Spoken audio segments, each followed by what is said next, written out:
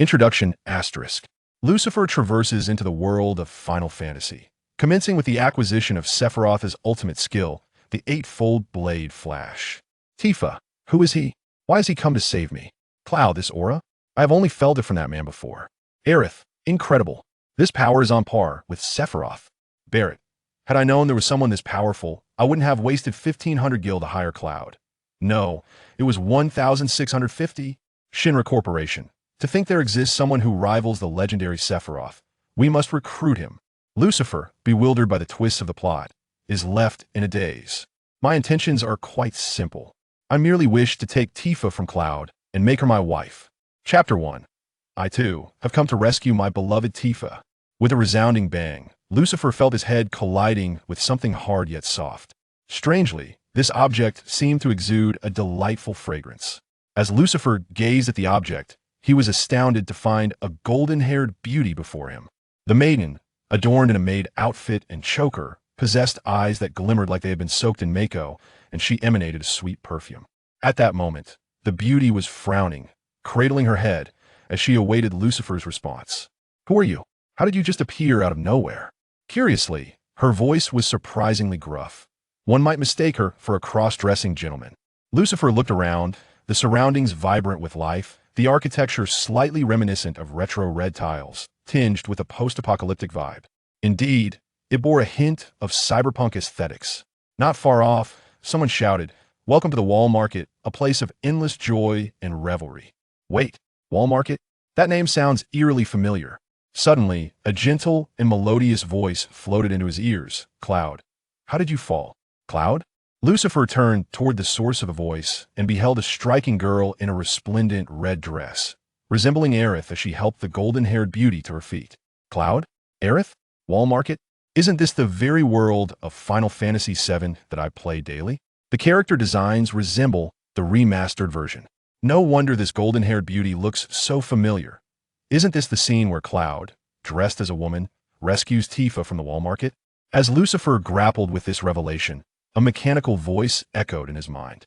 Congratulations, host. You have traversed dimensions and activated the daily sign-in system. System? Daily sign-in? Host, would you like to sign in? Of course. Having read numerous system novels, Lucifer understood the significance of this protagonist's golden opportunity. How could he let it slip away? With this power, he could surely strut through the realm of Final Fantasy VII, much like those illustrious protagonists. And let's not forget Tifa, my beloved. Surely, with this advantage, I stand a chance to win her over. Here I come, my wife. Sign in successful. The host has acquired Sephiroth's ultimate skill, the eightfold blade flash. Lucifer squinted his eyes, striving to contain his excitement. Usage opportunity, one time. What? Just once? What good is that? Lucifer couldn't help but exclaim. The daily sign-in system has been activated for today. See you tomorrow, host. Hey, don't leave. This system is utterly unreliable. At least grant me a few more golden opportunities. The ultimate skill can only be used once. This golden finger is rather weak, isn't it? Cloud and Aerith had already risen, casting puzzled glances at the man sitting on the ground, who is still muttering curses under his breath. Aerith inquired, Cloud, do you know this person? Cloud, clad in a maid outfit, looked on with indifference. No, we should hurry to save Tifa. Wait, Tifa? Lucifer snapped out of his reverie and sprang to his feet. Are you all going to rescue my wife, Tifa? Cloud's eyes flickered with a hint of menace as he glared at Lucifer. Who do you claim as your wife? No, my ultimate skill can only be used once. I must tread carefully. Lucifer promptly altered his demeanor, donning a beaming smile. What I meant to say is that Tifa is the object of affection for everyone in Sector 7. To be honest, I also heard that Tifa was captured by, that person. What was his name again? It was on the tip of my tongue. That person. Aerith interjected. You mean Don Corneo? Lucifer clapped his hands, exclaiming yes. Exactly, Don Corneo. Passers-by regarded the trio with strange expressions, prompting Lucifer to cover his mouth and whisper. Yes, Don Corneo. I heard that Tifa was taken by him, and I came to rescue her. Cloud scrutinized Lucifer, his skepticism evident in his gaze. Are you truly here to save Tifa? Lucifer thumped his chest, his eyes earnest. Indeed, Tifa is my light, my muse, 3/4 of my heart. I must save her. Cloud frowned in discontent. Aerith considered for a moment before gently advising Cloud. In this unfamiliar place, having an extra hand could be beneficial. Why don't we all go together to rescue Tifa? Exactly. Miss Aerith is right. I can be of assistance. Lucifer fervently pledged his loyalty. Though Cloud remained doubtful, he reluctantly agreed due to Aerith's insistence.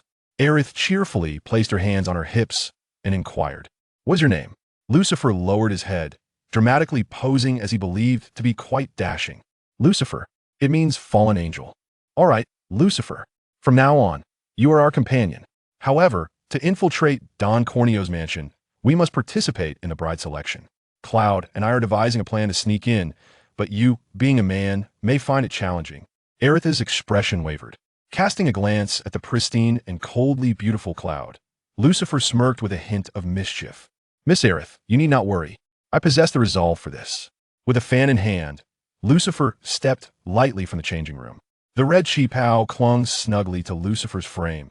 Despite his lack of muscle tone, it fit him remarkably well.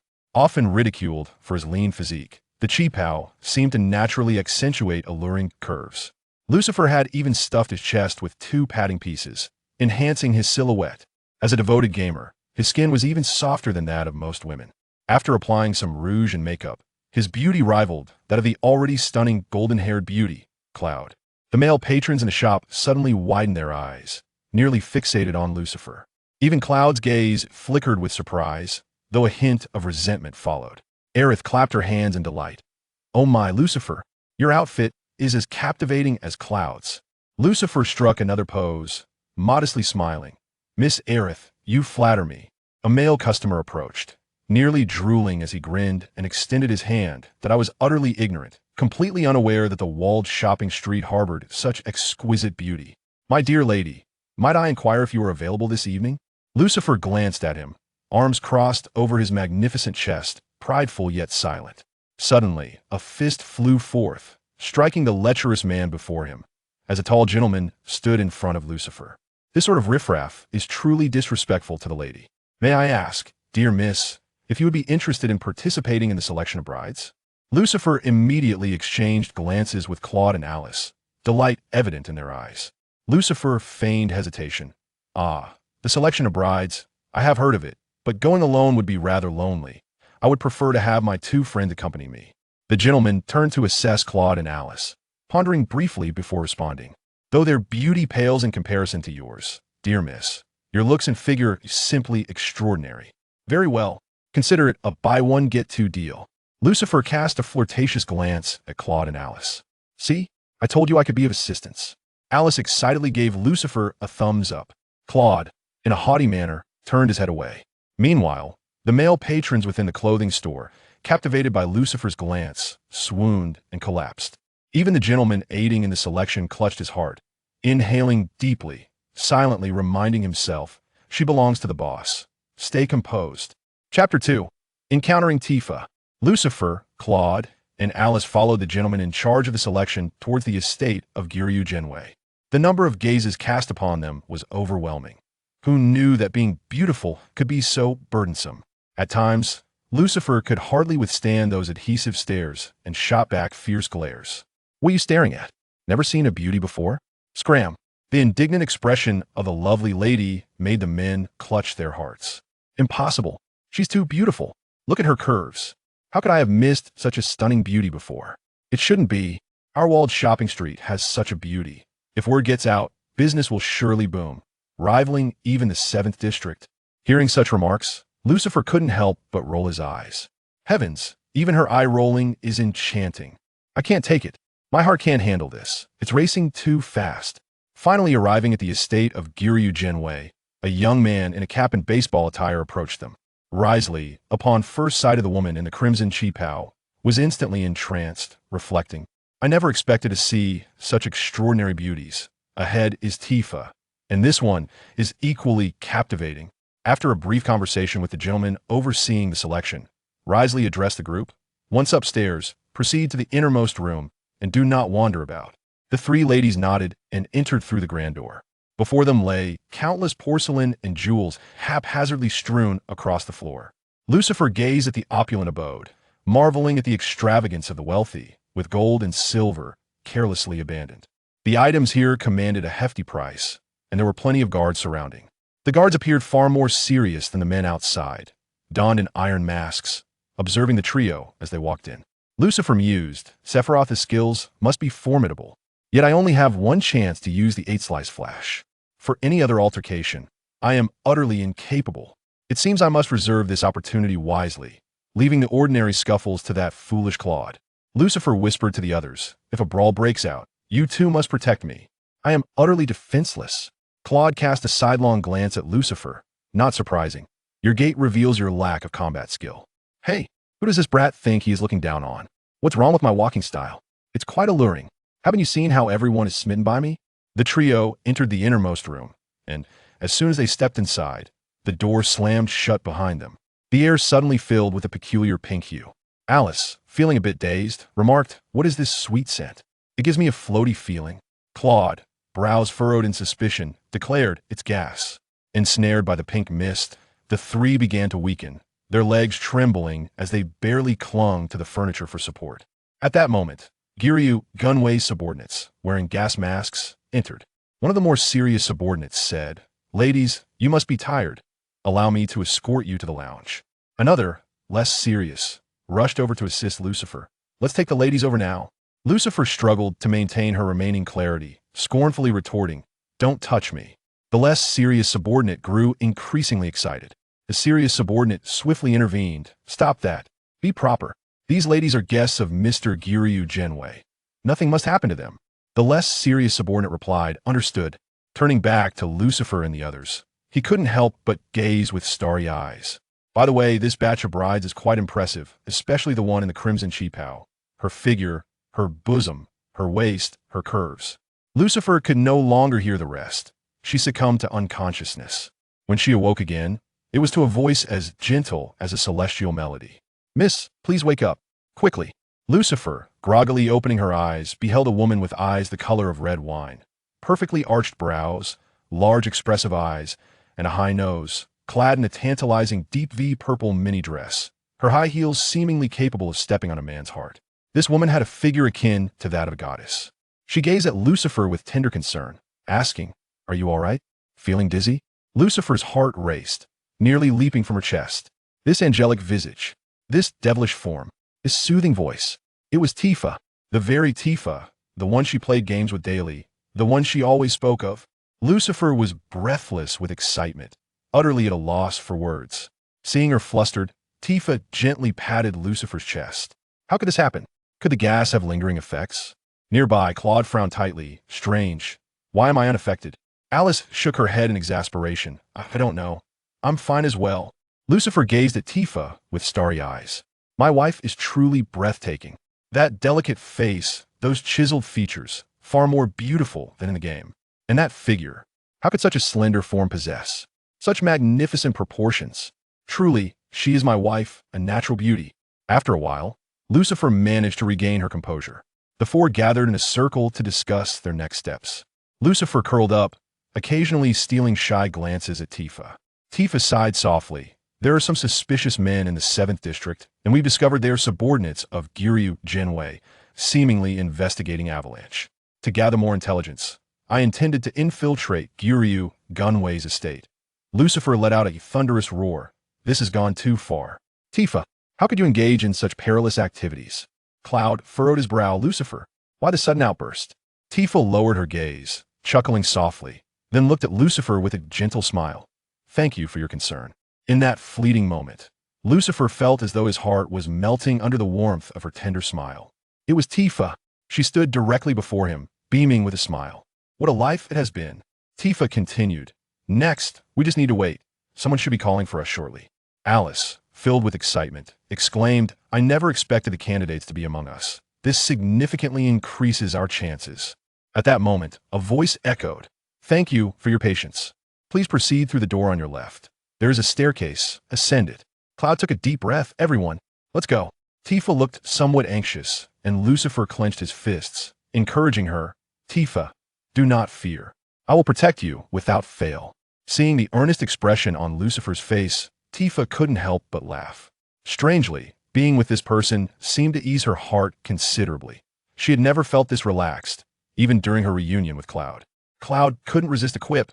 Not much skill, but quite the bravado. Tifa nodded at Lucifer, smiling as she replied, "Thank you for your protection, Miss Lucifer." Chapter 3. The Gathering. The four individuals ascended the staircase and entered the room.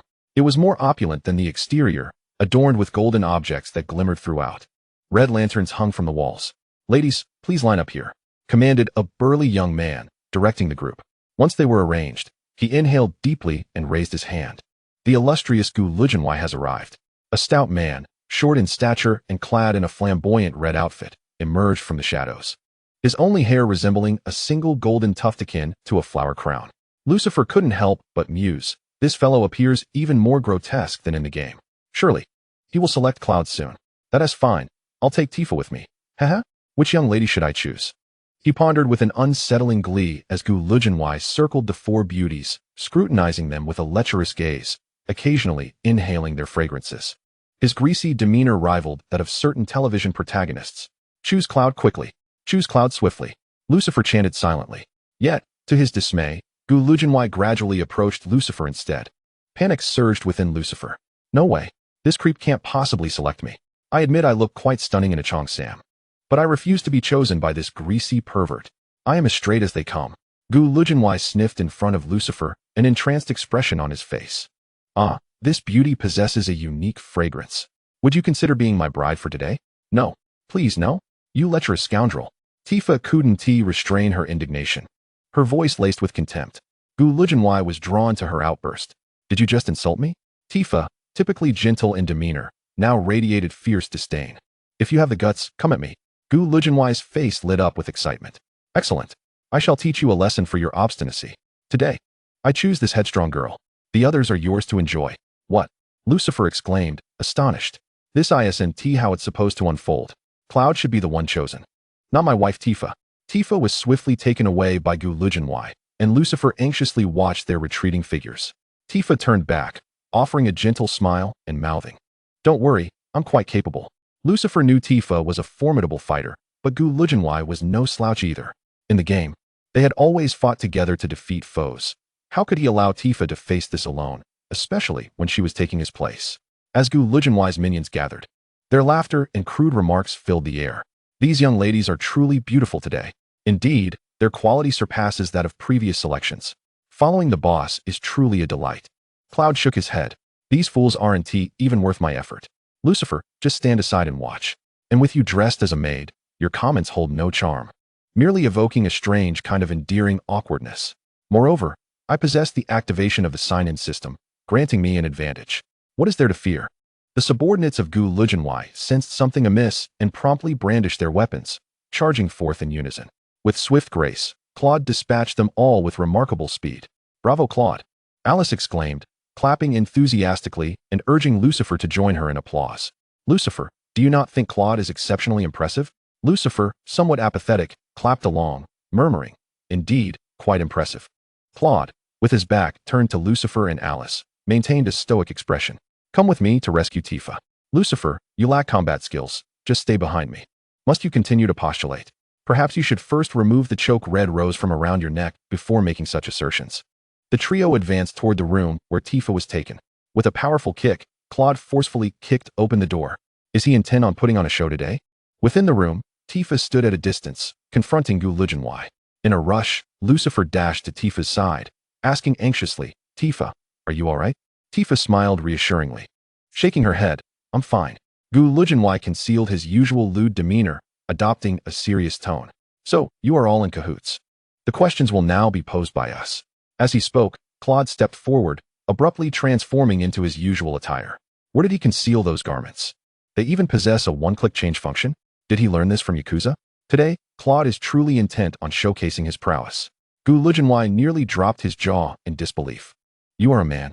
Claude smirked. "From now on, whatever we say, you shall respond." Suddenly, Gu Lujianwei erupted into laughter, throwing his head back. Alice glared at him. "What is so amusing? There are 4 of us against you. You should surrender obediently. Have you not heard of a certain matter?" A sense of foreboding ignited within Lucifer. Gu Lujianwei's smile grew sinister. Gu Lujianwei is a man akin to a serpent. No matter how strong the girl, he will slowly constrict her, ultimately shattering her heart. Suddenly, the room activated some mechanism, and strange mechanical tentacles emerged, ensnaring Lucifer and the others tightly. "What is this?" Alice screamed. Tifa, drawing closer to Lucifer, anxiously called out. "Do not be afraid." The four were ensnared by the mechanical tendrils, gradually rising into the air, facing Gu Lujianwei. "Come in," he commanded. Suddenly, a multitude of Gu Lujianwei's subordinates surged in from the doorway, surrounding Lucifer and the others. "Did you truly believe that the leader of the walled store district is merely a figurehead?" Gu Lujianwei waved his hand, issuing the command, "Eliminate these four." Alice struggled to break free but found herself ensnared, turning to Claude in desperation. "What should we do?" Claude also fought against the grip. Yet the mechanical arms tightened their hold with every attempt. As the minions of Gu Lujianwei approached, brandishing various weapons, Gu Lujianwei sat nearby on an ornate bed, laughing maniacally. With the weapons poised to pierce the bodies of the four, Tifa, engulfed in despair, closed her eyes, contemplating her impending demise. Lucifer, anxious within, called out, "No? System. I must use the 8 Blades Flash." Host, the 8 Blades Flash can be used on only one individual. Never mind. I shall direct it at Gu Lujianwei. Understood. Activating 8 Blades Flash. A brilliant white light suddenly erupted from Lucifer's body, blinding everyone in its brilliance. The light gradually coalesced into a colossal golden blade. Gu Lujianwei and his subordinates were struck with shock, recognizing the technique. "Is it that man?" Before anyone could react, the golden blade surged forth, piercing through Gu Lujianwei's body. The words 8 Blades Flash escaped Gu Lujianwei's lips as his final utterance. The remaining golden light rebounded against the mechanical arms holding the four, liberating them. Gu Lujianwei's subordinates stood in astonishment, incredulous at the sight. "Is our boss dead?" Gu Lujianwei's wide eyes and frozen expression spoke volumes of the grim reality. The woman in the red qipao had slain their leader. Chapter 4. The man who wields the 8 Blades Flash. Gazing at Gu Lujianwei's lifeless body, several of his more timid subordinates collapsed in terror. They understood better than anyone how fearsome and twisted their boss truly was. Those ensnared by him often found death to be the most merciful escape, tortured to the brink of wishing for their own demise. Even the seasoned wrongdoers among them would sometimes feel nauseated at the horrific scenes they witnessed. Yet, such a powerful figure as Gu Lujianwei, the notorious leader of the underworld, had been vanquished so easily by the woman in the red qipao. What kind of technique was this? Just before his death, he seemed to mention 8 Blades Flash. The name rang familiar. Among the group, the strongest subordinate recoiled in fear upon hearing it. 8 Blades Flash. He seemed reluctant even to utter the name. A younger subordinate, curious, inquired, "Boss, do you know what 8 Blades Flash is?" The once formidable leader now trembled, his legs shaking as he stared at Lucifer with a horrified expression. Unable to suppress his curiosity, the young subordinate pressed further. "Please tell me, whose technique is the 8 Blades Flash? Is it truly formidable?" The leader's legs trembled more violently. His face contorted in a horrified expression. As his legs shook, he suddenly fell to the ground with a thud. Even after his fall, his legs continued to quake uncontrollably. Suddenly, someone nearby noticed the dark stain spreading across the leader's trousers. "Ah, the leader has wet himself." "What? The leader scared himself into wetting his pants?" "Impossible. What nonsense are you talking about? The leader is the bravest among us." The leader, unafraid of tigers, could never be frightened by such a beautiful woman. Yet, the woman they referred to had effortlessly dispatched the formidable Gu Lujianwei, the leader of their young subordinates. One of the younger men stepped forward to assist the leader, saying, "Leader, are you all right?" However, the leader could not be lifted. An older subordinate gazed at Lucifer with deep reverence, slowly speaking. "It is no wonder that your leader is terrified to the point of wetting himself. He has witnessed the flash of 8 blades and knows the terror of that move." A timid voice cried out, "Then why are we still here? Run. This woman is too frightening." "Wait," the elder called out, halting the group that was about to flee. His face was grave as he approached Lucifer. Everyone watched him intently, and Lucifer felt uneasy under his scrutinizing gaze. What was this old man planning? "I have exhausted my golden finger. I cannot defeat anyone now." With this thought, Lucifer hurriedly concealed himself behind Tifa. "Tifa, please protect me." Tifa stepped in front of Lucifer, softly reassuring him, "Do not be afraid." Lucifer felt an overwhelming sense of security with Tifa so close. Her skin appeared flawless, and even at such proximity, the delicacy of her complexion was striking, accompanied by a delightful fragrance that wafted around them. Overcome by a surge of courage, Lucifer boldly wrapped his arms around Tifa's slender waist, burying his face in her hair, inhaling the intoxicating scent. "Tifa, I am truly terrified." Lucifer, towering over Tifa, continued to feign fear in search of comfort. Tifa gently patted the back of his hand resting on her abdomen, whispering soothingly, "Do not be afraid." How fortunate he felt. Just a day prior, he could never have imagined holding Tifa in his embrace. It felt like a dream, an event so surreal it was hard to envision accurately. Cloud furrowed his brow, looking at Lucifer with a gaze intense enough to crush a fly. This insufferable scoundrel. How dare he take advantage of Tifa, assuming her to be merely a woman. The more fiercely Cloud glared, the more satisfaction Lucifer felt. Gaze all you want. Just moments ago, you were trying to outdo me. And now it's I who holds Tifa. This must infuriate you. The more he thought about it, the more exhilarated he became. In jest, he made a face at Cloud, deeply inhaling the enchanting aroma of Tifa's hair. Truly delightful. This beauty was fragrant from head to toe. The old man fixed his unwavering gaze on Lucifer for a long moment, remaining motionless. Lucifer could not discern the old man's intentions. However, utilizing him as an excuse for Tifa's protection could be considered an act of merit on the old man's part. Tifa's delicate abdomen, with its subtle contours, felt neither hard nor soft, offering a truly pleasant sensation. Lucifer was deeply engrossed in savoring the texture of Tifa's skin when, all of a sudden, the old man knelt before him with a resounding thud. Lucifer was taken aback by this unexpected gesture. The old man bellowed at the others, "You too. Kneel down with me." The young men hastily grabbed the already trembling leader, and soon everyone obediently followed suit, kneeling before Lucifer. In that moment, the entire room, save for Lucifer, Tifa, and a few others, was filled with individuals bowing in reverence to Lucifer. Alice, puzzled, inquired, "Why is everyone kneeling before Lucifer?" The old man spoke slowly. "We humbly hope that you, Lord Lucifer, can forgive us." Following this, he bowed deeply. The crowd quickly imitated the old man's actions, bowing their heads with great fervor. Especially the leader, who had soiled himself, struck his forehead hard enough to draw blood. It turned out they harbored such fear of Sephiroth. Well, they had no idea this tactic was a one-time affair for me. Haha. So they shouldn't blame me for wielding power like a tiger. Ahem. Lucifer feigned seriousness, though his posture remained as he held Tifa protectively from behind. I naturally understood that this group was compelled by the oppressive aura of the ancient lineage. Thus, I decreed that as long as the future marketplace operated like a proper commercial district, and you all diligently protect the citizens here, I would reluctantly spare you for the time being. The crowd expressed their profound gratitude, bowing even more earnestly. "Thank you, Lord Lucifer. From now on, you shall be the leader of our marketplace." Nonsense. Lord Lucifer is our deity. What leader? That is disrespectful. Lord Lucifer is the god of our marketplace. God. Lucifer. The god. Lucifer was utterly bewildered by such fervent adoration.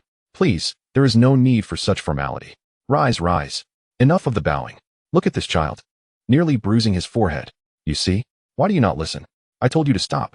Chapter 5. The divine and the ambiguous Cloud strung a meaningful gaze at Lucifer, who reluctantly released Tifa. The aura from earlier was terrifyingly potent, as though all things in existence could be obliterated by that force. This dreadfully powerful essence was something he had only sensed in one other person before. Only him. Sephiroth. Only this man possessed such terrifying strength. Yet, throughout their interactions, Lucifer had seemed like someone utterly inept at combat. How could he possibly wield power akin to Sephiroth's? Could it be that he had been playing the fool all along? But what could possibly be his purpose in doing so? Observing him foolishly grinning beside Tifa, he seemed to have reverted to his former self, devoid of any combat prowess. What secrets does he harbor within? It appears I must exercise caution around him in the future. Lucifer and his companions exited the estate of Gulujanwai. Upon their emergence, they were met by a throng of merchants and tourists surrounding the estate. This scene, this spectacle, surely heralds another impending conflict? Yet, I have already exhausted my 8 blades. I wonder if the system will activate new abilities for me after midnight. At that moment, a group of individuals slowly emerged from the crowd. The very subordinates of Gulujanwai who had just departed. What is transpiring here? Did I not release you all? Suddenly, the subordinates of Gulujanwai, leading the merchants and tourists, knelt in unison before Lucifer, paying their respects. "We welcome the great Lord Lucifer." The resounding voices of the crowd were deafening. Alice stepped forward, inquiring, "What is the meaning of this?" At that juncture, a flamboyantly dressed gentleman approached, seemingly representing the merchants. "We, the merchants, have suffered under Gulujanwai for far too long. Now that the villain has been vanquished by Lord Lucifer, he shall henceforth be our deity here at the walled merchant street." The crowd echoed, "Lord Lucifer, you are the master of our walled merchant street. How could one dare to accept such an honor?" Lucifer stepped forward and waved his hand, prompting the crowd to fall silent. eager to hear his words. However, since you all insist, I shall graciously accept your sentiments. Together, we shall forge an entirely new walled merchant street. A brand new world. As Lucifer raised his fist, the crowd mirrored his gesture, chanting, a brand new world. A brand new world. A brand new world. At this moment, the young man in a baseball uniform, Resley, approached with a new set of men's attire, presenting it with reverence. Ah, I almost forgot. I am still clad in this red qipao. Lucifer chuckled awkwardly. My apologies, everyone. I am, in fact, a man. The merchant representative, with an expression of utmost sincerity, proclaimed, My lord, divinity transcends gender. Indeed, our Lord Lucifer embodies the essence of the divine. The crowd exclaimed, How fortunate we are at the walled merchant street to have Lord Lucifer among us. Tifa, standing behind, could not conceal her astonishment. What? Lucifer is actually a man? But just moments ago, her thoughts raced back to when she had been embraced by Lucifer. Her cheeks flushing crimson. How could she have failed to discern such a fundamental truth? How could she have been so bold as to protect Lucifer? It was utterly embarrassing. Lucifer continued to greet the crowd joyfully, distributing tasks.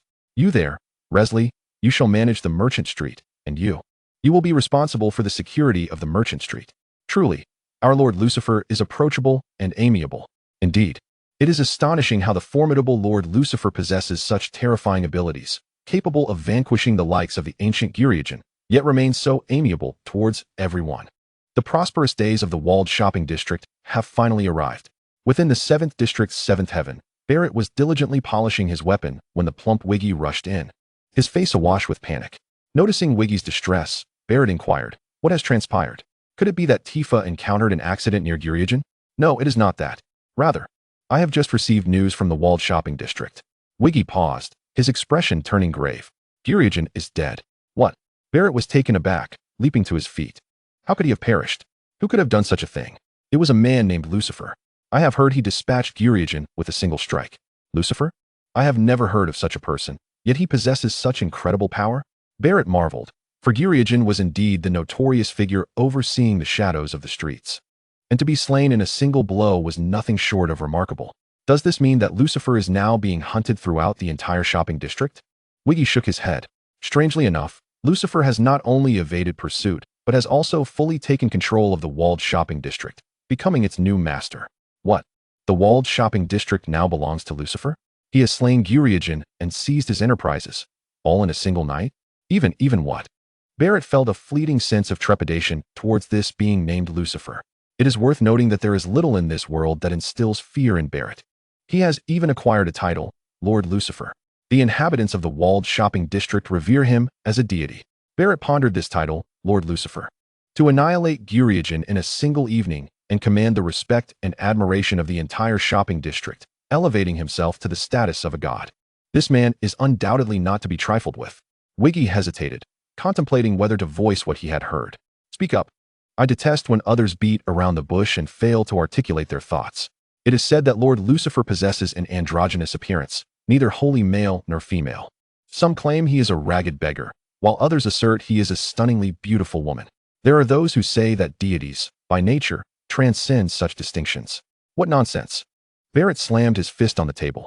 A man is a man, and a woman is a woman. This Lucifer, with his enigmatic qualities. I shall certainly confront him one day. However, Barrett cradled his head. Had I known of such a powerful figure, I would not have squandered my money-seeking assistance from that pretty boy Cloud. My 1,500 GL. No, it was 1,650. Chew. At that moment, Cloud from the walled shopping district let out a tremendous sneeze. Claude glanced at Lucifer, who was enthusiastically greeting people in the walled shopping street while handing out flowers. And he found himself engulfed in doubt. If I hadn't witnessed this with my own eyes, I would truly question whether this person before me was indeed the one who personally killed Gilya Genwei. Chapter 6.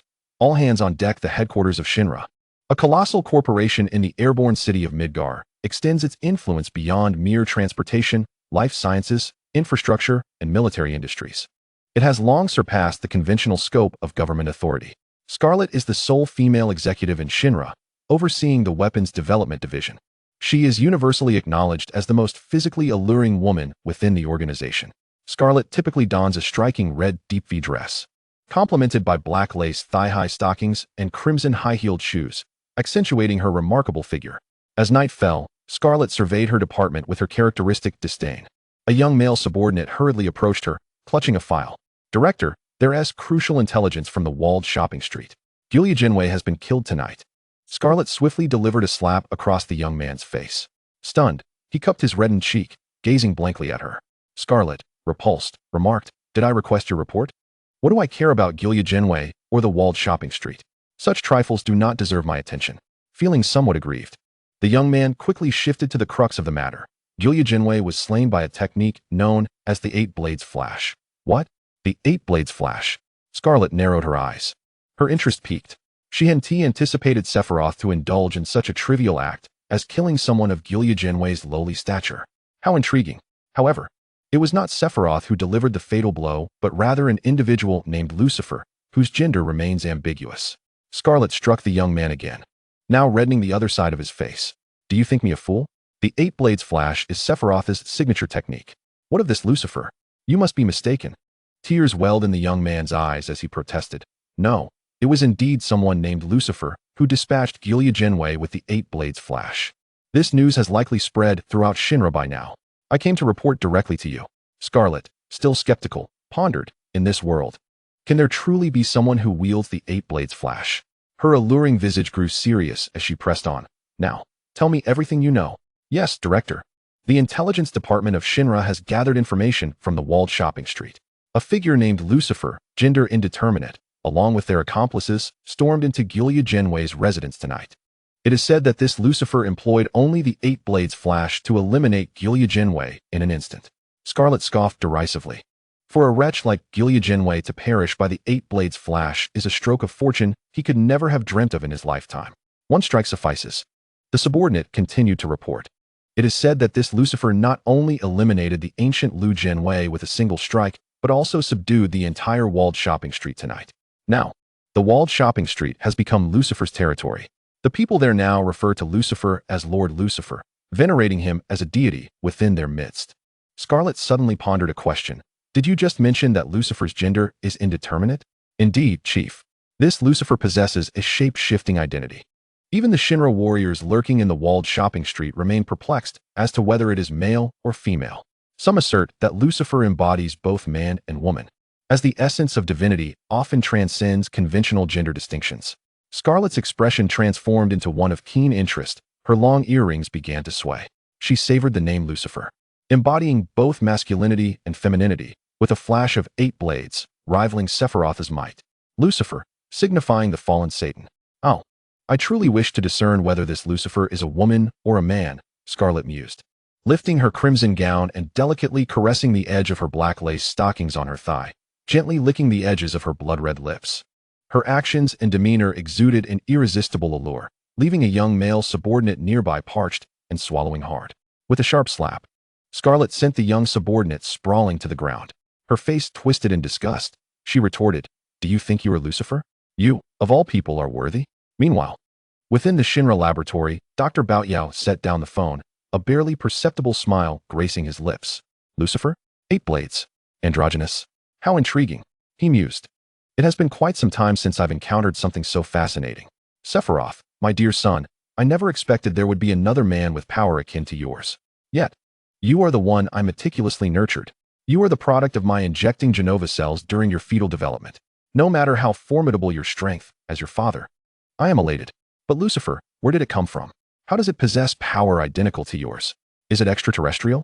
His laughter echoed. How amusing. I must seize the opportunity to thoroughly comprehend this fallen Satan, this fallen angel, Lucifer, Lord Lucifer. I shall capture you.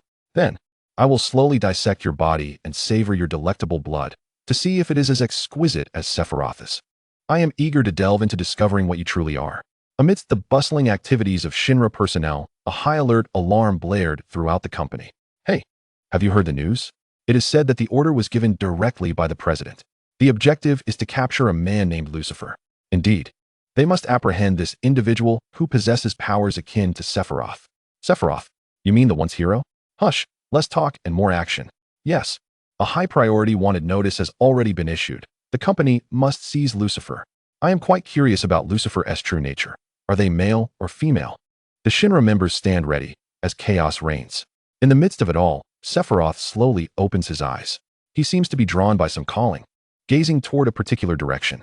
Is it possible that there exists another being like me in this world? Huh, wonderful.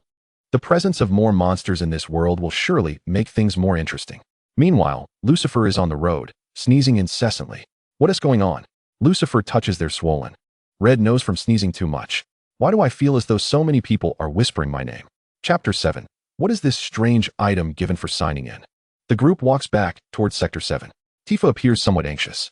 This time, I didn't manage to extract any information from the remnants of the ancients regarding their intentions in Sector 7. It's best to hurry back and have a thorough discussion with Barrett. Lucifer reassures Tifa. Do not worry, I've gleaned some information from the underlings of the ancients. Really? Tifa exclaims excitedly, taking a couple of steps closer to Lucifer. However, she quickly seems to remember something and halts her advance. After all, he is a man. I have been too familiar with him. We've only just met, and it wouldn't be appropriate. Tifa's heart is a tumult of emotions. Lucifer, however, is not preoccupied with such thoughts and candidly shares the information he had previously gathered. The underlings of the ancients do not know everything, but they mentioned that they were dispatched to Sector 7 to investigate the Avalanche organization. What? They know about Avalanche. Tifa feels a wave of concern. We should hurry back to Sector 7. Lucifer strikes a cool pose. Fear not. I even inquired about a shortcut. We can traverse through the train graveyard. It will expedite our return. Alice raises her hand. I've heard of the train graveyard. It lies directly opposite the train depot and leads to Sector 7. However, I have never been there. The train graveyard? Cloud ponders. It doesn't sound like an auspicious place. Indeed, the train graveyard? It sounds as if it could be haunted. Nevertheless, Lucifer glances back at Tifa, who appears somewhat flustered, and a flurry of disorganized thoughts ignites within him. What a splendid opportunity. It said that the best dates with girls are to watch horror films together? With this thought in mind, Lucifer confidently pats his chest, exuding an air of assurance. I fear neither ghosts nor deities. Tifa, if you are scared, simply hide behind me. Hee. It would be best if I could entwine my arms across my chest. That way, hee. Lucifer is lost in delightful fantasies, nearly bursting into laughter, just poised to showcase his masculine charm to Tifa. Yet, there she stands, bravely striding ahead with unwavering determination. I've heard of the train graveyard. Allow me to lead the way for everyone. This plot cannot possibly unfold this way, can it?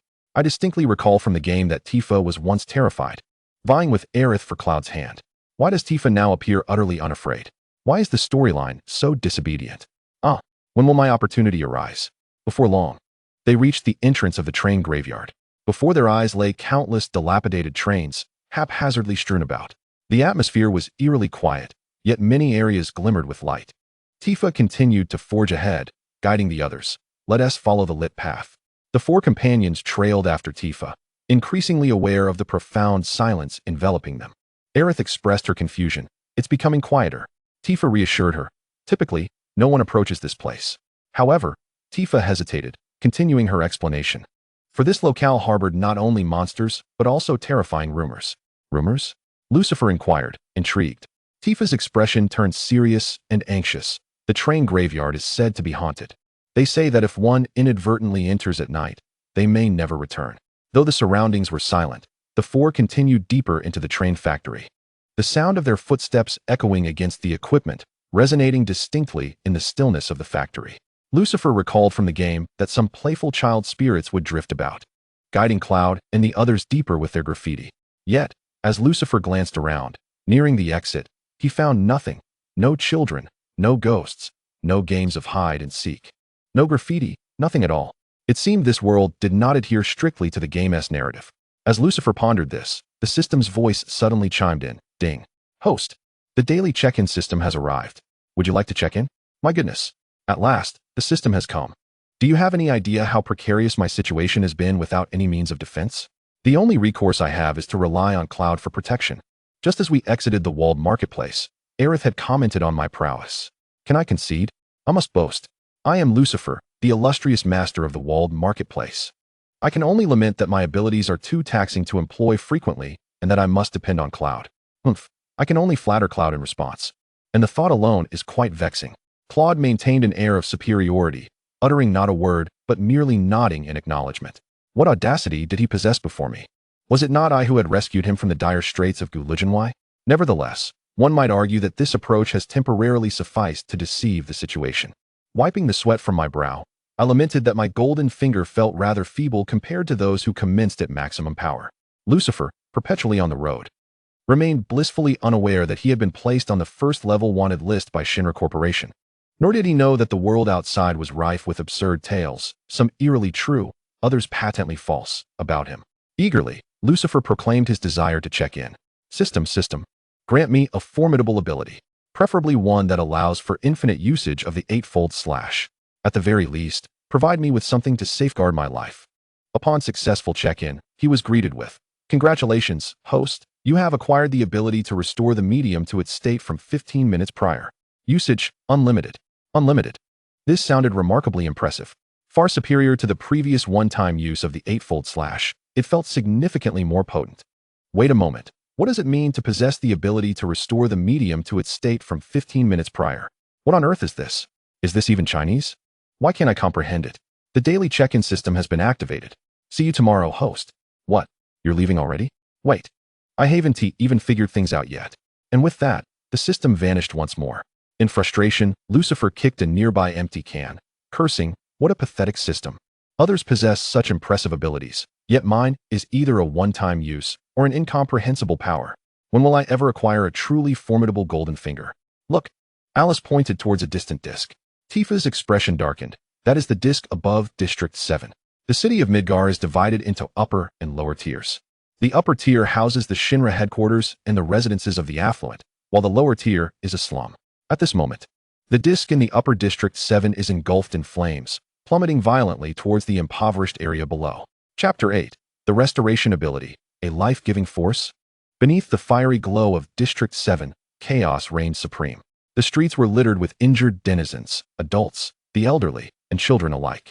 Some mourned over lifeless offspring, while others desperately excavated through the debris in search of loved ones.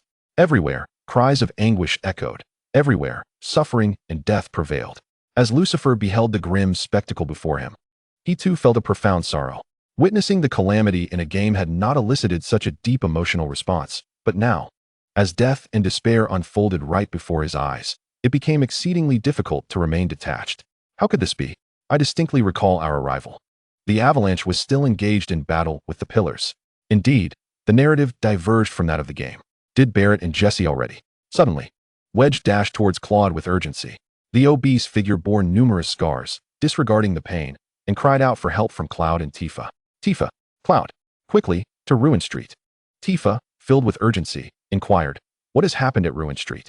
Alice swiftly employed restorative magic to alleviate Wedge's injuries, allowing him to articulate a complete sentence. "It wasn't enough for Shinra to destroy the pillar. They intend to release poison gas to kill us all. Barrett and Jesse are over there trying to stop them." Lucifer, catching the significance of Wedge's words, eagerly probed, "Barrett and Jesse are still alive?" Wedge nodded. It appeared that the course of events had indeed shifted. Alice addressed the others. "I will remain here to care for Wedge and the injured. You must hurry to Ruin Street." Cloud nodded at Alice, then hastened towards Ruin Street, followed closely by Tifa and Lucifer. Ruin Street lay outside the western wall of the slums. The group sprinted towards Ruin Street, and as they neared, a thunderous explosion echoed in the air. "Not good," Cloud growled. They rushed into Ruin Street, where remnants of the recent explosions still lingered, radiating the heat of destruction. The debris was littered with the lifeless bodies of Shinra soldiers. Tifa, with keen eyes, spotted Jesse trapped beneath a massive stone. She dashed towards Jesse, tears brimming in her eyes. Gazing upon Jesse, who was covered in injuries, Tifa felt an overwhelming sorrow. How could it be that just days ago, the 7th Sector and her companions were all intact? "Jesse, how could this happen? Are you all right?" Jesse's face was smudged with dust, and she managed a strained smile. "I'm fine, Tifa." Cough. "Tifa, you still look beautiful when you smile." Jesse glanced at the corpses, her expression laden with unspoken anguish. "I suppose I deserve this. After all, my bombs have killed so many." Cloud, usually stoic, was now overtaken by sadness. At that moment, Lucifer noticed the large stone behind Tifa shifting. "Tifa, watch out!" Lucifer shouted from a distance. A blade swung towards Tifa's back, but Cloud and Lucifer were still too far away to intervene. A scarred hand pushed Tifa aside, and the blade struck Jesse, who had used her last ounce of strength to shield Tifa. "No, Jesse!" Tifa screamed in despair. "Don't! Jesse! You mustn't die!" Jesse, with a smile gracing her lips, softly uttered her final words. "Tifa, You really do make the strangest expressions. Slowly, she closed her eyes. No, Jessie, please don't. Tifa's tears flowed uncontrollably. Why? Why must all the important people in my life leave me one by one? Is it my fault? Is it still the fault of this world? Witnessing Tifa's profound sorrow, Lucifer too felt a wave of melancholy wash over him. Although he had never shared moments with Jessie, she was nonetheless a character he had encountered during his gaming adventures. To simply stand by and watch as her life ebbed away before his eyes, a vibrant soul, so young. How could one not be pained by such a scene? Cloud stepped forward, gently placing a hand on Tifa's shoulder, struggling to offer comfort. Tifa, she is no longer with us. The essence has ceased to flow. Tifa, her face buried in her hands, wept uncontrollably. Wait, essence ceased to flow? Suddenly, Lucifer recalled the unreliable golden finger bestowed upon him by the sign-in system, the ability to restore the essence to its state from 15 minutes prior. If in this world, Jessie's demise equated to the cessation of the essence within her, then could my ability to revert the essence to its earlier state not allow her to rise again? Lucifer hurriedly called upon the system. System, I wish to activate my essence restoration ability. Ding. The host's ability has long been activated. Merely reach out and touch the heart's location. The heart's location? Very well. I shall try. Lucifer approached, supporting Jessie's lifeless form. Cloud furrowed his brow in disapproval. Lucifer, what are you doing? Lucifer extended his hand, touching the area of Jessie's heart, specifically the left side of her chest. Admittedly, this area felt soft to the touch. No, rather peculiar. I am earnestly attempting to save her. Cloud, in a fit of rage, shouted, Lucifer, what are you doing to Jessie?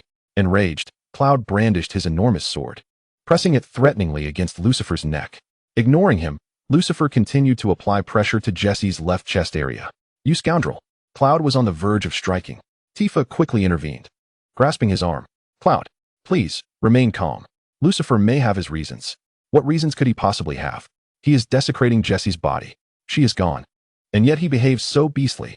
Cloud forcefully shoved Tifa aside, raising his blade to strike at Lucifer. At that moment, an unexpected cough broke the tension. Cough, cough. Cloud and Tifa stared in astonishment as Jessie slowly opened her eyes. Confused, Jessie exclaimed, Huh? How did I end up here? Oh, Cloud, Tifa, you've all returned? Her face lit up with excitement, seemingly free from any pain. Tifa, overwhelmed with joy, embraced Jessie tightly. Jessie, you're alive. This is wonderful. Truly wonderful. Tifa wept even more passionately than before. How could this be? Cloud stood utterly dumbfounded. Does the phenomenon of resurrection truly exist in this world? Lucifer brushed off the dust from his attire and flicked the colossal 40-meter sword that hung at his side with his fingertips, producing a surprisingly crisp sound. Cloud, are you not going to put that away? I am in the midst of saving lives. Chapter 9. You are the god of Sector 7. Cloud hastily sheathed the sword, his expression tinged with embarrassment. After a moment of hesitation, he managed to utter, Lucifer, thank you. Jessie, still dazed, was embraced by Tifa, who released him only after a while. I remember attempting to thwart Shinra from unleashing the poisonous gas, but what transpired? How did I end up here? Tifa, her face streaked with tears, replied, You were caught in an explosion, but fortunately, we were able to. She turned to glance at Lucifer, whose radiant smile momentarily rendered her speechless. Suddenly, Lucifer slapped his forehead. Oh dear. I almost forgot. He pivoted and dashed towards the main street of Sector 7, calling out as he ran, I must return to save more lives. Although this ability was limited to a mere 15 minutes. Only a few minutes had passed since the disaster. Perhaps he could still save those who had fallen along the way. Tifa watched the determined figure of Lucifer as he sprinted away, a smile of relief gracing her face. Lucifer, thank you, truly, thank you. As Lucifer hurriedly traversed the area, he was inundated with the task of rescuing individuals. A child here, an elderly person there. With practiced efficiency, his pace became remarkably swift. He dashed past, performing chest compressions on those who lay incapacitated. Before the first individual had even regained consciousness, he had already attended to the 10th. He directed the robust bystanders to swiftly excavate those buried beneath the rubble, urging them to act quickly. I have only a few minutes to save lives. One by one, the deceased began to awaken, their injuries vanishing before the astonished eyes of the crowd in Sector 7. Expressions of gratitude and cries of joy filled the air as people dug, assisted, and rallied together in a fervor of activity. Faster, faster, accelerate. At that moment, Lucifer's sole thought was to save as many lives as possible. Each life restored was a triumph. Under Lucifer's guidance, The people of Sector 7 worked with remarkable order. Those digging continued their labor, while others cleared paths for the injured. Everyone exerted their utmost effort, all in service of Lucifer's mission to save lives. Those revived joined the ranks, helping to rescue others in turn. Cloud, Tifa, Aerith, and Jessie all joined the rescue efforts, their excavation efficiency surpassing that of the general populace. With a united spirit, more and more lives were restored by Lucifer's relentless endeavor. Some could not help but exclaim, "This is nothing short of divine intervention." Others, with revived loved ones in tow, bowed in gratitude before the busy Lucifer, proclaiming, "Thank you, God. Thank you, divine being." Lucifer had no time to acknowledge those kneeling in reverence. There were only 15 minutes in total. Saving lives was akin to extinguishing a raging fire. This is far more urgent than extinguishing a fire. Do not kneel. Hurry and rescue the people. Time is of the essence. Once it passes, it will be too late for me to help. At last, united in purpose, the inhabitants of the 7th District were miraculously revived by Lucifer, one and all. My heavens! This is truly a miracle. Wiggy exclaimed in awe. The resurrection. Such phenomena truly exist. The crowd was overwhelmed with emotion, many still clinging to their resurrected loved ones in disbelief. Tears flowed abundantly. Lucifer, breathless from the exertion, wiped the sweat from his brow, gazing at the now safe and healthy crowd, filled with a profound sense of accomplishment. How wonderful! At least in this world, I have brought them back to life. My journey here has not been in vain. A mother, bereaved of her daughter, approached Lucifer with her resurrected child, kneeling before him and repeatedly bowing her head in gratitude. Thank you, God. Thank you, Divine One. The mother's forehead bled from her fervent reverence. Lucifer hurried to assist her. Please rise. You and your daughter should cherish your life together. I am neither a deity nor a divine being. I am Lucifer. Moreover, there are houses to be rebuilt. Everyone should help each other and focus on restoring our lives. Before he could help the mother fully to her feet, others from the 7th District began kneeling before Lucifer as well. Thank you, Lord Lucifer. Thank you, Divine Lord Lucifer. You are the God of us all. Why is it that everywhere I go in this world, I am regarded as a deity? Yet, this medium of restoration proves to be remarkably effective. The best part is its infinite usability. It seems even more practical than the swift cut of a blade. If I were to become a physician, a healer capable of resurrection, would I not amass great wealth? Alas, I digress. Everyone, please rise. Enough with the kneeling. The newly revived should rest. Truly, there remains much to be done. No more thanks. Listen to me.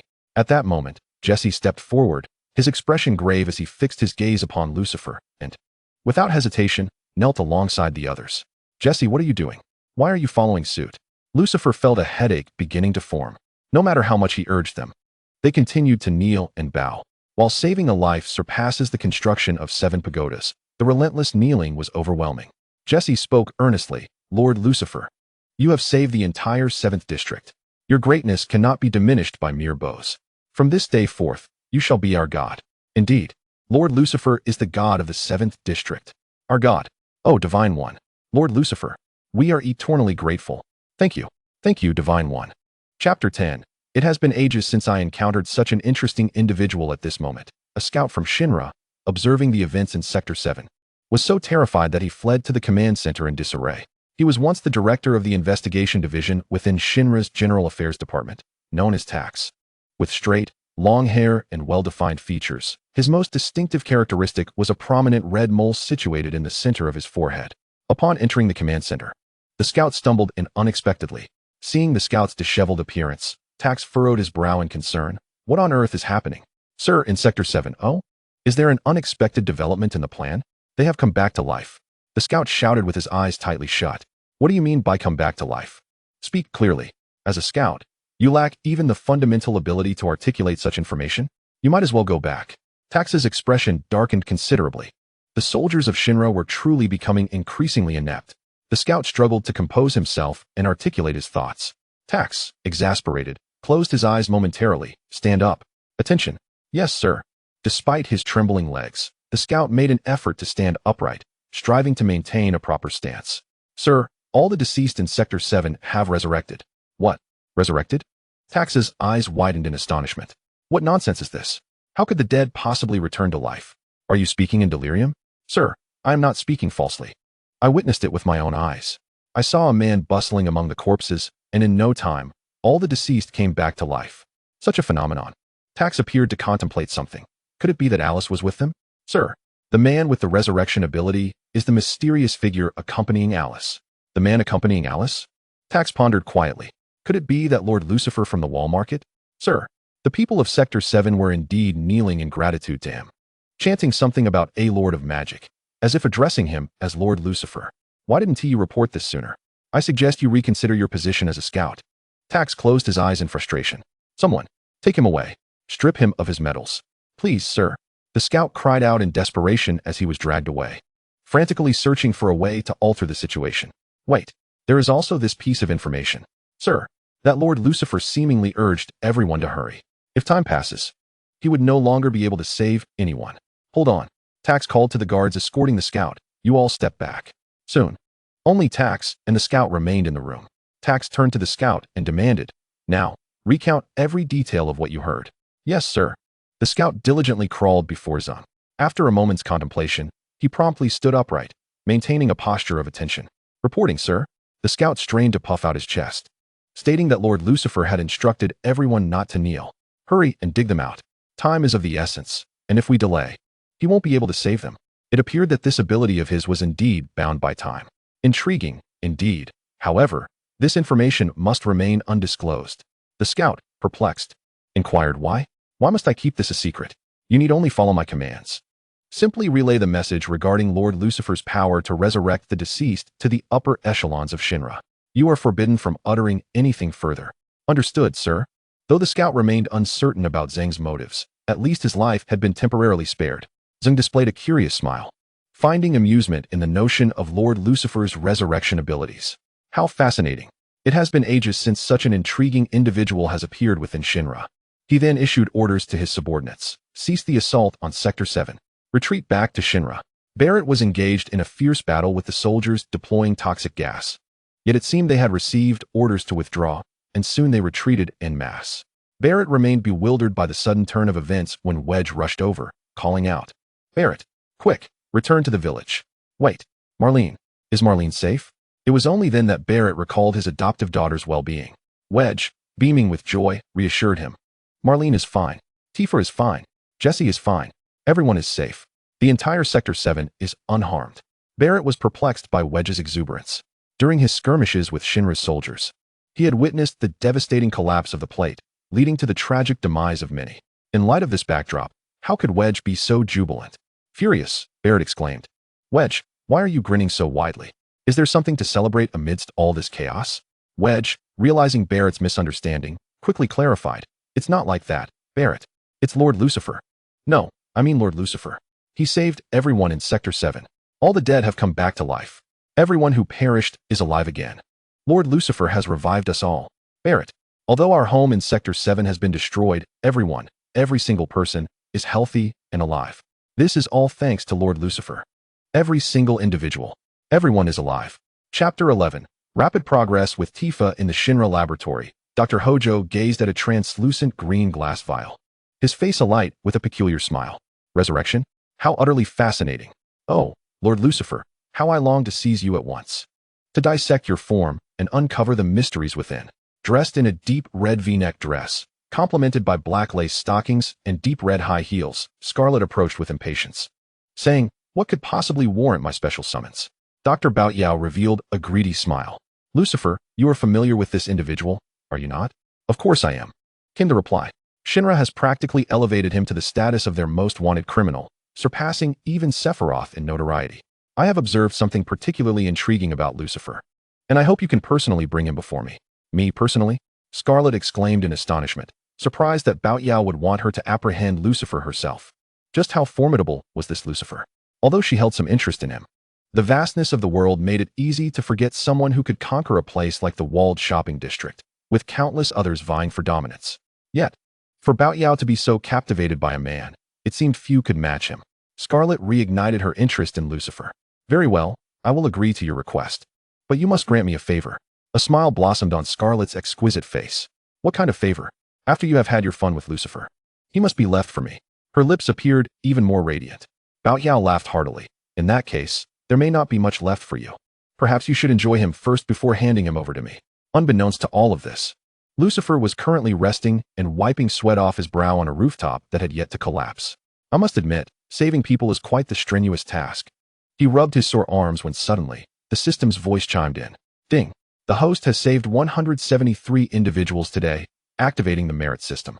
The host is rewarded with the skill 8 blades flash and the skill quick movement. Lucifer could hardly muster joy at this news and, with a glum expression, inquired, "How many times can I use this reward? The quick movement can't be limited to just once, can it?" To the host. The duration of these 2 reward skills is permanent. What? Lucifer perked up immediately. So, I can use quick movement and 8 blades flash at will? Does that mean I could never lose to Cloud in a fight? I even have a resurrection function. Wow. In this world, I am indeed invincible. It appeared that saving lives was truly a double-edged sword, benefiting both others and oneself. How delightful. As Lucifer reveled in his newfound joy, a gentle voice interrupted him. "Excuse me, am I disturbing you?" The voice was as soothing as rain, and without turning around, Lucifer knew it was Tifa. Not at all. Tifa gracefully approached and sat beside him. And Lucifer immediately sensed the air around him fragrant with a subtle hint reminiscent of iris flowers. He waited patiently for Tifa to speak, but she seemed hesitant. To alleviate the awkward silence, Lucifer broke the ice.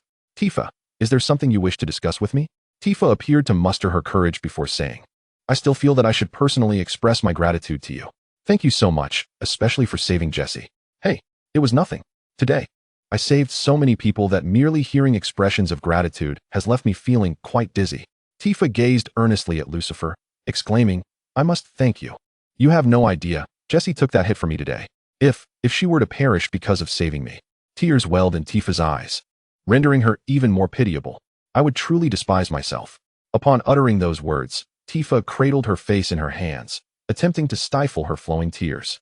"You cannot fathom the torment of having witnessed my father die before my very eyes. I am utterly powerless. I cannot bear the thought of losing my dear friends again. I am terrified, profoundly terrified. I simply cannot endure seeing any of my friends depart." Lucifer was taken aback by Tifa's emotional outburst. Having searched in vain for a handkerchief or something similar, tentatively, he reached out and placed a comforting hand on Tifa's shoulder. In an instant, Tifa collapsed into Lucifer's embrace, weeping uncontrollably against him. A sense of familiarity washed over Lucifer. This scene mirrored the moment in the side story when Tifa, after choosing her path, had wept in the embrace of Cloud amidst a bed of flowers. Yet now, the protagonist was not Cloud, but Lucifer. An exhilaration surged within Lucifer. It seemed that not only could the trajectory of the narrative shift, but the fates and emotions of the characters could also transform. Might it be possible for Tifa to be taken from Cloud and become my beloved wife?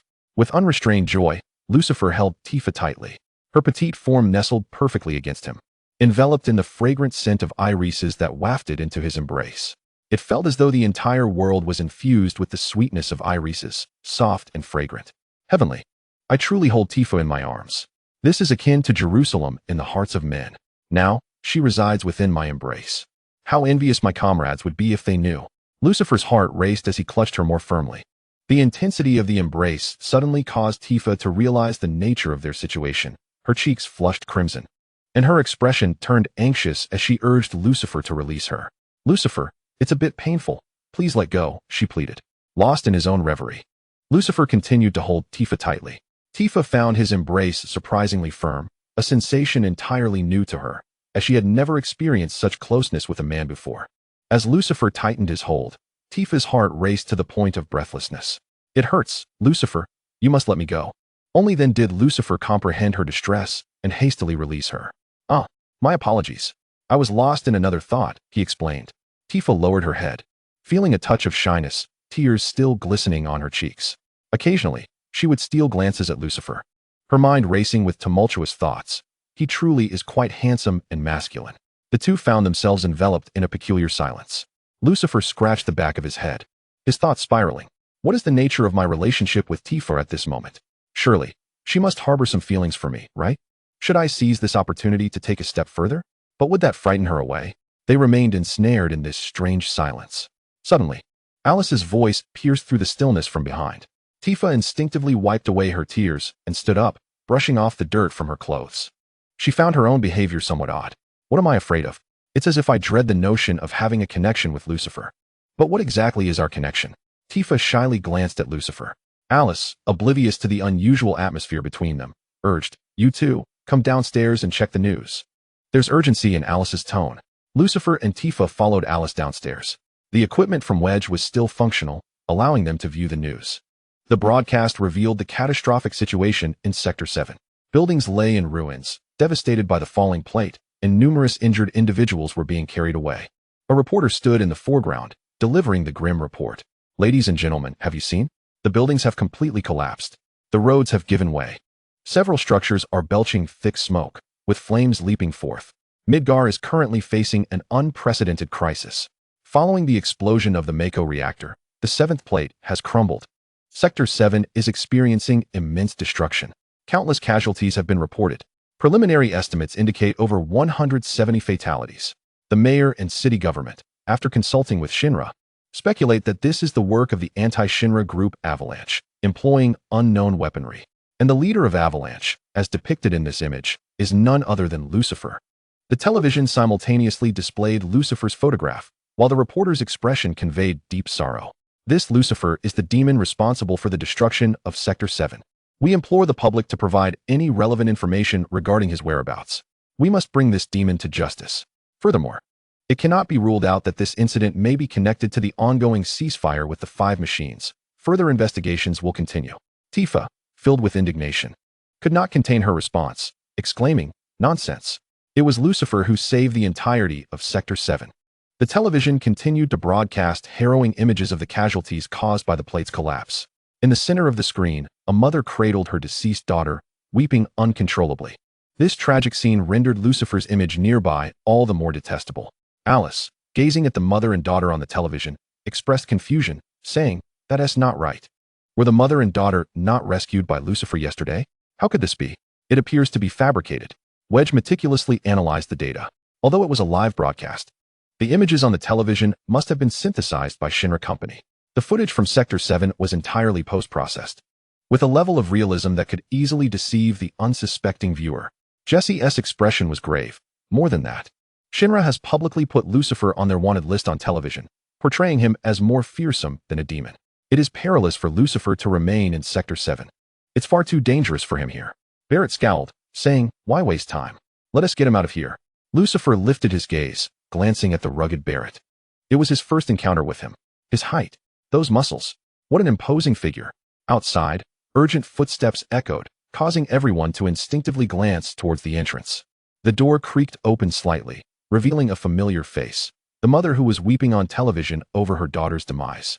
Lucifer looked at the mother who had entered, and then at the distraught figure on the screen, the live text in the corner appearing particularly ironic. This mother was visibly agitated. "Lord Lucifer, you must believe me. That person on the television is not me. I have no idea how those images were broadcast." Tifa gently reassured her, "Do not worry. We all know what is shown on television is false. Rest assured, we will not misinterpret your intentions." Only then did the young mother relax. "That is a relief. I was afraid that Lord Lucifer would misunderstand me. After all, you saved my daughter. How could I ever betray you?"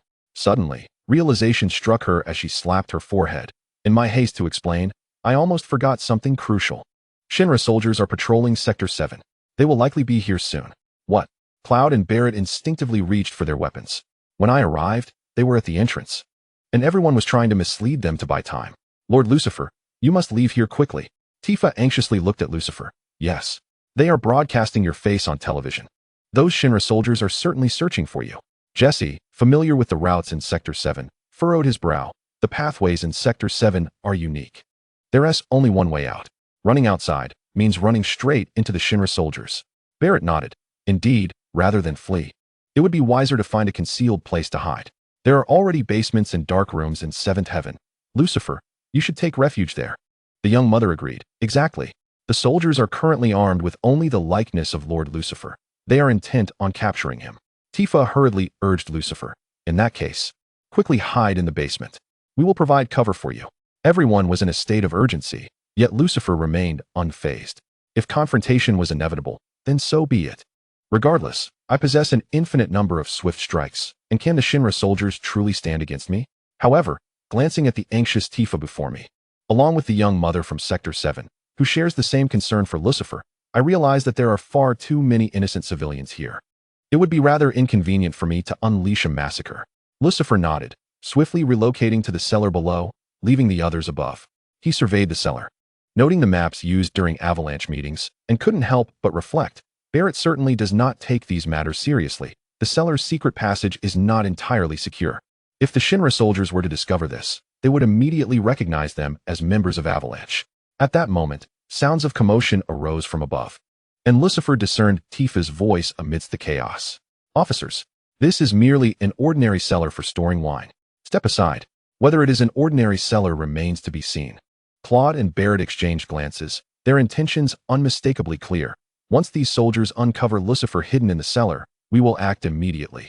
The Shinra soldiers opened the cellar door, plunging into darkness. They wrinkled their noses in distaste as they searched for a light source. Suddenly, Barrett recalled the maps. What a disaster. If the Shinra were to discover both Lucifer and the Avalanche maps simultaneously. Claude tightened his grip on his massive sword. As the light flickered on, the entire cellar came into view, revealing nothing but discarded items. TCH, what a waste of time. Barrett scanned the surroundings. Lucifer was nowhere to be found. The maps had vanished as well. The Shinra soldiers quickly departed from Sector 7. Tifa bent down and called into the cellar. "Lucifer, are you there?" In an instant, Lucifer teleported to the stairs leading down to the cellar, face to face with Tifa, their noses almost touching. Tifa held her breath, her beautiful, jewel-like ruby eyes widening as she gazed at Lucifer. He flashed a charming smile. "I'm right here." Chapter 13. A New City. Cam within the high tower of Cam's city, Scarlet, clad in her favorite black stockings and high heels, impatiently gazed out the window. Why is Cam filled with nothing but flowers and greenery? It's utterly annoying, far inferior to Midgar. "Reporting, sir." A Shinra soldier entered with news. "Has the message from the Barrett come through?" "Yes, sir. It concerns Lucifer, or rather, Avalanche's Lucifer. It is said he must save someone within 15 minutes. Exceeding this time renders the effort futile." "Understood, you may leave." 15 minutes? Scarlet pondered this time frame. It would be easy to manipulate. Yet, how could such news take so long for Barrett to uncover? When did Shinra's efficiency become so sluggish? Could it be that there are internal issues? Never mind. It's of no concern to me.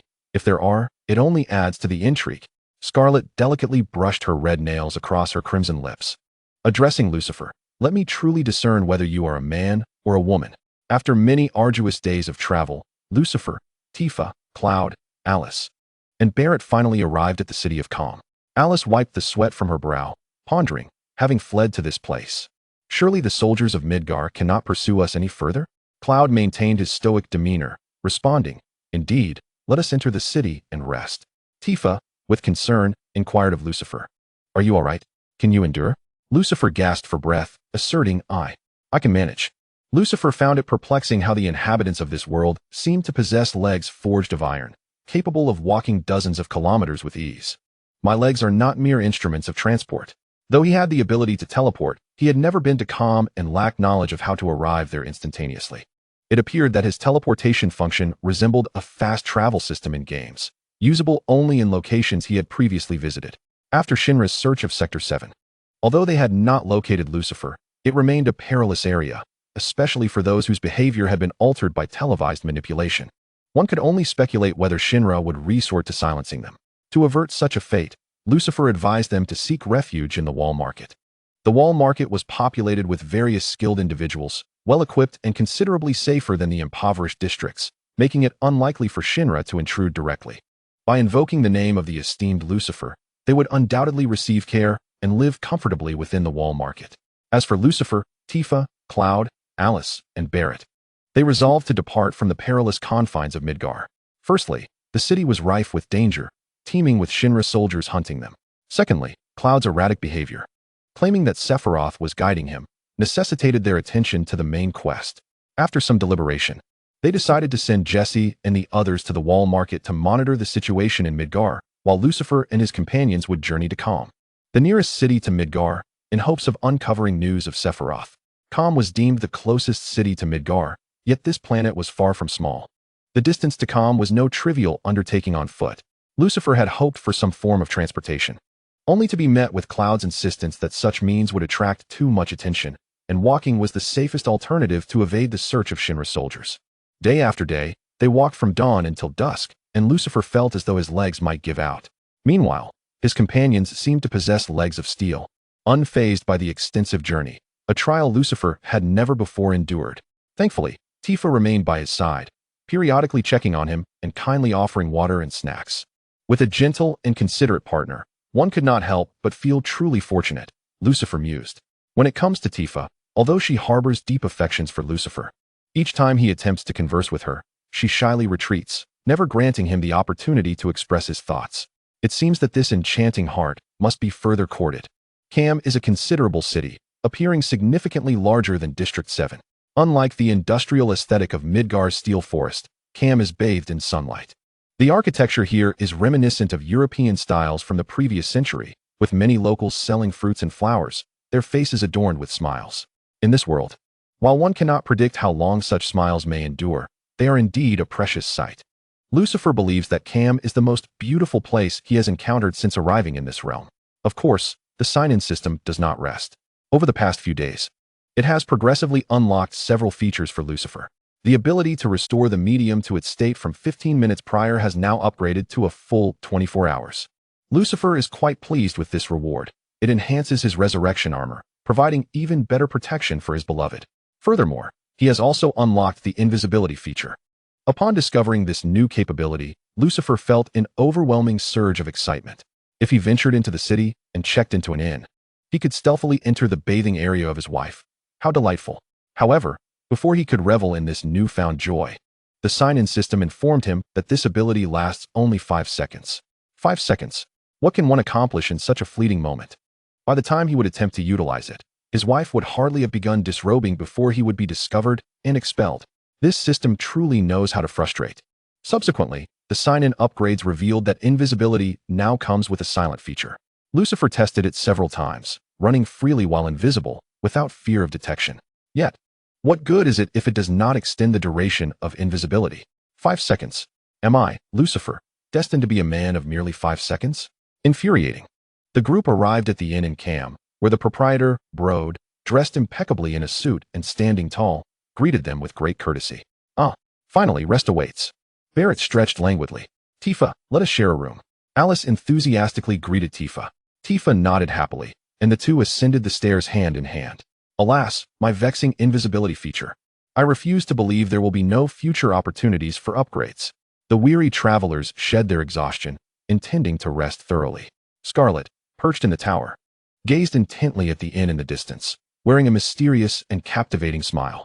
Chapter 14. The mysterious death of the innkeeper with his body aching. Lucifer finally enjoyed a deep slumber.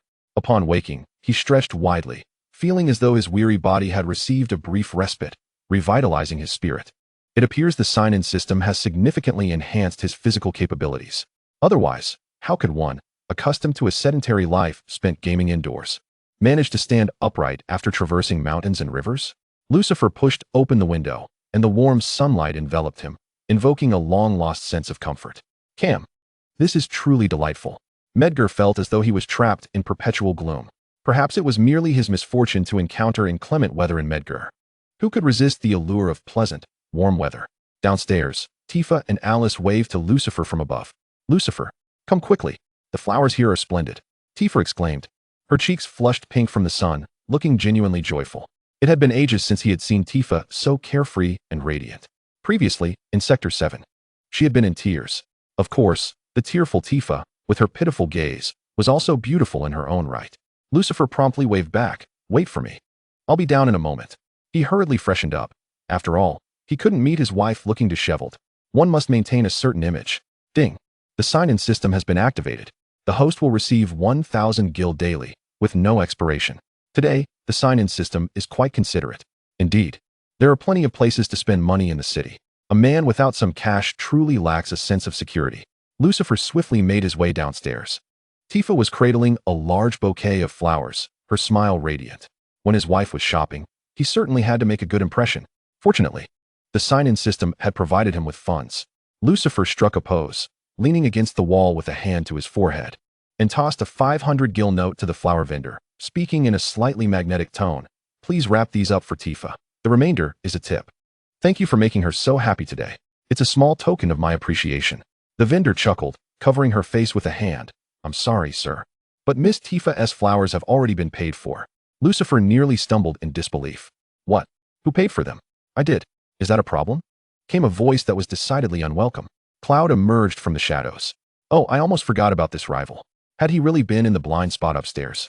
How had he not noticed this stoic-faced fellow? Lucifer, feeling indignant, retorted, "So you think having money makes you special? It's not as if I can't afford it. From now on, I'll handle all of Tifa's purchases." Upon hearing this, Tifa's rosy cheeks turned a deep crimson as she buried her face deeper into the bouquet. Cloud frowned. "That's unnecessary. Tifa and I have been childhood friends. Whatever she wishes to buy, I will naturally cover." "Hey, you brat. You're determined to compete with me, aren't you? In the game, you were never this proactive. Why is it that now, upon my arrival, you suddenly become so eager?" Alice glanced around, pondering for a moment, before attempting to lighten the mood. "Oh, it appears there's something delicious over there. Shall we go take a look?" Lucifer and Claude remained locked in a silent standoff, their eyes fixed upon one another. The atmosphere grew awkward, prompting Alice to turn to Tifa and propose, "How about the two of us leave?" Tifa nodded in agreement, and the two girls departed hand in hand. What is this? Could Alice also be my rival in love? How underestimated I was. With the girls gone, the two men found it much easier to converse. At last, Lucifer could voice his burning question. "Hey, Claude, why are you competing with me to pay for Tifa?" Claude maintained his icy demeanor, replying, "Tifa is my childhood friend. You are merely a newcomer, so it is only fitting that you don't spend any money. Moreover," he added with a hint of disdain, "you require my protection even in a fight, so it would be best for you to remain in your role as a caretaker." "What? How much can one bear?" "What did you say? Caretaker? I can both fight and care, you know? Your flashy moves are merely one-time tricks, and I have yet to see you replicate them. It seems you only managed to defeat Gulujanwai through some underhanded means." "Ah, Claude. So all this time, I refrained from fighting while you observed me in silence." "Humph. Who said that?"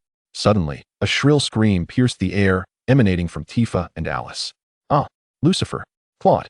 Come quickly." Lucifer and Claude exchanged a hurried glance before racing towards the source of the cries. Upon reaching Tifa and Alice, they were met with a shocking sight.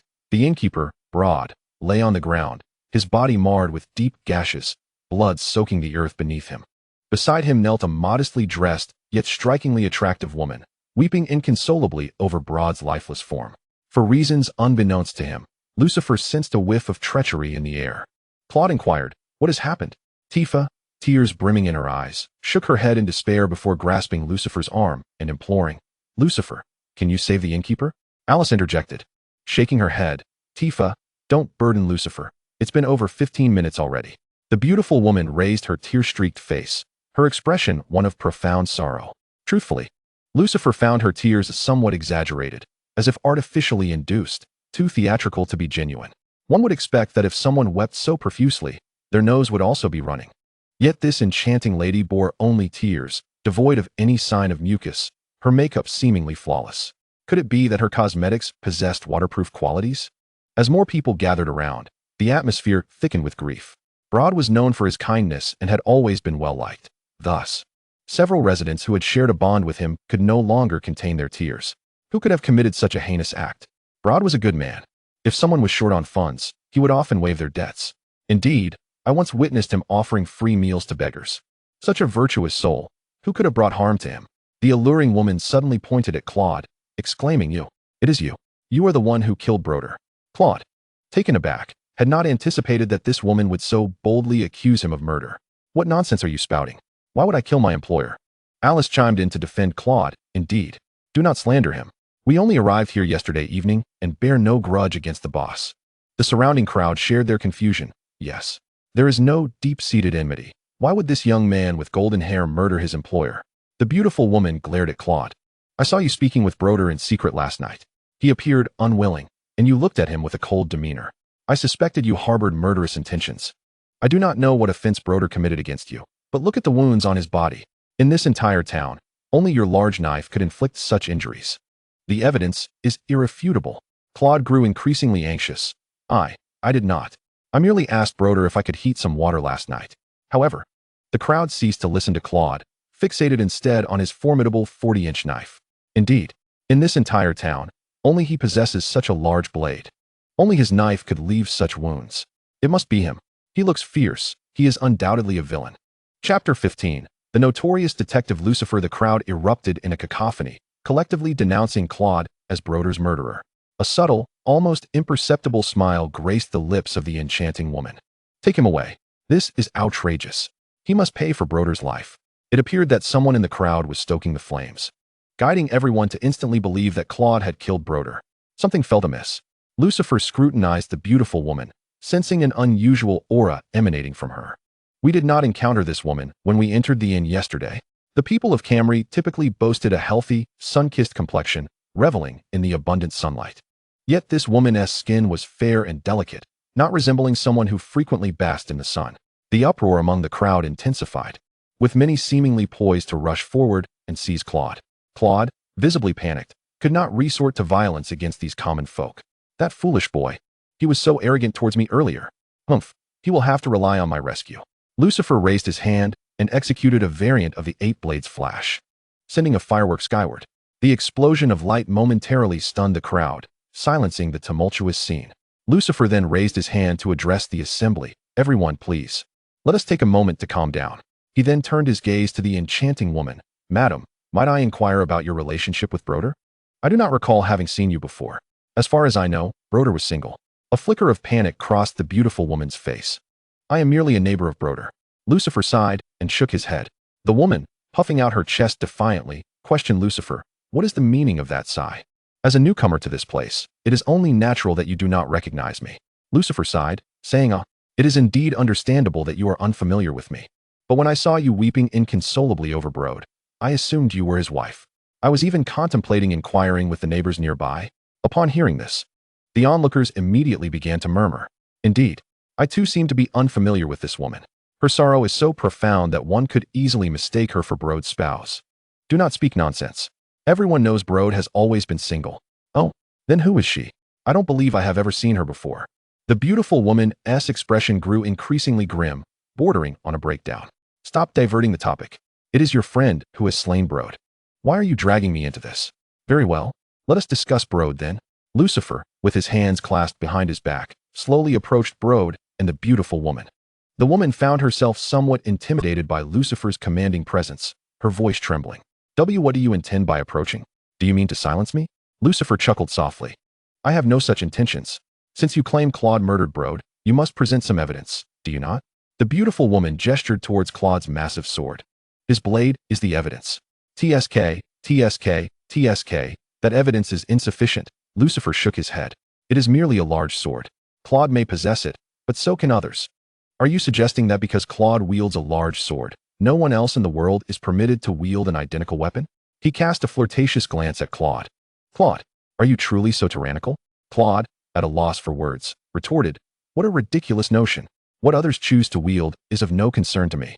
Indeed. Lucifer smiled at the beautiful woman. If Claude is indifferent to others wielding large swords, then what basis do you have to assert that Brode fell to this very blade?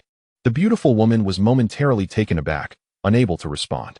The crowd began to fervently discuss the matter. Yes, even if Brode met his demise by a large sword, it does not necessarily mean it was this young man's weapon. Indeed, how did I overlook such a simple truth? How curious. Who was it that first proclaimed Claude as the murderer? The matter has not even been thoroughly investigated, and yet the narrative has already begun. I too feel we have been swept along with the tide. We were all far too agitated earlier. Indeed, it seems wherever one goes, there is always a narrative being spun. The beautiful woman's countenance darkened further as she sensed the shift in public sentiment. Even if it may not have been Claude's sword that killed Brode, he remains a suspect. It is still possible that his blade was the instrument of death. You cannot deny that possibility. Lucifer nodded, aligning with her line of thought. You are correct. It is indeed true. While it may not have been Claude who committed the murder, it also cannot be ruled out that he did. The beautiful woman was momentarily stunned. Why is this person suddenly speaking in my favor? Has his mind gone awry? Claude was somewhat agitated. Lucifer, what are you talking about? I did not kill him. Tifa seemed to sense something and gently inquired of Lucifer. Lucifer, do you have a way to identify the murderer? My wife understands me well. Lucifer tossed a playful kiss towards Tifa, who blushed and lowered her gaze, while Claude's brow furrowed tightly, as if he could lock a fly in place. Lucifer rose, arms crossed before him. To uncover who truly killed Brode, why not simply ask him directly? A wave of astonishment swept through the crowd. What was he saying? Who was he intending to question? Brode was dead. How could one inquire of him? Indeed, what on earth was this young man trying to convey? How could a corpse possibly speak? Lucifer raised his hand and released another firework into the sky, prompting the onlookers to fall silent once more. They held their breath. sensing that this seemingly leisurely man was anything but ordinary, and they began to patiently await Lucifer's next words. With a mischievous smile, Lucifer declared, "Who says Brode is dead?" He lifted his hand, resting it over Brode's heart. Tifa and Alice exchanged glances, both wearing expressions of delight. "Wonderful. Lucifer, you can save him." In a flash of light, the crowd closed their eyes, and upon reopening them, they beheld Brode lying in a pool of blood. His wounds and the blood itself vanished without a trace. Brode slowly opened his eyes, gazing around in confusion at the gathering crowd, his hoarse voice asking, "What is happening? Why is everyone surrounding me?" Chapter 16. The entire city becomes hostage as Brode looked around in bewilderment, scratching his head in uncertainty. The stunning woman and the surrounding spectators gasped in astonishment. Good heavens! Brode has come back to life? How could this be? Just moments ago, the doctor confirmed he was indeed dead. Who was this young man named Lucifer? Capable of resurrecting the deceased? Tifa and Alice gazed at Lucifer with admiration, and even Claude sighed with relief. One could not deny the exhilaration Lucifer felt at that moment. "Claude, who had been so haughty before, it was finally my turn to save you." The stunning woman, her face a mask of disbelief, shook her head uncontrollably, murmuring, "This is impossible. This cannot be. He clearly died last night. It has been over 15 minutes. 15 minutes? Lucifer keenly caught the woman's whispered words. With a cold demeanor, he slowly approached her. "Who exactly are you? You know I can only revive those who have died within 15 minutes, do you not?" The beautiful woman, now coming to her senses, gazed at Lucifer's striking visage, seemingly recognizing a change. "I never anticipated that you could revive someone beyond the 15-minute threshold. I underestimated you." As she spoke, her face began to shed a peculiar substance, resembling the process of molting. Gradually, she revealed another face, one that rivaled the beauty of the previous.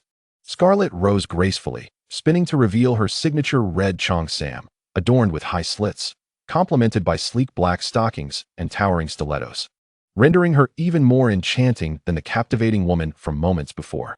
Lucifer's mind raced, and suddenly, he recalled her name. Pointing at Scarlet, he exclaimed, "Are you the villainous madam?" Scarlet shot him a disapproving glare. "You insolent brat. Do not think that saving the innkeeper will allow you to escape today." With a subtle glance, she summoned a host of Shinra soldiers, who swiftly encircled the square, including the onlookers. Each soldier brandished the most advanced weaponry, all aimed at the crowd. The citizens of Calm were gripped with terror. "Oh no, there are so many soldiers. Mommy, I'm scared." The thought of dying here today filled them with dread. Cloud, Tifa, and Aerith gathered close to Lucifer. Cloud frowned. "Shouldn't we just fight back?" "No." Tifa interjected firmly. "There are too many innocents around. If we engage, we risk harming them." She leaned in closer to Lucifer, whispering, "Lucifer, what should we do? I trust your judgment." Scarlet wore a haughty smile, her voice dripping with magnetism as she addressed Lucifer. "That little performance was merely a game for you children. The real spectacle is only just beginning." What an arrogant woman. Lucifer surveyed the surroundings, noting the ever-increasing number of Shinra soldiers, definitely more than a few hundred, and still multiplying. "If I unleash a blade flash, I could easily harm innocent bystanders," Cloud quietly remarked. "Barrett should be in a position where the enemy is unaware. If we can flank them." Tifa shook her head. "No, Cloud.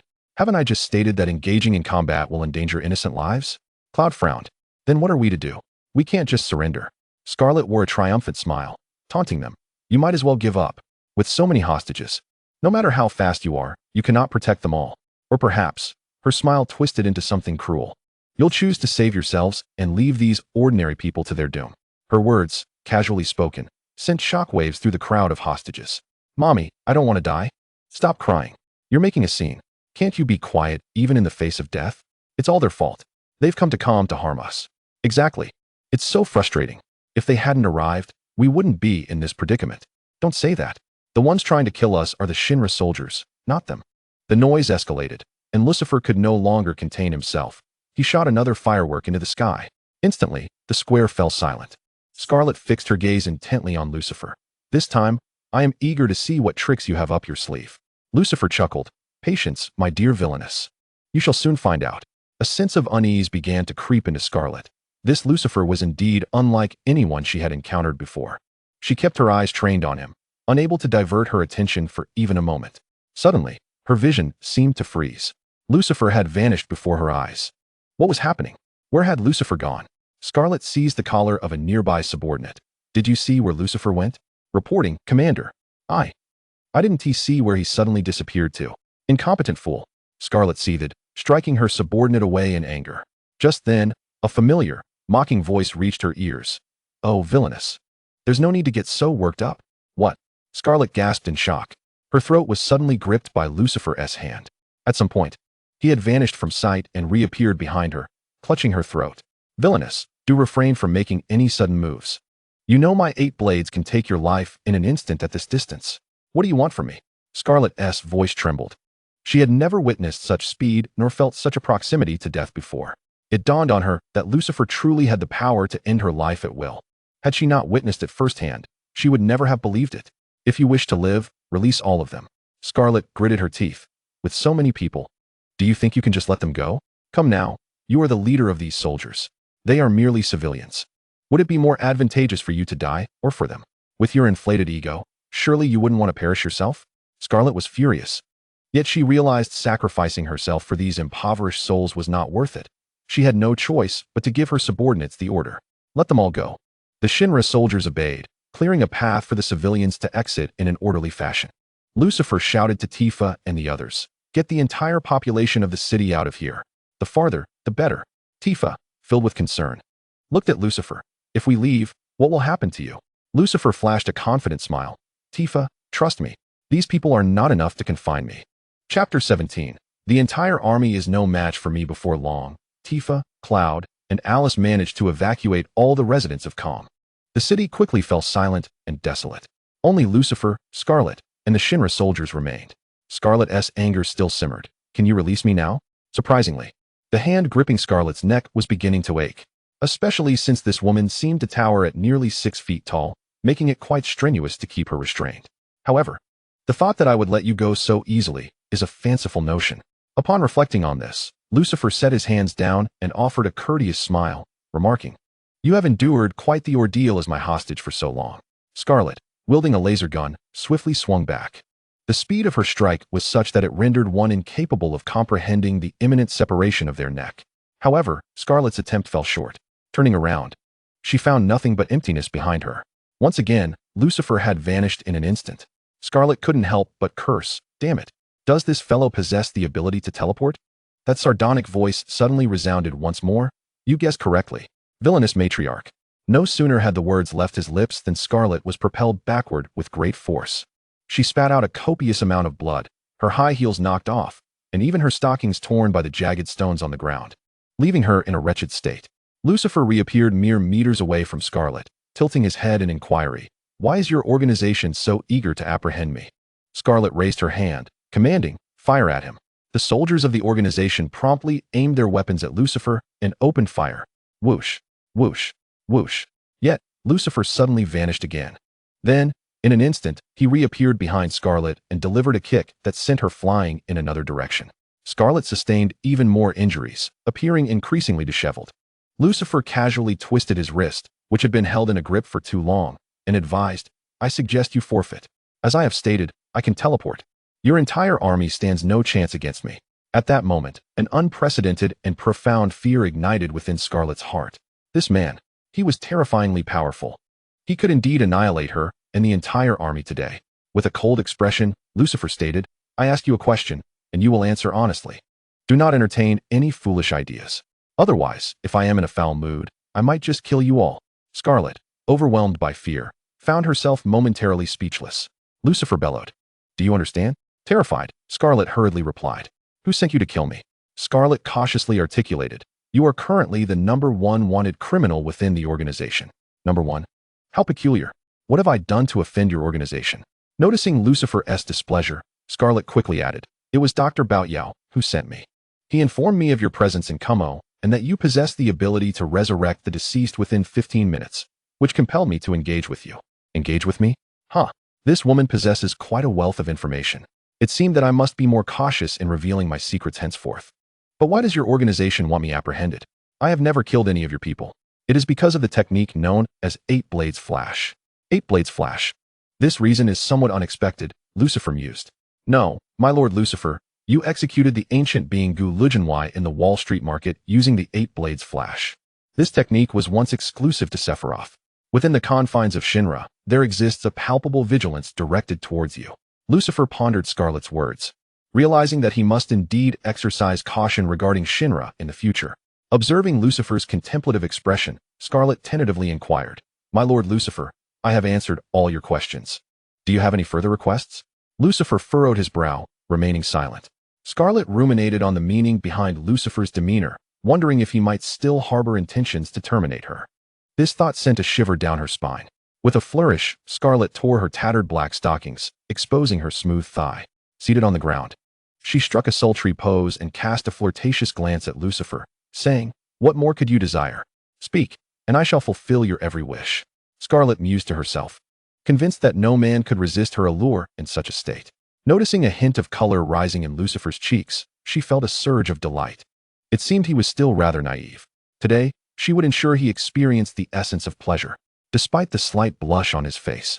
Lucifer's expression remained icy as he commanded Scarlet with a terse, "Strip." Oh, this audacious youth is indeed straightforward. However, with so many soldiers present, Scarlet knew she could not indulge to the extent of disrobing before thousands. "Hurry up." Lucifer's patience began to wane. All right, I understand." Scarlet relented, mustering her resolve as she tore off her qipao. The chill of the air elicited goosebumps on her fair skin as she bared herself to the world. The thousands of soldiers behind her collectively held their breath. What on earth was she doing? Should we look or avert our gaze? The soldiers fidgeted uncomfortably, beads of sweat forming on their brows. Lucifer wiped his forehead, bewildered by her actions. What is this woman doing? Is she exhibiting some sort of exhibitionism? I meant for you to order all of your soldiers to remove their clothing. What? Scarlet was utterly taken aback. What did this young man mean? After bravely bearing herself before so many, he wanted the soldiers to undress? Surely, their bodies could not compare to hers. Grabbing her qipao to shield her modesty, she seethed. "All of you, remove your clothing at once." The soldiers exchanged bewildered glances. What? She undresses and is still dissatisfied? Now she wants us men to strip as well? This is utterly absurd. Hesitating, the soldiers felt Scarlet's irritation mounting. "Hurry up and undress. If you do not comply, I shall invoke military law." Furious, she lamented. "I have bared myself, and yet you refuse? Off with your clothes now." Scarlet nearly wished to personally strip the garments from the thousands of soldiers. At her command, the legion of Shinra soldiers promptly obeyed, beginning to shed their clothing one by one. Soon, thousands of bare soldiers appeared before Lucifer, their modesty only shielded by tattered garments draped over the chest of Scarlet.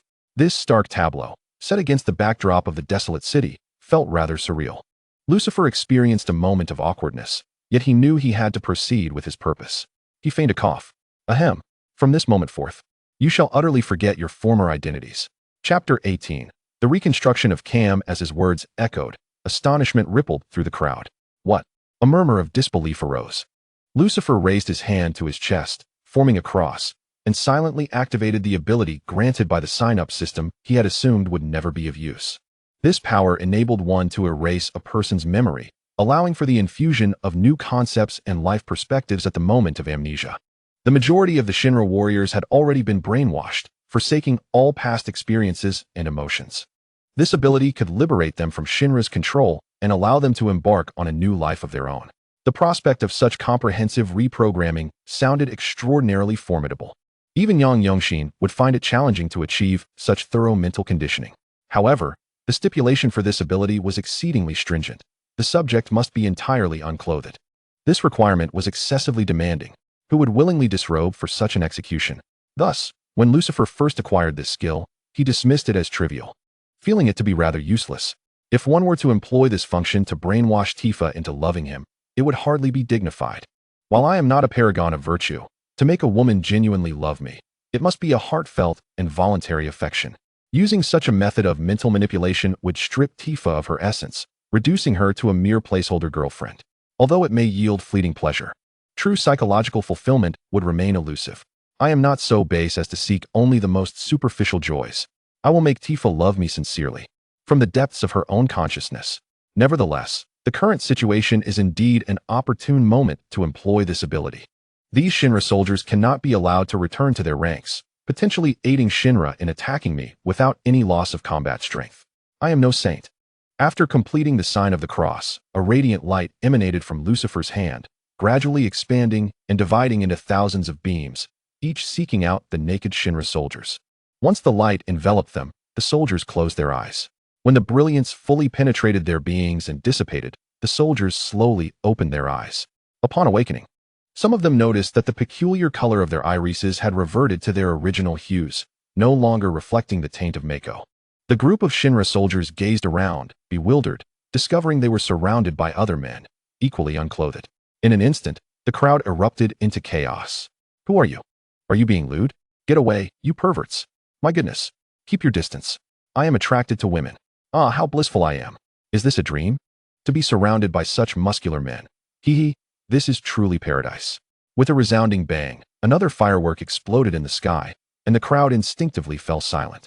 Lucifer, feeling somewhat helpless, remarked, with my 8 blades flashing, I might as well be a firework generator. Surely, I am here to amuse you all, am I not? All right. Let us not create a ruckus. I understand your confusion. Here is the situation. In truth, you are all residents of Cam. You were born in Cam and raised within its embrace. Though you have faced deceit and engaged in questionable deeds during your upbringing, Cam will not abandon you. Cam continues to love you. Cam remains your homeland. Therefore, sons of Cam, what is it that you must do now? The sons of Cam exchanged glances, pondering how to respond. Some tentatively ventured a guess. To protect Cam. Exactly. Lucifer's voice boomed, resonating powerfully enough to command the entire city. From this moment forth, you shall take on the responsibility of safeguarding all of Cam. Protect your mother, Cam. Don your garments. Equip your weapons. Defend your homeland. Build for your mother. Upon hearing these rousing words, the sons of Cam, whose memories had been freshly wiped clean, found themselves imbued with new purpose. Indeed, don your garments. Equip your weapons. Defend your homeland. Build for your mother. While the call to defend their homeland was noble, one couldn't help but wonder if everyone could forego clothing. Hee hee. Scarlet, who had only just been awed by Lucifer's prowess, now found herself sweating as she gazed at the naked, fervent former soldiers of the divine empire before her. Lucifer, with his talent for deception, spun a web of conviction that was truly impressive. His ability to incite enthusiasm seemed perfectly suited for a rather dubious profession. He was exceedingly pleased with the results of using this power for the first time. Excellent. Now, quickly don your clothing and commence the construction of the city. Thank you. Lord Lucifer. Lord Lucifer is so handsome. Let us erect a statue for Lord Lucifer. Absolutely. Let's get to it. The first step in our reconstruction of Cam is to build a statue for Lord Lucifer. What a brilliant idea. Who thought of this? Let us commence. Thousands of sons of Cam were now utterly exhilarated, each donning their garments, though some were reluctant, strapping on their weapons, and busily searching for a location to erect the statue for Lucifer. Lucifer had now grown accustomed to the adoration and praise showered upon him by the masses. TSK. If this continues in the future, I might just find myself unaccustomed to it. Haha. The notion of crafting a statue is rather splendid. I shall return to the walled market one day and request them to create one for me. Lucifer mused delightfully. At that moment, Scarlet was struggling to don her tattered qipao. The garment bore numerous holes, revealing her exquisitely fair skin, yet it was, after all, a piece of fabric. Albeit a worn one, that could still provide some semblance of modesty. Scarlet hesitated before approaching Lucifer, inquiring, might I take my leave now, O great Lord Lucifer? It was then that Lucifer recalled this villainous matron had yet to be dealt with. However, how to address her? Lucifer was not entirely versed in the intricacies of the game's narrative, and it was evident that the timeline of this world did not align perfectly with the storyline. Nevertheless, he vaguely remembered that a slapstick duel between Tifa and Scarlet might unfold later. What a delightful spectacle it would be. Should he resolve her predicament now? He would miss this splendid scene, which would be a tremendous pity. TSK. In light of your potential to engage in a glorious moment with my Tifa, Lucifer assumed a stern demeanor and cool pose, slowly issuing his decree. Considering your compliance, I shall spare your life for the time being. Return and inform that old coot Barrett to refrain from plotting against me. Otherwise, taking his life would be but a trifling task. Scarlet, suppressing her exhilaration at being granted mercy, listened attentively to Lucifer's next words. I implore you, dear matron, in the future, do invest in garments of better quality. The state of your attire is deplorable. Are all of you from Shinra impoverished? Here, I present you with 1,000 GIL. Go procure clothing of the Nokia brand, which withstands any fall. Take this money. TSK. I truly cannot bear to see the less fortunate suffer. My benevolent heart aches at the sight of those who are undernourished and inadequately clothed. Alas, perhaps I am too kind-hearted. Scarlet gazed at the 1,000 gil in her hand, then at her custom-designed haute couture qipao worth millions, utterly dumbfounded. Chapter 19. Junon encounters Yuffie Tifa, along with Cloud and Aerith, arrived in the Junon region. Tifa wore a face of concern. I wonder how Lucifer is faring. Could he be in danger? Aerith reassured her. Tifa, fret not. Lucifer is exceptionally formidable. He wields the Blade of 8 and possesses the ability to teleport and even resurrect the dead. Who could possibly contend with him? Rest easy. Cloud, already displeased with Tifa's incessant murmurs of Lucifer, Lucifer throughout their journey, couldn't help but retort sarcastically. Lucifer is the master of deception. He appears to be a mere novice in combat, yet he is quite the skilled fighter. Such a person is unlikely to face adversity anywhere. Why should you be concerned? Tifa, unable to restrain herself, Tifa defended Lucifer. But throughout our journey, Lucifer has indeed been of tremendous assistance. Regardless of his usual carefree demeanor, he has always proven to be reliable in critical moments. Claude, feeling indignant, continued to confront Tifa. Huh? Who can tell if his feelings are genuine or feigned? Previously, he deceived us by claiming he could only revive those who died within the last 15 minutes. Yet Brood was long deceased beyond that time frame, and he still managed to bring him back effortlessly. How many more secrets is he concealing from us? Tifa, incensed by Claude's words, retorted, Claude, it was Lucifer who saved us. Whether he has hidden truths or not, he has never harmed us. He has always been aiding us. Claude was taken aback. This was the first time Tifa had expressed such anger toward him, employing such a tone. In Claude's memory, Tifa had always been the gentle, beautiful girl from their childhood, kind-hearted and amiable to everyone. She never lost her temper, even when faced with rudeness. She would simply smile and move on, never engaging in disputes. She was perpetually gentle and affable, yet now, she spoke to him in such a manner for that Lucifer. Humph, it's all that Lucifer's fault. Alice, sensing the awkward atmosphere, quickly intervened. All right, everyone, let us not quarrel. Look at the sunset over Junon, it's breathtaking. Tifa turned to gaze at the sunset, the warm golden light illuminating her beautiful yet worried face. She sighed softly. I hope Lucifer is safe.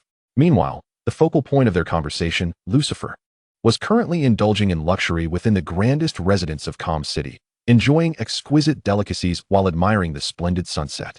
He mused, this sunset is indeed beautiful, but it pales in comparison to my wife Tifa. Whether her long hair or short hair, she is stunning in every way. I must ask her to try a new hairstyle for me someday. Beside him, a guard presented a map, explaining.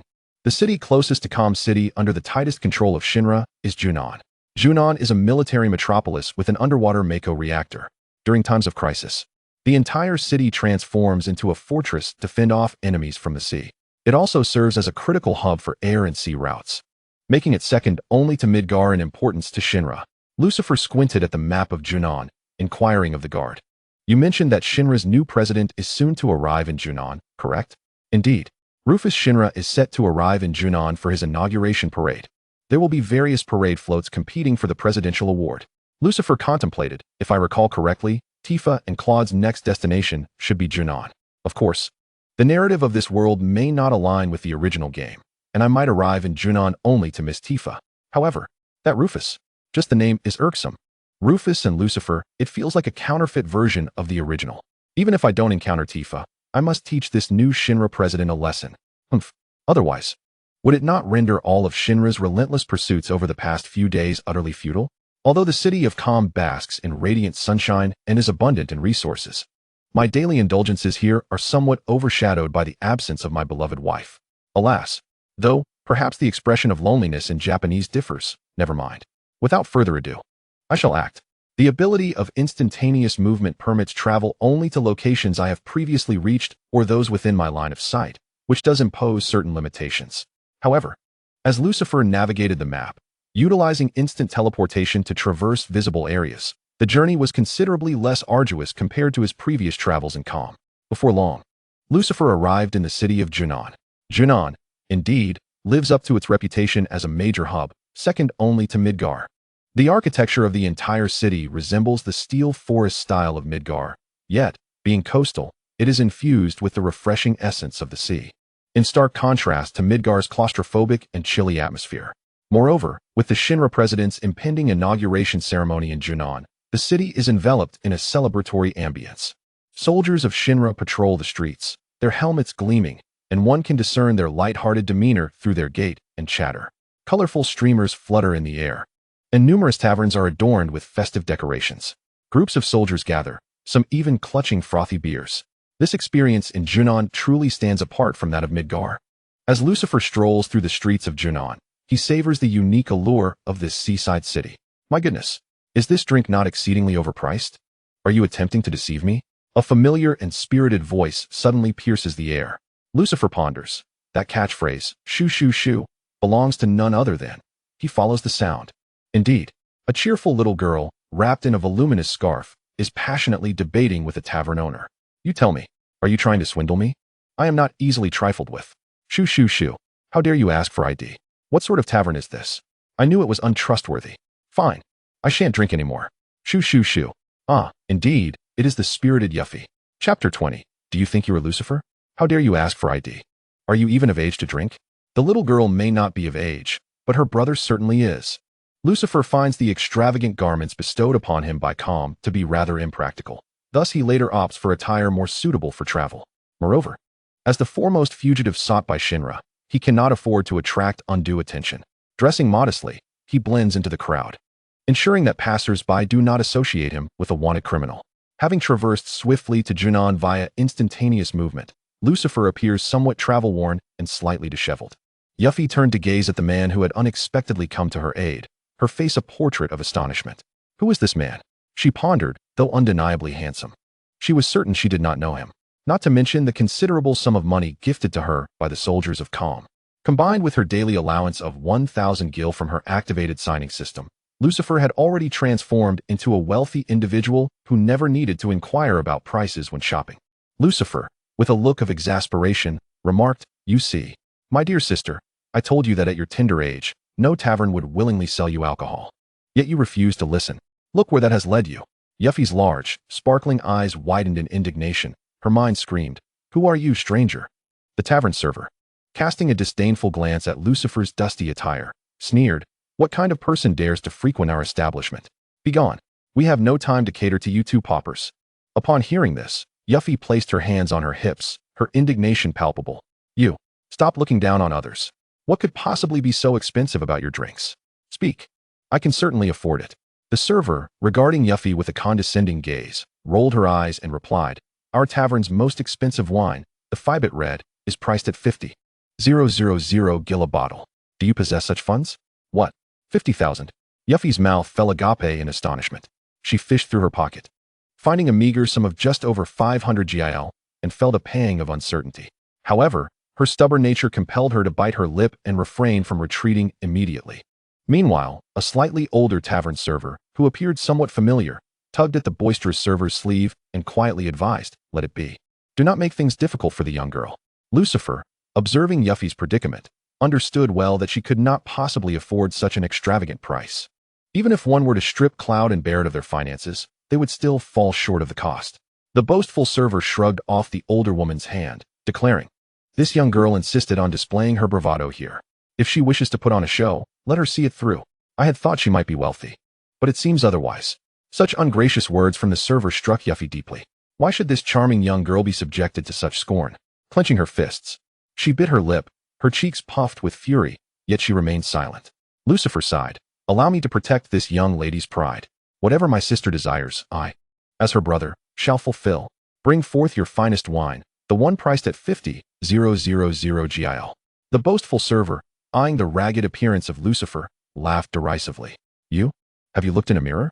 You think you can afford 50,000 gil for wine? Spare us your pretense. You two should leave immediately. Continue to cause a scene, and we shall not be so accommodating." As more spectators gathered, whispers and pointed fingers began to circle around Lucifer and Yuffie. These two are truly out of their minds. Dressed so modestly, yet attempting to play the affluent. I hold such vanity in utmost contempt. How shameful it is to feign wealth when one lacks it. This young lady, so young yet so envious of status, certainly has not learned well. And this man appears to be no better. The impoverished should refrain from masquerading as the wealthy in Juno. Indeed, the CEO is visiting Juno today. We must not allow him to discover such disgraceful individuals within our midst. We cannot tarnish the reputation of Juno.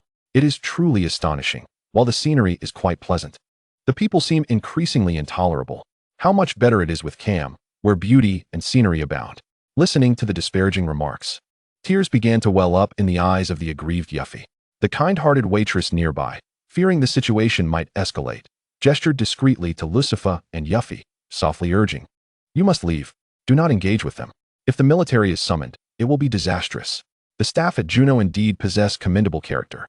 With a confident smile, Lucifer produced a check for 500,000 gil from his pocket and handed it to the waitress. In a nonchalant tone, he instructed, "Bring me 10 bottles of your finest wine." The crowd gasped in astonishment. "What? 10 bottles?" He casually produces 500,000 gil? Goodness. One cannot judge a book by its cover. Who would have thought he was so affluent? Do any of you recognize to which noble family he belongs? I do not. He seems to have come from elsewhere to Juno. His background must be extraordinary. As the waitress trembled, preparing to hand the money to the boastful server, Lucifer swiftly intervened, declaring, "This transaction is for you." He is not to interfere. The arrogant server, feeling humiliated, immediately retaliated against Lucifer, exclaiming, "You, a pauper! How could you possibly possess such wealth? That money must be counterfeit." Upon hearing this, the onlookers began to share their doubts. Indeed, buying a single bottle for 50,000 gil might be plausible, but purchasing 10 bottles is utterly outrageous. Surely the check is fake and cannot be redeemed. Were it not for the fear of attracting the military, Lucifer would have liked nothing more than to set off fireworks in triumph. With a cold expression, Lucifer retorted, "If you question its authenticity, why not take it to the neighboring bank and exchange it for cash? After all, the bank is just a few steps away." The kind waitress immediately raised her hand, exclaiming, "I shall go exchange it right now."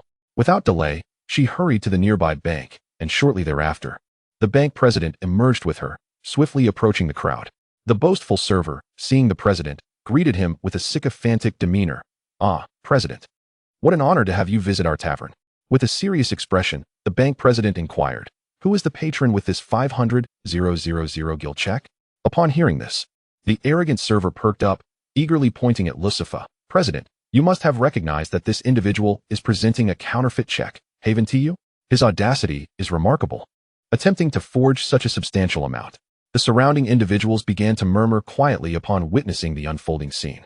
Could it be that this check is counterfeit? Even the bank president had been stirred. Such a substantial amount must surely be a forgery. Those who dare to produce false checks should brace themselves for capture. As the commotion escalated, Yuffie felt a twinge of fear. After all, this weary man was merely attempting to aid her. She could not allow him to suffer harm. Anxiously, Yuffie urged Lucifer, "Should we not make our swift exit? It seems the situation is spiraling out of control." Lucifer, however, retained his confident smile, gently shaking his head in response. The bank president scrutinized Lucifer closely, the once arrogant attendant now exhibiting an increasingly haughty demeanor. Surely, this time he would face repercussions. How dare he act so brazenly before me? Would he not now beg for mercy? The boastful attendant gazed at Lucifer, only to find him still exuding an air of calm composure, a self-assuredness that was rather irksome. Unable to contain himself, the attendant spat, "What are you pretending to be? Do you think you are Lucifer?" Chapter 21. Witnessing the essence of a VIC client, the attendant's words momentarily rendered Lucifer speechless. What was happening? Did this attendant recognize him? Yet, his attire was quite understated. Such recognition seemed improbable. Or perhaps his current demeanor was too conspicuous, leading to his identification? Oh no.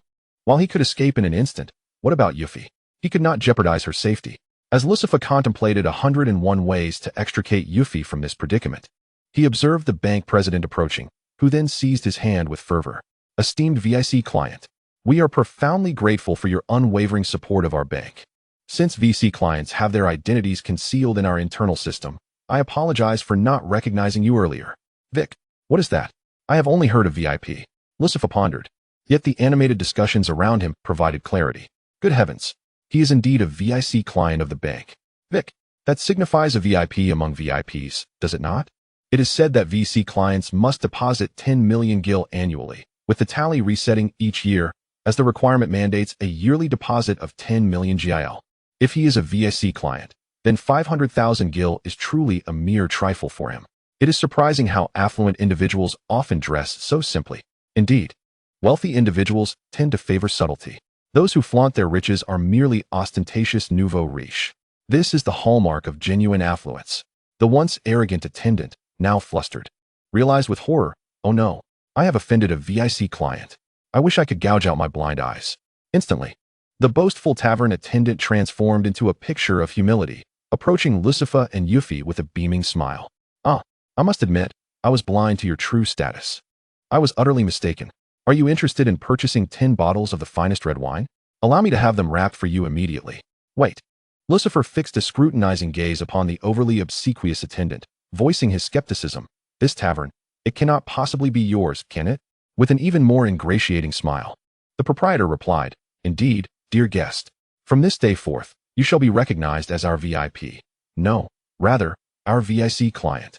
Whenever you grace us with your presence, we shall offer you an exquisite discount of 8, no, 9%. What say you? This fellow, if not sent to Sichuan to master the art of face-changing, would be a waste." Lucifer shrugged dismissively. "Since this establishment belongs to you, I shall refrain from making any purchases." A soft chuckle escaped from Yuffie, who stood nearby. Unable to contain her amusement. What a satisfying display. This man is not only wealthy, but possesses an extraordinary talent for riling others. The tavern owner's previously jovial demeanor swiftly turned rigid. "Well, since you have no desire to buy 10 bottles, shall I fetch you just one?" Lucifer shook his head, adopting a serious tone. "No, I do not wish to buy even a single bottle." The tavern owner's smile became increasingly strained. "Ah, very well." He gestured towards the previously amiable female server, pushing her forward. "Did you not wish for her to earn this commission? Very well. Let her attend to this order. Will that not satisfy you?" The elderly server, now thrust into the spotlight, appeared visibly shaken, her frail body trembling. It was evident that her age and continued employment at the tavern hinted at less than favorable economic circumstances at home. Lucifer regarded the gentle server thoughtfully, contemplating, "Indeed, I do wish for her to benefit from this transaction." Once more, the tavern owner's smile re-emerged, though it was strained. Lucifer took the check from the bank president's hands and directly handed it to the female server. "Here, I shall gift you this 500,000 GIL.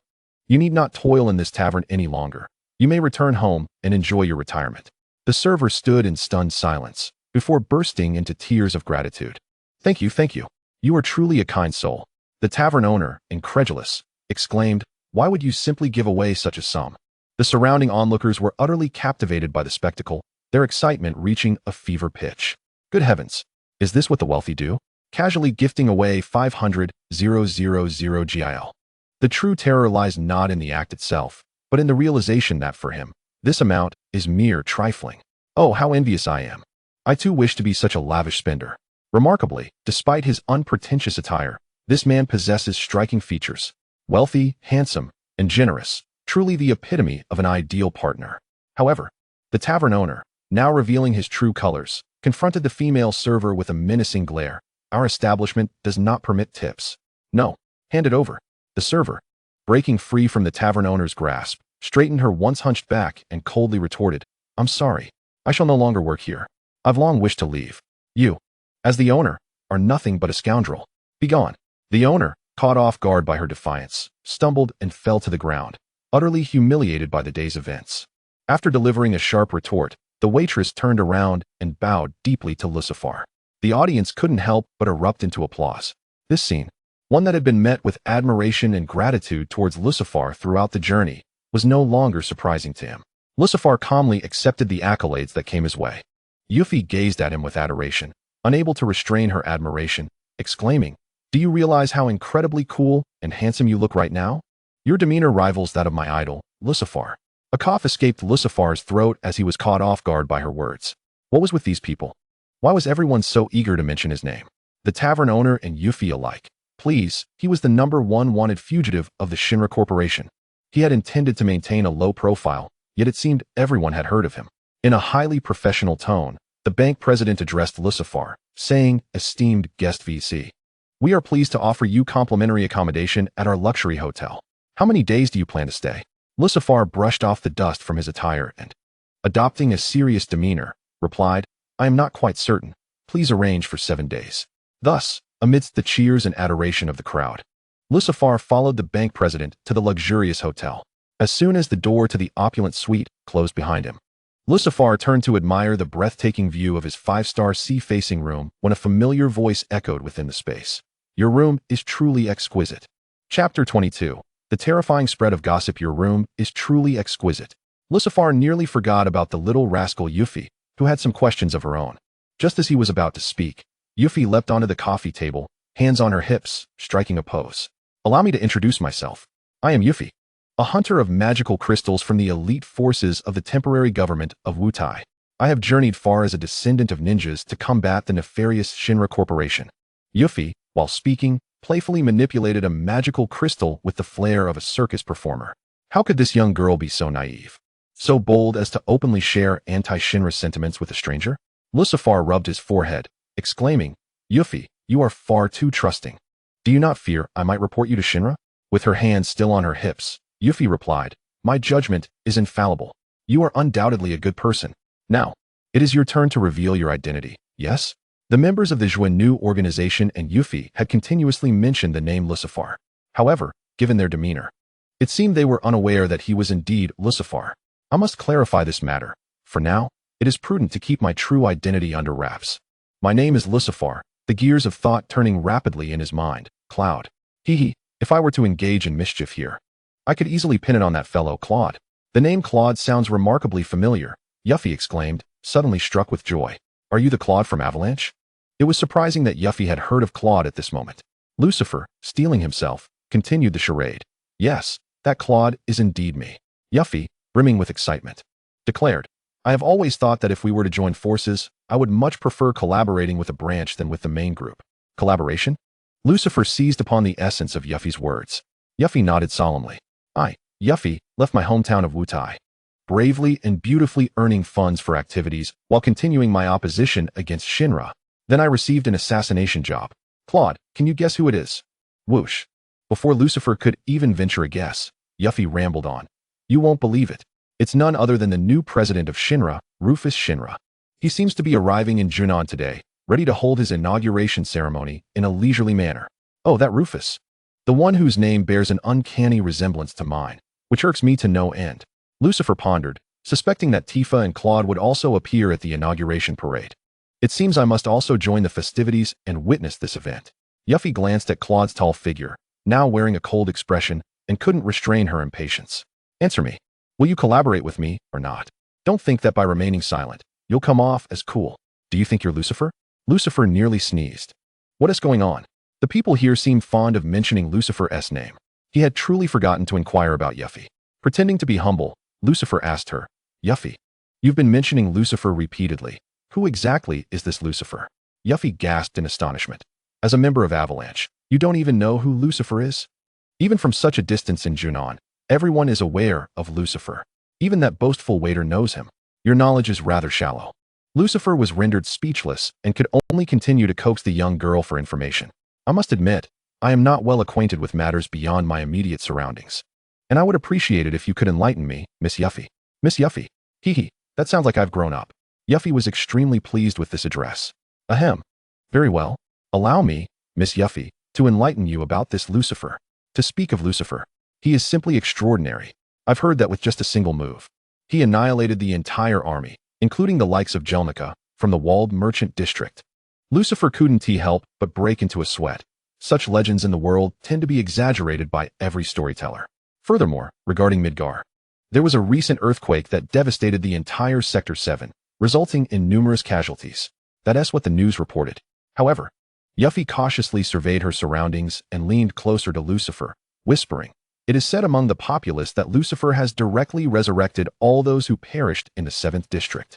Can you believe he has the power to bring the dead back to life? Isn't he remarkable? Lucifer feigned admiration, responding, Indeed, quite impressive.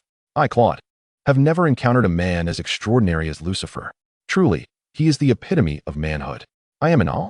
Yuffie smiled proudly. Moreover, I have heard that Shinra dispatched thousands of soldiers to hunt down Lucifer. And guess what happened?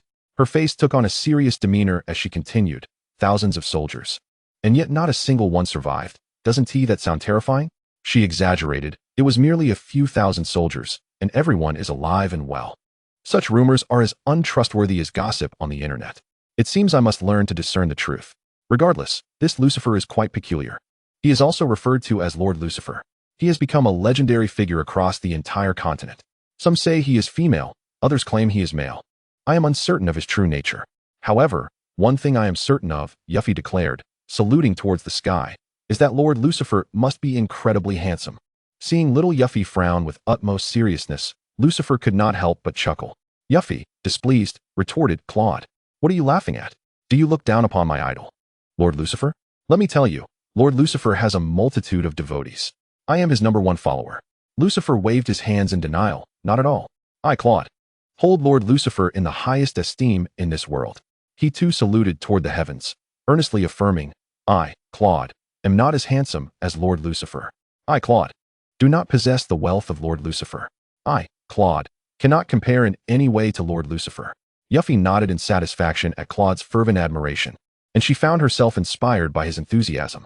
Unable to contain her excitement, Yuffie extended her arms towards the sky, calling out loudly, Hail to my beloved Lord Lucifer, the most handsome deity on the entire continent. Chapter 23.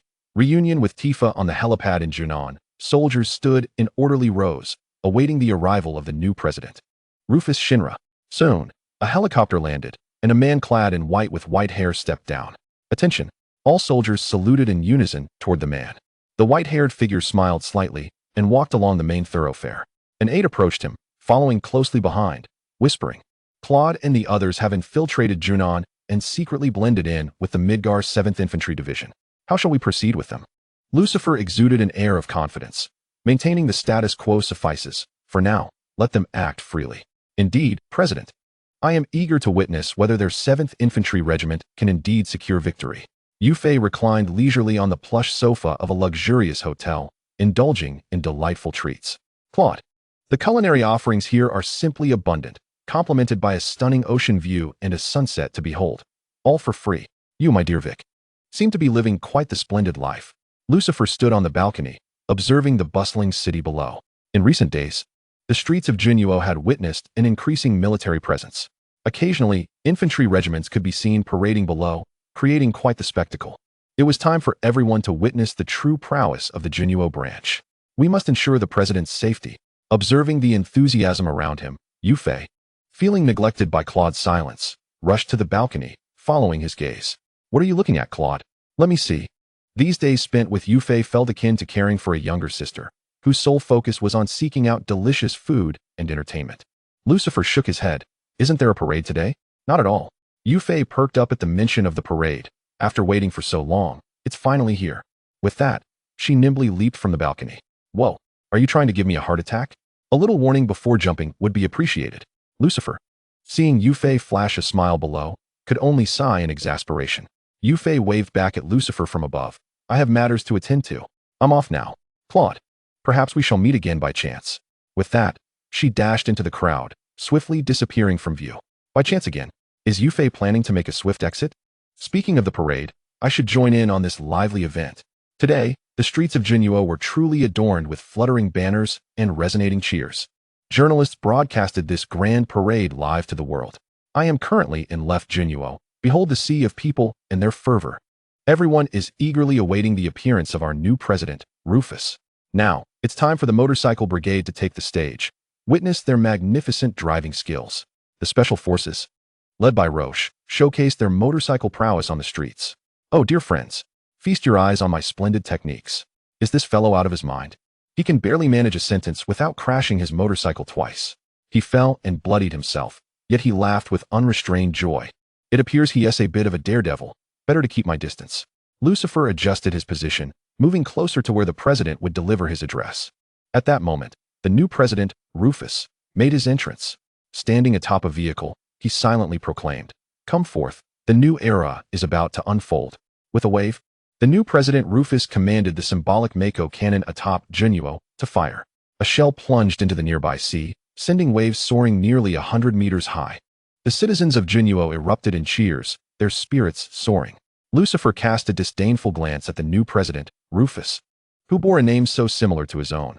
You insufferable brat. You think you can outshine Claude? Soon, the parade commenced. One infantry regiment after another dazzled the crowd, their cheers never waning. As the 7th Infantry Regiment prepared to perform, Lucifer's attention was immediately drawn to the leftmost leader of the first row. This individual was notably shorter than the average man, yet possessed a strikingly elongated physique, an alluring curvature that even the armor of a Shinra soldier could not conceal. Was it not his beloved Tifa? Without needing to see her face, he recognized her instantly. Oh, it has been so long since I last saw my wife. I miss her dearly. Lucifer's heart raced faster than ever before. The 7th Infantry Regiment's remarkable performance elicited thunderous applause from the audience, even prompting the broadcaster to fervently shout to the viewers at home. Every movement is executed with precision. Such perfect synchronization. It is truly captivating.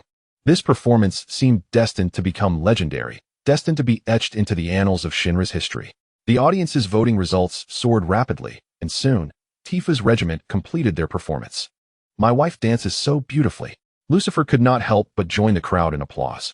Tifa is amazing. My wife is incredible. His voice was lost amidst the fervor of the crowd, yet Tifa seemed to sense something, turning her gaze towards the audience. The distance between the infantry regiment's performance and the onlookers was considerable, and with the throngs of people present, Tifa searched the crowd in vain for the one person she longed to see. Claude quietly inquired, "Tifa, what are you looking for?" Tifa shook her head in disappointment. "Nothing." The moment soon arrived to announce the president's award. The new president, Rufus, ascended the podium, adjusted the microphone, and solemnly addressed the crowd. "The former president was my father. He transformed Shinra from a modest weapons development company into the world's foremost enterprise, bestowing upon us the wealth known as Mako. I wish to express my gratitude to him." Soldiers and spectators alike saluted in respect. Among the viewers watching this broadcast, some may be concerned about entrusting a young man like me with the presidency. But I can assure you unequivocally, Shinra will endure.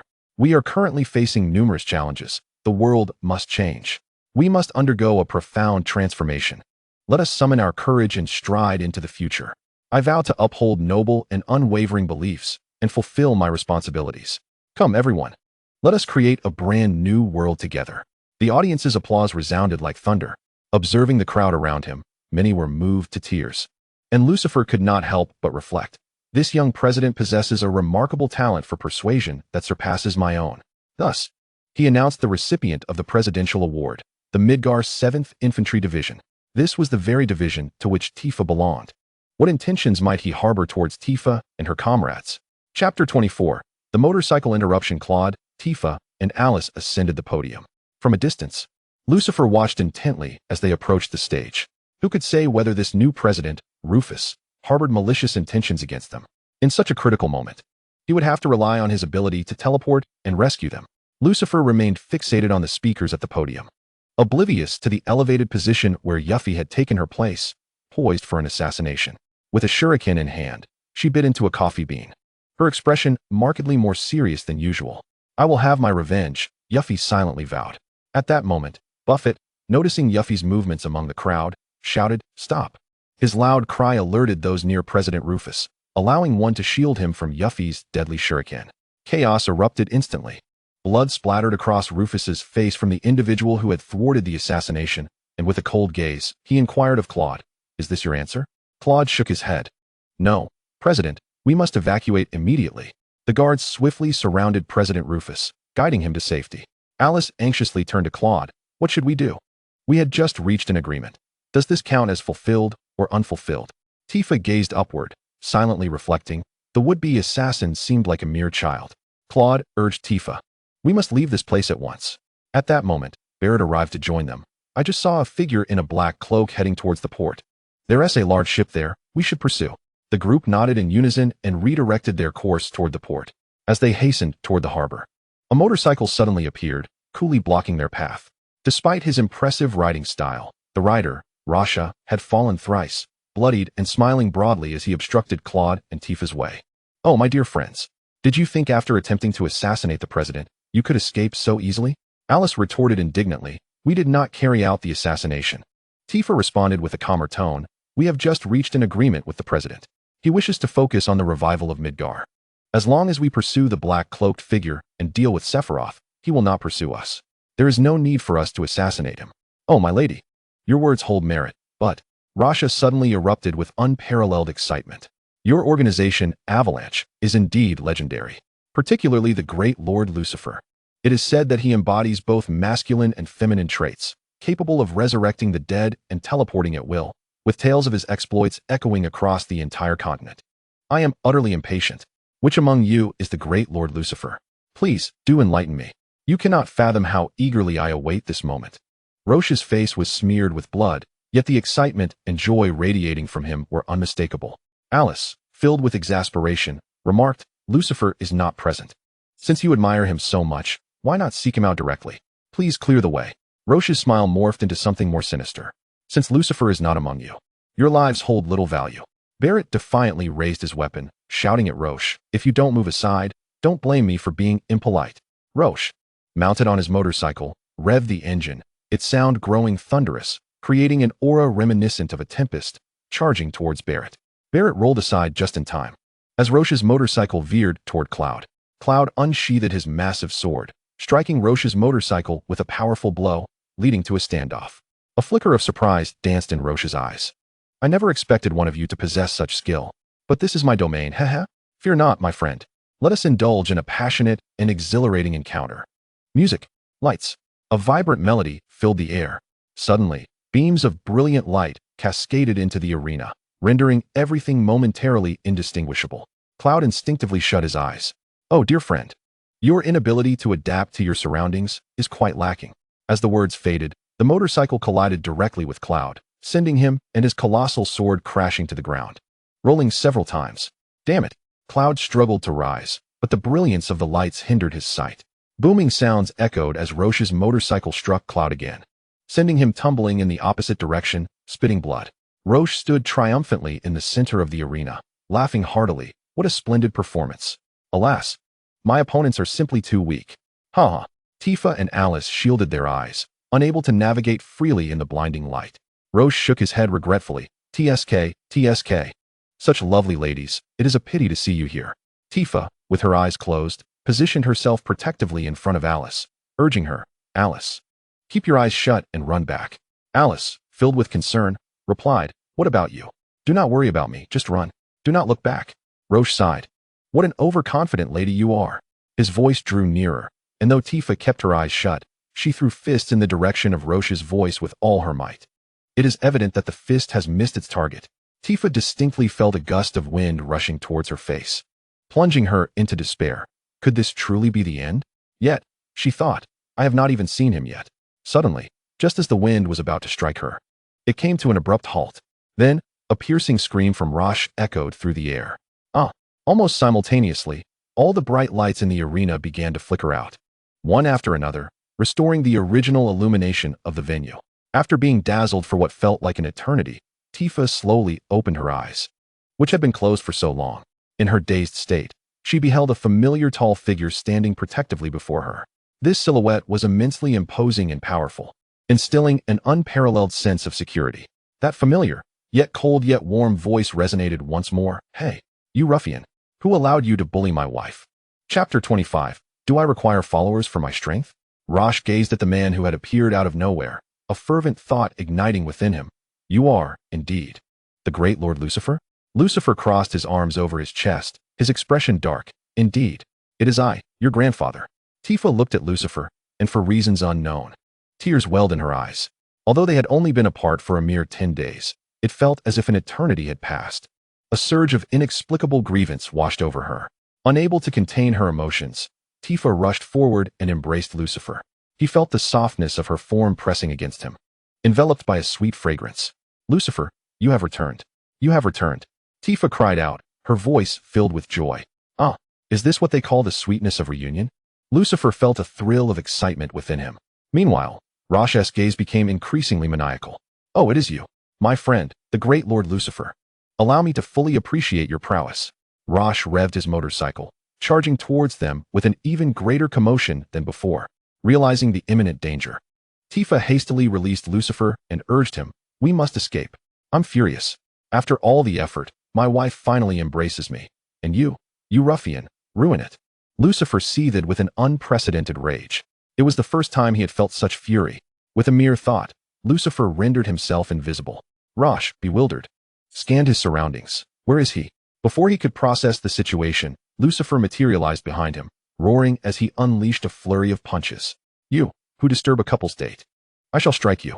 Lucifer, embodying the spirit of Bruce Lee, unleashed a relentless barrage of punches upon Roche. Blood spewed from Roche's mouth repeatedly, and with the final blow, he was sent crashing to the ground, his body drenched in the blood he had coughed up. Lucifer slowly approached Laz, raising his hand as if to strike, when suddenly a soft hand grasped his arm. Tifa gently implored, Lucifer, He has not harmed me. Spare his life. The notion of harm caused Lucifer to turn and scrutinize Tifa from head to toe. Embarrassed by his gaze, Tifa blushed and asked, "Why are you looking at me?" With righteous indignation, Lucifer retorted, "I am merely ensuring he has not laid a finger on you. If he dares to harm even a single strand of your hair, woe betide him." Tifa shook her head. "I am perfectly fine. Your arrival was quite timely." Tifa hesitated, glancing at the defeated Cloud and Barret sprawled on the ground, unsure of how to continue. It would be unjust to state that Laz had merely struck Barret once and Cloud twice. Lucifer observed the disheveled state of Cloud and Barret, covered in dust, and understood. Laz was fortunate to have targeted them first. It was rather amusing to see Cloud, typically so proud, brought low. "Well, I suppose this Laz has inadvertently done a good deed."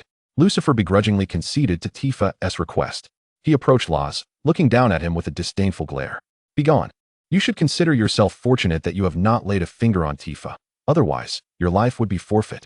To Lucifer's surprise, Laz gazed at him with awe, exclaiming, "Oh, great Lord Lucifer! You are indeed the mighty Lucifer." With great difficulty, Laz struggled to rise. This fellow was resilient. Despite losing so much blood, he still managed to get up. It seemed his blood regeneration was superior to that of an ordinary person. Laz bowed 3 times in reverence. "Great Lord Lucifer, I am your most devoted follower. Please accept me." Lucifer, exasperated, replied, "You insufferable fool. My sparing of your life does not imply that I hold you in any esteem. Really, if not for your interruption, I could have continued to enjoy the warmth of Tifa's embrace." Laz looked up at Lucifer with pleading eyes, adopting an exceedingly humble demeanor. "I beg of you. I truly admire you. Ever since your legendary prowess became known in Shinra, I vowed to follow you. Begone. With my abilities, do I need a follower? Get away." Lucifer was still irritated that this fellow had disturbed his moment with Tifa. Laz's pitiful gaze grew even more sorrowful. "But I truly wish to." Seeing his plight, Tifa approached to reason with Laz. "Lucifer's mind is set for now. Besides, we cannot possibly carry a Shinra special operative with us. You should return." She emphasized the phrase "carry with us." Laz immediately understood her implication, nodding fervently and bowing as he retreated.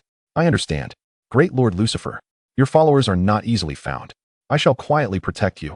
O Lord Lucifer, please continue your grand adventure." "Oh, my dear friend, Lord Lucifer." His voice gradually faded into the distance. This eccentric fellow, how peculiar indeed. Cloud and Barret struggled to rise, their bodies still bearing the wounds inflicted by Roche's attack.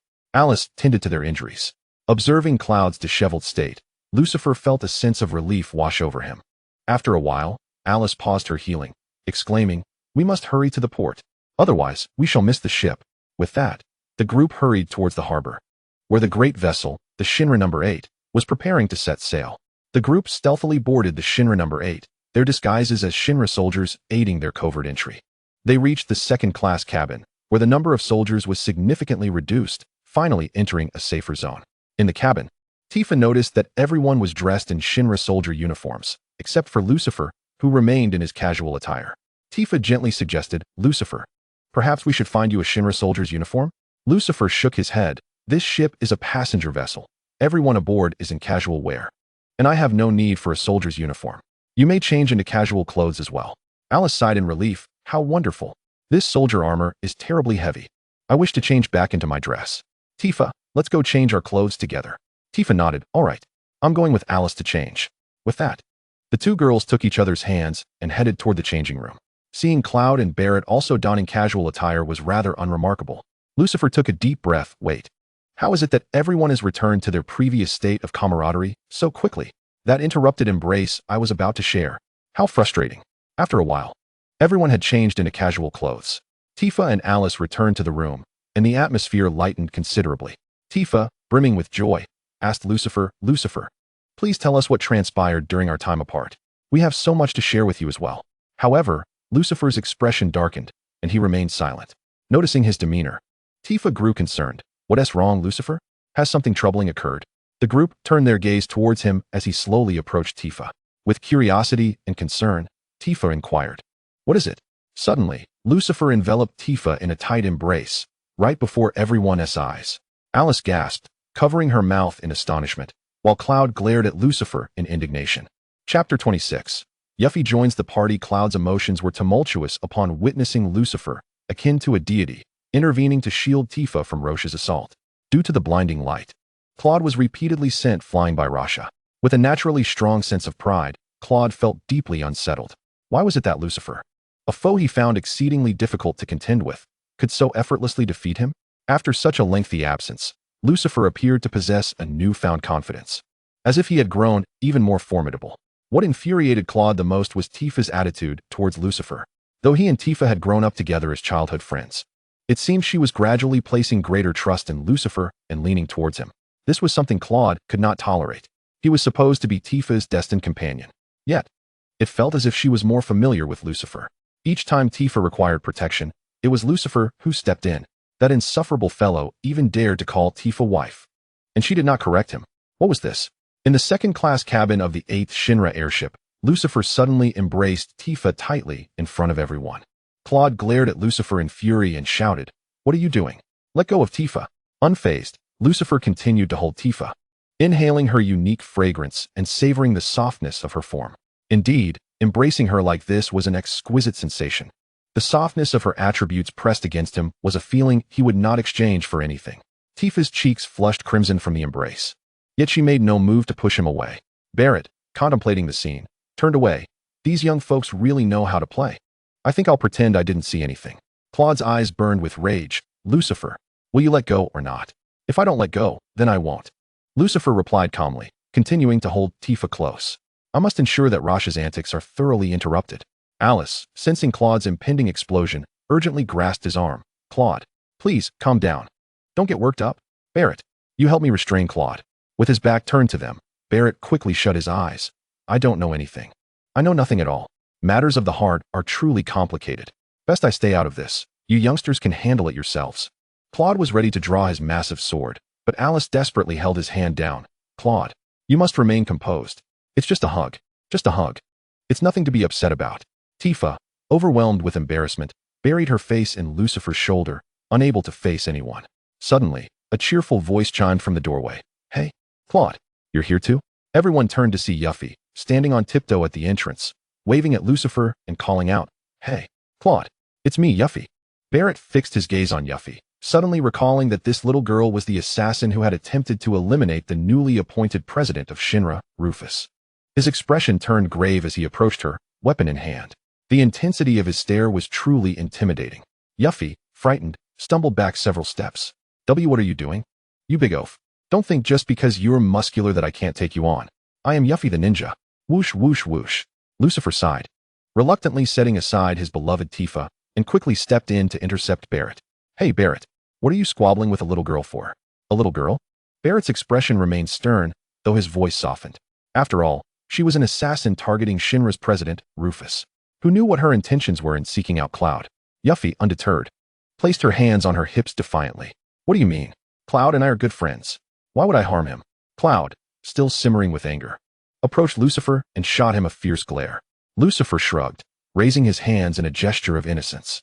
Turning to Yuffie, Cloud asked, Do you know me? Because I certainly don't know you. What? Yuffie stared at Cloud as if he were an oddity. Hey, why are you trying to associate with me? I'm not the kind of woman who entertains random advances. Yuffie's childlike demeanor led Tifa to believe she was not a malicious person. Tifa gently inquired, May I ask your name? With a proud grin, Yuffie struck various poses for her self-introduction. Sometimes I am a master materia hunter. Other times, a glamorous assassin. And occasionally, I am a beautiful ninja here to lend a helping hand. But what is my true identity? I am none other than the beloved Yuffie. She beamed a radiant smile and even winked at everyone. The group couldn't help but shake their heads in affectionate exasperation. Just a little kid. Lucifer sighed. You're just a little brat. And a woman? Yuffie glared at Lucifer in indignation. Cloud, what did you say? I'm not a child. If you say that again. Whoosh, whoosh, whoosh. I'll take you down. Cloud. The others exchanged curious glances at Lucifer. Alice laughed, clutching her stomach. Ha! Lucifer, why are you using Cloud's name? What mischief have you been up to? Lucifer rubbed his forehead. Actually, I was up to something good. What? Yuffie exclaimed, her eyes widening in astonishment. You're Lucifer. You are the great Lord Lucifer.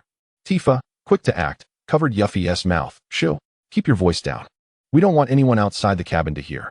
Right now, Lucifer's name is quite notorious. It's better to keep it under wraps for our convenience. Yuffie nodded, her voice muffled as she expressed her disbelief. It's true. Only then did Tifa feel reassured enough to lower her hand that had been covering Yuffie's mouth. Yet, Yuffie continued to gaze at Lucifer with incredulity. Cloud, no, you are truly Lucifer? With his arms crossed proudly over his chest, Lucifer raised his head defiantly. Indeed, it is I. Your long-admired idol is none other than me, Lucifer. Wait. You are really Lucifer? Yuffie clutched her heart, astonished. How could it be? My idol, the one I've always revered, is just a rogue who clings to girls. Her face was etched with sorrow. How can this be? Reality and fantasy are indeed worlds apart. Lucifer frowned darkly. Who are you calling a rogue? Chapter 27. Unlocking the perspective function. The group gathered in the second-class cabin of the 8th Shinra ship, finally beginning to share their experiences during their time apart. The residents of Calm, initially under Tifa's guidance, intended to explore the walled shopping district or Midgar for opportunities. However, upon learning that Calm had returned to tranquility, the majority returned to their hometown. Reports indicated that Calm now boasted a significant number of residents capable of wielding weapons, practically resembling an army, more than capable of self-defense. Lucifer couldn't help but reflect. Indeed, thousands of Shinra soldiers are equivalent to a battalion. It would be quite a challenge for ordinary Shinra forces to defeat them. Safeguarding a territory is child's play. Currently, the most pressing matter in Calm was the construction of a statue in honor of Lord Lucifer. At this point, the group shared a knowing glance toward Lucifer. He scratched the back of his head, offering an awkward smile. I have no say in the matter. They insist on erecting a statue in my honor, and no amount of persuasion seems to dissuade them. As for Cloud and Tifa's reason for arriving in Junon, it was in pursuit of the individuals cloaked in black. These figures appeared devoid of individual will, seemingly drawn by an unseen call, marching uniformly in a singular direction. Cloud often experienced visions, seeing Sephiroth emerge to speak cryptic words to him. After deliberation, the group concluded that following the black cloaks might lead them to Sephiroth. Regarding President Rufus, during their discussions at the podium, an agreement was reached. The matter of the black cloaks and Sephiroth was entrusted to Cloud and his companions, while Shinra would abandon the pursuit of Avalanche and their associates. However, the moment this agreement was finalized, President Rufus was assassinated by Yuffie. Consequently, Cloud and the others were left uncertain whether the agreement had been realized or not. Yuffie, with a sheepish smile, endeavored to ingratiate herself. I had no idea you were discussing such significant matters. I merely accepted an assignment to assassinate the Shinra president. Had I known you were with Avalanche, I certainly would have sought you out first. I have long desired to collaborate with you. Barrett sighed. Though you've stirred up quite the chaos, I must admit, I feel a sense of relief. Regardless of who assumes the role of president, Shinra will always remain Shinra. I have no desire to engage in any dealings with them. Yuffie joyfully patted Barrett on the shoulder and exclaimed, Who would have thought? You are quite agreeable and honorable. When I first laid eyes on you, I believed you to be rather intimidating, haha. From now on, we shall be good friends. Meanwhile, Lucifer succinctly recounted his experiences thus far. Upon hearing Lucifer conceal his true name, Tifa nodded in agreement. Lucifer, your reputation across the continent has become exceedingly prominent. Utilizing your real name would indeed prove quite inconvenient. It is best to continue using a pseudonym for the time being. Cloud, visibly displeased, interjected. If he uses the name Cloud, what will I be called? Moreover, why is it that Lucifer's name is deemed too renowned to be used, while my name, Cloud, is not considered noteworthy enough? This is infuriating. Lucifer waved dismissively. I have no intention of using the name Cloud. I wish to choose another. Glancing at Tifa, he happily raised his hand and declared, I shall be called Tiff. Yuffie, upon hearing this, excitedly praised, Tiff. That is a splendid name. Tifa's husband. Very memorable indeed. I shall remember it. Truly a delightful companion. We must celebrate with a meal someday. Lucifer cast a grateful glance toward Yuffie, who patted her shoulder, signaling her loyalty. Tifa, still processing the name Tiff, was suddenly enlightened by Yuffie's explanation, causing her to lower her head and touch her face, pondering. Why has my face been so easily flushed of late? Cloud's expression darkened further. What a ridiculous name. You truly lack taste. Why do you care? I shall call myself Tiff. Tiff. You are being exceedingly loud. I shall continue to be loud. As Lucifer and Cloud exchanged banter, the ship's loudspeaker crackled to life. Welcome aboard the 8th Shinra ferry. I am Captain Jitov. This vessel is currently sailing smoothly towards Sun Coast. Although the journey is brief, I encourage all passengers to relax. Furthermore, we will host a grand competition at 2100 hours as entertainment for this voyage. The rewards will be quite generous. Interested passengers, Please gather in the lounge after this announcement. Yuffie and Alice, upon hearing the announcement, were filled with excitement. How wonderful. There's a competition. It will surely be lively. Let us go participate. The group made their way to the upper deck, discovering that the 8th Shinra ferry was quite spacious, adorned in luxurious and resplendent decor. At that moment, the sun was setting, casting a warm golden glow upon the vessel, enhancing its beauty. Tifa inhaled deeply, savoring the scent of the sea. Yuffie, nearly bursting with joy, exclaimed, "The sea breeze invigorates me. It's so beautiful." Alice, buoyed by the atmosphere, chimed in, "Were you previously not in high spirits? If this is your current state, what must you be like when truly energized?" On the deck, 3 young ladies held hands. Occasionally glancing at the seagulls on one side, and then at the dolphins on the other, their spirits visibly lifted. Amidst this joyous moment, the sound of the sign-in system suddenly echoed. Ding. Would the host like to activate the seaside version of the daily sign-in system? The seaside version? How delightful that this system is attuned to local customs. Naturally, I wish to activate the seaside edition. Are there any new features? Congratulations, host, on activating the seaside version of the daily sign-in system. Would you like to check in? Yes, check in. Check-in successful. Congratulations, host. You have acquired a 3-second X-ray vision ability. What is this? X-ray vision? Is that for real? Lucifer's heart raced in excitement. If I could truly see through things. Then Lucifer immediately directed his gaze towards Tifa's back. System, activate the 3-second X-ray vision now. In an instant, Lucifer beheld Tifa's exquisite figure, transformed under the X-ray vision into a more alluring sight. The 3 seconds passed swiftly. Tifa turned around, smiling at me. I must activate the X-ray vision for another 3 seconds. The view above and below, too dazzling to take in all at once. Tifa's magnificent form was flawless from top to bottom. I continued to activate it. Again, once more. I would gladly spend a lifetime gazing at Tifa through this vision. Lucifer distinctly felt a warm liquid trickling beneath his nose. The system emitted a warning sound, friendly reminder to the host. Frequent use of the X-ray vision will deplete a significant amount of energy and may lead to after effects. What after effects? This so-called after effect is commonly known as kidney deficiency. Curse the system. Is it such a crime to admire Tifa's body a few more times? No. As long as there are still green mountains. I need not worry about firewood. There will be plenty of opportunities to admire Tifa from different angles and distances. However, just one last look for the final 3 seconds. Just one glance. Suddenly, Barrett appeared before Lucifer, concerned. Lucifer, or rather, Tifa, why is your face as red as a tomato? Are you all right? Barrett's naked form came into Lucifer's view. Oh, I'm going to have an eye twitch. Barrett, get out of my sight immediately. Chapter 28, The Genius Girl. Reggie. Lucifer rubbed his eyes, which had been severely affected by Barrett's exposure, until he finally regained his composure. It seems this X-ray vision must be used with caution. Those fleeting 3 seconds already caused dizziness, and I might see something unsavory.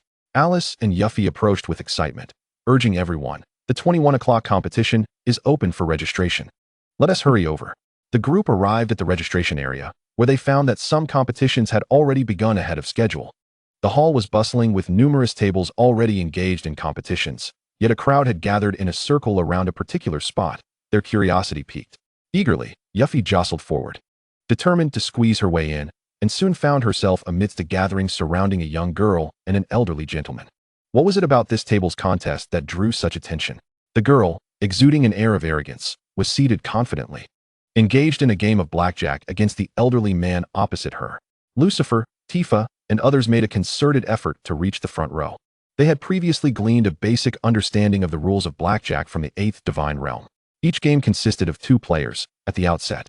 Each was dealt 2 cards, and players decided whether to take an additional card based on their current total. Face cards were counted as 10, and exceeding 21 meant elimination due to busting. After the initial deal, players could opt to draw another card or double their bet. Doubling the bet meant they would receive 2 cards, significantly increasing the risk of busting. The player who doubled had priority, while the other could only choose to accept or fold. If both players busted, they would both be eliminated, resulting in a mutual demise. Should a player wish to avoid being eliminated by busting, they could forfeit the round, thus securing a chance for a second game. It was crucial to note that each player could only double their bet once. If one player was concerned about the other's potential to double, sometimes folding would be the wiser choice. After all, in the second round, only one player could double, thus maintaining a chance to control the game. Of course, folding was also limited to 1 use per player. As the haughty girl and the elderly gentleman entered the second round, Tifa listened intently to the discussions around her. Piecing together the events of the previous round, the girl had chosen to double her bet in the first round, while the elder had opted to fold, leading them to this decisive round. Tifa quietly mused, "This young lady possesses remarkable courage, daring to double her bet in the first round without fear of both losing." Lucifer, employing his 3-second insight, examined the current state of the game. In the second round, both players held 2 cards. The proud girl had a jack and a queen, while the elder had an 8 and a 9. The elderly gentleman hesitated, uncertain whether to draw another card or double his bet, as 17 was already a formidable total. Lucifer glanced at the draw pile, noting that the next 4 cards included 2 aces and 2 twos. The elder's total stood at 17, while the arrogant girl had reached 20. Lucifer, having just arrived, was unaware of who had drawn first. However, even if the elder drew 2 twos, he would only reach 21, while the proud girl could bust with even the smallest 2 aces. If the elder chose to double his bet, victory was assured. Despite the apparent advantage held by the elder, their demeanors were strikingly different. The girl wore a triumphant smile, tilting her chin as she questioned the elder. "What is the matter? Afraid to double your bet? I can no longer do so myself." The elderly man trembled, hesitant to respond, his mind racing with calculations. "I have a total of 17. This number feels overwhelmingly high. Even if I draw another card, the likelihood of going bust is substantial. Yet, judging by her expression, her hand must be rather modest." The young girl continued to press him insistently. "Hurry up. If you don't make a decision soon, this game will stretch into tomorrow." The old man's hands began to shake. What to do? Her eagerness to have me draw indicates her cards may be small, but they must still exceed my 17. The odds are certainly not in my favor. Should I choose to double my bet or draw just 1 card? Come on. We've waited long enough. The impatient girl drummed her fingers on the table, the staccato rhythm amplifying the old man's anxiety. With a deep breath, he closed his eyes. "Forget it. I will draw another card." Ultimately, he could not muster the courage to double his wager. The dealer aboard the ship dealt a card to both the girl and the elderly man. The first 2 cards were concealed, while the third was revealed. The girl received an ace, while the old man drew a 2. He sighed with relief. "I have 19. My chances of winning are quite favorable. Thank goodness I didn't T-double my bet." The girl, named Reggie, covered her mouth with her hands, feigning surprise, her shoulders shaking slightly, giving the impression of sorrow. The old man smiled, relaxing. "Reggie, you need not feel too disheartened. Though you are dubbed the genius Reggie, everyone experiences defeat at times. It is impossible to win every time." Lucifer shook his head and sighed. "This girl, so young, displays quite the flair for drama." Reggie spread her arms wide, her radiant smile unmistakable. "Everyone experiences defeat, but as for me, Reggie, I have never known what it means to lose." Ha ha ha. 21. A decisive victory. She revealed her 2 concealed cards, a jack and a queen. The old man stared in disbelief. "How is this possible? How can you have 20? Yet you urged me to double my bet." Grasping his chest, he fainted. The dealer immediately summoned help, and the ship was equipped with comprehensive emergency measures. All onlookers gazed at Reggie in admiration, astonished by her audacity. Truly, the genius Reggie lived up to her reputation. What an exhilarating round. Had I not witnessed it myself, I would scarcely believe someone would dare to play 21 in such a manner. It seems today as champion is undoubtedly the genius Reggie. Of course, we are merely here as her supporting cast. Reggie graciously accepted all the accolades, her head held high and her nose in the air.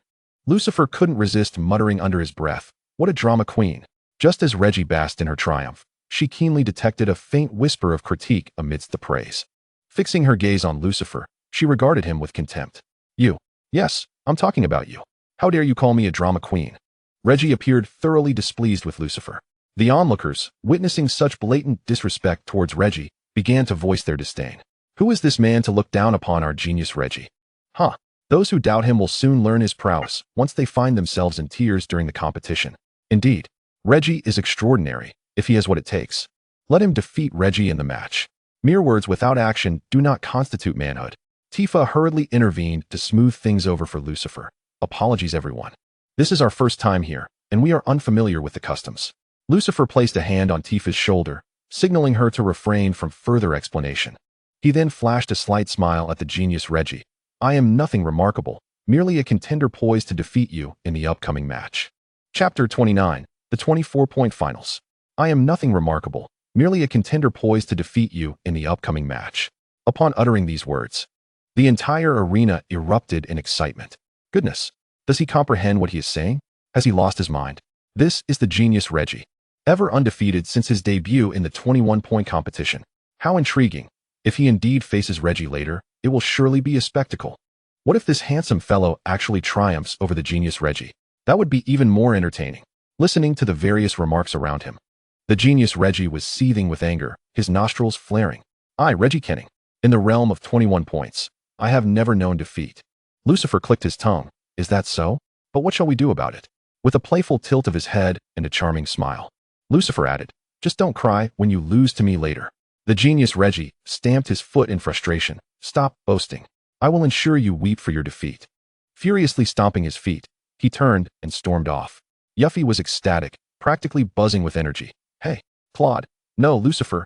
No, Tifa. Do you truly have faith in defeating that arrogant rooster Reggie? He seems quite formidable. Tifa, with a voice as gentle as a whisper, replied, when have you ever seen him speak without following through? Hee, my wife knows me best. Just as Lucifer prepared to embrace his wife, Claude interjected, positioning himself between Lucifer and Tifa. Claude, with a serious expression, stated, the registration desk is over there. Let us hurry. That infuriating fellow. He has determined to be the third wheel between Tifa and me, hasn't he? I will find an opportunity to rid myself of him. Soon. Everyone registered for the competition. Lucifer signed up under Tifa's name and proceeded to his assigned table. As Lucifer sat, closing his eyes to await his opponent, he was startled by the loud thud of someone plopping down in the chair beside him. Who could that be? Their footsteps felt like an earthquake. Lucifer opened his eyes to behold the last person he wished to encounter today, Barrett. With a goofy grin, Barrett exclaimed, hey, didn't expect to see me here, did you? Tifa, your luck has run out. After speaking, Barrett tossed a flirtatious glance at Lucifer. Good heavens, is there no sense of justice left? I simply do not wish to see Barrett today. The mere thought of having to use my clairvoyance on him again fills Lucifer with despair. This shattered feeling of frustration lingered even after he effortlessly triumphed over Barrett and the subsequent contestants. Utilizing the 3-second clairvoyance, Lucifer swiftly advanced to the finals. Undoubtedly, the champion would emerge between Lucifer and the prodigious Reggie. Reggie gazed at Lucifer with mild astonishment. I didn't expect you to actually make it to the finals.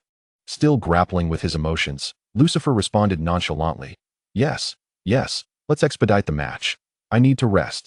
Reggie felt a surge of anger rising to her head. You dare to look down upon me. I shall compete with you fiercely. The onlookers could not help but whisper among themselves. Look at that man named Tiff. He appears utterly indifferent. Indeed, he seems to be holding victory in the palm of his hand. Having reached the finals, he must possess considerable skill. Initially, I was skeptical about his ability to defeat the undefeated prodigy Reggie, but now I find myself wavering. Hearing the murmurs of disbelief surrounding her, Reggie shouted in fury, silence. All of you. The dealer quickly urged the crowd. Please keep your voices down and do not disrupt the competitors. Though the noise diminished, the discussions continued unabated. Reggie appears so flustered. She lacks composure. Indeed, the one truly assured is the dark horse Tiff. Look, he even yawned. He exudes confidence, as if he could effortlessly overcome Reggie. Reggie glared at Lucifer in anger. This is all your fault. You have tarnished my reputation. Today, I shall ensure you beg for mercy. Lucifer yawned increasingly. All right, let us commence. I am truly tired. The finals began. The dealer dealt the cards, and Lucifer glanced at his 2 cards, an ace and a 2. What terrible luck. Without needing to peer into Reggie's cards, he knew hers must be superior. Reggie examined her 2 6s, contemplating whether to double down or play it safe and draw another card. As she pondered her strategy, Lucifer abruptly yawned widely and declared, I fold. The audience was plunged into shock. What is happening? The game has barely begun, and he opts to fold? I thought this gentleman named Tiff would prove formidable. It seems he was merely boasting. What a load of hot air about defeating Reggie. A chorus of boos erupted from the audience. Yuffie shouted in dissatisfaction towards Lucifer. Tiff, what is wrong with you? If your cards are too small, you should double down. Why choose to fold? Barrett shook his head repeatedly, expressing his thoughts. Indeed, opting for a double bet could have provided an opportunity for the opponent to fold, thus preserving one's own chance to fold as well. Lucifer's choice to proceed in such a manner left him with no escape route. I believe his earlier victory over me was merely a stroke of luck. This reckless strategy of Lucifer, devoid of any fallback, began to unsettle the genius Reggie. To declare a fold at the outset is a rarity in the realm of 24-point games. Now, he possesses only one opportunity for a double bet. While I still have one chance for a double bet and one to fold, the situation appears favorable for me, yet I find myself increasingly anxious. Reggie observed Lucifer, who remained unfazed amidst the surrounding discussions, and her confidence began to wane. The second round commenced. Reggie drew a pair of twos, furrowing her brow. This hand is rather insufficient. Should I call for a double bet? However, if I do so, it would mean this round must yield a definitive outcome, wasting my chance to fold. As Reggie grappled with her inner turmoil, she heard Lucifer's confident declaration, "Double bet." What? Reggie jolted her head up. Disbelief etched across her face as she gazed at Lucifer. Why? Why does it feel as though he has been in control of this match from the very beginning? The surrounding crowd became animated at the sight. This tiff truly seems extraordinary. He called for a fold at the start of the first round and now a double bet at the beginning of the second. It appears that Reggie has hardly had a say in this game. This round must surely conclude in a decisive manner, and Reggie has done nothing to influence the outcome. I believe Tiff will triumph. His eagerness to call for a double bet suggests his hand must be rather weak. Just observe Reggie's expression. It looks grim, indicating her hand is likely quite formidable. Reggie glanced at her pair of concealed twos, pondering. With such a meager hand, calling for a double bet should statistically favor me to win. Yet, she looked up at the self-assured Lucifer, who seemed poised to claim victory, but his hand could also be weak. Am I truly willing to leave the outcome to the whims of uncertain fortune? No. Relying on luck is unreliable. Clenching her fist, Reggie declared, "I choose to fold." The audience erupted in astonishment. My heavens, Reggie has opted to fold, and they are advancing to the third round. What an exhilarating finale. My blood begins to boil. Indeed, it feels so thrilling. Both players exhibit remarkable prowess. I can finally sense the atmosphere of a duel among masters. In this moment, Reggie appeared to exhale gently. He has no further choices left. While I still hold one opportunity for a double bet, the dynamics of the third round rest entirely in my hands. Reggie glanced at Lucifer, who maintained his nonchalant demeanor, seemingly indifferent to the unfolding drama. Regis clenched her teeth in frustration. How could this person always exude such confidence? He clearly had no escape route left. The third round depended entirely on me. How infuriating. What could possibly shatter his composure? The third round commenced. Regis took a deep breath and cautiously revealed her cards. Upon seeing her hand, her hands trembled uncontrollably as two hidden cards were laid bare for all to see. A fateful jack and queen. The audience erupted in excitement. Goodness. Regis held a jack and queen. She had no choice but to go all in. A disastrous outcome was inevitable. The probability of busting with an additional card was exceedingly high. Yuffie wore a smug expression. Regis is done for. Tifa's earlier tension dissipated, replaced by a sigh of relief. Cloud maintained his stoic demeanor. This guy really has luck on his side. Lucifer smiled slightly. Oh, the brilliant Miss Regis. Why have you shown your cards to everyone? Are you conceding defeat? Observing the surrounding faces shaking their heads and sighing, Regis could hear the murmurs. Is Regis about to lose? With two cards totaling 20. This is a guaranteed loss. Regis's luck is horrendous. Fate has determined her defeat. Fueled by indignation, Regis ground her teeth. Who says I am conceding defeat? Choosing one card. I have a 12 out of 13 chance of busting. Choosing two cards, I am guaranteed to bust. Regis glared at the composed Lucifer across the table. His hand must be weaker than mine. If I select one card, he has a 12 out of 13 chance of winning. However, should I choose to double down, he too has a significant chance of busting, leading us both to destruction. In a fit of rage, Regis declared, I choose to double down. The audience was on the verge of explosion. Goodness. Regis has opted for self-destruction. She has chosen to go down with Tifa. The dealer distributed two cards to both players. Regis's expression was one of tragic valor. If I cannot win, neither shall you. In this match, there shall be no victor. I remain the undefeated genius, Regis. TSK, TSK, TSK. Lucifer clicked his tongue, lamenting. What a pity, even if you double down. I shall not lose. The cards were revealed. Regis's hand displayed. Jack, Queen, Ace, Ace. Lucifer's hand revealed. Ace, Ace, 9, King. With a calm smile, Lucifer laid his cards on the table. 21. A decisive victory. Regis stared in disbelief. How could this be? How could there be two aces? Lucifer sighed. Indeed. Had you chosen one card, you would have achieved 21 and defeated me. Alas, you chose self-destruction. I am the victor. Yuffie gasped, clutching her rapidly beating heart. Oh my. If Regis had played it safe and chosen just one card, Tifa would have lost. This is too thrilling. My heart simply cannot handle such excitement. I can't take it anymore. I must steer clear of gambling in the future. The audience was left speechless, their astonishment evident. In a stunning turn of events, Reggie found herself in a position to self-destruct, an extraordinary spectacle indeed. I have never witnessed such a riveting game of blackjack. This match shall undoubtedly be etched into the annals of history. Reggie stood in shock, unable to comprehend the reality that her first defeat stemmed from her own decision to self-destruct. Had she opted against it, victory would have been hers. Was this some cruel jest played by fate? Lucifer rose, approached her, and gently patted her shoulder, offering kind words of solace. Little sister, there is no need for such deep sorrow. Your luck in this game was quite remarkable. In the first round, I drew 2 aces. A rather weak hand that would have led to my probable defeat had I not discarded. Reggie disdainfully shrugged off Lucifer's hand, retorting, "Huh? I do not require your consolation. You merely had a streak of good fortune, so keep your distance." Lucifer feigned a sigh. "Yet, you actually had a chance to win in the second round. For I had drawn 2 queens, a hand destined for loss. Alas, my luck in the finals was dismal, worse than any previous hands, nearly inciting me to throw my cards in frustration." Reggie gazed at Lucifer in disbelief. "What? You had 2 queens in the second round?"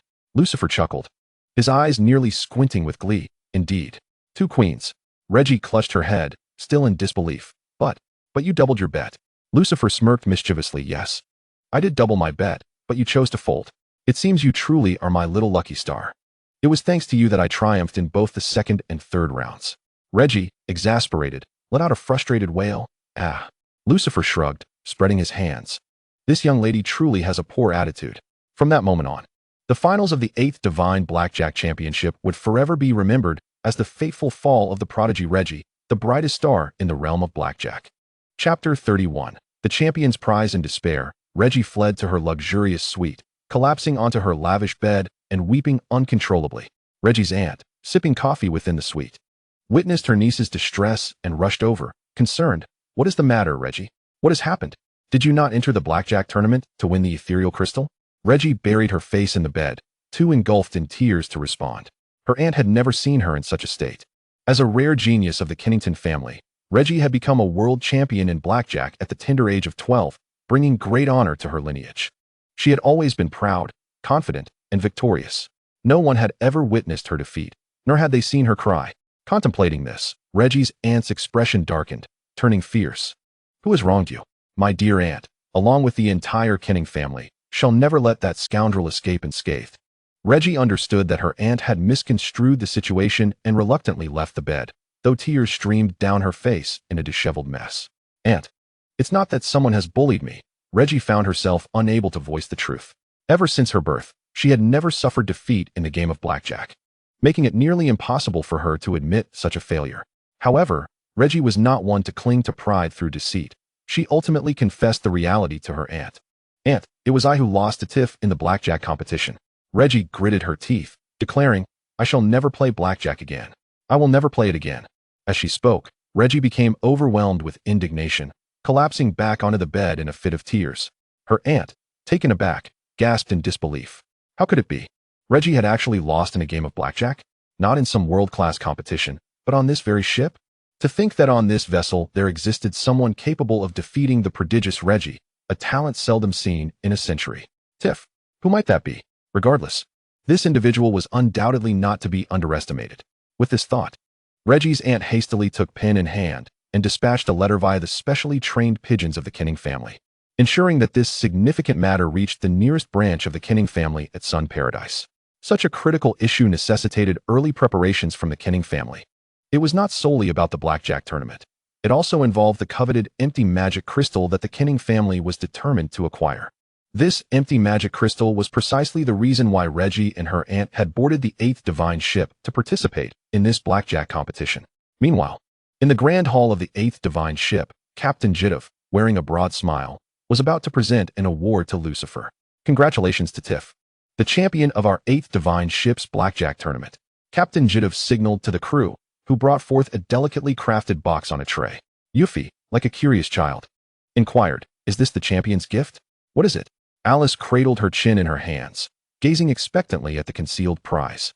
"It must be a splendid gift. The outer box is so beautiful and adorned with jewels." Barrett chuckled. "Tiff, how about you keep the prize inside, and I take this gorgeous box?" Having no financial concerns, Lucifer was indifferent to the jeweled box. He merely hoped that in the future, when using his powers of perception, Barrett would remain well out of his line of sight, as he wished to avoid any further complications. Take it. The box is yours. Barrett was taken aback by Lucifer's unexpected generosity, giving him a hearty pat on the shoulder. What a good brother. If you ever need my assistance, just let me know. Captain Jidov maintained his unwavering smile as he addressed Lucifer, Champion Tiff. You may now open the box and see your prize. Lucifer stepped forward and opened the gem-encrusted box. The instant it was unveiled, a radiance more dazzling than the gems illuminated the entire hall of the 8th Divine Round. The crowd could not help but exclaim in awe. Wow, is that a magic crystal? I've never seen such a resplendent magic crystal. It's breathtaking. This magic crystal is a deep burgundy. Its hue resembles that of wine aged for many years, simply exquisite. What do you know? This magic crystal is called the Void Crystal. It can alter space at will. It is a remarkable treasure.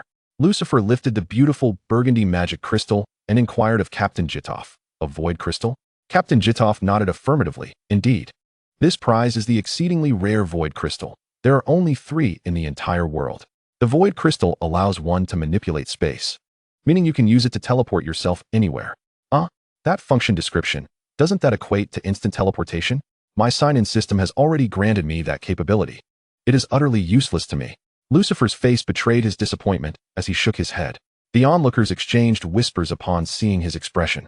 It seems that Champion Tiff is not particularly pleased with his prize. This is a void crystal. How can he possibly be dissatisfied with such a precious gem? It appears Tiff's identity must be quite extraordinary. He seems utterly indifferent to such a valuable treasure. Seeing this, Yuffie immediately bounced forward. Tiff, if you don't like this magic crystal, you can give it to me. As a magic crystal hunter, I would be more than delighted to accept such a gift. Give? Indeed. This magic crystal is burgundy, similar to Tifa's eye color, and it is as beautiful as a gem. Ignoring the exuberant Yuffie, Lucifer took the void crystal and presented it to Tifa, saying affectionately, Tifa, the color of this magic crystal is as lovely as your eyes. It suits you perfectly. I gift it to you. Tifa was initially taken aback, but then, shyly lowering her head, she replied, This is too precious. I cannot. Oh, what do you mean you cannot? Alice pushed Tifa towards Lucifer, saying, It is a gift for you. You should graciously accept it. Otherwise, it would be even more awkward for Lucifer to be rejected in front of so many people. Tifa found Alice's reasoning compelling. Indeed. How could she allow Lucifer to lose face in front of so many? Slowly, she extended her hand to accept the void crystal, examining the magic stone in her grasp. The pure burgundy hue was exceptionally beautiful. What girl does not adore lovely things? A smile of joy spread across Tifa's face. Thank you, I will cherish it well. It is truly beautiful. Lucifer gazed at Tifa's smiling face, filled with sentiment. Indeed, girls should be gifted with beautiful treasures. Once they reach Sun Paradise, he would buy Tifa more exquisite clothes and lovely swimsuits. In the Kenning family branch of the Sun Paradise, a letter from Aunt Reggie plunged the entire division into shock. It was astonishing to discover that there existed a master capable of defeating Reggie in the game of 21 points. Furthermore, this individual had claimed the elusive Void Crystal. The division, sensing an imminent threat, promptly convened a meeting and reported the matter to the Kenning headquarters. Chapter 32. Arrival at Sun Paradise. Until they returned to the second-class cabin, Yuffie was bouncing with excitement. Lucifer, how did you manage to win? I still feel as if I'm dreaming. It's simply extraordinary. Your cards were so dreadful, yet that Reggie seemed bewitched, losing time and again. She was practically like your puppet. Her final expression was utterly hilarious. Lucifer stifled a yawn, almost deafening. That little one had good luck, but her mindset was poor. I'm exhausted. I can't keep my eyes open. Tifa gently advised Lucifer. Lucifer, you should sleep in the innermost bed. It's quieter there. Lucifer gazed at Tifa with starry eyes. You're the best, Tifa. Otherwise, you can sleep next to me. Cloud abruptly inserted himself between Lucifer and Tifa, scowling. Lucifer, I'll be sleeping beside you. Lucifer glared fiercely at Cloud, but after a long day and having utilized his clairvoyance far too many times, he was too fatigued to argue. He quickly succumbed to slumber. Time passed, and when Lucifer awoke, it was shrouded in darkness. He glanced around, noticing he was alone. Strange. Where has everyone gone? Could it be dinner time? Suddenly, a commotion erupted outside, as if something significant were occurring. Lucifer hastily got up and headed outside. At that moment, the intercom crackled to life. I am Captain Jidov. We are currently facing an emergency.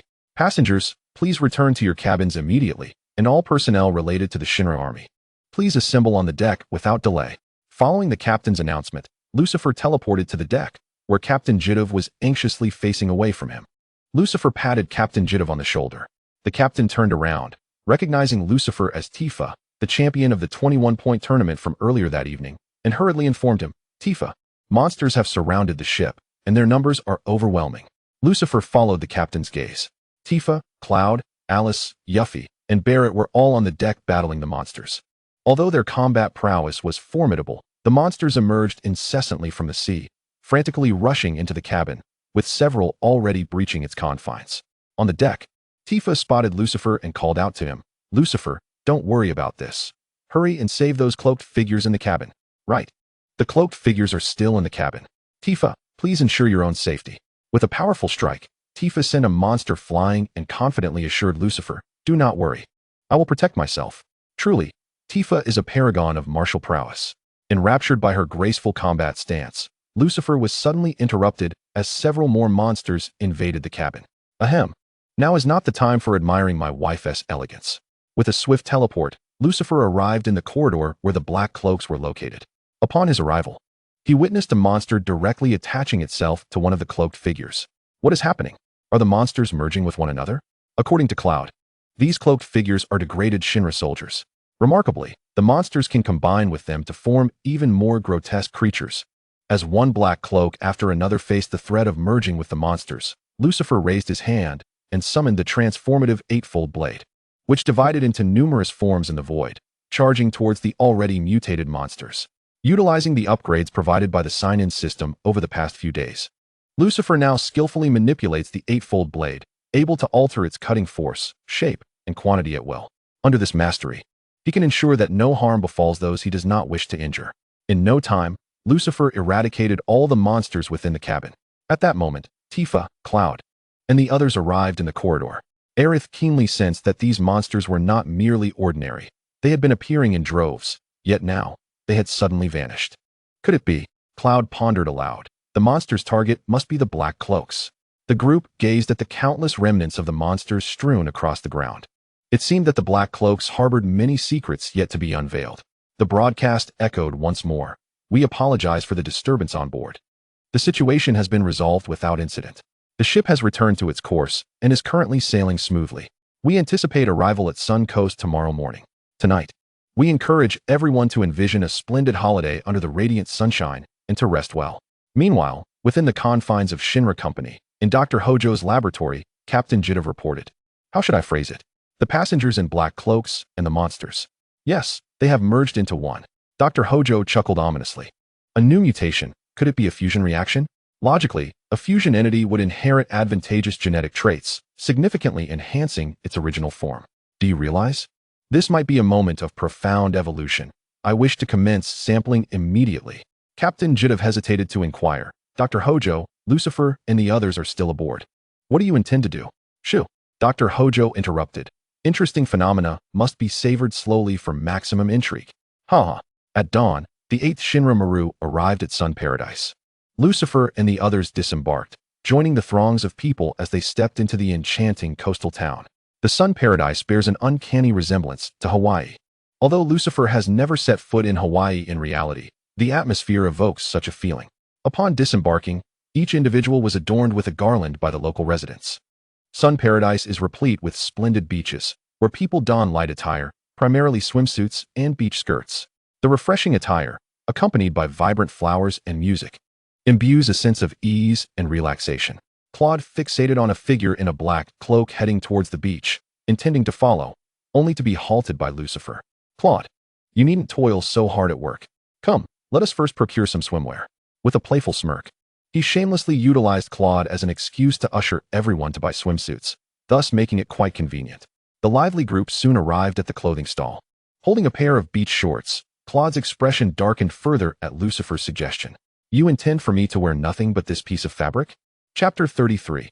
Signing in for the perfect figure. Alice joyfully tried on various colored skirts while encouraging Claude. Do not be so glum, Claude. Look at all the choices for your beach shorts. They come in a myriad of colors. How delightful. Indeed. Please do not dampen our spirits. Yuffie chimed in, nearly bouncing with excitement. There are so many beautiful skirts here. Regardless of which I choose, I shall surely appear quite feminine, right? Lucifer sighed. with your childlike figure. Any attire would only accentuate that. Fuming, Yuffie's nostrils flared in indignation. Lucifer. Shoo. Tifa quickly emerged from the fitting room, reminding Yuffie to lower her voice. With gentle grace. Tifa explained, "You should call me Tiff." Lucifer's gaze was transfixed on Tifa as she stepped out in a pure white swimsuit. The design of the fabric elegantly embraced her curves, revealing just the right amount of her shapely edges, leaving onlookers breathless. The short skirt showcased Tifa's fair and slender legs, making it difficult for Lucifer to suppress his excitement. Unable to resist, he activated his 3-second scanning ability several times. "Ah, Lucifer, you're bleeding," Alice exclaimed, astonished at the sight of Lucifer's nosebleed. The enthusiastic shopkeeper was unfazed by the blood staining the garments, promptly offering tissues. What a kind soul. Not only did he provide tissues, but he also designed an array of exquisite, refreshing skirts. Lucifer flung a stack of cash into the air, declaring, "I shall purchase every item in this store." Barrett's eyes widened. "Tiff, where did you acquire such wealth? Pray, share your secrets." Lucifer ignored him, his nose stuffed with tissues. Yet he cradled a collection of beautiful, delicate swimsuits in front of Tifa. "Tifa, do give them a try?" Tifa, blushing and shaking her head, finally placed her hands on her hips defiantly, proclaiming, "I will not." With that, she strode towards the exit, followed closely by her friends, Alice and Yuffie. A group of young ladies chattered animatedly among themselves. "Tifa, doesn't your skirt cover too much? Look at me. I'm revealing much more." "Yuffie, enough already. No matter how much you expose, it pales in comparison to Tifa." "Alice, Yuffie, you two are unbelievable." In the clothing store, only a few men remained. Cloud covered his bare upper body, feeling quite awkward. Barrett clapped Cloud on the shoulder, saying, "Cloud, don't be too shy. While you're lean, you do have those six-pack abs. Certainly better than Tifa's twig-like figure." Initially, Cloud felt bashful at Barrett's words, but upon hearing the comparison, he found solace. With newfound confidence, he puffed out his chest, declaring, "That's right. At least I'm stronger than that guy Tifa." Cloud still harbored an aversion to the name Tifa. Meanwhile, Lucifer emerged from the fitting room, tossing aside the curtain with unshakable confidence. "Who do you think you're better than? I just flaunted my perfect 8-pack abs this morning. On this beach, no one can rival my physique." Cloud and Barrett gaped in astonishment at Lucifer's sculpted chest and abs. Cloud, incredulous, exclaimed, "When did you achieve such a physique? You used to be so skinny, devoid of any muscle." "Huh, when did I secretly work on my body? That's a secret. Just remember, you will always be my subordinate." Lucifer strutted toward the direction of the girls, casually instructing Barrett, "Barrett, don't forget to bring all the clothes." Barrett, staring at the massive pile of garments, his already dark expression deepened. "There's just too much clothing. How am I supposed to carry all this? I said I'd help you, not become your lackey." The three men quickly caught up with the three women at the inn. Tifa, Alice, and Yuffie were anxiously negotiating with the front desk for a room. "Is there really not a single room available? Where are we supposed to stay tonight? Please, can't you make an exception? Even one room would suffice." The hotel staff repeatedly apologized. "We sincerely regret it, but today we can only accommodate those with reservations. We hope to welcome you again." The three girls wore expressions of dismay when they turned to see the three men, now changed and ready. Upon seeing Lucifer, their eyes sparkled with admiration. Yuffie immediately gave a thumbs up, exclaiming, "Tifa, who knew you had such a great physique? Let me count your abs. 1, 2, 3, 4. Oh my, 8 abs. Impressive. Wow." Alice nudged Tifa playfully, whispering teasingly, "Tifa, you really are lucky." Tifa's cheeks flushed even deeper as she swatted Alice's hand away. "What nonsense are you talking about?" Noticing Cloud's somewhat gloomy demeanor, Yuffie quickly poured praise on him. "Cloud, you have six-pack abs too. You're really amazing." Claude's visage has seemed perpetually dark since his return to the team. "Yuffie, there's no need for such sarcasm. I shall diligently work to refine the remaining 2 pieces." Yuffie pouted in displeasure. "I'm not attempting to mock you. Alas, the art of conversation is indeed a difficult skill to master. It appears I must continue my studies." Noticing the tension in the atmosphere, Alice swiftly shifted the topic. "What shall we do? Almost every hotel in Sun Paradise is fully booked. Where shall we sleep tonight?" Lucifer was about to assert that money can solve any problem.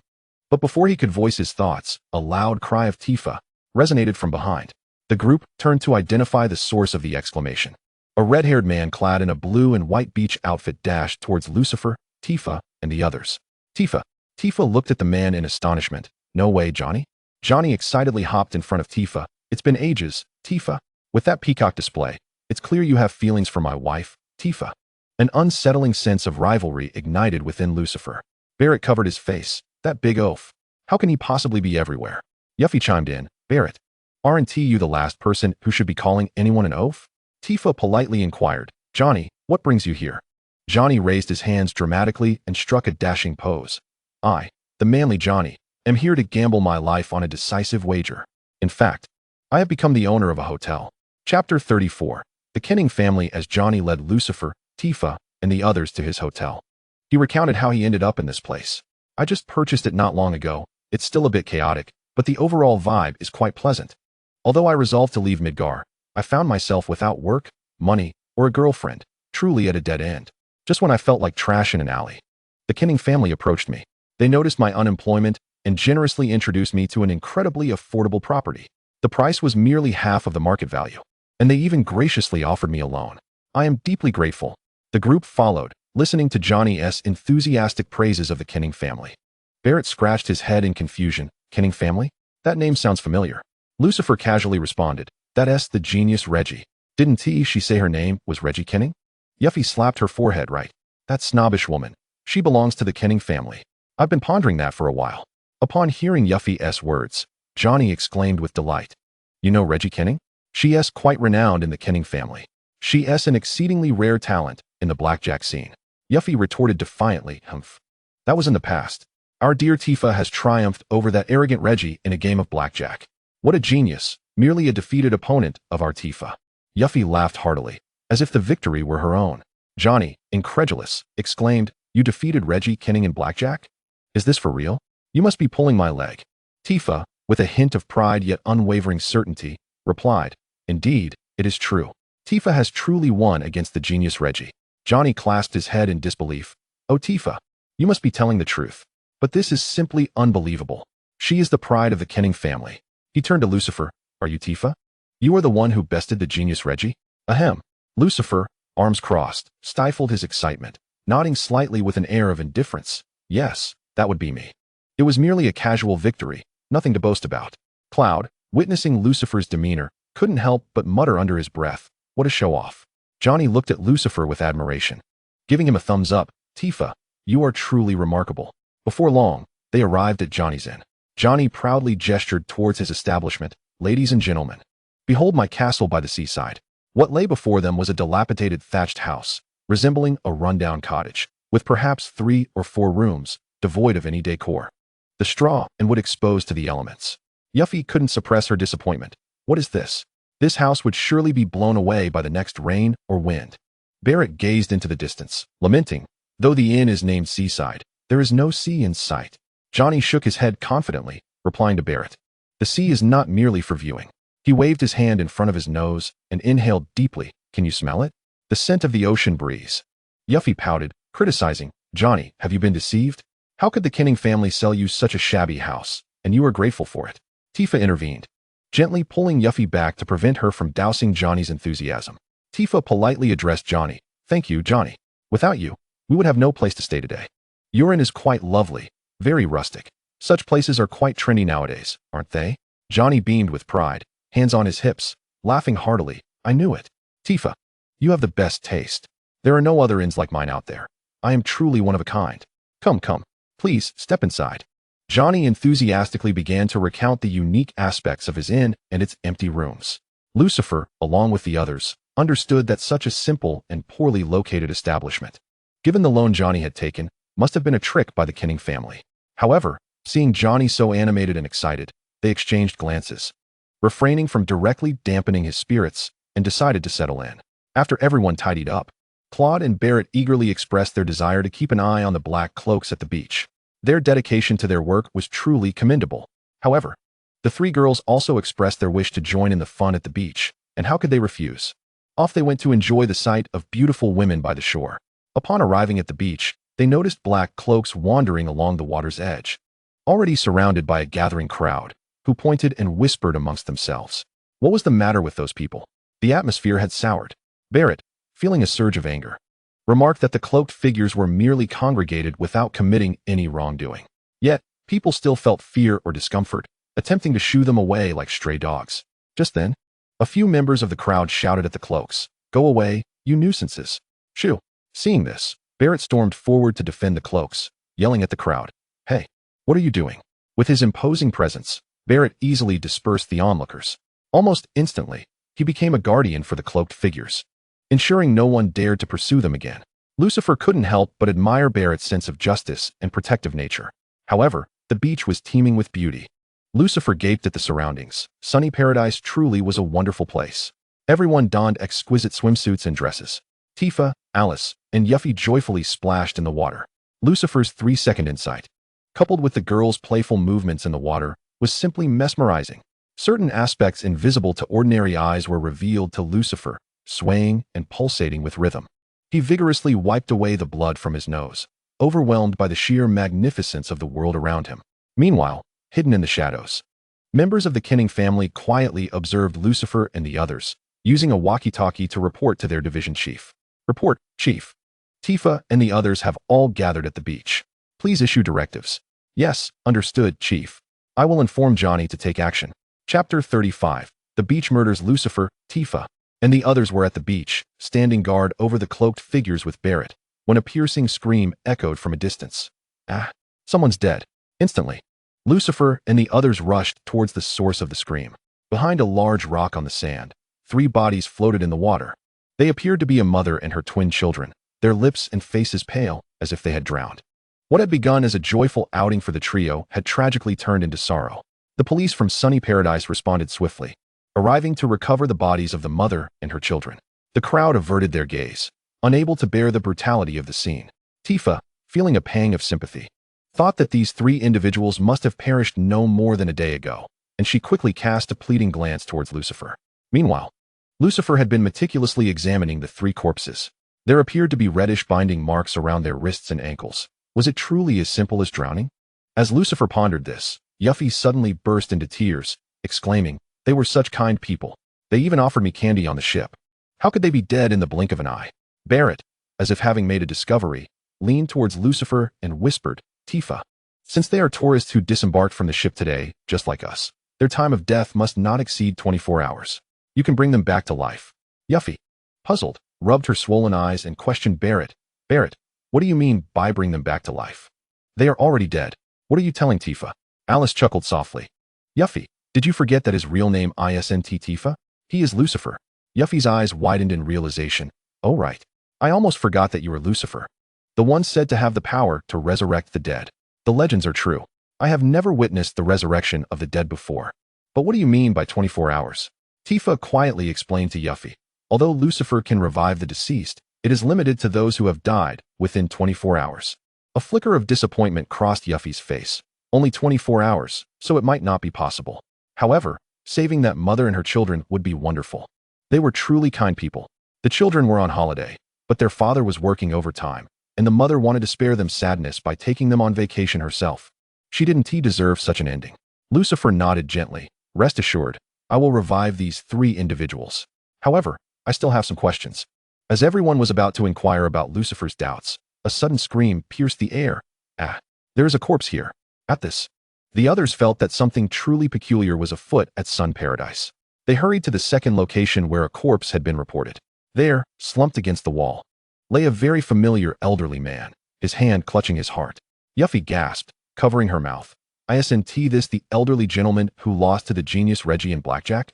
Having witnessed Reggie's game against the elderly man, Lucifer and the others recognized him instantly. The police soon arrived, declaring to the gathered crowd that the old man likely succumbed to a myocardial infarction, swiftly removing the body to the police station. Cloud furrowed his brow. "We've only just disembarked at Sun Paradise a few hours ago. How could so many people have died here?" Even the slow-witted Barrett sensed something amiss. Could it be that the murderer is targeting those of us aboard the 8th Shinra ship? Lucifer pondered. If the murderer was indeed targeting those aboard the 8th Divine ship, then the deceased surely would not be limited to just these few. Indeed, soon the beach was filled with a cacophony of screams, as several more cases of death occurred, all disguised as natural causes.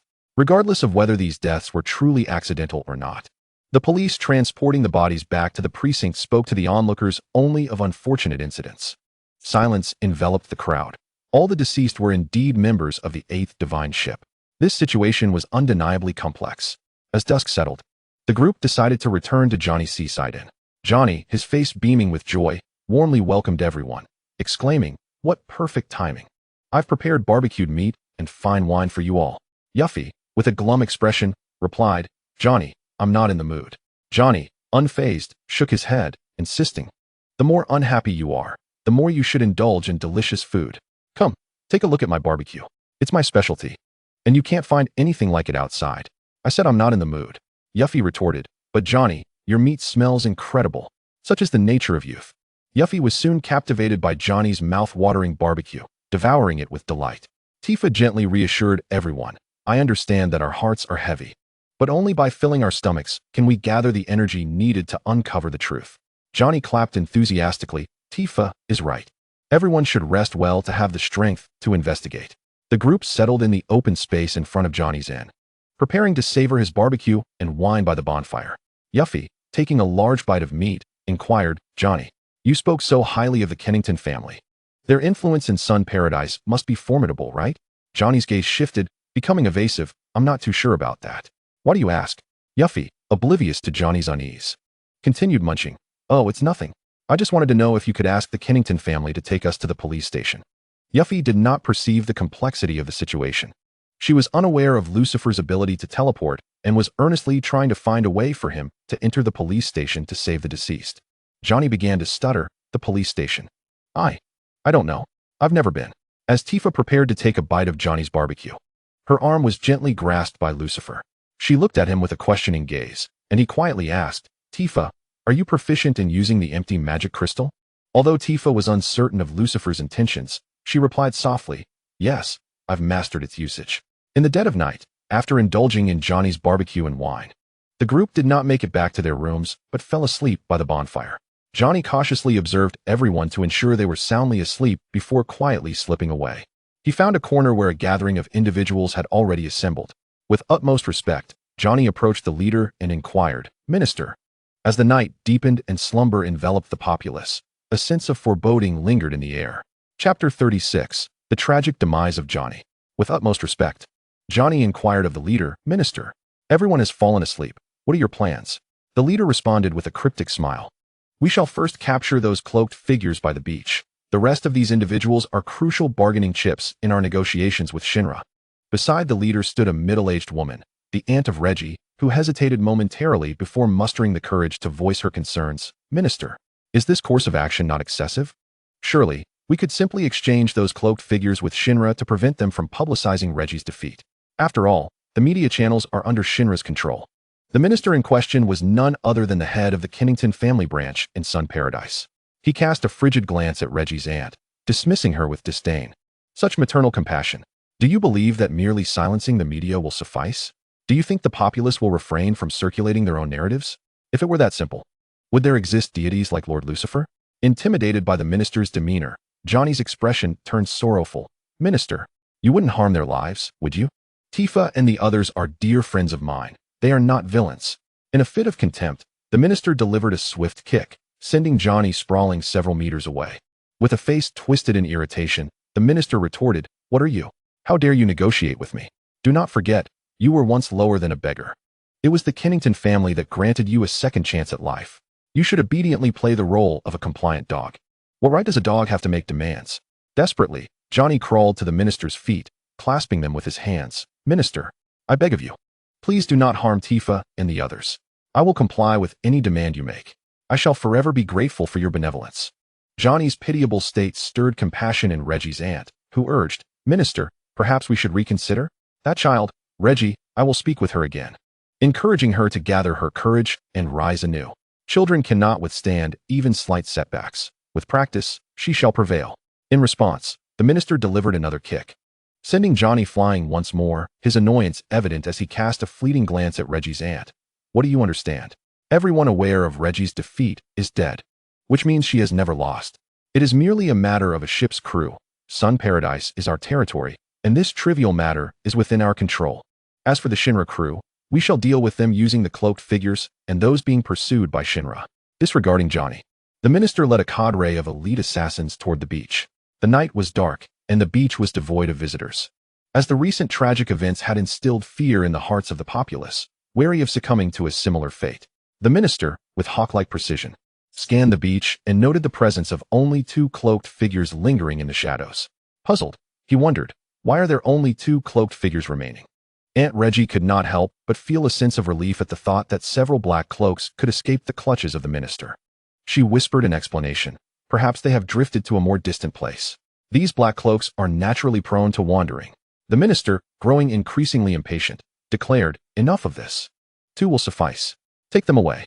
Regardless of their fate, the division's elite assassins, swift and skilled, launched their concealed weapons toward the two cloaks.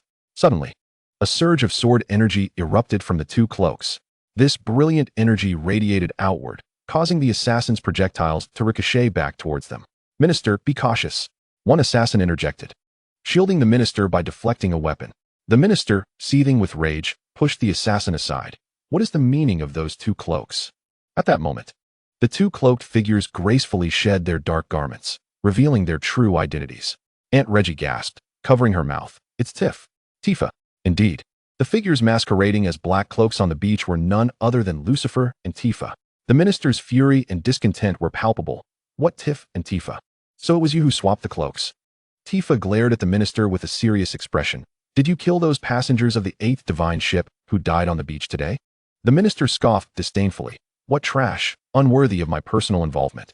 Tifa, rarely consumed by such anger, felt it swell within her. Those passengers were merely ordinary people.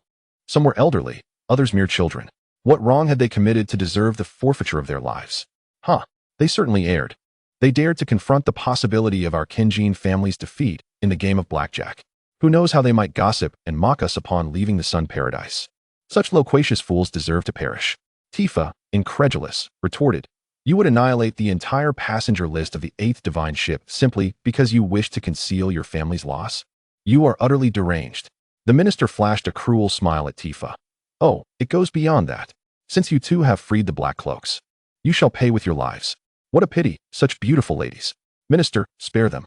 Came a voice from the side of the beach. It was Johnny, stumbling forward. He grasped one of the minister's feet desperately. Minister, I implore you. Tifa and the others are not villains. Please, let them go. I am willing to serve you. In response, the minister plunged a dagger through Johnny's heart. His face twisted in disdain. Enough of your noise. Johnny, eyes wide with disbelief, succumbed to death in an instant. Tifa gasped, her hands covering her mouth in shock. Johnny had died right before her eyes. Lucifer sighed softly. Tifa, do you still intend to persuade him? Tifa gazed at Johnny's lifeless body sprawled on the ground, his eyes still wide open. A stark contrast to the warmth he had exuded earlier that day while welcoming everyone to his inn. He had passionately shared his visions for a bright future. With reddened eyes and clenched fists, Tifa's lips pressed tightly together as she pointed an accusing finger at the minister, who had just withdrawn a dagger from Johnny's corpse. A cruel smile playing on his lips as he wiped the blade clean. You, unforgivable. The minister cast a disdainful glance at Tifa. Do not be so hasty. You shall soon join Johnny. Lucifer mimicked the minister's contemptuous expression, retorting, how can you be so certain you possess the ability to kill us today? The minister glared in indignation. We, the elite assassins of the Kenning family, rival an entire Shinra army. Behave yourself, and perhaps your demise will be as swift and painless as Johnny's. Chapter 37. Tifa's inner demons. Lucifer counted, gesturing with his hand, approximately 37 assassins, and with the minister. That made a total of 38. Only 38. That hardly poses a challenge. He scoffed, stifling a great yawn. The minister's eyes bulged in disbelief. What arrogance! How dare you belittle my elite assassin squad, which equals an entire Shinra army? Do you think you are Lord Lucifer? Lucifer raised an eyebrow in surprise. You actually know of Lord Lucifer? The minister, exasperated by the pompous figure before him, snapped, of course. Who on this planet does not know of Lord Lucifer? Where do you hail from, simpleton? Men, quickly eliminate him. I cannot endure the existence of such an ignorant fool. Yes, the assassin squad responded in unison, charging toward Lucifer and Tifa. Lucifer raised his hands in resignation.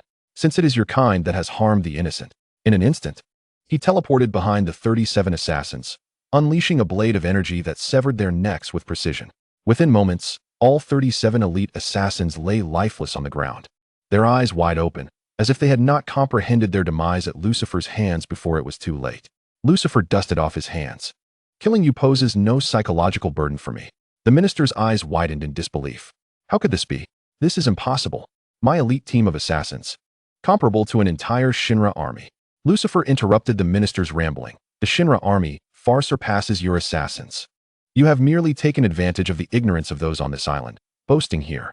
Trembling, the minister looked at Lucifer with fear. Who are you? Lucifer flashed a wicked smile, exuding an aura of dark charm.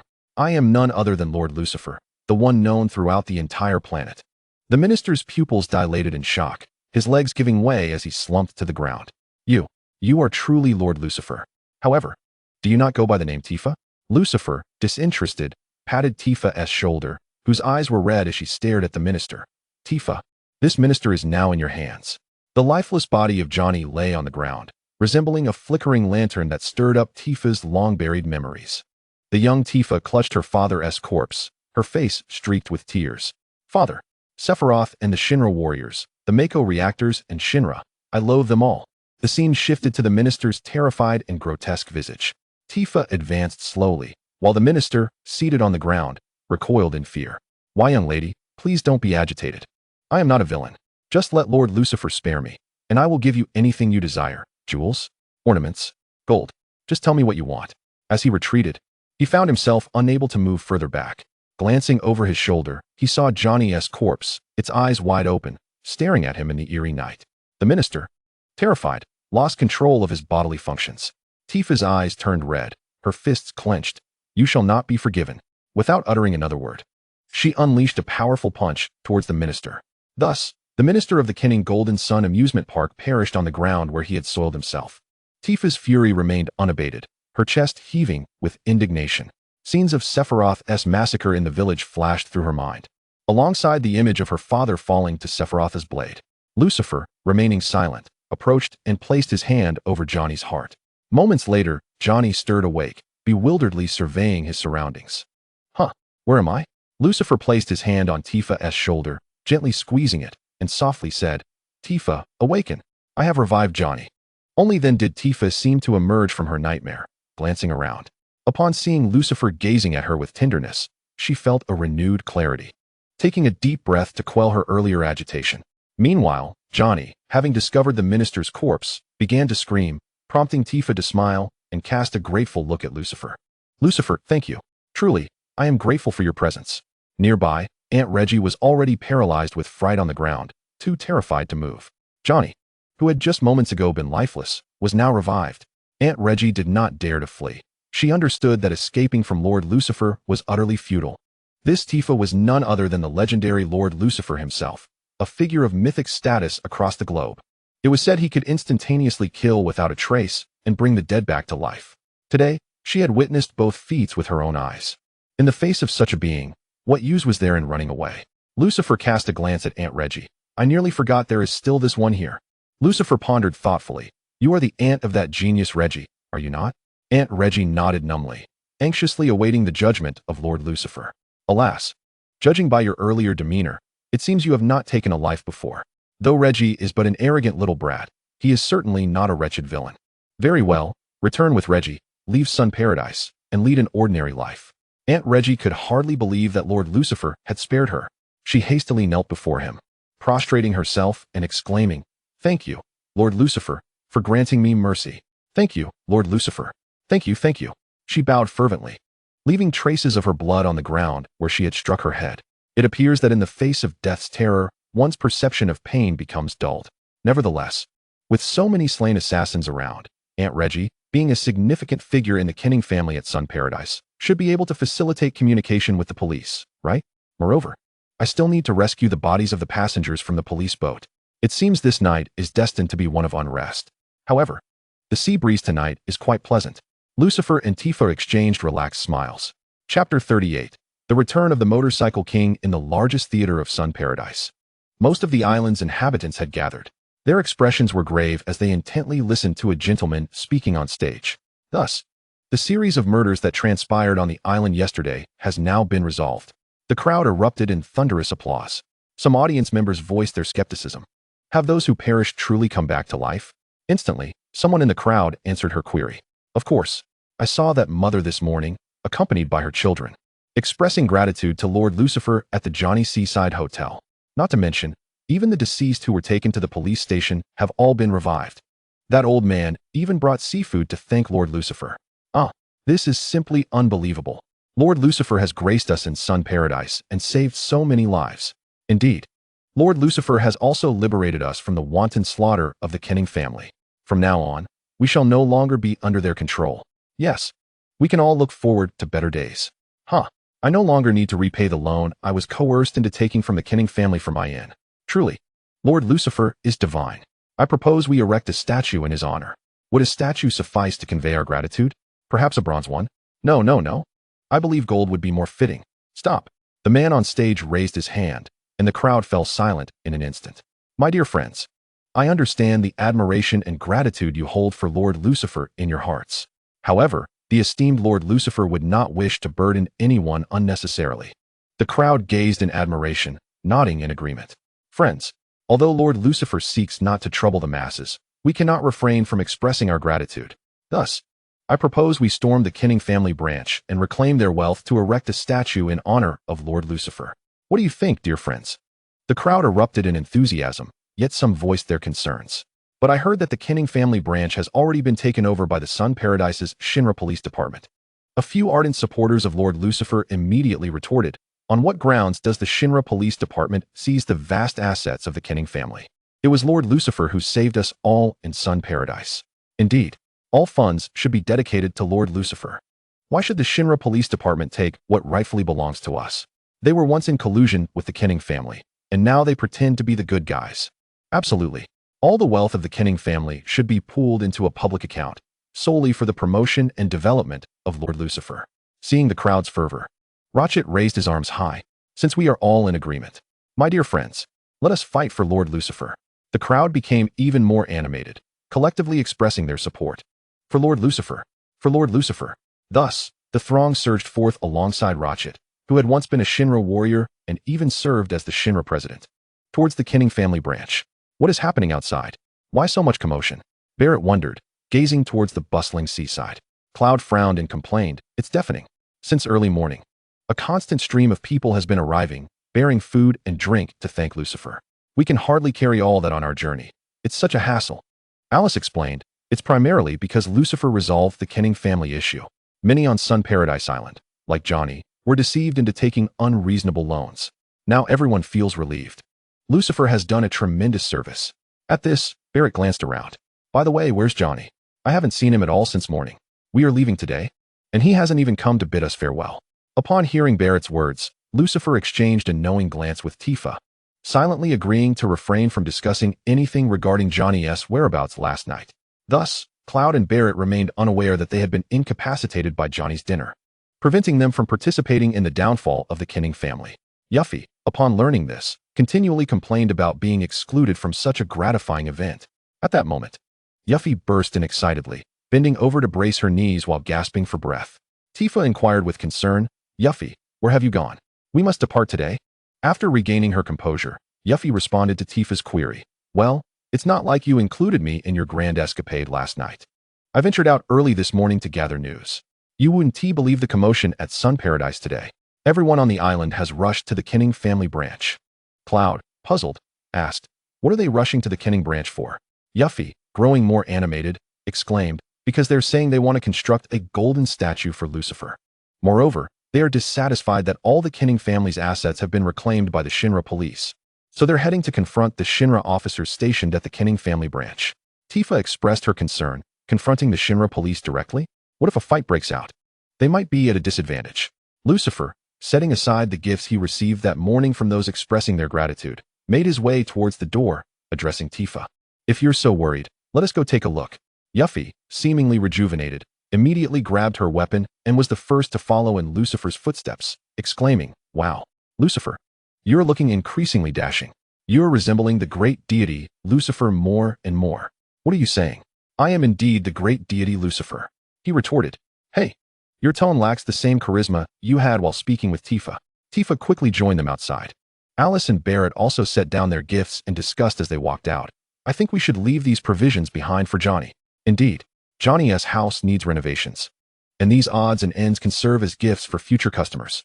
Although Cloud wore a reluctant expression, he nevertheless followed suit, arming himself as they proceeded towards the Kenning family branch.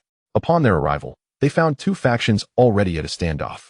The The Shinra police were outnumbered, yet armed, while the crowd from Sun Paradise was bustling, led by a flamboyant man on a motorcycle. Lucifer rubbed his forehead, exclaiming, "What is Rosh doing here?" Chapter 39, Wishing you a pleasant journey. Rosh, leading the entire crowd from Sun Paradise, faced the Shinra police stationed in front of the Kenning branch. The officers, their hands resting on their weapons, were serious expressions. "The Kenning family has been taken over by the police. What do you intend to do?" The excited crowd could hardly contain themselves, with those in the front already shouting, "On what grounds do you take over the Kenning family branch? The Kenning family has harmed so many in Sun Paradise, profiting off us. Do you know that? You Shinra police are in cahoots with the Kenning family. How dare you pocket all that money?" Another voice chimed in. Exactly. It was the great deity Lucifer who defeated and resolved the issues with the Kenning family. It was Lord Lucifer who resolved the troubles of the Kenning family, rescuing countless individuals who had suffered at their hands. The wealth of the Kenning family rightfully belongs to Lord Lucifer. What authority do you, the Shinra police, possess? Indeed, all these assets should be attributed to Lord Lucifer. The crowd fervently echoed this sentiment, chanting in unison, "Belongs to Lord Lucifer. Belongs to Lord Lucifer." Yuffie, witnessing this fervor, felt exhilaration. Seeing Shinra in such disarray truly brings me joy. Barrett, recalling his previous struggles to scrape together even 2,000 GAL, could not contain his indignation. "Lucifer, you scoundrel. You are already wealthy. Why do you continue to amass more?" Lucifer, shrugging in resignation, replied, "I cannot help it. I am not in need of wealth. Yet it flows to me ceaselessly." Hearing this, Cloud's expression darkened. "What a show-off." Lucifer chuckled. "You used to be the one flaunting your prowess. Now it is my turn." "What? Are you not accustomed to it?" At this moment, the Shinra officers felt a twinge of panic, confronted by the sheer number of demonstrators. Even with weapons in hand, facing such a multitude could lead to their utter annihilation. Rocher, perceptive as he was, seemed to sense their trepidation. He raised a hand, urging the crowd to quiet down. Then, he began negotiations with the Shinra officers. "I understand that you have protocols to follow regarding the Kenning family. However, you have heard the people's voices. They do not accept Shinra's takeover of the Kenning division. All the beauty of Sun Paradise has been created by Lord Lucifer for us. The crowd's loyalty lay with Lucifer, not with Shinra. I comprehend your regulations, but rules are static while people are dynamic. As long as you refrain from reporting the dissolution of the Kenning division to your superiors, Shinra will not issue orders for a takeover, will they?" The Shinra officers exchanged glances, contemplating this seemingly absurd yet somewhat rational proposition from the man on the motorcycle. Rocher continued to persuade them. "If you simply do not inform your superiors of the Kenning division's dissolution, there will be no need for Shinra to intervene. And the crowd will not oppose you outright. Consider it merely a change in management, with Lord Lucifer as the new overseer. This way you have it easy. And we the people are satisfied. If both parties are content, what is there to lose?" Yuffie marveled at Rocher's cunning. This guy could easily lead Shinra. He knows how to sway people. Lucifer sighed and shook his head. The Shinra officers are no match for Rocher. "We should hasten to gather our belongings and depart from here." Yuffie, taken aback, asked, "Wait, are we leaving just like that?" "I have learned that those in the black cloaks headed towards Corel Mountain this morning," came the reply. Wait. Yuffie remained incredulous. "Did you not see that they are all advocating for your appointment as the manager of the Kenning family branch? How can you, the person in question, contemplate fleeing so casually?" Lucifer, strolling back nonchalantly, replied, "In any case, I do not lack for the role of a manager in this locale. I am not in want of riches. Even statues of gold and bronze do not elude me. If they wish to construct them, let them. I have no desire to be tethered to one place. I am, after all, a man who thrives on adventure." Alice could not help but applaud, exclaiming, "Lucifer, you truly regard wealth as if it were mere refuse. How gallant." Tifa merely smiled faintly and suggested, "Let us return now to gather our belongings. After bidding farewell to Johnny, we shall depart from here." Roche gazed at the retreating figures of Lucifer and his companions, silently resolving, "Oh, Lord Lucifer, I shall ensure that any matters that may inconvenience you are handled with utmost diligence. I shall strive to spread your name, so your followers may flourish across the entirety of the planet." The group returned to Johnny's seaside inn. Alice and Yuffie glanced around, yet Johnny remained absent. Yuffie found it quite perplexing. What is going on with Johnny? Is he neglecting his own inn? Barrett shook his head. "If we were to leave without settling our bill, wouldn't that spell financial ruin for Johnny's establishment?" Lucifer understood that Johnny likely felt too embarrassed to face them, especially after having rendered them unconscious the previous night. He placed 10,000 gil on the table and announced, "Fortunately, Johnny no longer needs to repay the loan to the Kenning family. Let us be on our way. Johnny will comprehend this upon his return. Barrett's eyes widened at the sight of the 10,000 GIL. To stay here for a night only costs at most 200 GIL. You've given 1,000 times that amount. You must be incredibly wealthy. This world is truly unfair. Alice giggled, covering her mouth. Barrett, look at you. You don't even need to pay for your lodging anymore. You're far better off than before. Barrett chuckled awkwardly. Alice, you make a fair point. The group left Johnny's seaside inn in high spirits. Tifa lagged behind, a hint of worry on her face, glancing back frequently. Lucifer intentionally stayed behind, taking Tifa's hand in his own. Tifa looked up at Lucifer, who smiled down at her, the warmth of his hand providing great comfort. She finally eased the burden in her heart and softly uttered, "Thank you." Meanwhile, Johnny stood quietly behind the house, watching their departure. Observing Lucifer and Tifa, he silently lamented, "Tifa, I truly cannot bear to face you.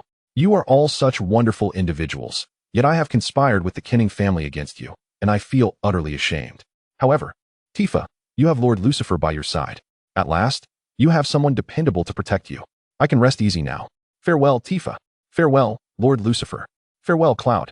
Farewell, Alice. Farewell, Barrett. Farewell, Yuffie. Wishing you a pleasant journey." Chapter 40. Return to Barrett's hometown. The group arrived at the foot of Mount Corel. At first glance, the path leading up the mountain was awash in verdant hues, uplifting the spirits of all. Yuffie stretched lazily, exclaiming, "How delightful! Climbing mountains like this is my favorite, as long as I can relish the beautiful scenery." However, Barrett's countenance darkened considerably. "There's nothing beautiful here, merely a broken Mako reactor," he replied grimly. Tifa seemed to recall something and addressed Barrett. "By the way, Barrett, you must be quite familiar with this place, right?" Barrett offered no response, and the others sensed his displeasure upon arriving at Mount Corel. As they followed Barrett's lead up the mountain, the verdant landscape gradually diminished, giving way to an increasingly desolate terrain. Yet Yuffie remained exuberant, bouncing along and chirping. "If there are broken Mako reactors here, it means there's Mako. And that could mean materia, hee."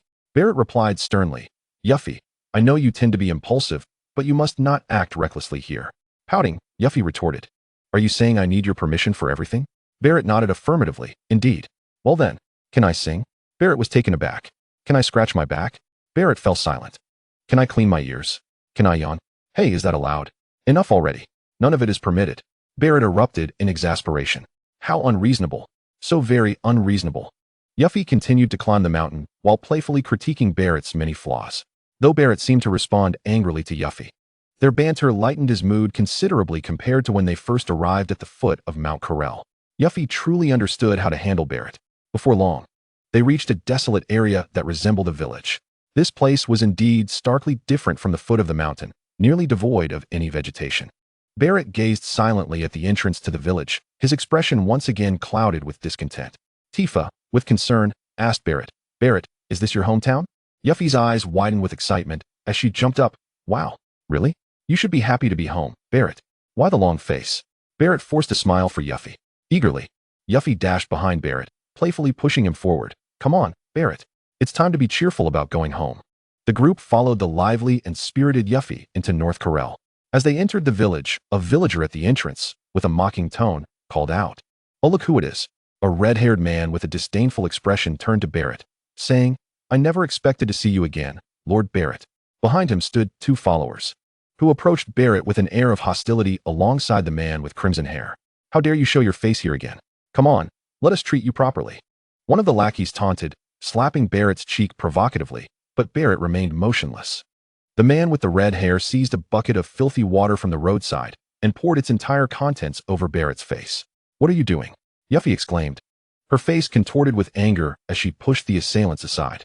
Barrett placed a hand on Yuffie's shoulder, shaking his head to indicate she should not interfere. "But," one of the lackeys sneered, "we ought to thank you, Lord Barrett. If it weren't for your great kindness, our village would not be held in such esteem." The red-haired man interrupted, "Why are you telling him so much? He is no longer one of us." He added with a derisive tone, "Ladies, following that man will lead to your doom." With that, the trio spat at Barrett and turned to leave. Yuffie, enraged, made a face at their retreating figures. Barrett's expression remained unchanged as he donned his sunglasses and pointed towards the amusement park on the mountain, saying, "The black cloak must have gone that way. Let us move on." As they followed Barrett, they occasionally encountered similar derision from passers-by.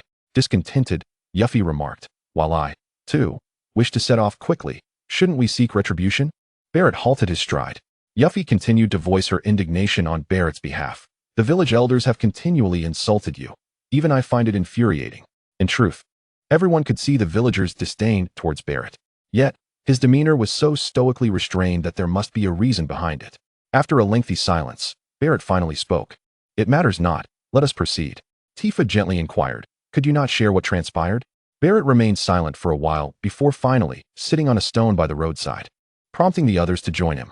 Tifa slowly encouraged Barrett. They claim you are driven by greed, but the Barrett I know is not like that. Could there be some misunderstanding? Barrett sighed deeply before responding. The coal mine of Corel has the potential to yield high-quality coal. I am the one who has ruined everything. It is all my fault. The group listened intently as Barrett recounted the events of the past. 6 years ago, this place was a bastion of tranquility despite the dust. The villagers shared a strong bond. However, everything changed upon learning of the term Mako. The only opposition to the development of Mako was from Dane.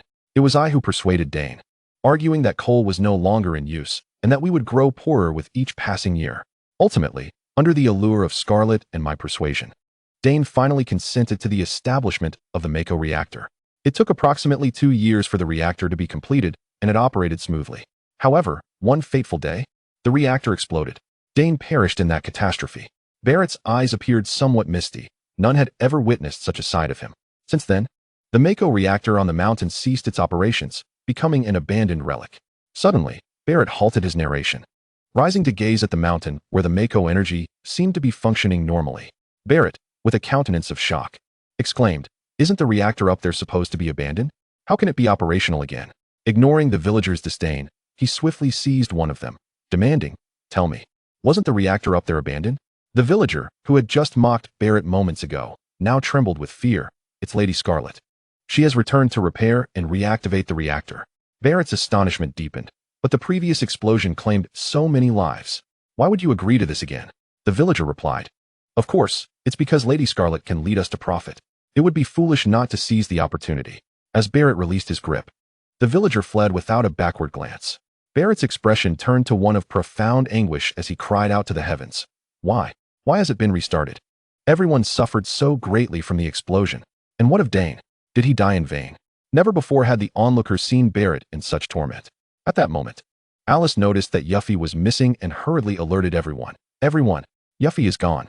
Chapter 41. The woman in the red cheongsam and black stockings. The crowd decided to split up. Barrett and Cloud ventured toward the Mako reactor on the mountain to investigate, while the others searched for Yuffie in the village. Amidst the frantic search, Yuffie had already climbed to the site of the Mako reactor. She dusted off her hands and focused on the 3 individuals working at the reactor, the leader being a man with red hair.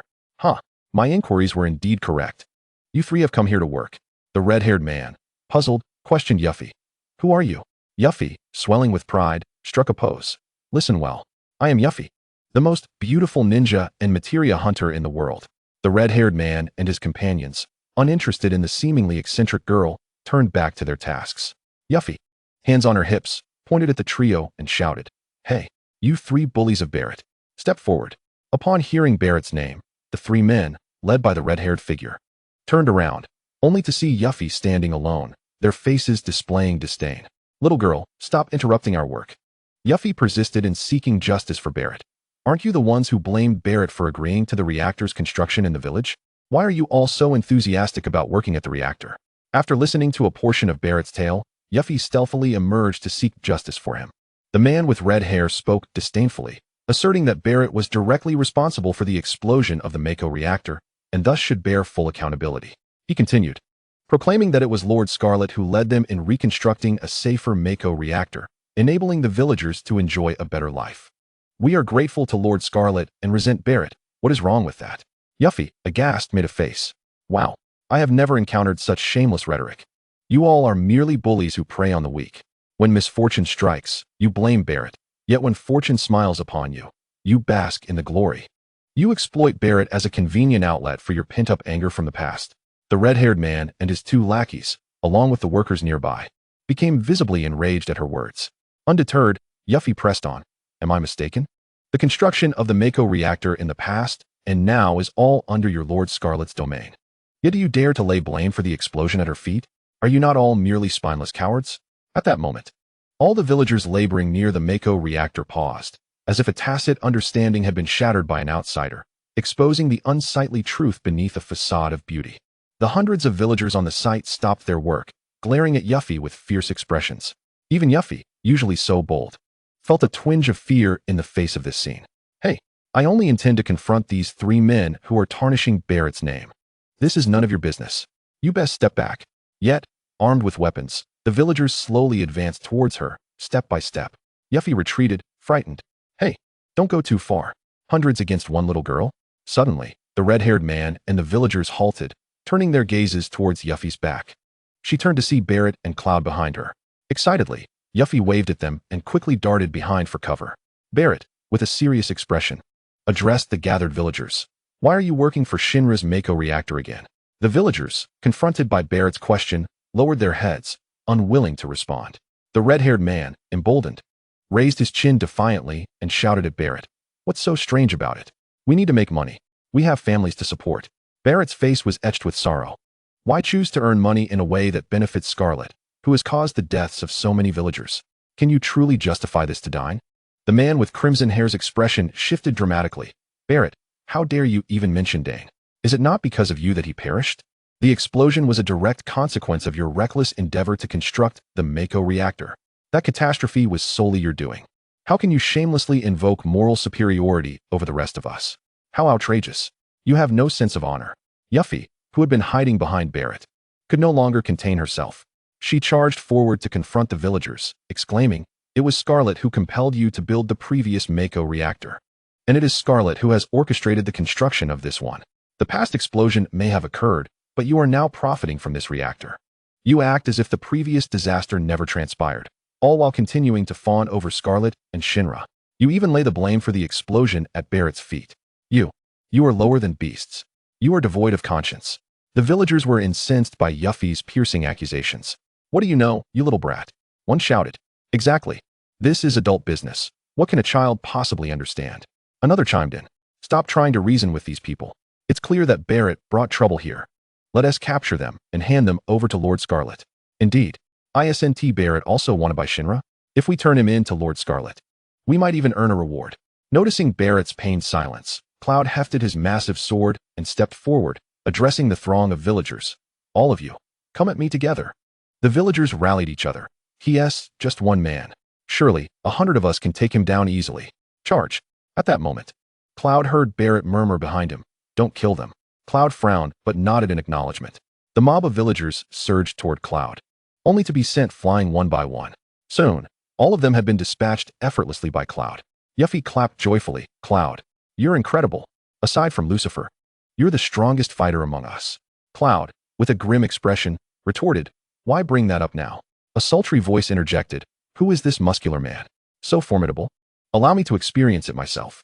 Cloud turned to see a stunning woman clad in a red, high-slit cheongsam paired with black thigh-high stockings. Scarlet stood nearby, flanked by an array of bizarre, semi-metallic, semi-steampunk war machines, surveying Cloud from head to toe. Scarlet's voice took on an even more alluring tone. "Oh, isn't this the pretty boy Cloud? Long time no see." Chapter 42. Do you understand what it means for a woman to become more alluring with maturity? Among Scarlet's guards, one knelt on the ground, using his body as a seat for her, while another lay prostrate, serving as her footstool. Scarlet placed her crimson stiletto heel upon the back of this guard. The red cheongsam Scarlet wore today had a neckline that plunged even deeper than before. The green gemstone necklace appeared to be perfectly nestled between the two hills of her chest. Scarlet exuded an even more enchanting aura than before. She languidly reclined on the muscular back of a guard, greeting Claude with a playful tone. "Long time no see, Claude. The last time we met was at the inn in Cam, wasn't he it? I do apologize for the misunderstanding that led everyone to believe you had murdered the innkeeper." "Teehee." Claude scowled, brandishing his colossal sword at Scarlet. "Do you dare bring that up? I was just contemplating settling the score with you." Scarlet placed her hand delicately on her green gemstone necklace, feigning fear. "Oh dear, how fierce you are. You frighten me. But if you long for my company so much, let us indulge in a little reunion." She playfully circled her high-heeled shoe around the guard's back, causing him to nervously swallow several times. Suddenly, she stomped down hard onto the guard, who cried out in pain. In that instant, A dark red machine resembling a giant spider emerged from the mine, and the unfortunate guard scrambled in terror towards it. Gazing at the enormous dark red spider machine, Scarlet's expression was one of sheer delight, softly murmuring, "Go on, my splendid darling. Show us your magnificent form." The dark red spider machine roared as it charged towards Claude, Barrett, and Yuffie. Claude shouted, dodging deftly, "Everyone, be careful." The speed of the dark red spider machine was astonishing. Yuffie, with her agile ninja skills, managed to evade the attack, but Barrett was not as quick, and was swept aside by the machine, crashing into the hillside and rolling down. Barrett glanced at his palm, horrified to see it had turned purple. "Claude, Yuffie, be wary of that giant spider. It's poisonous," he exclaimed urgently. Claude and Yuffie, receiving the warning, hastened to evade the assaults of the dark red spider machine. Scarlet, with her crimson-painted nails, delicately gestured to her lips. "Oh dear, you must be quicker." Seemingly heedful of Scarlet's words, the dark red spider machine extended its 8 limbs, doubling its speed and spinning as it launched a barrage of attacks. Despite their efforts to dodge the initial strikes, Claude and Yuffie ultimately succumbed to the machine's onslaught and fell to the ground. Scarlet clapped her hands gleefully. "It's been a while, and yet you remain so inept." "Ahaha." Claude, lying on the ground, clenched his fists in frustration. "Damn it." Scarlet threw him a flirtatious glance, a friendly reminder. "Handsome, the more agitated you become, the faster the poison will take effect." The initially poisoned Barrett now lay helpless on the ground, utterly unable to move. Yuffie exclaimed with disdain, "How infuriating, you wicked woman. If only Lucifer were here." Upon hearing Lucifer's name, Scarlet's hand involuntarily trembled. "Little girl, did you just say it would be better if someone were here?" Yuffie scoffed. "I said, if only Lucifer were here. If he were, he would surely make you pay dearly." Scarlet's voice began to quaver. "Are you implying that Lucifer is with you?" Noticing the impact of Lucifer's name, Yuffie hastily continued, "Of course. Lucifer is down the mountain right now. The moment he arrives, you are finished. Surely you have heard of the might of Lord Lucifer?" Scarlet had not only heard of it, but had personally experienced the formidable power of Lord Lucifer in Cam. This man, terrifyingly powerful, remained utterly unmoved by her alluring form. Over the days, Scarlet had often found herself haunted by the memories of that day in Cam, the man capable of taking her life in an instant, instilling in her a long-lost sense of fear and the true essence of masculine strength. However, upon glancing at Yuffie, a girl so flat and unremarkable, Scarlet couldn't help but laugh. "You, this little girl, how could Lord Lucifer possibly take an interest in you? Do you really think you are worthy of his protection? Have you watched too many heroic rescue dramas?" Scarlet playfully adjusted the slit of her qipao. "Even I, a woman of such perfection, am disregarded by Lord Lucifer. And you, a flat little girl, truly believe you deserve his attention?" Yuffie, fuming with anger, retorted, "What did you say? What do you mean by flat? No matter how I look, I am certainly more appealing than you old ant." The term ant struck a chord with Scarlet, who recalled how Lord Lucifer had often referred to her in such terms. "Humph, what is so remarkable about being young? Do you not understand that a woman's allure deepens with maturity? You dress like a child." With a flicker of menace in her eyes, Scarlet declared, "What does this little girl know? This is the charm of a woman who has ripened.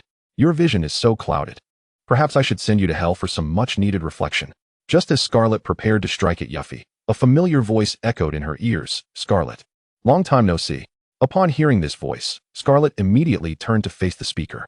Seeing Lucifer, her legs instinctively weakened. This man was terrifying. Scarlet was acutely aware that, should he desire, he could take her life at any moment. She felt an uncontrollable fear in the presence of Lucifer, tinged with a hint of exhilaration, an emotion she hadn't experienced in quite some time. Since the last parting with Cam, Scarlet has found her work to be considerably less engaging.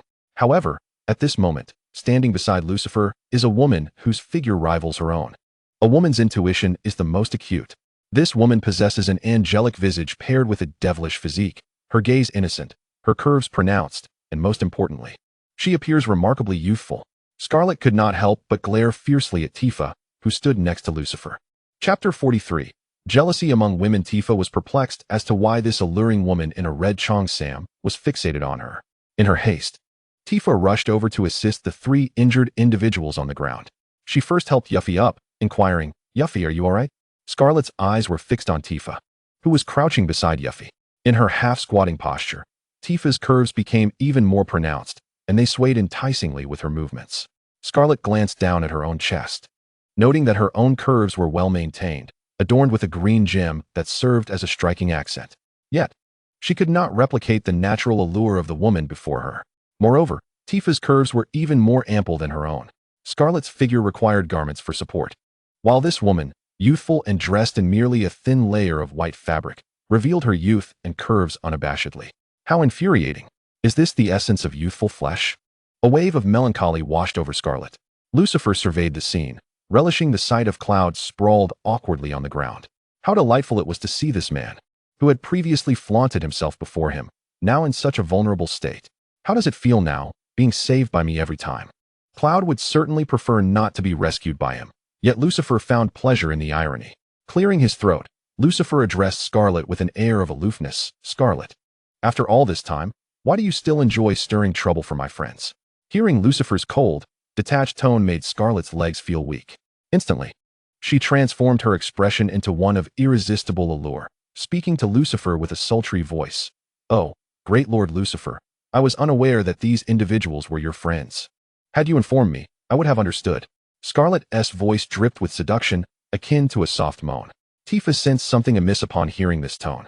Frowning slightly as she cast a glance at Scarlet, there stood Scarlet, twisting her body, continually striking various S-shaped poses for Lucifer. The guards surrounding Scarlet instantly stood at attention, frozen in place. Though the minister often exuded charm, this behavior was exceedingly unusual. The guards exchanged bewildered glances, astonished by the sight. Who is this man that has compelled our minister to exhibit such blatant adoration? Indeed, it was shocking to witness their minister so openly flattering this man. This man must possess his own merits. At this moment, Scarlet was consumed with thoughts. Though I may be slightly outmatched in figure by that woman, when it comes to the allure of womanhood, I shall undoubtedly prevail. How could a mere girl compete with my seasoned prowess in captivating men? Yet, Lucifer frowned and said, Madam, could you refrain from that nasal tone? It sounds dreadful. Scarlet, who was in the midst of a graceful sway, came to an abrupt halt. Though Yuffie lay poisoned on the ground, she couldn't help but laugh, taunting. Did you hear that, madam?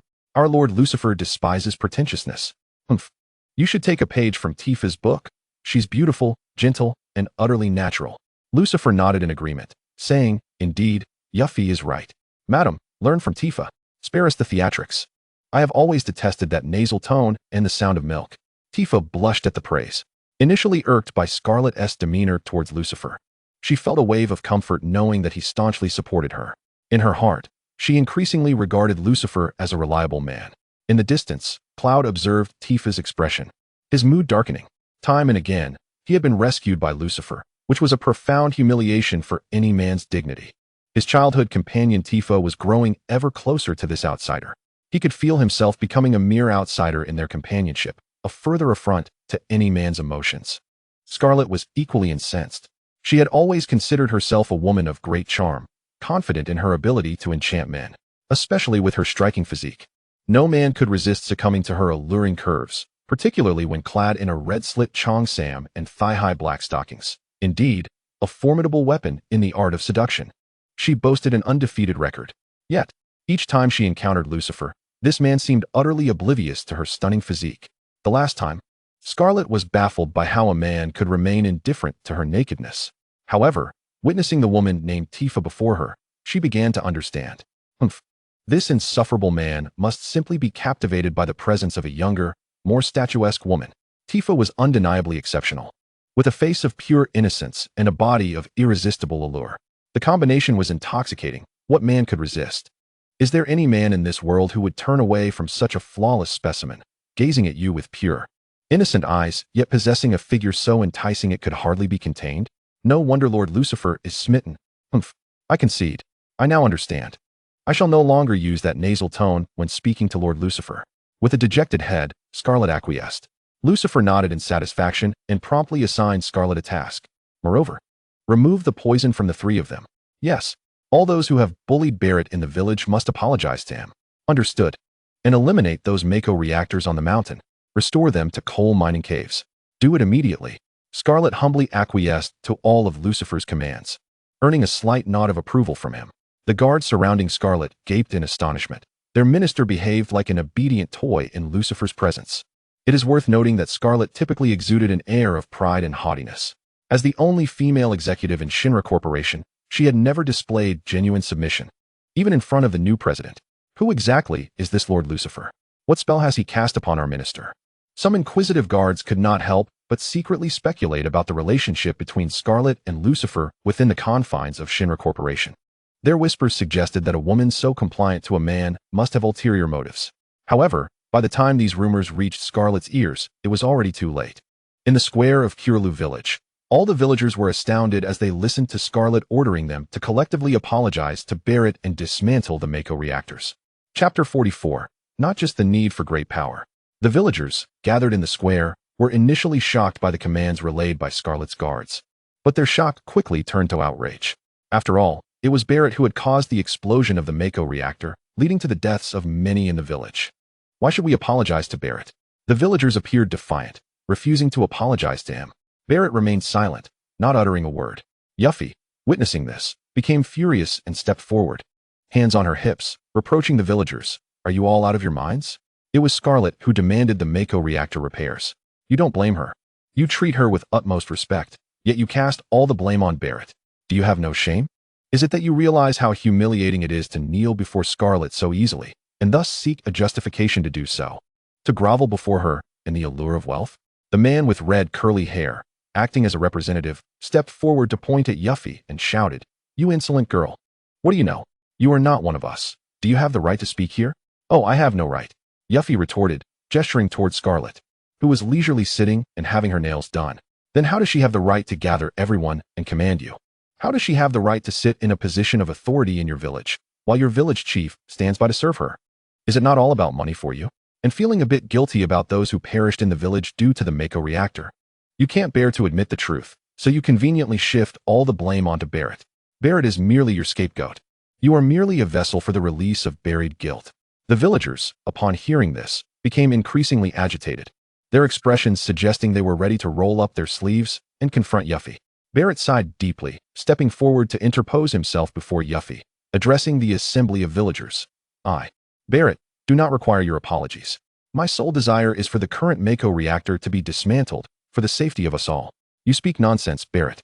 You simply cannot stand to see us prosper without you. Indeed, ever since you were exiled from the village and lost your means of income, you have become envious. A sinner does not deserve to return. You should leave at once. Barrett, the sinner, get out. Ever since your return, you have brought nothing but trouble." Some villagers could no longer restrain themselves and began hurling eggs and vegetables onto the stage. Barrett shielded Yuffie, taking the brunt of the debris, his form becoming slick with egg yolk and rotten leaves. Scarlet nearly fell victim to this onslaught, rising in indignation to fire several shots into the air. Upon witnessing Scarlet's action, the villagers instantly ceased their assault, the atmosphere growing eerily silent as they gazed at her with a newfound respect, awaiting her command. Scarlet, her expression laced with disdain, adjusted her new qipao, muttering under her breath, "How irritating. I specifically wore this exquisite qipao for Lord Lucifer.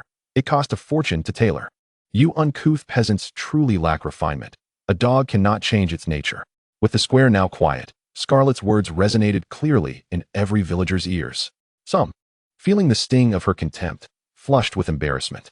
After adjusting her attire, Scarlet marched forward, ready to reprimand the villagers. "Enough noise. What are you clamoring about? Lord Lucifer himself has decreed that the Mako reactors must be dismantled. Each of you must apologize to Barrett. Simply do as instructed. No further discussion. Those who defy me may meet their end." Scarlet's tone was chillingly authoritative. In orchestrating the second dismantling of the reactors, she had evidently instilled a profound respect within the villagers. Even the man with crimson hair bowed his head, too intimidated to retort. The village elder, an amiable-looking old man, was the first to step forward, his attire sullied with eggs and vegetables. "Barrett, I have watched you grow. As the village elder, I shall be the first to apologize." The elder, his hair now white, bowed respectfully to Barrett. "I am sorry." Observing the elder's actions, the man with crimson hair felt a surge of resentment, but begrudgingly followed suit, stepping forward to become the second individual to bow an apology to Barrett. One by one, the villagers formed an orderly line, approaching Barrett to offer their apologies and bows. Some villagers displayed fear on their faces, others exhibited a sense of reverence, while a few wore expressions of disdain. Yet, among all the villagers, there was a conspicuous absence of genuine remorse. Throughout this unfolding scene, Barrett remained silent. One could only imagine the complexity of his emotions at this moment. Tifa, observing Barrett in the square, expressed her concerns. Cloud, filled with indignation, pondered aloud why the villagers seemed so obedient to Scarlet. Lucifer, leisurely sipping tea, replied, because the villagers understand that Scarlet would truly resort to violence against them. Cloud cast a sidelong glance at Lucifer, questioning, are you suggesting that the villagers' apologies stem from fear of death? Is it really that simple? Lucifer nodded, affirming, indeed. It is that simple. Cloud, still skeptical, countered, but Barret possesses considerable strength. If he chose to, he could easily overpower the entire village. Why do they dare to treat him in such a manner? Lucifer shook his head, clarifying, the villagers are acutely aware that Barret would never harm them. As Cloud contemplated his earlier confrontation with the miners, where Barret had warned him against taking lives, he fell silent. Lucifer observed the villagers outside, one by one, reluctant yet compliant in their apologies to Barret, and remarked slowly, in this world, to truly command respect, one must possess not only immense power, but also a ruthless heart. I hope Barret learns this lesson from this experience. Alice sighed, expressing concern. I wonder if Barret is feeling sorrowful right now? This is his homeland. Yet the people here would rather heed the words of an outsider. After hearing Lucifer's words, Tifa lowered her gaze, her expression darkening as she clenched her fists, seemingly resolving to take some decisive action in the future. Chapter 45. Tifa's first kiss upon confirming the complete destruction of Corel Village's Mako reactor. Lucifer and the others finally prepared to set off for Gold Saucer. Scarlet insisted on sending them to Gold Saucer in luxurious chocobo vehicles. Barret argued that the closest route was by cable car, and taking the chocobo vehicle would only lead them astray. The group collectively refused Scarlet's offer. Nevertheless, Scarlet was determined to accompany Lucifer and forced her way onto the cable car. On board the cable car, Scarlet was far from subdued. She swayed provocatively as she approached Lucifer, exclaiming, "Oh, my dear Lord Lucifer, please allow me to accompany you. I will serve you tea and snacks, and whatever you desire, I shall gladly oblige." Scarlet cast flirtatious glances at Lucifer, showering him with charm. Lucifer frowned, retorting, "Madam, has your eye twitched?" Taken aback by his remark, Scarlet indeed felt a twitch in her eye, exclaiming in a playful tone, "Oh dear, Lord Lucifer, my eye is truly twitching. Please help me." As Scarlet gracefully collapsed onto Lucifer, she seized his arm with delight. "Oh my, Lord Lucifer, your biceps and triceps are remarkably strong. You are truly impressive." Tifa observed this scene, sitting silently with pursed lips, and rose to stand near the cable car door, yearning to disembark at once. Lucifer forcefully pushed Scarlet away, pinching his nose in disdain. "Madam, your perfume is overwhelmingly strong. It suffocates me. Keep your distance." Yuffie and Alice huddled together, whispering. Yuffie inquired, "How do you think this love triangle will unfold?" Alice pondered for a moment.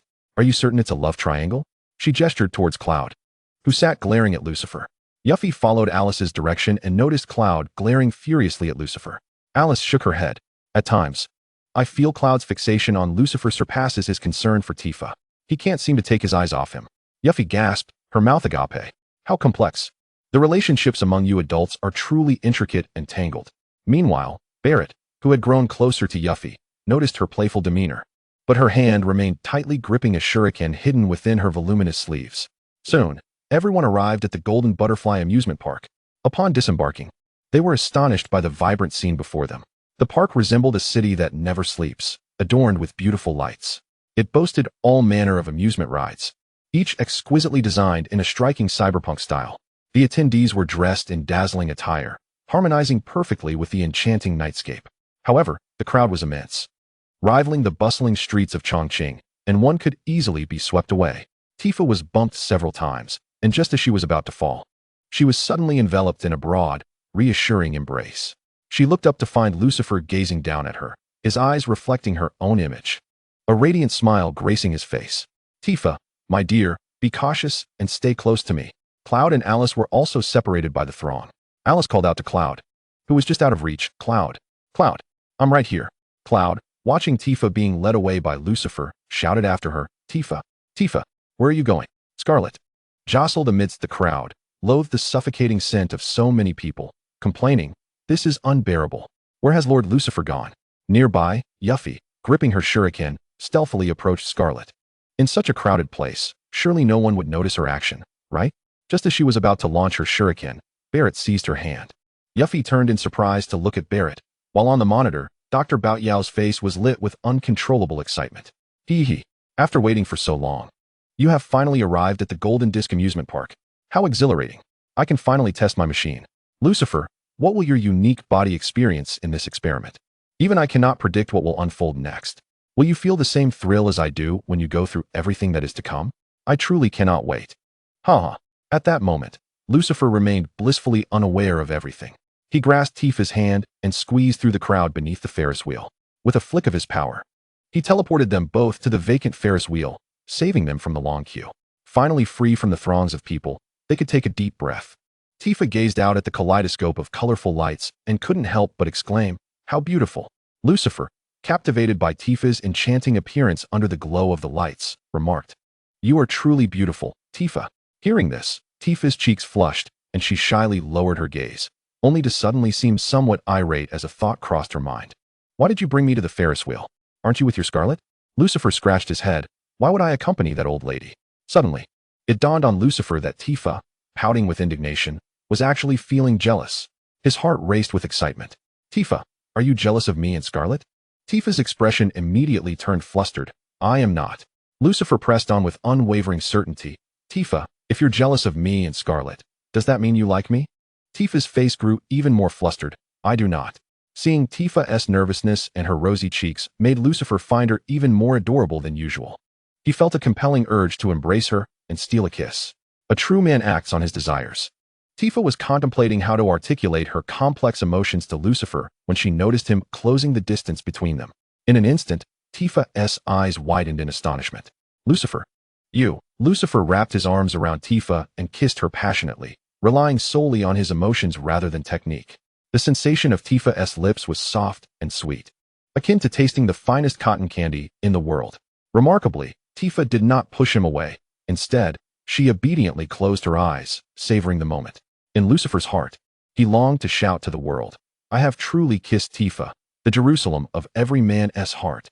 As Lucifer reveled in this exquisite feeling, a sudden flash of light interrupted, an extraordinary light that felt as if countless powerful forces were tugging at him.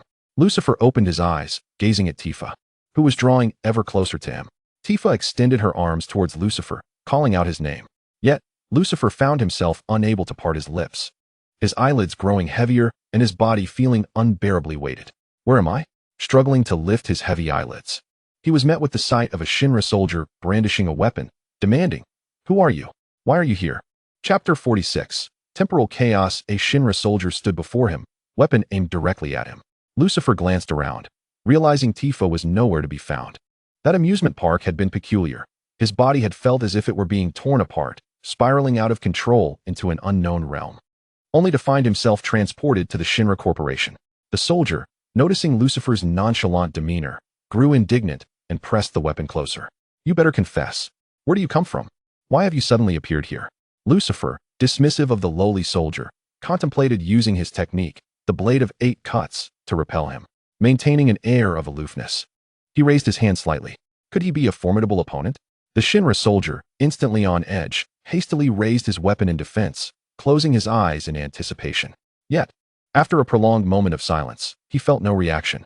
Tentatively, the soldier opened his eyes, only to find the stranger before him gazing upward in confusion, muttering, "Hey, where's my blade of 8 cuts?" The soldier, a mere rookie, was unaware of this stranger's origins and hesitated, asking, "If you keep pretending, I will report you." The soldier focused intently on the mysterious figure, but suddenly, the individual vanished before his eyes. Panic set in. Before he could call for help, he felt a sharp pain in his neck. The soldier collapsed to the ground, while Lucifer, standing behind him, flexed his fingers. Although the blade of 8 cuts eluded him, he was relieved that his teleportation ability remained intact. "What kind of place is this? Why can't I use my blade of 8 cuts?" Lucifer dragged the soldier's body to a more secluded corner and began calling out to the system. "System, system, where am I? Why can't I use my blade of 8 cuts? I was promised unlimited usage." Ding. "Host. The system has detected that the temporal dimension here differs from the one you previously inhabited. It is possible that the blade of 8 cuts does not exist in this realm. Does it mean that Sephiroth has yet to learn this technique? Could it imply that I have traveled back in time?" Lucifer seethed with frustration. "So, what will the sign-in system reward me with today? Surely, you must return Tifa to me. I have only just managed to reach a point of intimacy with her." Ding. "Host, in this chaotic temporal dimension, the sign-in system cannot function properly." "What did you say? Are you saying that in this realm, You are of no use? So, it's like reverting to a time of liberation overnight. All I did was kiss Tifa, and you immediately rebooted me? But fret not, dear host, your recovery capabilities, teleportation skills, and your splendid 8-pack abs are still intact for the time being. Upon hearing this, Lucifer promptly touched his abdomen, cautiously counting 6, 7, 8. He released a sigh of relief. Phew, the 8 perfect abs remain. I still embody the ideal physique of a flawless man. Host, although the sign-in system is temporarily malfunctioning in this chaotic dimension, I just conducted an internal scan and look, there's this weapon. Before Lucifer appeared a black iron longsword, upon which an ephemeral inscription shimmered, LV1. What the hell? You give me a level 1 broken sword. Who do you think you're fooling? Do not be hasty, dear host. Although this sword is currently at level 1, with your diligent efforts in slaying monsters to accumulate experience, it can be upgraded indefinitely. Keep up the good work. Hey, system. Where are you? You leave me with a broken sword and just vanish? Damn it, you wretched system. Despite his grumbling, Lucifer picked up the black iron longsword from the ground. Having a weapon is certainly better than being unarmed. Lucifer kicked the still unconscious soldier from Shinra on the ground, internally boasting, "Heh, this muscle of mine is not in vain. I still possess considerable strength." In no time, he stripped the soldier of his attire, leaving him clad only in white undergarments. Lucifer donned the uniform and, during the process, caught sight of a storage room in the corner. He casually tossed the soldier into the storage room, then secured his black iron longsword behind him and began to meander about. Surprisingly, Shinra Company is quite expansive. The design predominantly features a palette of black, white, gray, and silver, exuding a high-tech cyberpunk aesthetic. The soldiers' uniforms obscure their faces behind helmets. So Lucifer felt no concern about encountering someone familiar. Just as he expressed his lack of worry about meeting acquaintances, a soldier of similar height grasped his arm. "Hey, Edison, what are you doing here? The selection match is about to commence. You aren't planning to flee and avoid competing against Wilkie, are you?" Wait, who would call someone Edison? Such a mundane name. Lucifer noticed a display-like device on the soldier's helmet, which bore the name. No wonder he was mistaken for Edison. Selection match? What selection match? Lucifer cautiously inquired. What rewards are there for winning the selection match? Why should I compete against Wilkie? Oh, don't speak in anger. I know you're eager to win the selection match to accompany the hero Sephiroth on missions. Though Wilkie is formidable and often bullies you, we are brothers. I will definitely support you in winning. Ah, so this selection competition is an opportunity for the victor to become Sephiroth's guard and accompany him on his missions. However, it must be noted that my blade of 8 strikes can only be mastered by Sephiroth in this realm, granting me the chance to reclaim my former self. Although I wield but a battered black iron longsword, my formidable physique and the ability to teleport should make the competition a mere walk in the park. Wilkie. Such a name sounds rather effeminate. To repay the comrade who assisted me with this attire, I shall strive to secure victory on your behalf. With unwavering confidence, Lucifer flexed his muscular chest. Let us proceed to the selection competition. You shall witness how I decisively strike this so-called Wilkie. Chapter 47. A resounding defeat for Wilkie. Lucifer arrived at the venue of the competition, where the atmosphere was already abuzz with excitement. Everyone fervently gathered around a boxing ring. Goodness, at this hour, is Edison still coming? It seems he lacks the courage. After all, this is Wilkie. I have heard that Wilkie is a distant relative of the former minister, possessing both capability and connections. Edison is truly overestimating himself. In the center of the boxing ring sat a towering figure, approximately 2 meters tall, clad in armor, with only a bald head exposed. His bulk evident as he leisurely enjoyed a drink in a resting area. Lucifer strolled nonchalantly towards the boxing ring, drawing the attention of the surrounding soldiers, who then spotted Lucifer adorned in his helmet. He truly dares to show up. Edison is likely to be thoroughly thrashed today. Just look at his physique. While standing at 1 meter 80, he may not be short compared to the average person, but against Wilkie, he is courting disaster. I eagerly await the spectacle of Edison weeping and wailing. Ignoring the onlookers, Lucifer continued his leisurely ascent onto the boxing ring. Wilkie, with his hefty frame, mocked Lucifer, clad in his armor. Oh, you finally decided to show up? Have you been cowering in some corner, weeping and too frightened to compete? Make haste. After this match, I shall become the heroic Sephiroth's guard and gallantly embark on my quest. Haha. So that was the reason that soldier had scurried off to the secluded corner where I was placed. My friend, considering your gesture of providing me with attire and status, I shall graciously allow you a moment to bask in glory before your colleagues. Lucifer, maintaining his calm demeanor, retorted, I arrived late merely to prolong your moment of splendor before everyone. Otherwise, should you lose to me shortly, I fear your pride might suffer greatly. At this, Wolkie's temper flared. Edison, what are you even worth? A mere word from me sends you trembling in fear. Yet, you possess some spirit, daring to register and contest against me after seeing my name. Soon, you shall understand the absolute disparity of our strengths. Lucifer shook his head and clicked his tongue, saying, I just heard someone in the audience mention that you are a distant relative of Minister Zeng. Upon hearing this, Welkie raised his head with great pride, responding, ahem. Let us keep it low-key. I can win this match solely on my own merits, without the need to rely on Minister Zeng. Quite the silver-tongued. He neither confirmed nor denied the relationship, suggesting that his victory would stem from his own abilities rather than connections. As for connections, they merely serve to incite envy and instill fear in others. Lucifer, with a tone of curiosity, inquired, but Minister Zeng is Chinese. You clearly do not share the same ethnicity. How could you possibly be a distant relative? Are you perhaps of mixed heritage? As soon as Lucifer's words fell, the entire audience erupted in laughter, only to be met with Welkie's furious demeanor, akin to an agitated rooster, causing everyone to quickly silence themselves. Regardless of whether Welkie was of mixed descent, Minister Zeng was not someone to offend. Undeterred by Welkie's visible anger, Lucifer continued speculating. Or could it be that you are impersonating Minister Zeng's relative? I suspected as much. Minister Zeng is Chinese, and your skills appear to be far inferior to those of a Chinese person. Let us not tarnish the reputation of the Chinese, shall we? Welkie's nostrils flared with indignation, his anger palpable, yet he found himself at a loss for a retort. Lucifer, as if struck by a sudden revelation, clapped his hands, exclaiming, Was it inappropriate of me to say such things before the competition? It truly is a display of disrespect and rudeness. My sincerest apologies.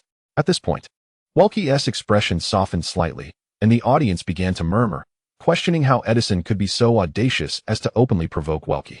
However, he had ultimately apologized. Didn't he? No matter how clever his tongue may be, his prowess fell far short of Welkie's. He could only hastily apologize, hoping Welkie would go easy on him during the match. Amidst the murmurs, Lucifer struck a shooting pose and quipped, Oh, Kiki, such a beautiful man like yourself deserves my utmost respect. I apologize. What's wrong? Kiki, you seem quite upset. Is there a problem with my complimenting your beauty? At this, the crowd could no longer contain themselves, erupting into hearty laughter. Lucifer, arms outstretched, even with a helmet on. One could easily envision the feigned innocence upon his face. Welkie, unable to restrain himself any longer, seethed, Edison, you scoundrel. I don't know how you've become so eloquent today, but I will ensure you're left speechless. Oh dear, Welkie was truly furious. Edison's insults were quite uncalled for, and which man could endure such affront? Poor Edison, who I thought was rather humorous and entertaining today. Would he be left bettered for months after receiving a beating? As the audience eagerly anticipated, the match finally commenced. Lucifer slowly drew the black iron longsword from his back. Welkie cast a disdainful glance at Lucifer's weapon, scoffing, Edison, you intend to fight me with such a pitiful excuse for a weapon? Welkie gathered his strength and launched a powerful punch towards Lucifer. A wave of gasps erupted from the crowd. Heavens! That punch is sure to send Edison sprawling. Yet, in the blink of an eye, Lucifer teleported behind Welkie and struck down with his sword. The arena fell silent. Goodness! Edison must have been secretly training. How could he move so swiftly? Could it be that he intends to defeat Welkie in a single blow? A resounding thud echoed as the sword struck Welkie's bald head. Lucifer noticed faint characters appearing on Welkie's scalp, visible only to him. Health bar 1. What kind of wretched sword is this? My forceful strike only diminished his health by 1 point. At this rate, I must strike this rotund fellow 100 times. This cursed sword bestowed by the system is designed to exhaust me. Welkie, with his ample physique, turned his head with great effort. Clearly, the blow was of no consequence to him, but it was an immense insult. In that moment, Welkie resembled a raging bull, his flesh trembling with fury, nostrils flaring at Lucifer. You scoundrel! How dare you mock me with this pitiful weapon? I am incensed. Lucifer sighed lightly. Very well. I shall resort to the scraping sword technique. Thus, the audience bore witness to an extraordinary and prolonged contest. Welkie, in a frenzy, repeatedly attacked Edison, yet Edison, with astonishing speed, consistently appeared behind Welkie, striking his bald head with a long sword. Once, twice, 3 times, 10 times, 11 times, 12 times, 30 times, 31 times, 32 times. As the strikes accumulated, Yawns began to spread among the spectators. This Edison is utterly humiliating Wilkie. The disparity between them is staggering. Who would have thought Wilkie would be so easily overwhelmed by Edison? Edison seemed to toy with Wilkie as if he were a fool. Edison truly is frighteningly powerful. 90 strikes, 91 strikes, 93 strikes. Finally, 99 strikes, 100 strikes. With Lucifer's 100th blow, Wilkie and his ample form collapsed to the ground with a thunderous crash. Akin to an earthquake, the crowd erupted into a thunderous applause. Edison, you are magnificent. Edison, you are extraordinary. Edison, you are nothing short of divine. Edison, you might someday become a hero. Lucifer stood on the stage, bowing and waving to the audience. Thank you. Thank you. Please, you are too kind. Upon the elevated platform, Sephiroth gazed down at the various Lucifers waving their hands in gratitude, a hint of amusement dancing at the corners of his mouth. Quite intriguing. Meanwhile, the true Edison awakened to find himself clad in nothing but a solitary white pair of undergarments, the rest of his attire stripped away. Panic surged within him as he glanced at the back of his undergarment, and he exhaled a sigh of relief. Phew. Thankfully, it was merely clothing. Chapter 48. Zack and Sephiroth. Edison cautiously peered from the storeroom, relieved to discover it was merely a secluded corner devoid of any passersby. Alas, he had previously boasted of challenging Wilkie, yet how could he possibly contend with such a formidable opponent? Furthermore, Wilkie was a distant relative of the former minister. Wilkie wielded both authority and strength, while Edison was but a mere foot soldier, momentarily blinded by admiration for the heroic Sephiroth, leading him to rashly enlist for a challenge against Wilkie's guards. Just before the competition, he had suddenly regained his senses, terrified of the imminent humiliation he would face, and thus had hidden away in this corner. Who could have anticipated encountering a perplexing outsider who would render him unconscious and strip him of his clothing? Thankfully, his modesty remained intact, otherwise it would have truly been a disaster. Reflecting on this, Edison let out a profound sigh. Fortunately, some tattered rags remained in the storeroom, which he could use to cover himself. In the corner, he diligently rummaged through a heap of assorted cloths, barely managing to conceal his essential areas. Bowing low, Edison endeavored to maintain a discreet posture as he prepared to stealthily return to his quarters. On his way, he suddenly overheard a conversation mentioning his name. Hey, did you hear? Edison actually defeated Wilkie today. Not just defeated. He utterly trounced Wilkie, treating him like a mere monkey. I was there in person. It was hilariously entertaining. I've never seen Wilkie in such a disheveled state. Who knew Edison had such prowess? Edison usually plays coy. I had never heard of him before. But today he has truly made a name for himself. Not just a name. Edison has become a guard for the heroic Sephiroth, and he shall accrue military merits to come. I've heard he has already set off with Sephiroth on a campaign. What? Edison overcame Wilkie? He trounced Wilkie? Edison, touching the back of his head, fell into a state of shock. Could it be that I have lost my memory? During the time I was unconscious and forgetful, I defeated Wilkie and became the guard for the illustrious Sephiroth. Indeed, it must be so. Only amnesia could elucidate the events unfolding before me. At that moment, a Shinra officer familiar with Edison's appearance spotted him sneaking along the wall, his ears perked. The officer called out to Edison, who was peering around furtively. Hey, Edison, why aren't you preparing to accompany the hero Sephiroth on his journey, and instead, are you skulking around here? Edison, crouched against the wall like a gecko, stood upright upon hearing the words. Commander, I was just about to prepare. Commander Shenlue nodded approvingly. Indeed, Edison, you have performed admirably today. Who would have thought your true strength was so formidable? Unfazed by authority, you effortlessly subdued Wilkie. However, the more Edison listened, the more trepidation filled his heart, prompting him to ask nervously, but what? Commander, have I done something wrong? Yet your demeanor is rather arrogant. If you can easily defeat him, why not do so directly? Instead, you felt the need to strike Wilkie repeatedly, mockingly delivering 100 blows before bringing him down. Such an affront is unacceptable. We, the soldiers of Shenlue, cannot harbor such vices. Although I have heard that Wilkie often bullies you, your desire for retribution is somewhat understandable. Let this be a warning for the future, Edison. As Commander Shenlue departed, he muttered, how can one address someone as Gigi? You're too beautiful. That is most disrespectful. Our departments will soon engage in a basketball match. How can we face that embarrassment? As Shenlue walked away, Edison clutched his heart in fear. Me? Edison? Dare I continue to provoke and humiliate the 2-meter-tall, muscle-bound Wilkie? Dare I call him Gigi? You're too beautiful? Am I seeking my own demise? This world is utterly insane. Upon awakening, why does everything seem transformed? No, if this continues, my secret will be revealed. Edison swiftly dashed underground. Oh dear, I must return home and hide for a while. Shenlu is far too terrifying. Meanwhile, Lucifer remained blissfully unaware of the consequences of his actions that would leave Edison trembling for the rest of his life. Excitedly, he followed another helmeted guard, standing at attention, awaiting the arrival of the hero Sephiroth. Hee, I have yet to meet Sephiroth. Finally, an opportunity. Just then, a figure familiar yet imposing, carrying a 40-meter sword, emerged. Lucifer instinctively thought it was Cloud. Whispering, Cloud? The nearby guard seemed to have heard this murmur and turned to glance at Lucifer. The figure with the massive sword immediately expressed irritation. Why are you twisting your head while standing at attention? Do 100 squats. Ah, squats. This familiar command could only belong to Zack. Lucifer gazed at Zack, whose signature spiky hair and 40-meter sword stirred excitement within him. The guard, upon hearing the order, promptly responded yes, and obediently began to perform squats. While watching the guard, Zack earnestly imparted, "We are about to embark on a mission. I trust that each of you harbors dreams of becoming a hero." Zack extended his fist towards the heavens, his face radiating positivity and optimism as he exclaimed, "Indeed. To become a hero, one must harbor dreams and possess pride." Just then, a voice, cool and slightly teasing, echoed from a distance.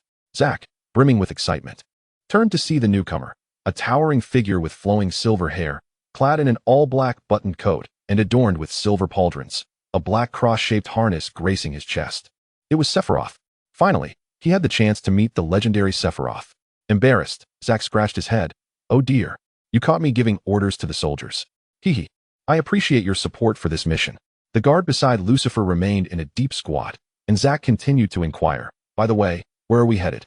Sephiroth replied slowly, "Nibelheim." The soldiers, still in their squatting position, momentarily froze at the mention of the location. Noticing this pause, Sephiroth approached.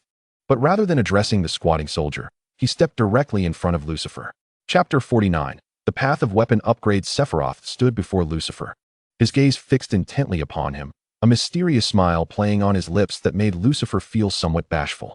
Curiously, Zack asked, "Is there something wrong with this guard?" Sephiroth gently shook his head. He merely witnessed a contest between himself and a warrior far superior in strength. With a gaze tinged with appreciation, Sephiroth scanned Lucifer.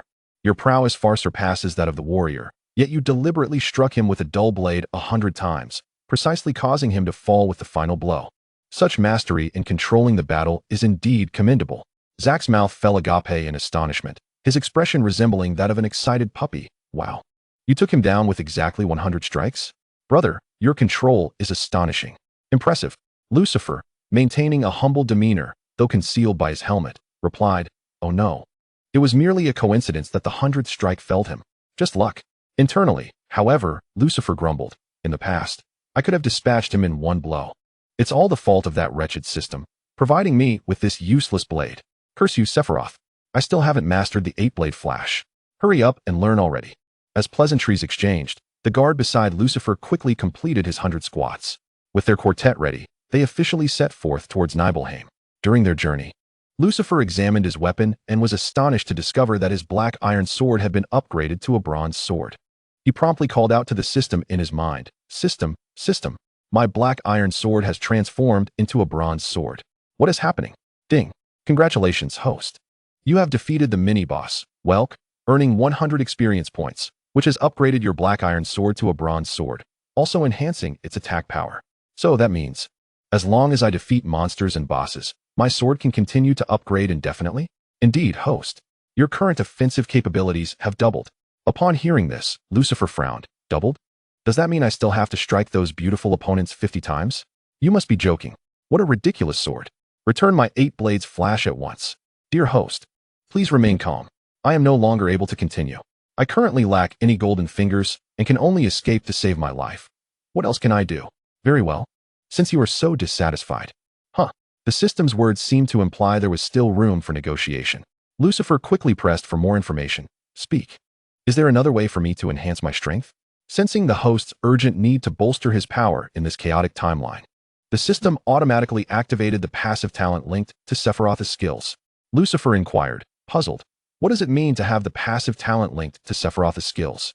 In simple terms, it means that the host can replicate and paste all the skills currently possessed by Sephiroth. For instance, Heartless, Iajutsu, Hellgate, and Heartless Angel, among others. "Really?" Lucifer exclaimed with delight. Does that mean I am now terrifyingly powerful? The system cautioned, although you possess Sephiroth's skills, your weapon is merely a bronze longsword. If you do not upgrade it, it will be challenging to unleash the full potential of these skills, and it is also prone to breaking. Lucifer responded, the host must strive to upgrade. Keep going. I wish you good fortune. The insufferable system has disconnected me again. Indeed, my longsword is only bronze, and its level is far too low. I must devise a method to level up. Zack, in the vehicle, instructed Lucifer and another guard. There will often be various monsters on the road, and given your abilities, you may not be able to handle them. Stay in the vehicle. It is safer here. Leave the monsters to Sephiroth and me. Lucifer wildly raised his hand, insisting, how can you and Sephiroth deal with the monsters? Just leave it all to me. The guard beside him looked at Lucifer in confusion. Lucifer patted his shoulder, reassuring him. Fear not, brother. I will handle everything on my own.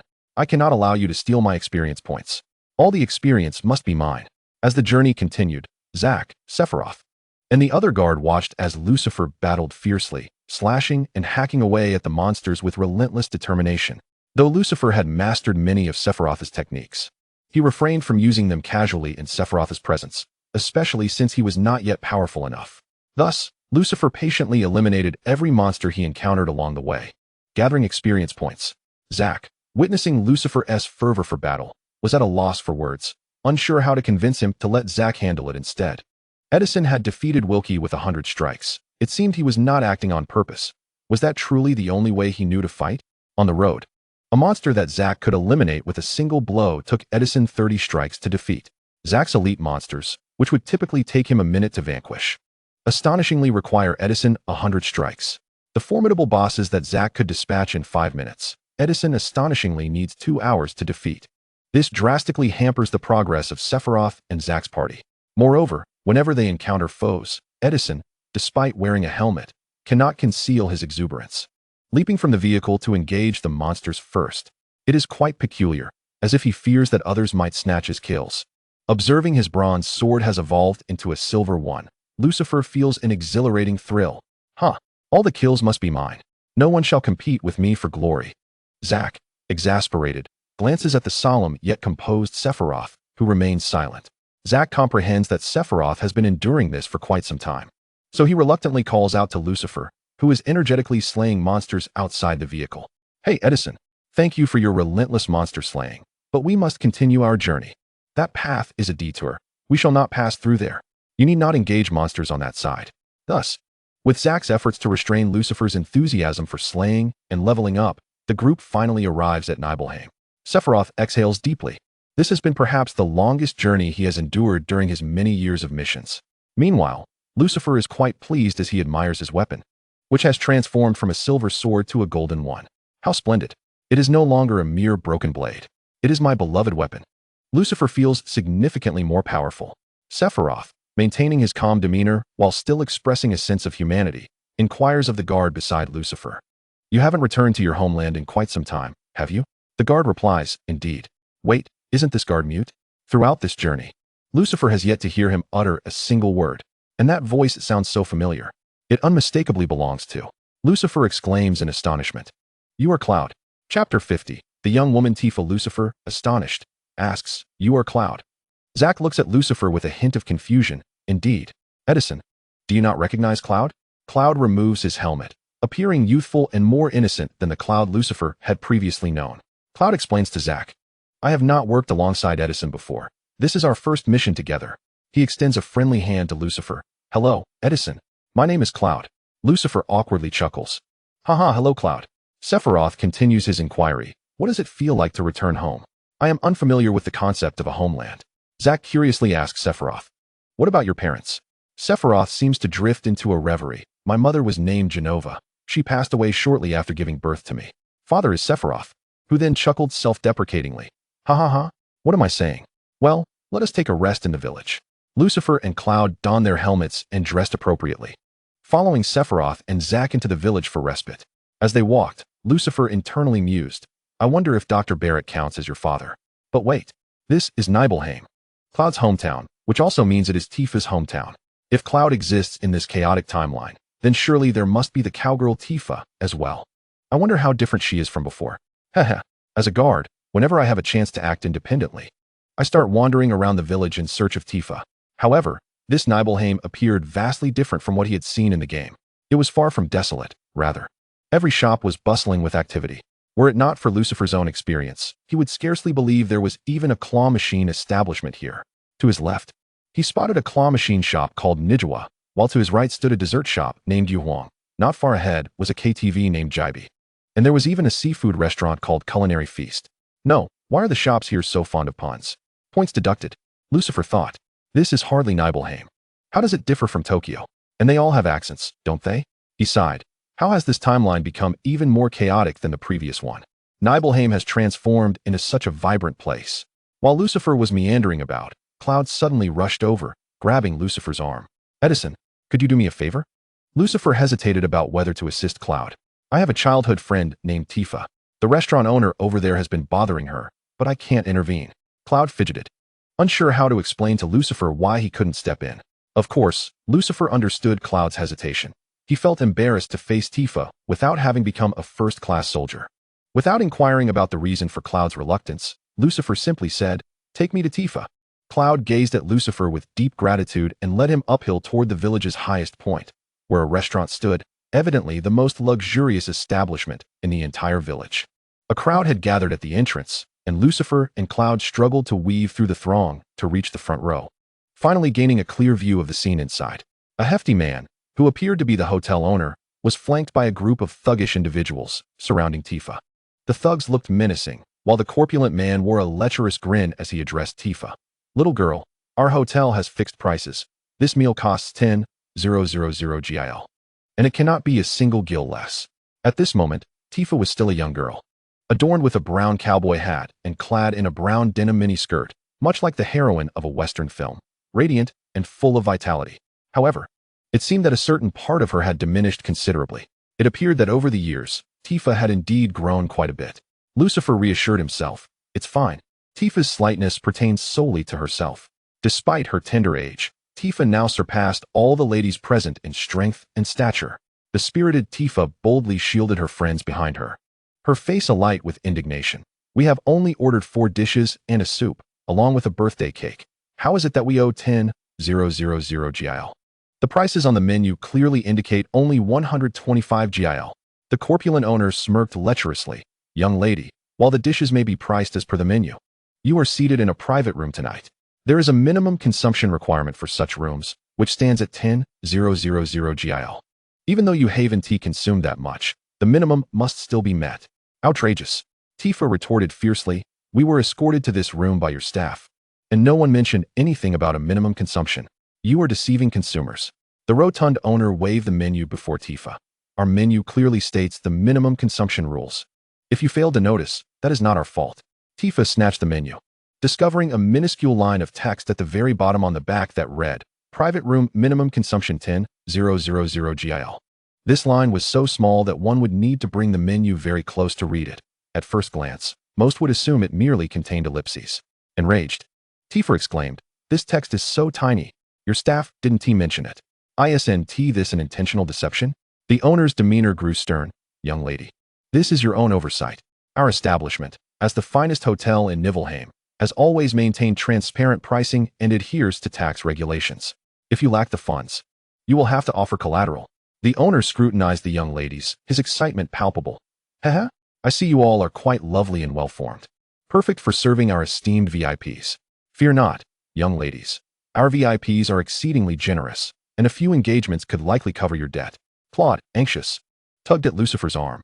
"What do we do, Edison? I don't have that kind of money. Can you step in to protect Tifa and the others?" At that moment, a girl behind Tifa spat defiantly at the owner's face. "Get lost. We will not acquiesce to your unreasonable demands." The owner's expression soured, and he commanded his thugs, "Take this insolent one away." Yes, a group of thugs swiftly approached, seizing the girl who had defied the owner. He delivered a resounding slap to her behind, a sinister grin on his face. Quite ample indeed. "The VIP guests will surely be pleased. Let her go." The voices of Lucifer and the young Tifa resonated simultaneously. The young Tifa gazed in perplexity towards Lucifer, who shared her voice. In Chapter 51, the perfect abdominal hero rescues the beauty. Tifa looked at Lucifer, who, adorned with a helmet, strode forth with an imposing presence. He positioned himself protectively before Tifa and her companions, boldly shouting at the corpulent boss, "Is it merely 10,000 GIL? I shall provide it." Released Tifa's friend. The onlookers could not contain their excitement. Behold, a hero rescuing a damsel. This is a scene straight from a novel. How thrilling, they exclaimed. Look at that man in Shinra soldier attire. He must be from Shinra, right? He stands quite tall, over 180 centimeters, no doubt, though clad in heavy armor. His physique exudes a sense of security. Truly, Tifa is remarkable. Wherever she goes, heroes emerge to save her. The corpulent boss scrutinized Lucifer with a wary gaze before erupting into laughter. What is this? You dare to put on airs before me? You are but an ordinary Shinra guard. He scoffed. Let me inform you. I thrive in Nibelheim's finest establishments, running the most luxurious restaurant, thanks to my connections. You, a mere guard, should not presume to act grand. Lucifer remained unfazed, retorting, what do I care for your pretensions? All that matters is that I can provide you with 10,000 GIL. Release Tifa's friend at once. The corpulent boss sneered at Lucifer. You? Do you truly possess 10,000 gil? Do not think that donning Shinra's armor makes you the president, formidable and majestic. I suspect that beneath that armor, you are nothing but a scrawny chicken. What audacity to act cool before me. Surely, you have height-augmenting insoles in those shoes. The boss and his henchmen burst into laughter, and the surrounding crowd joined in the mockery. Indeed, in this day and age, many who are merely lackeys strut about as if their company belongs to them. They jeered. Look at that man in such thick armor. Do you truly believe he is towering? I suspect he is just a scrawny chicken. I doubt he even reaches 180 centimeters. Look at how thick his shoes are. Upon hearing the derisive remarks, the already insecure Cloud lowered his head even further. Lucifer's temper flared. Hey, you may mock my wealth, but you cannot belittle my height. Moreover, you shall not disdain my 8-pack abs. Enough with your nonsense. My height is genuine, and my 8-pack abs are undeniably real. With that, Lucifer swiftly stripped off his shirt. Tifa and the other girls in the crowd immediately gasped and covered their eyes. The young Tifa stood in awe, gazing at Lucifer's well-defined muscles, as he removed his upper garments and shoes, leaving only his helmet and trousers. Lucifer took a moment to twirl around, proudly showcasing his sculpted 8-pack abs and towering height of 180 centimeters. The young Tifa gazed intently at his chiseled physique, her eyes wide with admiration, as if entranced. With a smug grin, Lucifer thought to himself, even Tifa cannot resist the allure of my perfect form. Little Tifa, do you now realize who your ideal partner should be? Wow, this Shinra lad has abs that are simply flawless.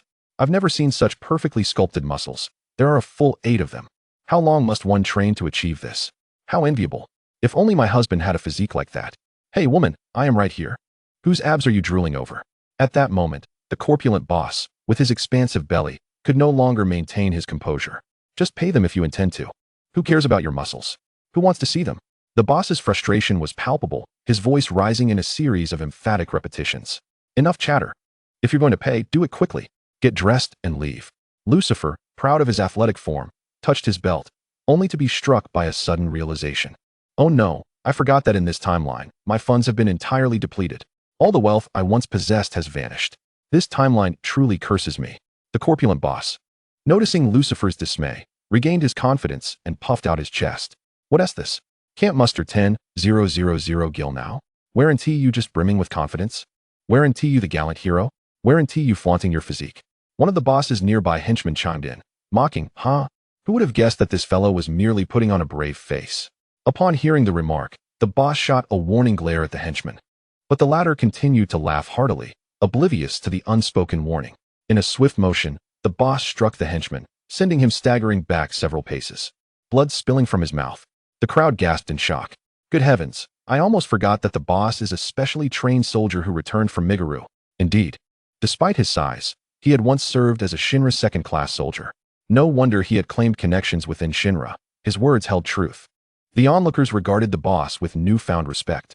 Observing the unfolding scene, Tifa contemplated and addressed Lucifer. Thank you for your assistance, but with your abilities, you cannot hope to defeat him. You should leave. I can handle this myself. Lucifer shook his head vigorously. What nonsense. Abandoning a girl to be bullied by such scum? A true man would never allow that. Moreover, how could I possibly abandon my wife to them? Tifa gazed at the imposing figure before her, a sense of comfort emanating from his stature, yet she could not help but succumb to a wave of anxiety. Lucifer retrieved the golden longsword. which he had cast aside earlier, and pointed it at the corpulent proprietor with a devilish grin, proclaiming, "I may be broke, but what of it? I shall protect this girl who dines and dashes." Chapter 52. The unexpected strength of the fat man. Lucifer boldly declared, "After all, your establishment is a den of iniquity. What is wrong with dining and dashing? If you do not release Tifa's friend, I shall resort to violence." The hefty owner, flexing the fist that had just sent his companion flying, chuckled, "Huh? Just a mere Shinra soldier. You speak so grandly. Do you truly believe you possess the capability to retaliate with violence?" The onlookers shook their heads in dismay. This soldier was indeed arrogant. The owner, who commanded the largest restaurant in Nibelheim, could not have achieved such stature by mere chance. His legion of henchmen was a mere trifle. He himself was the most formidable. Despite his girth, he had once served as a Shinra 2nd Special Forces soldier. His prowess was such that he could likely contend with thousands. Indeed, he had wealth, manpower, and authority. What chance did a mere Shinra soldier have against him? The audacity to play the hero, only to end up battered and bruised. At the owner's command, a throng of over 100 henchmen encircled them. With a sinister grin, the corpulent proprietor sneered, "Now kneel and concede. Hand over Tifa and her companions, and I may yet spare your life." Lucifer, cracking his knuckles, retorted, "Oh, call more. I'm ready to take on 1,000. Can you muster that?" The crowd gasped in astonishment. Good heavens, has this Shinra soldier lost his mind? Just because he wears a helmet, does he think himself immune to their assault?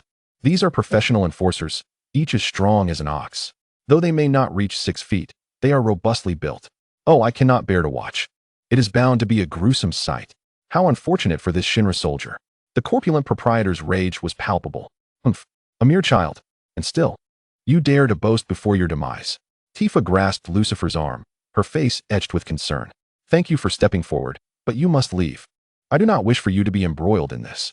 Lucifer turned, and although clad in a helmet, Tifa sensed a wicked smile upon his lips. How could I abandon my wife and flee? Tifa was taken aback, an inexplicable familiarity washing over her. Lucifer strode boldly to the center of the restaurant's entrance, raising his hand to the corpulent proprietor. "Hey, fat man, I stand here. No harm shall come to the others. Let them all come at me." Such bravado. Even on the brink of death, he continues to flaunt his bravado. The proprietor seethed. "Everyone, attack. Tear him apart. The one who inflicts the most damage shall receive the greatest reward." Upon hearing of the prize, the 200 henchmen surged forward en masse, creating a cacophony that resonated throughout the shopping district. Parents gathered around quickly shielded their children's eyes, exclaiming, "Do not look. It's far too gruesome." In a hotel situated at a distance from the bustling shopping street, Zack gazed curiously towards the commotion, pondering, what on earth is happening over there? Such a lively ruckus. Sephiroth, resting with his eyes closed, remarked, "There is a mountain of paperwork awaiting us tomorrow. Are you prepared?" With a sheepish grin, Zack scratched his head, replying, "I understand. Sephiroth, I shall endeavor to fulfill my duties with diligence." His gaze drifted further, brimming with aspirations for the future. There are still those waiting for me to push the little flower cart. The cacophony from the shopping street was incessant. Spectators could scarcely keep up with the spectacle. Witnessing one assailant after another being sent flying, none could discern the trajectory of Lucifer's movements. He appeared as if he could materialize at will, shifting from one adversary's rear to another's with remarkable agility. Clutching a golden longsword, his unencumbered locks danced in the wind as he moved. In that moment, he resembled a celestial being, effortlessly commanding the fates of the 200 men before him with astonishing speed. The throng stood in awe, their jaws agape in astonishment. Lucifer hovered above, surveying the fallen 200 henchmen and the astonished portly proprietor below, whose mouth hung open in disbelief. "I told you I required 1,000. Lucifer exclaimed with exasperation. 200 is hardly enough. Yet you doubted me." A gust of dust swirled into the proprietor's mouth, prompting him to cough violently. As he regained his composure, the proprietor glared resentfully at Lucifer above, scoffing, "Huh, merely a matter of speed. Your trivial skills are only adequate for dispatching these lowly lackeys." Raising his sleeves, with a hint of bloodlust in his smile, the proprietor declared, "Since my retirement, I have not encountered a worthy opponent such as yourself. How rare. Prepare yourself, for I shall personally shatter you into pieces." With a heavy frame, he sprang into the air, delivering a powerful punch towards Lucifer. The sheer force of his strike was palpable, even from a distance, as the crowd felt the gust from his fist. Tifa, initially confident in her combat skills, felt a wave of trepidation wash over her, realizing that confronting the proprietor would be no mere triviality. Reflecting on this, she felt a chill of dread. Had it not been for this Shinra soldier's intervention, she might not have been able to navigate this perilous situation. Cloud, sensing the impending danger, urgently called out to Lucifer. Be careful. Initially, Lucifer had intended to withstand the blow, but as the fierce wind from the punch approached, he quickly recognized the gravity of its power. Direct confrontation was out of the question. At the moment when the fist was about to connect, Lucifer executed a swift teleportation, narrowly evading the strike. To his surprise, the corpulent boss managed to maintain his balance in midair after missing, turning to face Lucifer. Typically, the momentum generated during an attack allows one to leap into the air. Yet not everyone possesses the ability to float effortlessly without employing a technique. As Lucifer could teleport, he naturally mastered spatial control, allowing him to hover gracefully. However, he was astonished to discover that this hefty boss could do the same. With a hint of surprise, Lucifer regarded the floating figure of the boss, realizing he had underestimated him. Hey, hefty boss, I must admit your prowess is quite impressive. The boss, brimming with pride, retorted, Humph. Do you need to flatter me? My ability to rival the Shinra's second special forces stems solely from my own strength. Lucifer clicked his tongue, alas. Such a pity. The boss frowned, cut out the sarcasm. I detest pompous individuals like you. Lucifer smiled faintly, what a shame. Not even the Shinra first special forces would dare to beg for mercy before me. In an instant, Lucifer teleported, wielding his golden longsword with tremendous force as he struck down. He understood that this blow was delivered with all his might, undoubtedly possessing immense power. Moreover, the boss's speed could not compare to his teleportation. Yet, perplexingly, when the sword struck the boss, it seemed to vanish into thin air, eliciting no reaction whatsoever. What could this mean? Lucifer gazed in astonishment at the boss, whose expression displayed neither shock nor surprise, but rather a sense of expectation. Is this truly the extent of your strength, Shinra boy? Chapter 53, revealing true power. Lucifer was utterly flabbergasted. His utmost strike had proven ineffective against the corpulent boss. Never before had he felt such disquiet. How could this be? Although his current strength was indeed diminished compared to the past, it should not have been this way. How could a mere Shinra second special forces soldier stand as his adversary? The boss effortlessly flicked aside the golden longsword with a mere touch of his fingernail, then unleashed a powerful transformation. His garments burst apart, revealing a body reminiscent of a sumo wrestler, yet radiating a faint glow. This luminescence emanated from within, enveloping him from head to toe in a protective aura. Tifa involuntarily exclaimed, "It's martial arts." At that moment, Lucifer comprehended why his full-force strike had failed to inflict even the slightest harm upon the hefty boss. This rotund man had dedicated himself to mastering defensive martial arts. Any ordinary attack would diminish in effectiveness by at least tenfold upon contact with him. Thus, Lucifer's all-out strike with the golden longsword was rendered utterly inconsequential. The boss, grinning widely, inquired, "So what say you? Do you concede? Your most formidable strike, when aimed at me, is no more than a mere tickle. How can you possibly defeat me? One may lose a battle, but never their dignity." Lucifer scoffed disdainfully. "You speak as if you could actually land a blow on me. Can your speed rival mine? I dare say, you shall never come within my reach." This time, the corpulent boss did not exhibit his usual irritability. Instead, he spoke slowly and deliberately. "Though I cannot harm you, the individuals around you are easily within my grasp." What? An unsettling premonition ignited within Lucifer's mind. The corpulent boss swiftly turned and launched himself towards Tifa. In an instant, Lucifer activated his teleportation, materializing protectively in front of Tifa. However, unbeknownst to him, the boss's assault on Tifa was merely a feint. With a swift motion, he struck Emma, the friend they had previously abducted. Instead, Tifa cried out in anguish, "Emma!" How could the girl named Emma withstand the force of such a blow from the corpulent boss? Blood erupted from her mouth, her insides shattered. As she was sent crashing to the ground, Emma's eyes remained wide open, a mere teenager, perishing before the gaze of onlookers. The audience recoiled in horror at the gruesome scene. They had warned against provoking the formidable boss. He was truly fearsome and merciless. Emma, dear sister. Oh heavens. She was merely celebrating her birthday at a restaurant with friends. What crime had she committed to deserve such a fate? Indeed, today is Emma's birthday. Silence. Speak no more. Do not provoke the boss, do you hear? Tears welled up in Tifa's eyes as she clenched her fists tightly, fixing her gaze on the corpulent boss, who was wiping the blood spattered from Emma's lips off his hands with a handkerchief. "You, how dare you kill Emma? What crime did she commit?" Tifa's eyes burned crimson, her entire being engulfed in fury. The corpulent boss regarded human life with utter disdain, She was merely an ordinary person, devoid of power or wealth, unworthy of existence. The strong shall prevail. I am merely cleansing the world of its refuse. Tifa's trembling fists tightened. You shall not go unpunished. As she prepared to advance, a warm hand enveloped her clenched fist. Lucifer's magnetic and reassuring voice resonated. How could such filth tarnish your hands? Allow me to handle this. The corpulent boss let out a derisive chuckle. Did I not just inform you? I cannot kill you, nor can you kill me. There can be no victor between us. Why do you pretend otherwise? Lucifer strode forward confidently, and Tifa gazed up at his towering figure, feeling immense safety and trust in his presence. With a wicked smile, Lucifer declared, "Who says we cannot determine a victor? Your arrogance is astounding." The corpulent boss retorted, "What did you say?" "I said, you are not worthy."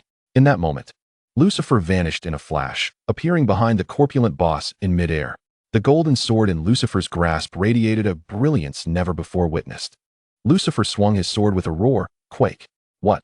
The corpulent boss had yet to react when Lucifer unleashed a flurry of 4 consecutive strikes, each one tearing apart the radiant aura surrounding him. The final blow sent the hefty boss soaring through the air.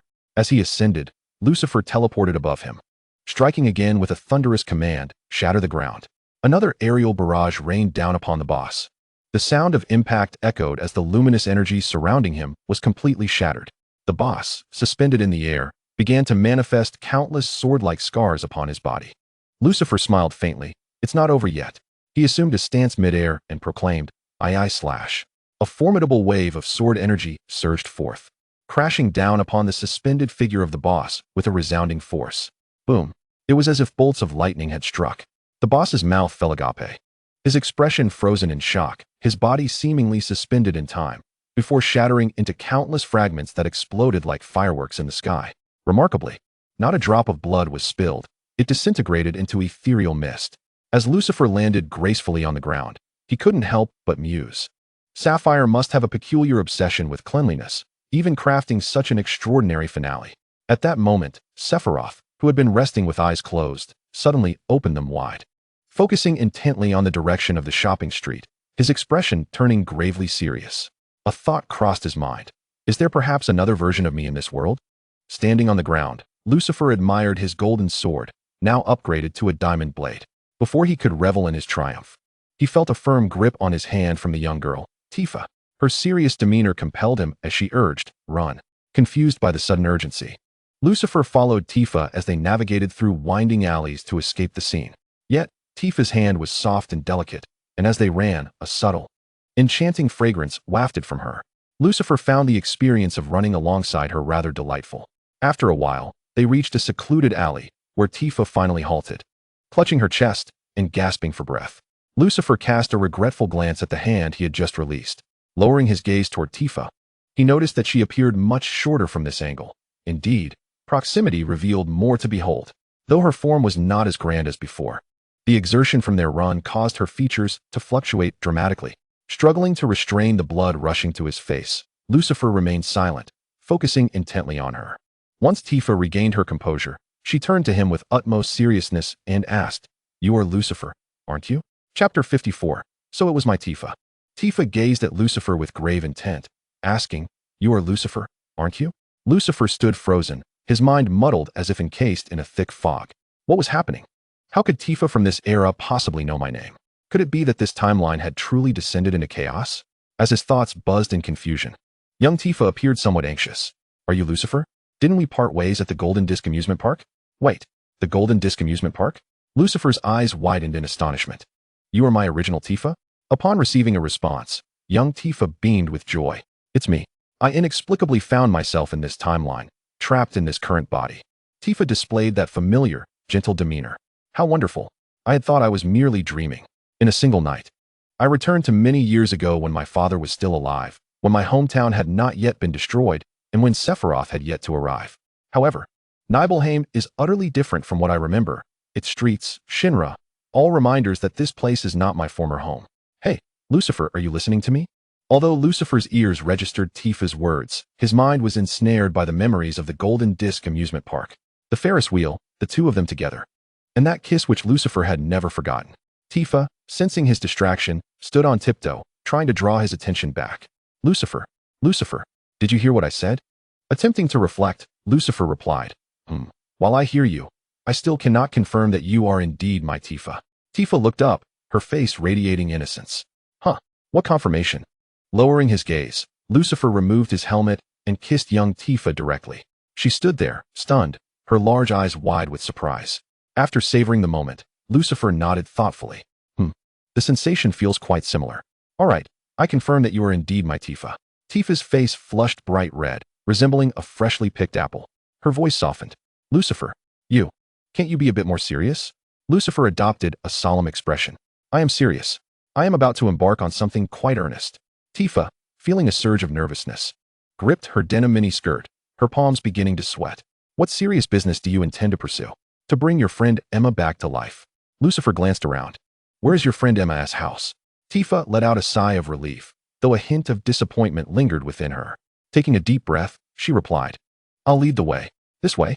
Having escaped the scene, Tifa and Lucifer moved away, while the restaurant behind them buzzed with chaos, as if a pot had been overturned. Sephiroth and Zack arrived at the scene, where the village chief, Zongda, hurriedly approached to report that this was the largest inn in Nibelheim, and the innkeeper had been murdered in plain sight. The perpetrator was Zack, being impatient, directly inquired, Who was it? Just say it. At that moment, Cloud rushed forward, trembling yet resolute, declaring, I am the murderer. The village chief shot a bewildered glance at Cloud, who was fully armed. Sephiroth chuckled lightly. The murderer is not you. Cloud stared at Sephiroth in astonishment, momentarily at a loss for words. Zack scanned the vicinity around Cloud and asked, Hey, where's Edis? Is he not with you? Cloud offered no reply. Zongda continued his report. The murderer is a man dressed in Shinra security uniform. Cloud quickly interjected, That is not true. The innkeeper deliberately framed Tifa and her friends. Moreover, he killed Tifa's friend, Emma, first. Zack was taken aback. The murderer is Edis? He pondered over the information regarding the inn's owner, becoming increasingly perplexed. No, that doesn't add up. The inn's owner is a retired Shinra 2nd Special Forces soldier. While Edis is merely a security guard, how could he possibly overpower him? Furthermore, this owner is skilled in martial arts. Even a Shinra 1st Special Forces soldier may not guarantee victory against him. Zongdao asserted confidently. The murderer is undoubtedly him. There were too many witnesses. Everyone saw him kill the innkeeper. The thunderous noise just moments ago was caused by him. Sephiroth slightly tilted his head and softly suggested, Let us go to the home of the deceased, Emma. Although Zongda was puzzled as to why the heroic Sephiroth would show interest in such a minor character in this incident, he dutifully followed the command. Leading the way, Zongda guided Sephiroth, Zack, and Cloud to Emma's home. What should have been a scene of deep sorrow was instead curiously filled with laughter and joy. The four outside exchanged glances, bewildered. They had never witnessed a family who had lost a daughter appearing so cheerful. Moreover, there were faint sounds of a girl's laughter emanating from within. Cloud thought to himself, could it be Tifa? Zack, feeling a surge of anger, was the first to push open the door. Inside, they found only 3 individuals, Emma's parents and Emma herself. Zack, having previously reviewed the details at the scene, recognized Emma's appearance. His eyes widened, and he exaggeratedly gestured, exclaiming, Oh my goodness! Emma, how are you alive? Zongda, Sephiroth, and Cloud also entered the small room, which suddenly felt cramped with the presence of such significant figures. Emma's parents looked at these prominent individuals with apprehension. Village chief, what brings you here? Zongda, startled to see Emma alive and well, exclaimed, What is going on? Is this some sort of resurrection? Emma, has she not passed away? Yet Emma, in a remarkably candid manner, declared, I have been healed by Tifa's friend. Tifa's friend? Sephiroth pondered, could it be Edison? Emma displayed a perplexed expression, Edison? I have not heard that name. Tifa's friend is named Lucifer. That is how Tifa refers to him. He is truly formidable. He has not only vanquished that detestable overlord, but also possesses remarkable medical skills. All my injuries have healed. I feel no pain whatsoever. Haha, I could even fetch water now. Emma continued to exuberantly extol Lucifer before the now horrified individual before her. I tell you, Lucifer is truly extraordinary. The village chief, Zongda, questioned Sephiroth with a mix of astonishment and deference. I, with my meager knowledge, am unaware that there exists a technique capable of reviving the deceased. Sephiroth's expression was inscrutable. Reviving the dead, indeed. You have certainly broadened my horizons. Chapter 55. Preparing for battle, Lucifer and Tifa had clandestinely taken refuge in a cave Tifa had discovered on the mountain. Lucifer, somewhat bewildered, inquired, Tifa, Why did you insist on pulling me away at that moment? And why can't I return to find Zack and the others? Tifa, endeavoring to kindle a fire, replied. You might not grasp the situation upon your arrival in Nibelheim. The village now is not what it once was. If you were to directly slay the village's foremost overlord, they would undoubtedly imprison you. But this place feels entirely different from what I had envisioned. Was the village ever this opulent? Lucifer pondered. Of course not. Our village used to be a mere hamlet. Many boys have gone off to war, and there are few left. But now look at this place. Its grandeur rivals that of Midgar. As Tifa successfully ignited the fire, her figure, clad in a denim mini-skirt, appeared even more striking in the flickering light. Lucifer swallowed hard. So, Tifa, are you planning to spend the night with me in this cave? Tifa stood and brushed off the dust. All set. The fire is lit. You shall sleep here tonight, Lucifer. Lucifer, bewildered, asked, and what about you? Naturally, I shall return home to sleep. Lucifer sprang to his feet. Aren't you afraid Sephiroth and the others will come looking for you? Tifa contemplated for a moment. Then I shall feign ignorance. In the eyes of the villagers, I am merely a naive little girl. Why go back at all? Even if I do not return, they will seek out my father. He knows nothing and cannot provide cover for us. Moreover, they will need me as a guide up the mountain. A guide? You still intend to guide them? Aren't you wary? Lucifer hesitated, knowing the pain of Tifa's father's death would forever linger in her heart. Yet Tifa surprised Lucifer with her resolute expression. Yes, I will serve as their guide. But this time, I will ensure my father is protected. Be cautious. Do not act impulsively. Wait for me to handle the situation. Ultimately, Tifa returned home from the mountain, though Lucifer was not easily dealt with. Before her departure, Tifa was thoroughly taken advantage of by Lucifer, who only then allowed her to leave. How delightful it is to have someone familiar in this timeline. That person is none other than my beloved wife, Tifa, and a version of her from years past. The experience is imbued with a sense of novelty. Having relished the beauty of the moment, it is now imperative for Lucifer to contemplate the path he must traverse. It is evident that the forthcoming events will involve Tifa leading Sephiroth and Zack up the mountain, where Sephiroth will uncover his lineage, descend into madness, and slay the villagers, particularly Tifa's father and Cloud's mother. Following this, Sephiroth will be feigned killed by Cloud, prompting Shinra to send operatives to eliminate Zack and Cloud. Zack, a genuinely good fellow, meets a tragic end, which is indeed a pity. However, the current timeline appears to be exceedingly chaotic. It is uncertain whether all events will unfold according to the game's narrative. After all, I am the greatest variable in this equation. I still possess the ability to restore the medium, enabling me to rescue all those slain by Sephiroth in the village. I can save Cloud's mother. I can save Tifa's father. I can save Zack. I have the power to alter history. Yet, I wonder if, after changing everything, the timeline will revert to normal, or if I will be drawn into an even more tumultuous reality along with Tifa in the next timeline. This version of Tifa may not even exist. There are far too many uncontrollable factors. No one can predict the direction of the unfolding events. Moreover, why have I arrived in this timeline? Lucifer faintly recalls the sounds that accompanied his arrival in this realm. Perhaps the sound of laughter, a peculiar, unsettling laughter. It seems reminiscent of that of the bizarre Bao Yao. It appears that Bao Yao may be a crucial point of leverage. However, for now, I must focus on maintaining my strength, diligently training and improving. Lucifer gazed at the diamond-long sword in his hand, admiring the weapon with great satisfaction. The blade shimmered with the brilliance of diamonds, a stark contrast to its previous state. It seems that eliminating that rotund individual was indeed the right choice. There must be numerous monsters lurking on this mountain, right? At this moment, the creatures on the mountain seem to share an unspoken understanding, sensing something amiss. Why does it feel as though we are being watched? Meanwhile, in the inn below, the village chief, Zongda, and Tifa's father appeared anxious in front of Tifa. With a naive expression, Tifa replied, I do not know who this Edison you speak of is. I am acquainted with an individual named Lucifer, who claimed he could resurrect Emma. Thus, I led him to her home. To my astonishment, he indeed revived Emma, which filled me with joy, and then he departed.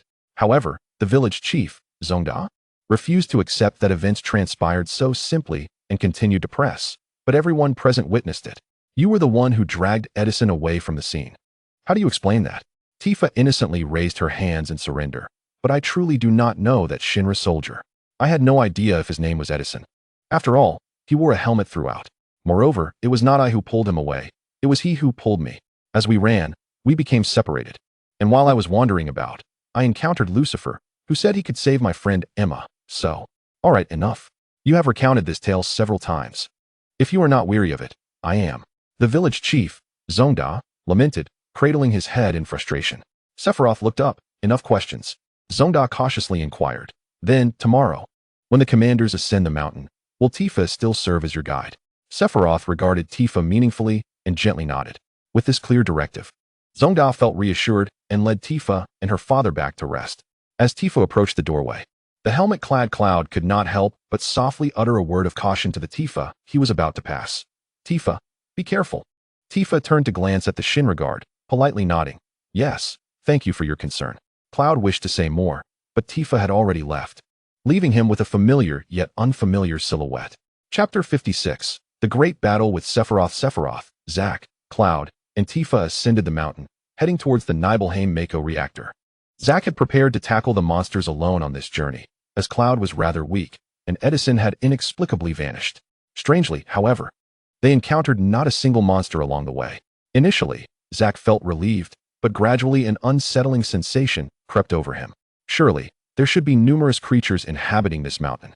How could they not encounter even one? Could it be that someone had cleared the path ahead? The thoroughness of such a sweep was something Zack had only witnessed in Edison. Meanwhile, in the cavern, Edison, or rather Lucifer, was joyously admiring his newly upgraded weapon, having transformed his diamond longsword into a ruby diamond longsword. It was said that this ruby diamond was among the rarest of gemstones, something many might never encounter in their lifetime. Yet he possessed a longsword crafted from such exquisite material. Merely considering the monetary value of this weapon rendered it an invaluable treasure. It seems worth it to clear the entire mountain of monsters. Having prepared everything, all that remained was to patiently await his confrontation with Sephiroth. He could replicate all of Sephiroth's techniques. How interesting it would be to witness this firsthand. Lucifer gazed down at the raging flames below, the conflagration igniting a fervor within him. He understood that the moment he had long awaited had finally arrived. With a swift teleportation, Lucifer bypassed the wailing chaos of Nibelheim. This was not the time for heroics. He needed to conserve his strength for the impending confrontation with Sephiroth. He was not so selfless as to exhaust himself in an attempt to save others before the battle. Lucifer materialized before the Mako reactor, having previously marked his point of arrival. Outside the reactor, Tifa stood vigil by her father's lifeless body. Yet this time, Tifa did not weep nor recklessly charge in to confront Sephiroth. Her expression was one of unwavering calm. She did not plead for Lucifer to resurrect her father, but instead looked up at him with quiet determination, softly yet resolutely encouraging him. Do your best. Behind Lucifer, Zack and Cloud hurriedly approached, breathless. Upon seeing Lucifer, Zack exclaimed, Edison, you've returned.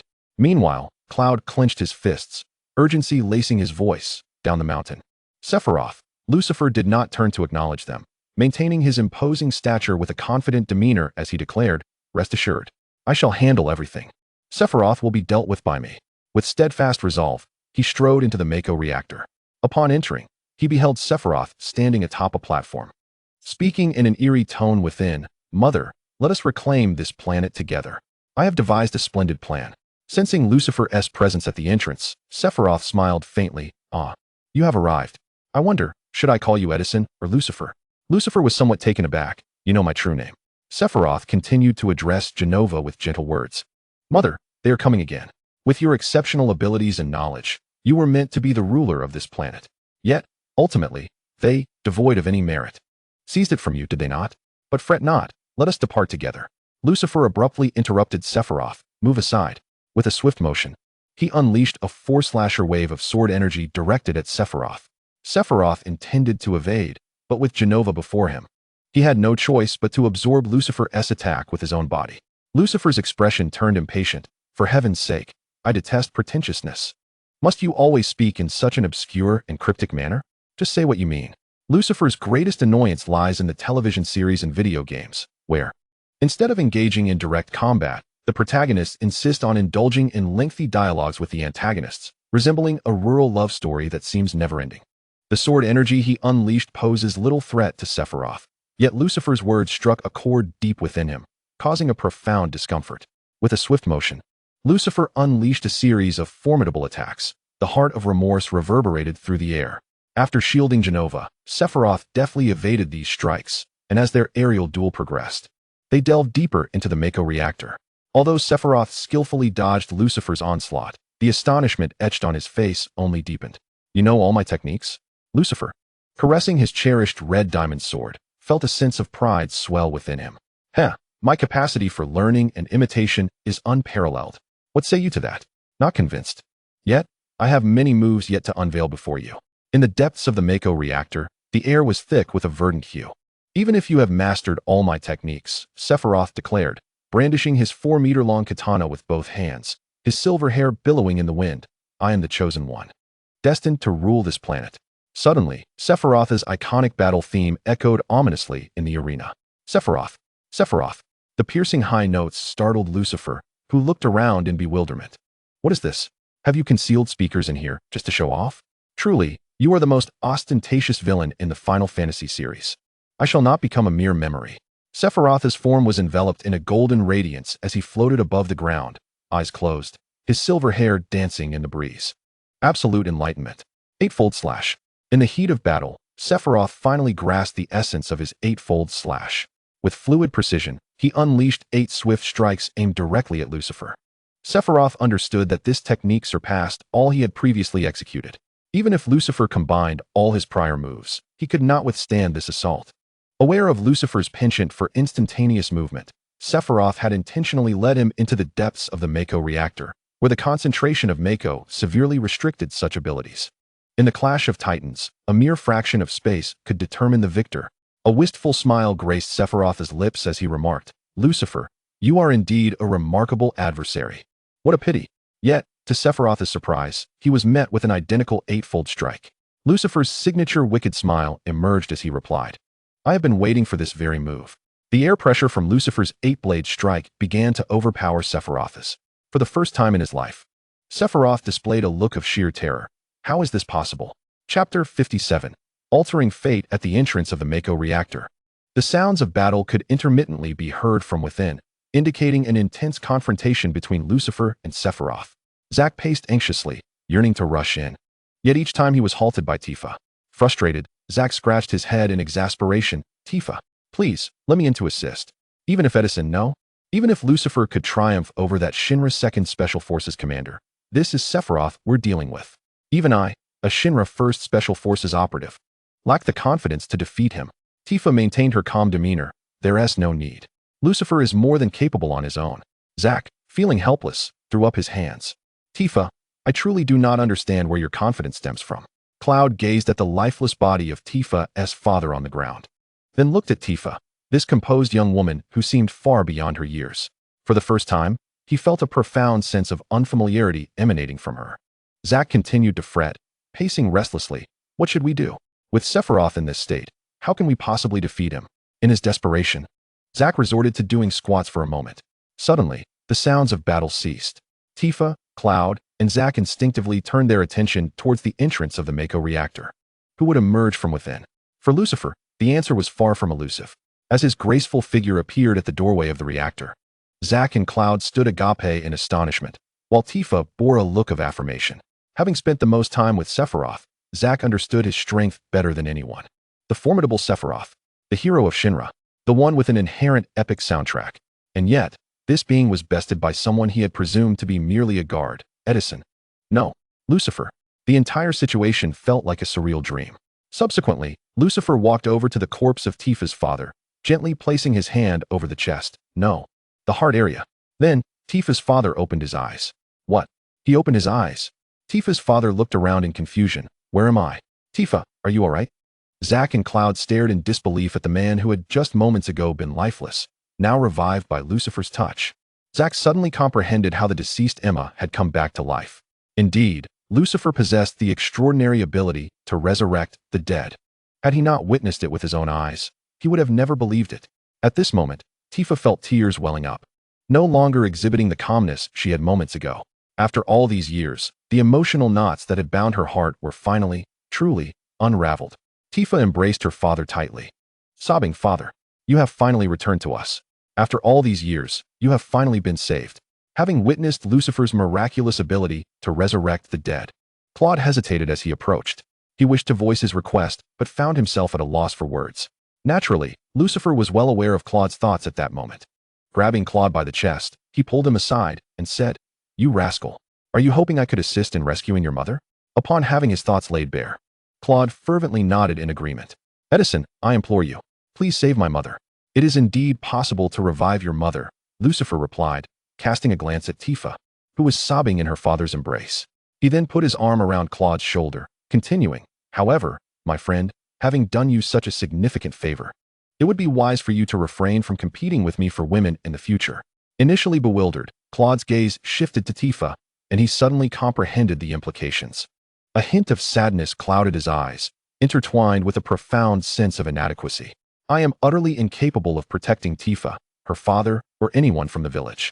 I promised her I would become a first-class soldier in Shinra, yet I have utterly failed to achieve that. Claude, who already bore a delicate appearance, seemed even more pitiable in that moment, rendering Lucifer's opportunism rather unkind. Lucifer cleared his throat, attempting to lighten the atmosphere. Well, fair competition isn't entirely out of the question. My friend. No. Claude raised his head, his eyes filled with unwavering determination and admiration. Edison, regardless of whether you are Edison or Lucifer, you are the most formidable person I have ever encountered. I once believed Sephiroth to be the strongest, but he took my mother from me, while you defeated Sephiroth.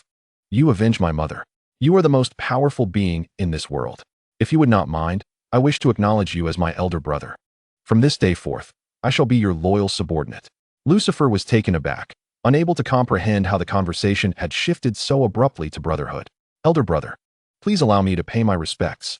Claude dropped to one knee before Lucifer, offering his homage. At that moment, Tifa, her father, and Zack observed the scene, their faces reflecting a mixture of confusion and surprise. Before Lucifer could respond, Claude continued passionately, from this day forward, you shall be my elder brother, Lucifer. Tifa will be my sister-in-law. I wish you both everlasting unity and a harmonious bond. Claude's fervent tone resembled that of an exemplary class leader delivering a speech under a crimson banner. Lucifer was astonished by Claude's eloquence, which had flourished over the past 5 years. The thought of Claude, once an arrogant youth, now willingly acknowledging him as an elder brother and Tifa as a sister-in-law, was simply unfathomable. Lucifer felt compelled to accept this newfound kinship. Meanwhile, Tifa's father inquired about the situation, perplexed by the mention of elder brothers and sisters-in-law. Tifa's face flushed crimson with embarrassment, leaving her at a loss for words to explain to her father. Lucifer, however, nodded approvingly at Cloud, exclaiming, "Good little brother. Come, lead the way for your elder brother. We are good friends. I shall assist you in rescuing our mother."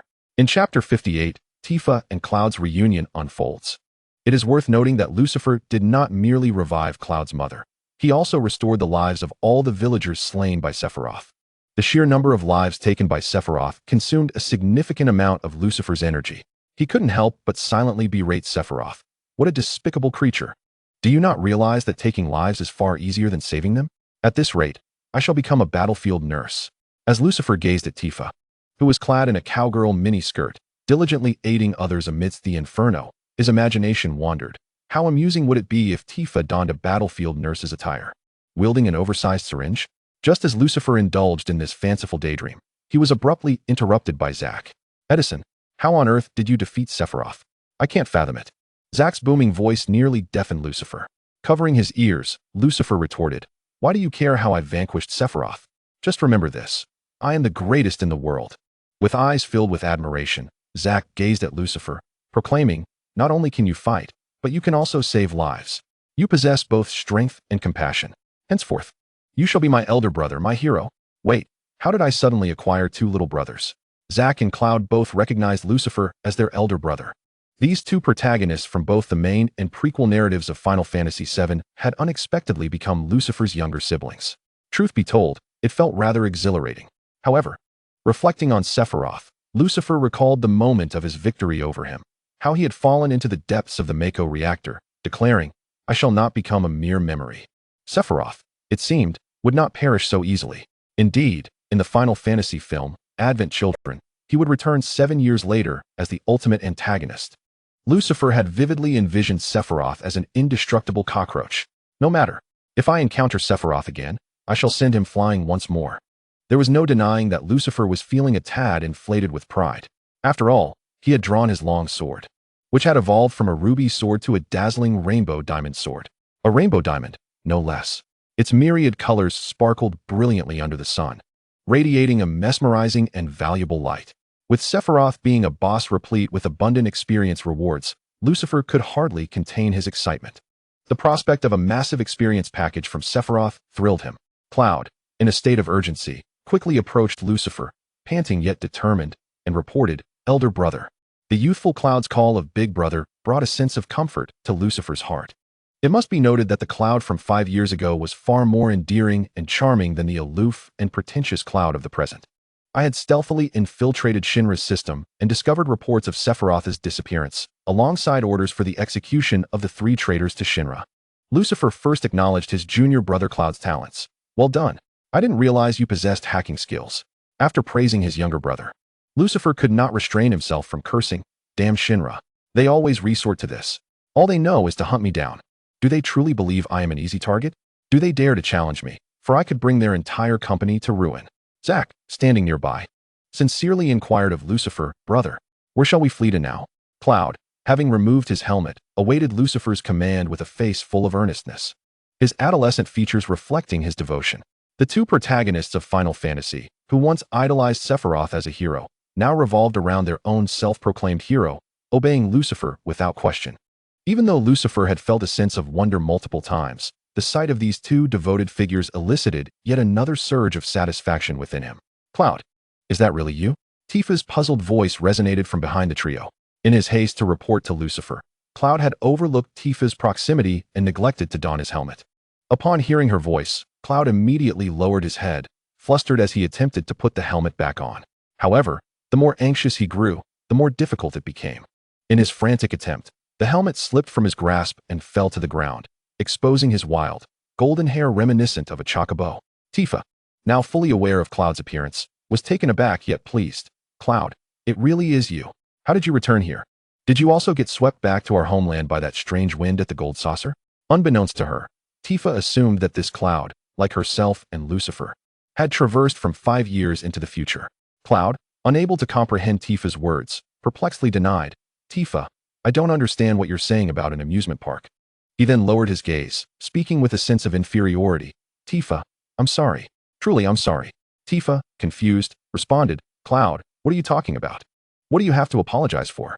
Cloud continued to hang his head. I failed to fulfill the promises I made to you.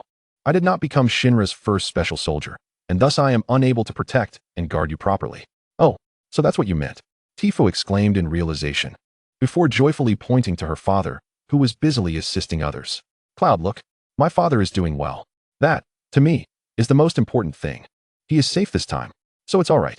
"Cloud, you needn't take those casual words I said so seriously. For now, the entirety of Nibelheim has been saved. By the way, in addition, Cloud, your mother has also returned. These are indeed the most crucial matters." At this moment, Tifa's father waved to her from a distance. "Tifa, come over here and lend a hand." "Hurry. Coming, Dad." Tifa turned back and gently greeted Lucifer. "Lucifer, I am going to help over there." Lucifer nodded, and Tifa smiled as she turned to assist. At this moment, Tifa felt utterly liberated, as she had finally cast off the heaviest burden she had carried on her shoulders. In that instant, she resembled a dancing iris, blooming with joy and beauty. Cloud gazed at Tifa's light and cheerful figure, and tears momentarily welled up in his eyes. "Tifa, our promises were made in passing and should not be taken too seriously." Lucifer patted Cloud's shoulder with empathy, offering comfort. "Brother, I understand how painful this moment is for you. If it becomes unbearable, then weep freely. However, this is your only opportunity to cry today. From now on, you must show utmost respect to your sister-in-law. No more inappropriate thoughts about her. Do you hear me?" Chapter 59. The Brotherhood of 3. As dawn broke the following day, nearly all the villagers of Nibelheim had been rescued. The villagers expressed their gratitude to Lord Lucifer, though he had grown somewhat immune to such accolades. Sometimes, he pondered whether his statues would inevitably adorn every corner of the planet. Yet, the pursuers sent by Shinra to hunt down Zack, Cloud, and Edison were likely approaching. Zack's eyes sparkled with combat fervor. "Brother, shall we engage the army? Engage in battle? Are you out of your mind? You've just returned to life. Cherish your existence." Zack. Naturally, this was merely Lucifer's inner monologue. Externally, he regarded Zack with the affectionate gaze of an elder. "As your older brother, how could I allow you to undertake such perilous endeavors? Have you forgotten that others are waiting for you? You should hasten back to reunite with those who await your return." Upon hearing this, Zack sheepishly scratched the back of his head. "You even know about Alice?" "Brother, You truly are all-knowing. No wonder you are my elder brother. Let us set off back. Alice must be terribly worried about you. Honestly, with such a beautiful wife. Why aren't you anxious? Aren't you afraid of being snatched away by some other golden-haired fellow? At this point, Lucifer cast a sidelong glance at Cloud. Hurry, hurry. Go back and date Alice. Zack excitedly saluted Lucifer, shouldered his 40-meter sword, and turned to depart, eager to return to Midgar. Cloud inquired of Lucifer. So, brother, where do you plan to hide? Hide? Nonsense. Lucifer held his head high. I have no notion of hiding. I have resolved to head straight to the Shinra headquarters. I shall strike at the heart of the dragon. Hearing this, both Tifa and Cloud gasped in astonishment.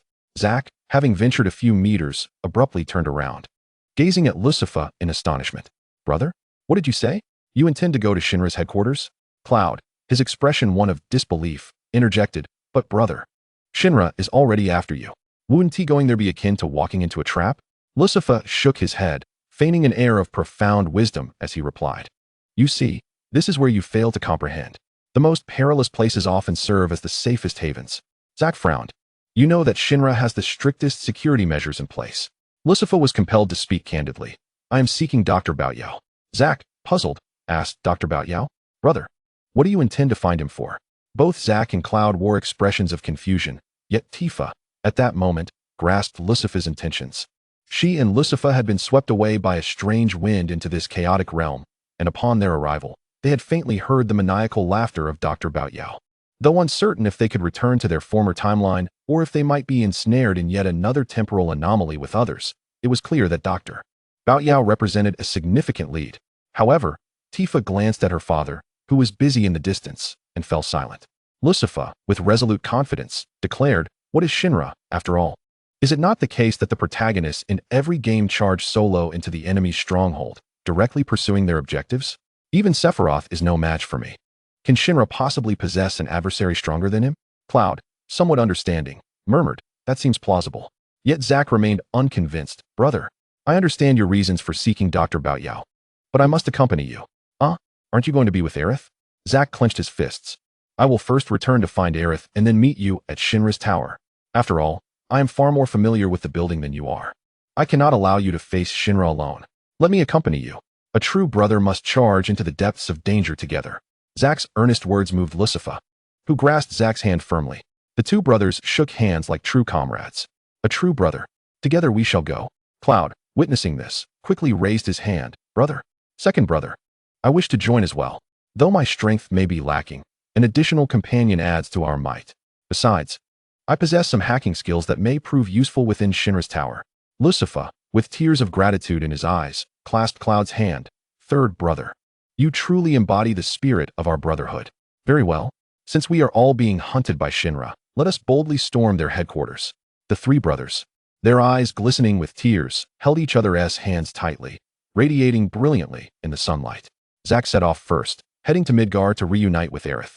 Young Cloud, with innocent curiosity, turned to Tifa and asked, Tifa, will you join us? Tifa remained silent, and Lucifer, understanding her concerns, spoke directly. Tifa, the journey to Shinra headquarters is inherently perilous. You should stay in Nibelheim with your father for now. After so many years, you have finally reunited. Cloud, still perplexed, inquired. Reunited after so many years? Tifa, haven't you always been in Nibelheim with your father? Tifa seemed to have made a resolute decision. She lifted her head and declared with determination, I will accompany you to Shinra headquarters. Lucifer was taken aback, but your father, Tifa interjected, indeed. It has been a long time since I last saw him. However, what if this reality is but a facade? What if I am suddenly swept away into an entirely unknown realm? What then? Her gaze grew more resolute. I refuse to accept a false reunion. I desire a genuine world. Even if that world is fraught with suffering, I will not live my life in the timid shadows of a dream.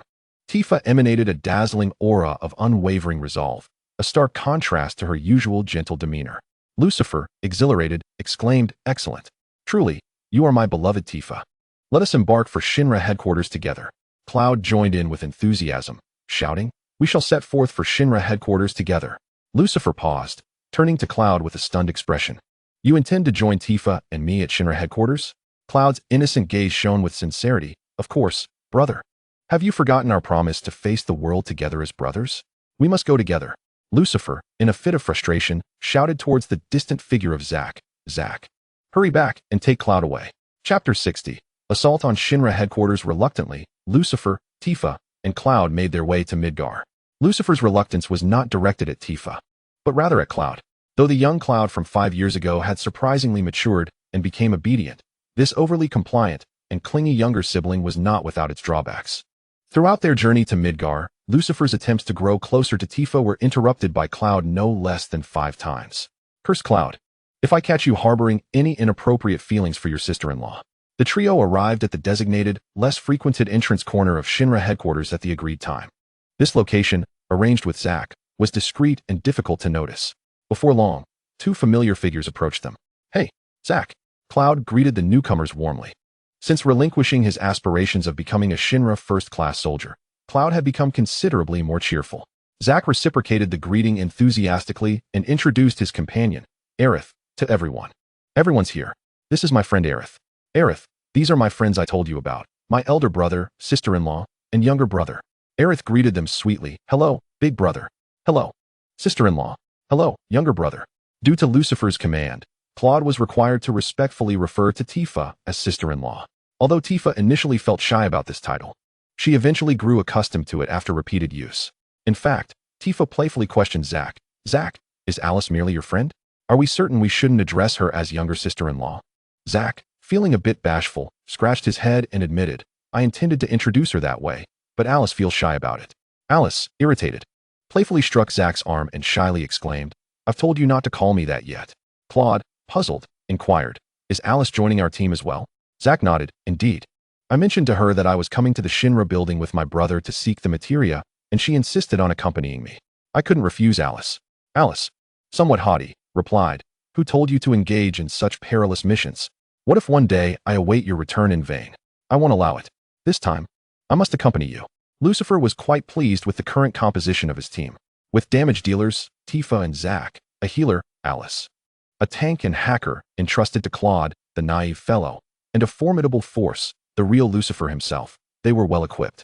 With such a powerful team, breaching the Shinra compound would be a mere trifle.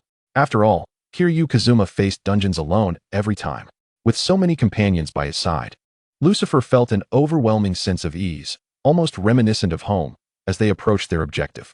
Zack, familiar with the terrain, led them through a pipe-like entrance into the Shinra headquarters. Tifa surveyed her surroundings, noting, it feels like this place is on high alert. Zack explained, Shinra's defenses are typically stringent, but with Sephiroth's recent disappearance, the internal tension has likely escalated. The stricter the defenses, the more exhilarated Lucifer became. Excellent. I shall show these complacent individuals, who thrive on exploitation, what true terror is. Zack hesitated. Shouldn't we proceed with caution? After all, our goal is to locate the materia. Shouldn't we infiltrate discreetly? Lucifer retorted. Do you know the way to the materia lab? Of course. Zack replied. Then that's settled. Lucifer declared with authority. Stealthy infiltration is suited for the feeble. Those of my caliber need not resort to such tactics. With that, Lucifer strode confidently to the front of the group, boldly declaring, Zack, just guide me on where to go. These insignificant foes will be easily dealt with. The Shinra guards quickly noticed the group, and an alarm blared, warning. 3 men and 2 women have breached the Shinra security perimeter. Please vacate the area immediately or face the consequences. Naturally, the trio of men and 2 women did not retreat. Lucifer and his companions continued their advance toward Dr. Hojo's laboratory. As Lucifer and his companions advanced, the resounding battle horn of Shinra echoed through the air. In an instant, a formidable force emerged, nearly a full squadron of soldiers. The Shinra soldiers, armed and ready, charged towards Lucifer and his allies. Tifa, Alice, Zack, and Cloud all raised their weapons, entering a state of readiness. In the face of the concentrated assault from their adversaries, Lucifer smiled faintly, effortlessly drawing forth his resplendent diamond sword. With a casual flick of his wrist, he unleashed a wave of sword energy that surged forth, scattering around the Shinra soldiers. In an instant, the oncoming soldiers were obliterated by the sword's might.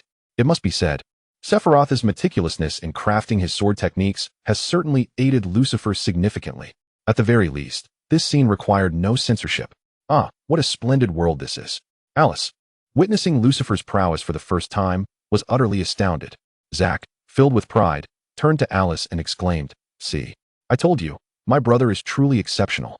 Even Sephiroth is no match for him. This operation at the Shinra building is absolutely safe. You just didn't believe it, huh? Alice, astonished, could hardly close her mouth. Goodness. I knew you always spoke highly of Brother Lucifer, but I never imagined he would be this formidable. Zack chuckled, of course. Otherwise, why would I call him my brother?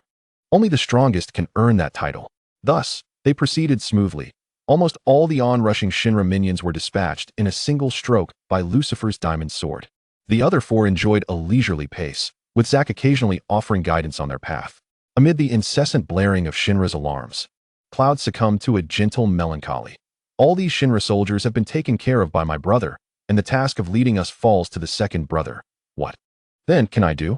Lucifer, noticing Cloud's somber demeanor, playfully ruffled his hair and said, Aren't you a hacker?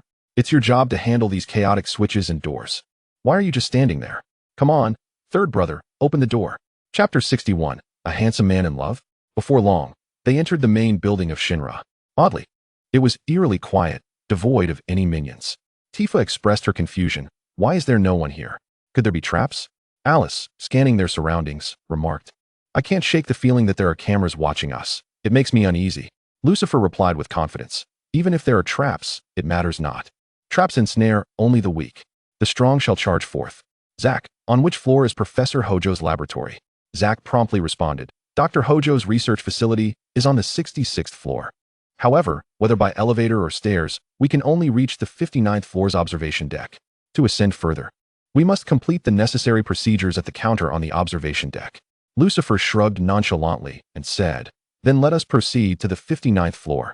Cloud clenched his fists and inquired, Shall we ascend the stairs or take the elevator? Lucifer feigned contemplation and remarked, Given that the enemy has laid traps within the Shinra building, which method do you believe would be safer and more suited for stealth, my third brother? Excitement sparkled in Cloud's eyes as he replied, Of course, we should choose to climb the stairs. Lucifer instantly affirmed Cloud's response, exclaiming, You are absolutely correct, third brother. He patted Cloud on the shoulder, encouragingly adding, Weren't you just lamenting your lack of tasks? Now, your mission has arrived. The role of the advanced scout is of utmost importance, and it is entrusted to you. Cloud was taken aback that his older brother would assign such a critical responsibility, one that concerned everyone's safety, to him, and a wave of happiness washed over him. Immediately, Cloud stood at attention and saluted Lucifer, declaring, Understood. Rest assured, brother. I shall fulfill the scouting duties with utmost diligence. With that, Cloud dashed excitedly towards the stairwell. Alice, perplexed, asked, But, brother Lucifer, didn't you just say that truly powerful individuals are unafraid of any traps? Lucifer nodded, Indeed. Therefore, we shall take the elevator. Let us embark. Tifa and Zack quickly matched Lucifer's pace. Alice remained stationary, exclaiming, Are we not concerned for Cloud? Zack approached and took Alice's hand, smiling as he said, Come on. Brother must have his reasons. We shall follow his lead. Alice looked down at their clasped hands, her cheeks flushed, and nodded shyly, obediently following Zack. Hand in hand, Zack and Alice entered the elevator. Upon witnessing the two of them entering the elevator hand in hand, Lucifer felt a twinge of annoyance. Are they flaunting their affection before me? Do they think I lack such experiences? In a swift motion, Lucifer placed his hand on Tifa's shoulder and pulled her into an embrace. Tifa's face turned crimson at the sudden gesture, and she raised her hands. Pretending to push Lucifer away, Lucifer, what are you doing? There are people in the elevator. Zack and Alice turned, resting their heads together and sneaking amused glances at Lucifer and Tifa. Lucifer tightened his hold on Tifa, declaring, What is there to fear? They are just as lovey-dovey. We shall not be outdone. Come, give me a kiss. MWA. Oh dear, there are others here. Why would you kiss me so directly? Lucifer MMPH. Tifa's lips were once again captured by Lucifer's. Zack whispered to Alice, Now do you understand why brother wanted to keep Cloud occupied? Alice giggled and nodded. Yes, I see. Hee. The elevator's intercom announced, Elevator ascending. Please mind the closing doors. Inside the elevator, the four of them formed two affectionate pairs, and anyone unaware of the situation might have thought they were engaged in a double date. The elevator ascended and came to an abrupt halt on the 45th floor. The expressions of the four individuals shifted dramatically. Alice, puzzled, exclaimed, Wait. I clearly pressed for the 59th floor. The elevator's intercom crackled to life, arriving at the Weapons Development Department, 45th floor. The doors will open now. The group tensed, their gazes fixated on the slowly opening doors. As the doors parted, a pair of striking red high-heeled shoes emerged, followed by the familiar sight of a crimson, high-slit qipao. complemented by black lace stockings and an audaciously deep V-neckline. However, conspicuously absent was the green gemstone that typically adorned her neckline. Lucifer, taken aback, blurted out, "Scarlet?" Yet, this moment was 5 years in the past, and thus the Scarlet standing before Lucifer and Tifa was unaware of their identities. She glanced up, spotting the two couples within the elevator, her expression darkening with discontent. With a decisive press of a button, she halted the elevator, chastising. "Is this what we at Shinra Company have come to? Are you all here merely to indulge in office romances rather than fulfilling your duties? Someone come here." At her command, several Shinra soldiers and mechanical dogs appeared behind her. Pointing at the 4 individuals inside the elevator, Scarlet barked, "Seize both couples. How dare you engage in office romance in my presence? Lock them away. The 2 men together, and the 2 women together. Humph. Let's see how you plan to carry on." Unable to contain himself any longer, Lucifer retorted, "What the hell? Ma'am, are you experiencing a hormonal imbalance? Can't stand to see others in pairs, can you? If you're feeling this miserable, why not seek a man for yourself?" The Shinra soldiers flanking Scarlet immediately brandished their weapons, shouting at Lucifer, "You insolent fool. This is the Weapons Development Department on the 45th floor. Show some respect towards our department head." For reasons unbeknownst to her, Scarlet felt no animosity towards the towering man, standing at 180 centimeters, whose muscular frame seemed quite impressive. On the contrary, his disdainful and provocative words invigorated her spirit. Never had a man dared to speak to her in such a manner. Even the president of Shinra spoke to her with the utmost courtesy. As the sole female executive at Shinra, she was accustomed to the adoring gazes of men wherever she went. Yet this man had the audacity to address her in such a tone. He even went so far as to call her ma'am. What audacity, what wildness! Scarlet scrutinized Lucifer from head to toe, thoroughly impressed as she observed his visage and physique, a mischievous smile gracing her lips. "Good sir, you are aware that office romances are strictly prohibited at Shinra, but, of course, there is an exception when it comes to me, Scarlet. What do you say? Interested in casting aside that inexperienced little girl beside you and embarking on a thrilling office romance with me?" Chapter 62. The Clash of 3 Women. Are you interested in casting aside this immature little girl at your side and engaging in an office romance with me? At this moment, the young girl Tifa's face darkened instantly. "Who are you calling immature? I merely possess the body of a 5-year-old. Tifa clenched her fists and charged forward, delivering a punch directly at Scarlet. "Who are you referring to as a little girl?" Scarlet, with her extensive experience in confrontations among women, deftly sidestepped and retaliated with a slap to Tifa's face. Tifa's cheeks flushed immediately, 5 delicate finger marks appearing on her fair skin. Without a moment's hesitation, she swung back, delivering a slap to Scarlet's face in turn. Scarlet's complexion also turned crimson, matching the imprints on her meticulously made-up visage. Tifa felt the residue of makeup on her palm.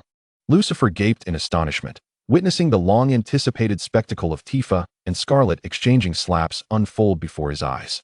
Alice hurriedly stepped forward to mediate. "Please, stop fighting." Scarlet, still fuming, responded unsympathetically, delivering a slap to Alice as well. Tifa immediately rushed to support Scarlet, and the 3 women became entangled in a fierce struggle. The surrounding men, including Lucifer and Zax, along with several Shinra soldiers on Scarlet's side, stood frozen, unsure whether to intervene in the chaotic scene of hair-pulling and slapping. Zax hesitantly whispered to Lucifer, "Brother, should we intervene or not?" Lucifer, engrossed in the spectacle of the 3 ladies' brawl, casually replied, "Perhaps we should wait a little longer?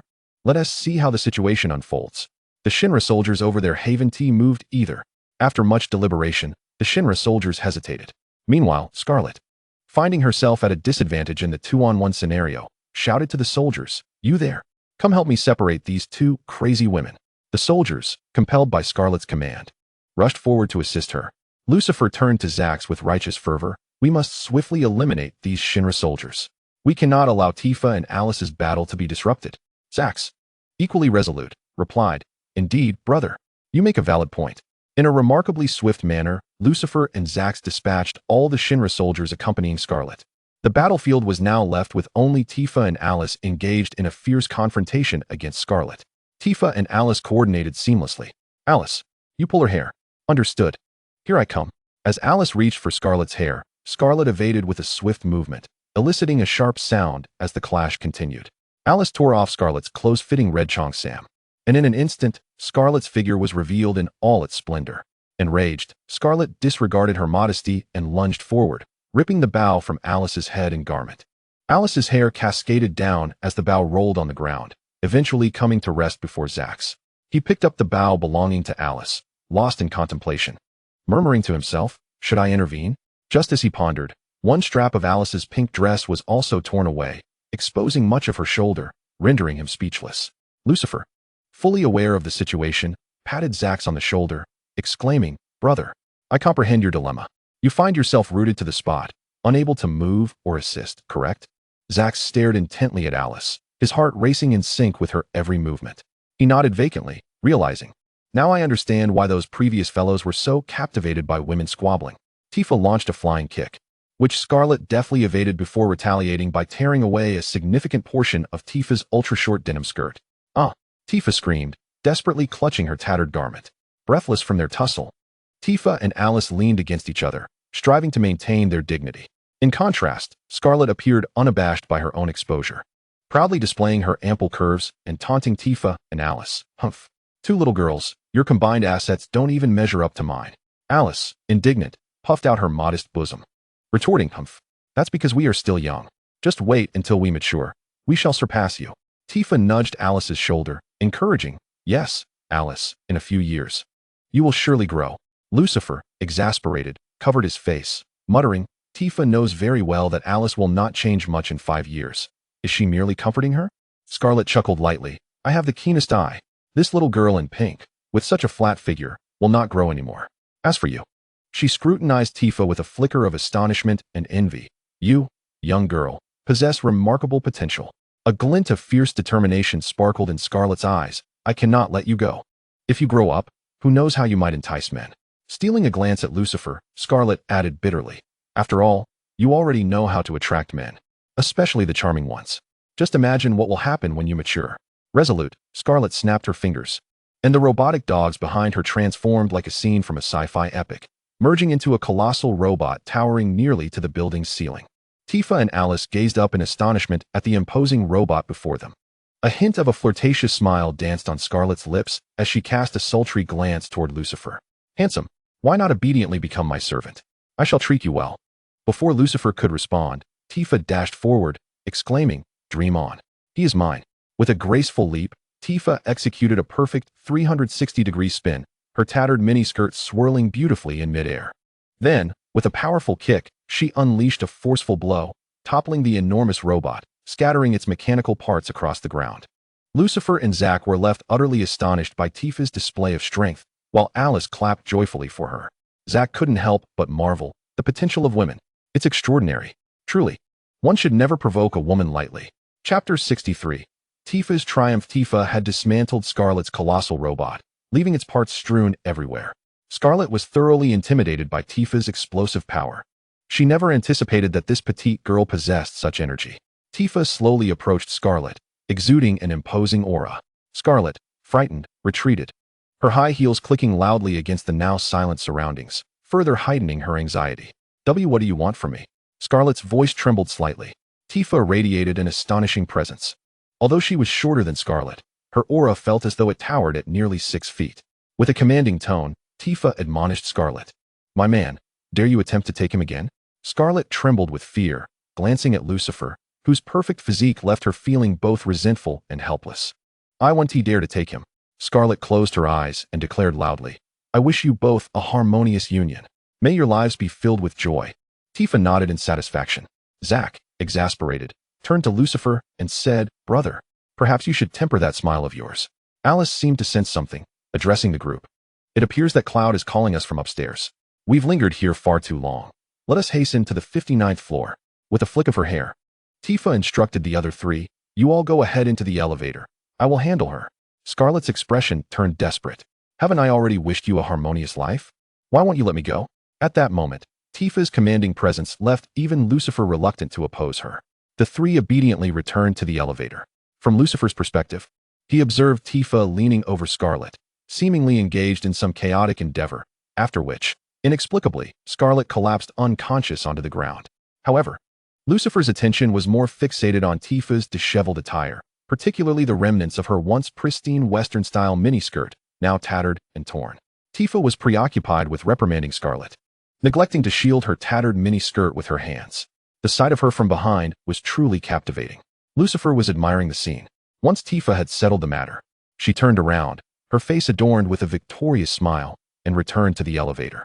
It was only then that Tifa and Alice remembered to tie up the remnants of Tifa's shredded attire, managing to cover some of the exposed skin. At that moment, both Lucifer and Zack displayed expressions of disappointment simultaneously.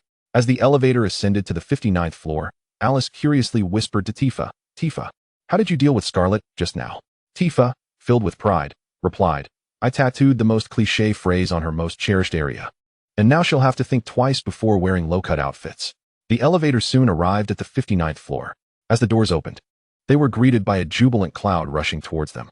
"Hey, big brother, second brother, Tifa, Alice, how did you all take the elevator? I waited for you at the staircase for ages." Lucifer cleared his throat. "Ahem. After all, we are on the 59th floor. It doesn't matter for us boys. But we mustn't let the girls tire themselves out, right? Hence, we ultimately opted for the elevator." Cloud nodded slowly. "Yes, big brother, you are absolutely right. We mustn't exhaust the girls." Cloud then turned his attention to the two girls. "Hey, Tifa, Alice, what happened to your clothes? And your hair? It's all disheveled." Tifa and Alice quickly began to tidy their hair. Tifa casually explained, "We encountered some enemies and accidentally got torn during the scuffle. But don't pay it too much mind." Cloud scanned Tifa and Alice's tattered garments. Although they had tied them up to cover the essential areas, some parts were still subtly visible, making them appear even more alluring than if fully exposed. For instance, the knot in Tifa's mini skirt had hiked up the exposure of her thighs. Cloud's face turned crimson with embarrassment. He quickly diverted his gaze and changed the subject. "This is the Sky Observation Deck, as the name suggests. The decor is quite fashionable. By the way, I have already bypassed the counter procedures here. We can access the 60th, 61st, 62nd, and 63rd floors." Upon hearing Cloud's report, Zack stretched lazily. What a hassle." Alice reassured him, "The 66th floor is our destination. We will arrive soon." Zack, glancing at the exposed skin of Alice's shoulder due to her tied-up strap dress, involuntarily swallowed hard and quickly averted his gaze, resorting to squats to quell the heat rising within. Yes, let us head to the 63rd floor first. We'll reach the 65th floor in no time." Alice looked at Zack, who was squatting, with confusion, furrowing her brow. "Zack, we are in the enemy's den. You can't be as relaxed as you would be in Shinra. We must remain vigilant." Tifa took over Alice's words. "Indeed. Ever since we entered the Shinra building and ascended to the 59th floor, everything has proceeded remarkably smoothly." Lucifer, with an air of authority, interjected, "Whether it's a trap or not is of little concern. If need be, we shall simply fight our way through." Cloud and Zack led the way, overcoming each door with their key cards. Alice remarked, "Why does every door here require a key card?" Zack explained, "This is the core of Shinra. It can't be helped." The upper floors of Shinra are designated for tours, and the group slowly made their way to the 63rd floor. As they delved deeper, the intercom continuously announced, "Welcome to the Shinra Corporation Building Tour." This historical exhibition showcases the president's journey to the present day, along with the various ventures the company currently engages in. There are also introductions to the Mako city of Midgar and Mako Energy. The exhibition is divided into 3 sections. Tifa pursed her lips. "It feels as though this place is deliberately flaunting itself to us." Her tone was somewhat nauseating. If Barrett were here, he would likely be furious and start smashing things. Lucifer, who detested such preachy displays, declared, "Let us move on. We shall ignore Shinra's repugnant propaganda." Just then, a familiar, unsettling voice echoed through the speakers. It was Hojo's voice. The announcement continued, "You need not worry. Science will continue to progress." Could it be that Hojo has set a trap for us? Chapter 64. Hojo's trap. Upon hearing Hojo's voice, everyone instinctively felt it was a trap. Raising their vigilance, before them appeared a robot. It resembled a half-human-sized vacuum cleaner, seemingly aimed directly at Lucifer and his companions. "Greetings. Please follow me this way." The robot directed Lucifer and the others. Lucifer stated decisively, "This is undoubtedly connected to Hojo. Let us follow it. When soldiers come, we shall meet them. When water comes, we shall dam it." Meanwhile, the robot continued to lead the way, elaborating on the so-called Mako, which is an inexhaustible resource lying dormant beneath the earth. "We harvest Mako, converting it into electricity or high-performance fuel for everyone." Tifa listened, her expression somewhat resigned. Lucifer quietly asked Tifa, "Is this supposed to brainwash us into believing that Mako resources are justified?" Tifa nodded, letting out a soft sigh. Lucifer threw up his hands, his voice rising as he exclaimed, "Utter nonsense. What resource could ever be inexhaustible? Sooner or later, it will run out. Tifa regarded Lucifer with a hint of admiration in her eyes. Zack fell into contemplation. Indeed, I have pondered. What would happen if one day the Mako on this planet were to be depleted? Meanwhile, the robot continued to guide them, promoting the proliferation of Mako energy, which enriches our lives. The lights never extinguish, and Midgar has thus transformed into a city that never sleeps, blossoming into a metropolis and ascending to the center of the world. Tifa shook her head, declaring, "It is all a fabrication." Cloud pondered, "It is indeed a fact that Mako enriches life." Tifa retorted, "Enrichment can blind one's eyes." The exchange between Tifa and Cloud grew increasingly discordant. Alice hastily stepped forward to mediate. All right. Regardless of whether this is a trap, we will ascertain the truth at the laboratory on the 66th floor." As they proceeded, the group swiftly arrived at the 66th floor, only to have the great doors of the corridor shut behind them. Zack, ever vigilant, brandished his colossal sword and surveyed the surroundings, exclaiming, "We are trapped." Tifa clenched her fists, affirming, "It is indeed a trap. The Shinra building is unguarded for a reason. Someone has lured us here. Everyone, be cautious." The group braced themselves for what lay ahead. Suddenly, a broadcast echoed through the enclosed room. "Long time no see. It is the voice of Hojo. Alice, you have finally arrived." Instinctively, everyone turned their gaze toward Alice. "Alice, you are becoming more like your mother," Hojo's voice continued. Upon hearing this, Alice bit her lip tightly, her actions evoking a profound sense of sorrow. There was truly no need for her to flee. What a pity. By the way, do you not wish to see your mother once more? His voice dripped with affection, akin to that of a concerned elder. Cloud innocently inquired, "Alice, are you well acquainted with Hojo?" Alice's fists gradually tightened. The broadcast continued. "That said, if you wish to see your mother, you must do so through a microscope." Hojo's tone grew increasingly sinister. "How could I possibly neglect such crucial subjects? I have meticulously examined every inch of your mother, from her hair and skin to her organs. Even the tiniest bones, truly marvelous." Zack's grip on his sword tightened in fury. "You should take pride. Your mother was beautiful even at the cellular level." Tears welled in Alice's eyes. Zack stepped forward, shouting at the speakers, "You pervert. If you have the guts, come out and face me." Hojo's deranged laughter echoed louder. "Alice, do not worry. I will never treat you as I did your mother. I assure you, I will not harm you." "Ha ha ha." Enraged, Zack swung his sword in the empty room, shouting, "Hojo, don't hide like a coward. Show yourself." "Ha ha ha. Do not be so agitated, Zack. Alice is the precious last of the ancients. She cannot be easily harmed. By the way, I have recently taken an interest in crossbreeding. I intend to experiment with Shinra warriors, and of course, I will also try S and G types." "Ah, Zack, are you not a first-class Shinra soldier? Otherwise, shall I allow you to join and become the first warrior of Shinra to breed with Alice?" The vulgarities spewing from Bao Yao's mouth are truly unbearable. Zack's infuriated, swung his weapon fiercely, venting his rage by destroying the equipment within the room. Tifa, unable to tolerate the vile words, approached and embraced the trembling Alice, softly reassuring her, "It's all right. We are here to protect you. He shall not prevail." Lucifer stepped forward and grasped Zack's. "Do not waste your energy. Bao Yao is not even in this room." Zack's anger remained unabated. "Then where is he? How do we escape?" Bao Yao's voice echoed once more. "I did not expect there to be a clever one among you. Unfortunately, you shall all be buried here together." A mechanism within the room seemed to activate, beginning to flood with water. Claude exclaimed, "Is Bao Yao trying to drown us?" Tifa looked around at the rapidly rising water, instinctively turning to Lucifer. "Lucifer, what should we do?" The water level quickly rose above their legs. The shorter Tifa and Alice found it reaching their waists. In this urgent moment, all eyes turned towards Lucifer. He was their pillar of strength. As long as he was present, everything would be resolved. Lucifer disdainfully smirked. "I initially wanted to see what new tricks you might have, but it seems it is nothing remarkable." Bao Yao fell silent for a moment before sneering. "Heh, praise you a little, and you become quite arrogant. You may not know what it is like to drown. Being bloated and swollen is not a pretty sight." Lucifer closed his eyes, as if intently reciting something. Bao Yao's voice trembled. "What sorcery are you attempting?"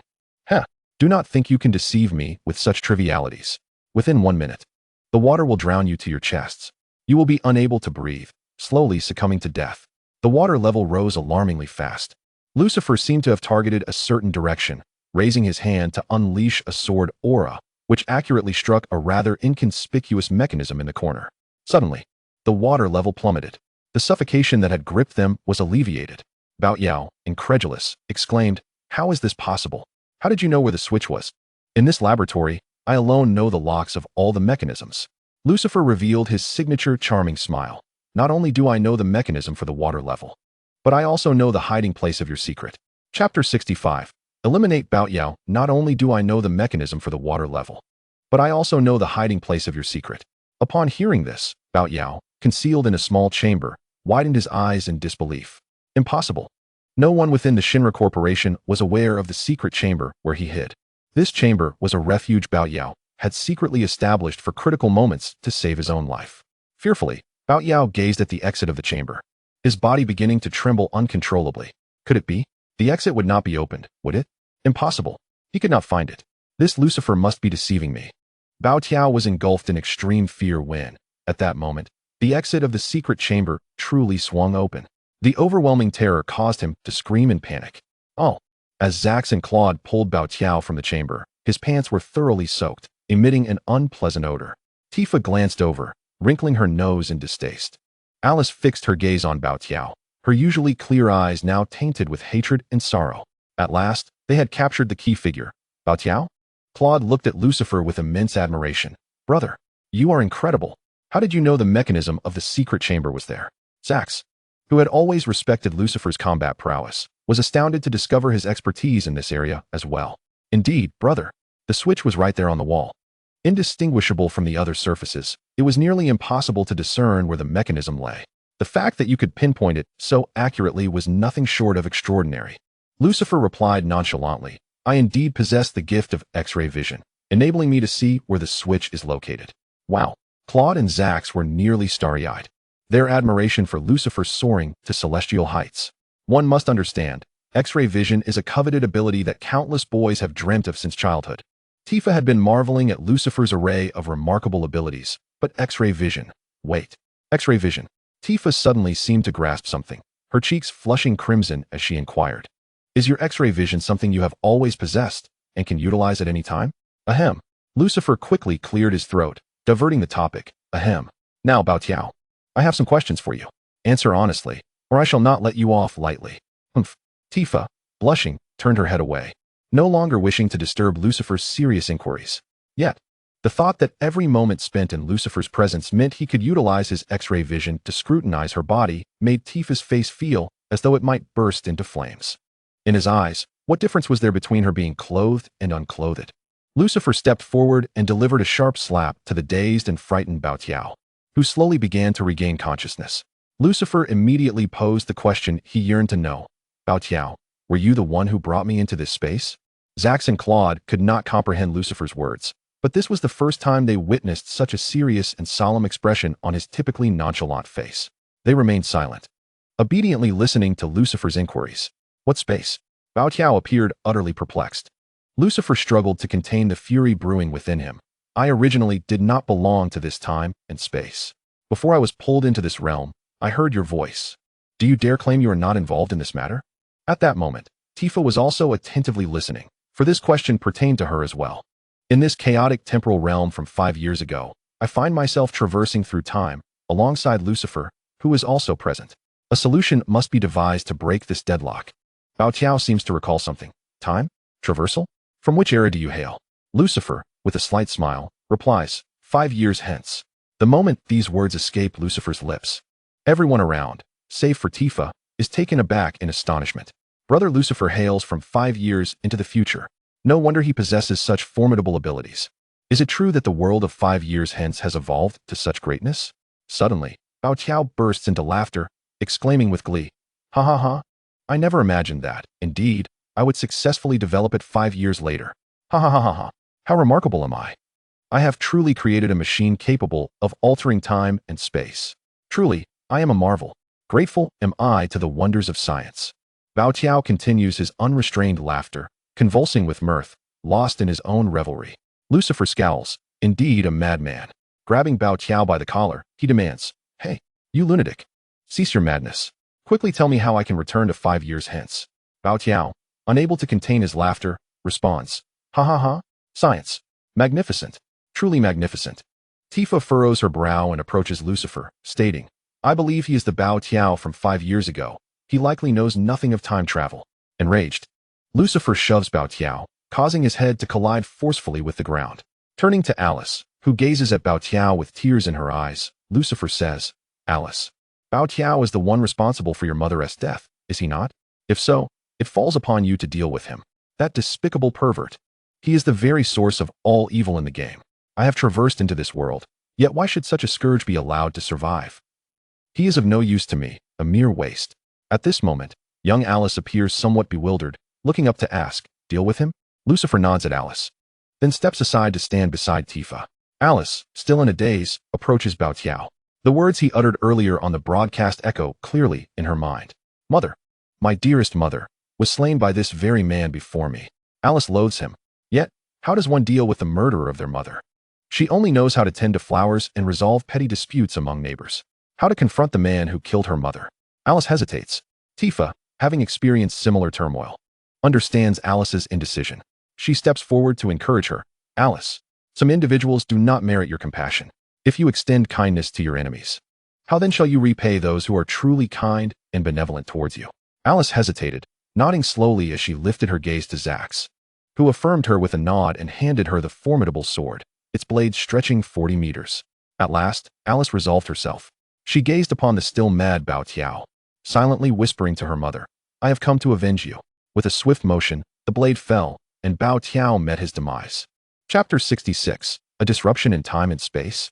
Alice had taken the life of Bao Tiao with her own hands. A profound stillness enveloped her as she struggled to regain her composure. Zax gently placed a hand on her shoulder, offering soft words of solace. It is all over now. Alice exhaled deeply, tears brimming in her eyes. Indeed, everything is concluded. Mother, your vengeance has finally been fulfilled. Tifa, with a hint of concern, turned to Lucifer and inquired. Lucifer, we have slain Bao Tiao, but he is a version from 5 years hence. What repercussions might this have? Lucifer dismissed her worries nonchalantly, stating, what is there to fear? This Bao Tiao cannot aid us in returning to 5 years later. His life is of no use to us. Besides, he has committed numerous atrocities. He deserved to die long ago. Young Cloud finally regained his senses and rushed over to question Lucifer and Tifa, elder brother. Tifa, are you both from 5 years in the future? Zax and Alice, finally processing everything they had just heard, turned their attention to Lucifer and Tifa as well. Zax echoed the inquiry. Yes, elder brother. You mentioned earlier that you hail from 5 years in the future. What does that mean? Is Tifa also from 5 years hence? Lucifer exchanged glances with Tifa before admitting to the trio. Yes, both Tifa and I come from 5 years in the future. It is highly likely that we were brought here by some peculiar means devised by Bao Tiao. Tifa sighed softly, however. The Bao Tiao from 5 years ago did not know how to return us. Thus, we are uncertain of how to go back now. Zax, however, was filled with excitement, exclaiming, 5 years hence. I am so curious about how I will change. Elder brother, will you recognize me in 5 years? Lucifer found himself at a loss for words in response to Zax. To directly say that he had perished before this day seemed inappropriate. Fortuitously, Tifa stepped in to answer the question, responding earnestly, in 5 years, we will not know you, but we will be acquainted with Alice. You know me? Alice, whose emotions were gradually calming, felt a sudden wave of confusion wash over her. I will know you 5 years from now. What will our relationship be? Tifa smiled gently. In 5 years, we will be good friends. Alice appeared invigorated by Tifa's words, finally allowing herself to smile in relief. We are friends. No wonder. When I first met you, Tifa, I felt an inexplicable familiarity. And what about me? What about me? Tifa, we already know each other. But what about my elder brother? Do we know each other as well? Cloud interjected eagerly from the side. Lucifer raised his chin with confidence. Indeed, you will know me. In 5 years, you will refer to me as elder brother. However, at that time, you will be my second younger brother, while presently, you are my third. Tifa hesitated, contemplating whether to voice her thoughts, but ultimately chose silence. Zack cast a glance around the surroundings and inquired, brother, since we have resolved the matter with the treasure, shall we return? Tifa sighed, but where should we go now? Our search for the treasure has not yielded the answers we sought. Alice suggested, why don't we head to my home for now? Midgar is vast, and Shinra 1T be able to locate us for the time being. Everyone, if you have the time, let us discuss potential collaboration, especially you, Lord Lucifer. At that moment, the horn, which they believed to be destroyed, unexpectedly blared to life. Tifa pondered, the voice sounding eerily familiar. Lucifer took the opportunity to speak. It is the president, Rufus, who bears a name quite similar to mine. Lord Lucifer. Simply follow the path before you. There is an elevator that leads directly to the top floor, the president's office. As for the others, they are welcome to join. Lucifer had a premonition that the matters he wished to clarify might be intertwined with Rufus.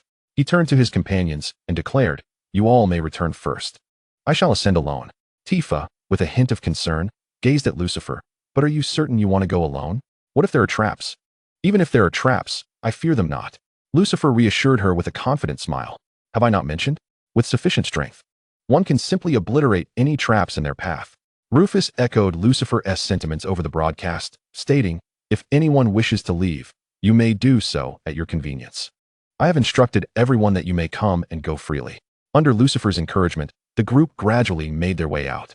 Tifa, unable to shake her worry, frequently glanced back. Lucifer blew several kisses to the anxious Tifa. "It's all right, Tifa. Hurry along." Moi? Once he confirmed their safe departure, Lucifer proceeded to the president's office as directed by Rufus. Upon entering the office, Lucifer was immediately engulfed by an unsettling sensation that he could not quite articulate. Sitting at the presidential desk was indeed Rufus, a nameplate reading, "President Rufus," standing before him. Rufus greeted Lucifer with a subtle smile. "Welcome, Lord Lucifer. You truly possess remarkable capabilities and are quite renowned." Lucifer regarded the man with contempt. "Did you orchestrate this entire setup merely to flatter me?" "Flatter?" Rufus chuckled. "Lord Lucifer, you are indeed far more astute than that fool, the treasure." Lucifer's discomfort intensified. Rufus rose from his seat and approached Lucifer. "Lord Lucifer, your pursuit of the treasure is merely due to its invention 5 years hence, which allows for time travel. But how can you be certain this is your first experience of time travel?" Lucifer's guard went up. "Does this man know I traversed from Blue Star to the world of Final Fantasy?" Lucifer then remarked, "Moreover, if Lord Lucifer can traverse back 5 years, might there not be others capable of journeying forward 5 years, or even further back? The possibilities are endless on this planet filled with wonders, are they not?" Lucifer smirked in mockery. "Could it be that you, President Rufus, also traveled from the past?" Rufus merely smiled faintly, offering no reply. Lucifer's gaze drifted to the nameplate reading "President Rufus," and an uncomfortable sensation surged within him. President Rufus. Rufus is the newly appointed president of Shinra. No. Rufus assumed the role of Shinra's president only 5 years hence. I attended his inauguration ceremony back in Junon. At that time, Cloud, Tifa, and Aerith paraded at his ceremony. How could he possibly have been the president of Shinra 5 years ago? Moreover, Zack did not seem to question Rufus's position as president earlier. This indicates that, in Zack's perception, Rufus had already been the president of Shinra before today. Gazing at Rufus, who wore an unsettling smile, Lucifer felt a chill run down his spine. Chapter 67. Have the companions disappeared? Lucifer asked Rufus coldly, "Who exactly are you? The president of Shinra 5 years ago should have been your father, not you." Rufus's expression shifted, his eyes growing cold. "My father? Huh. Was he really that remarkable? You constantly bring him up in my ear." Lucifer crossed his arms. "So, you feel inferior facing your father." In a fit of anger, Rufus hurled the cup beside him to the ground. "You're talking nonsense." Lucifer remained unfazed. "So, you are just a little brat overshadowed by your father. I have no time to play with you. I'm leaving." As Lucifer turned to depart, Rufus began to laugh oddly behind him. "Leaving? Where do you intend to go? Are you certain your companions remain in this time?" Lucifer halted abruptly. "What do you mean?" "The time you originated from is chaotic. The time machine's pull has ensnared you, complicating your existence further. After you killed the one who invented the time machine. Do you truly believe your world remains simple?" A chill gripped Lucifer's heart, and his psychological defenses instinctively prompted him to retort, "What nonsense are you spouting? They just left." "Oh, is that so? Are you certain they just departed? Could it be possible that they never arrived at all?" Rufus's words were exceedingly bizarre, evoking discomfort. Lucifer wished to end the conversation. "Gods, I detest your cryptic musings." Without further ado, Lucifer utilized teleportation. Arriving at the doorstep of Alice's home, where they had arranged to meet, the door was tightly locked. Lucifer contemplated his sudden arrival at this location. Despite his companions having departed much earlier, they should not have returned so swiftly. He settled at the entrance, gazing at the enchanting garden before the house, and his anxious, peculiar mood was somewhat alleviated. He remained there until sunset, yet they had still not returned. A sense of unease began to envelop him. Surely, the journey from Shinra headquarters to this place could not take half a day? Surely, they had not gone out to indulge in leisure? That seemed unlikely, as they were not particularly frivolous like Yuffie. Perhaps they had encountered some trouble along the way. However, with Zack and Tifa's prowess, It was improbable that they would be bested by ordinary adversaries. They had agreed to visit Alice's residence. Could it be that Alice owned other properties in Midgar? Lucifer meandered near Alice's house, approaching a seemingly leisurely passerby to inquire. "Excuse me, do you happen to know if Alice has any other properties in this vicinity?" Alice. Who is Alice? The neighbor's face was etched with confusion. Lucifer rubbed his forehead. I apologize. Perhaps you do not reside nearby. I am inquiring about the occupants of this house. He gestured towards Alice's home. The passerby's demeanor shifted dramatically. "This is my house, my home. Why do you inquire about my property? What are your intentions?" Lucifer's eyes widened in disbelief. "What? This is your house? That cannot be. This is clearly Alice's residence. I have no idea who this Alice is. I grew up here. This is my house. You, a stranger, have the audacity to wander near my home and utter such nonsensical words. If you do not leave immediately, I shall call the authorities." The individual glared at him, ready to shout for help. All right. Please don't raise the alarm. Take care not to strain your voice," Lucifer quickly reassured while making a hasty retreat. What was happening? This was no longer Alice's house. Could it truly be, as Rufus suggested, that by eliminating the inventor of the time machine, he had found himself in an alternate dimension? Just how many parallel realities existed on this planet? Which timeline was he currently inhabiting? Did Tifa still exist in this realm? What of Cloud, Zack, and Alice? No, he had to search everywhere. He had yet to marry his beloved Tifa and start a family. She could not simply have vanished. Lucifer activated his teleportation ability once more, arriving near the 7th heaven in Sector 7, eager to ascertain whether Barrett and Tifa's bar still stood.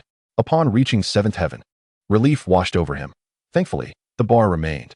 At last, he had glimpsed something familiar. With a heart full of trepidation, Lucifer pushed open the grand doors of the 7th heaven. At the entrance stood two flamboyantly dressed men, their ostentatious attire drawing attention as they appraised Lucifer from head to toe upon his arrival. Oh my! Just by looking at your exterior, one can discern the powerful muscles concealed beneath those scant garments. It has been years since I have beheld such a remarkable specimen, nay, such an exquisite physique. Allow me to take the lead. One exclaimed. Humph. Such matters cannot be judged merely by the speed of one's tongue. Good sir, may I offer you a drink? The flamboyant men began to sway towards Lucifer suggestively. In an instant, Lucifer slammed the door shut, bracing it firmly against the onslaught of those ambiguous figures within. He barricaded the entrance with everything he could find, finally wiping the sweat from his brow. Goodness, this place is truly a den of debauchery. If Tifa and Barrett were to witness the state of their 7th heaven, they would surely be infuriated. Alas, neither Tifa nor Barrett is here. Where on earth are you? Lucifer howled to the heavens. Is there truly no one I recognize in this world? Lucifer. A cautious voice whispered in his ear. At last, someone knew him. Filled with excitement, Lucifer turned toward the source of the voice. And there stood a composed woman with striking red hair. From his gaming recollections, he recognized her as Sisnei. Sisnei approached with enthusiasm. Lucifer, it really is you. Wait. Although I know Sisnei, I am certain I have never encountered her since arriving in this world. A flicker of wariness crossed Lucifer's mind as he cautiously inquired. I should not know you, am I correct? Sisnei offered a warm and gentle smile. But I have heard my husband speak of you many times. He has even shown me your photograph on numerous occasions. It cannot be mistaken. You are indeed Lucifer. Lucifer's confusion deepened. Your husband? Who is he? At the mention of her spouse, a hint of shyness crept into Sisnei's friendly demeanor. My husband is your second brother, Zack. Chapter 68. Has Tifa become my wife? Lucifer felt as though his mind was on the verge of fracturing. Zack was Sisnei's husband. Stunned, he asked in disbelief, Sisnei, are you saying you are married to Zack? With a touch of shyness yet a natural demeanor, Sisnei nodded affirmatively. Yes. We currently reside in Gongaga. The Gongaga mushrooms are a delicacy in Midgar, so we come here periodically to sell them. Who would have thought it so fortuitous to encounter you here? Zack will surely be elated. Lucifer remained bewildered, yet finding someone familiar was paramount at this moment. You mentioned that you periodically come here to sell Gonga mushrooms. Is Zaxxas also nearby? Sisnei shook her head. Zaxxas was injured while protecting the village from monsters, so this time, I came alone. However, I have sold out of Gonga mushrooms. Would you like to accompany me back to Gongaga to see Zaxxas?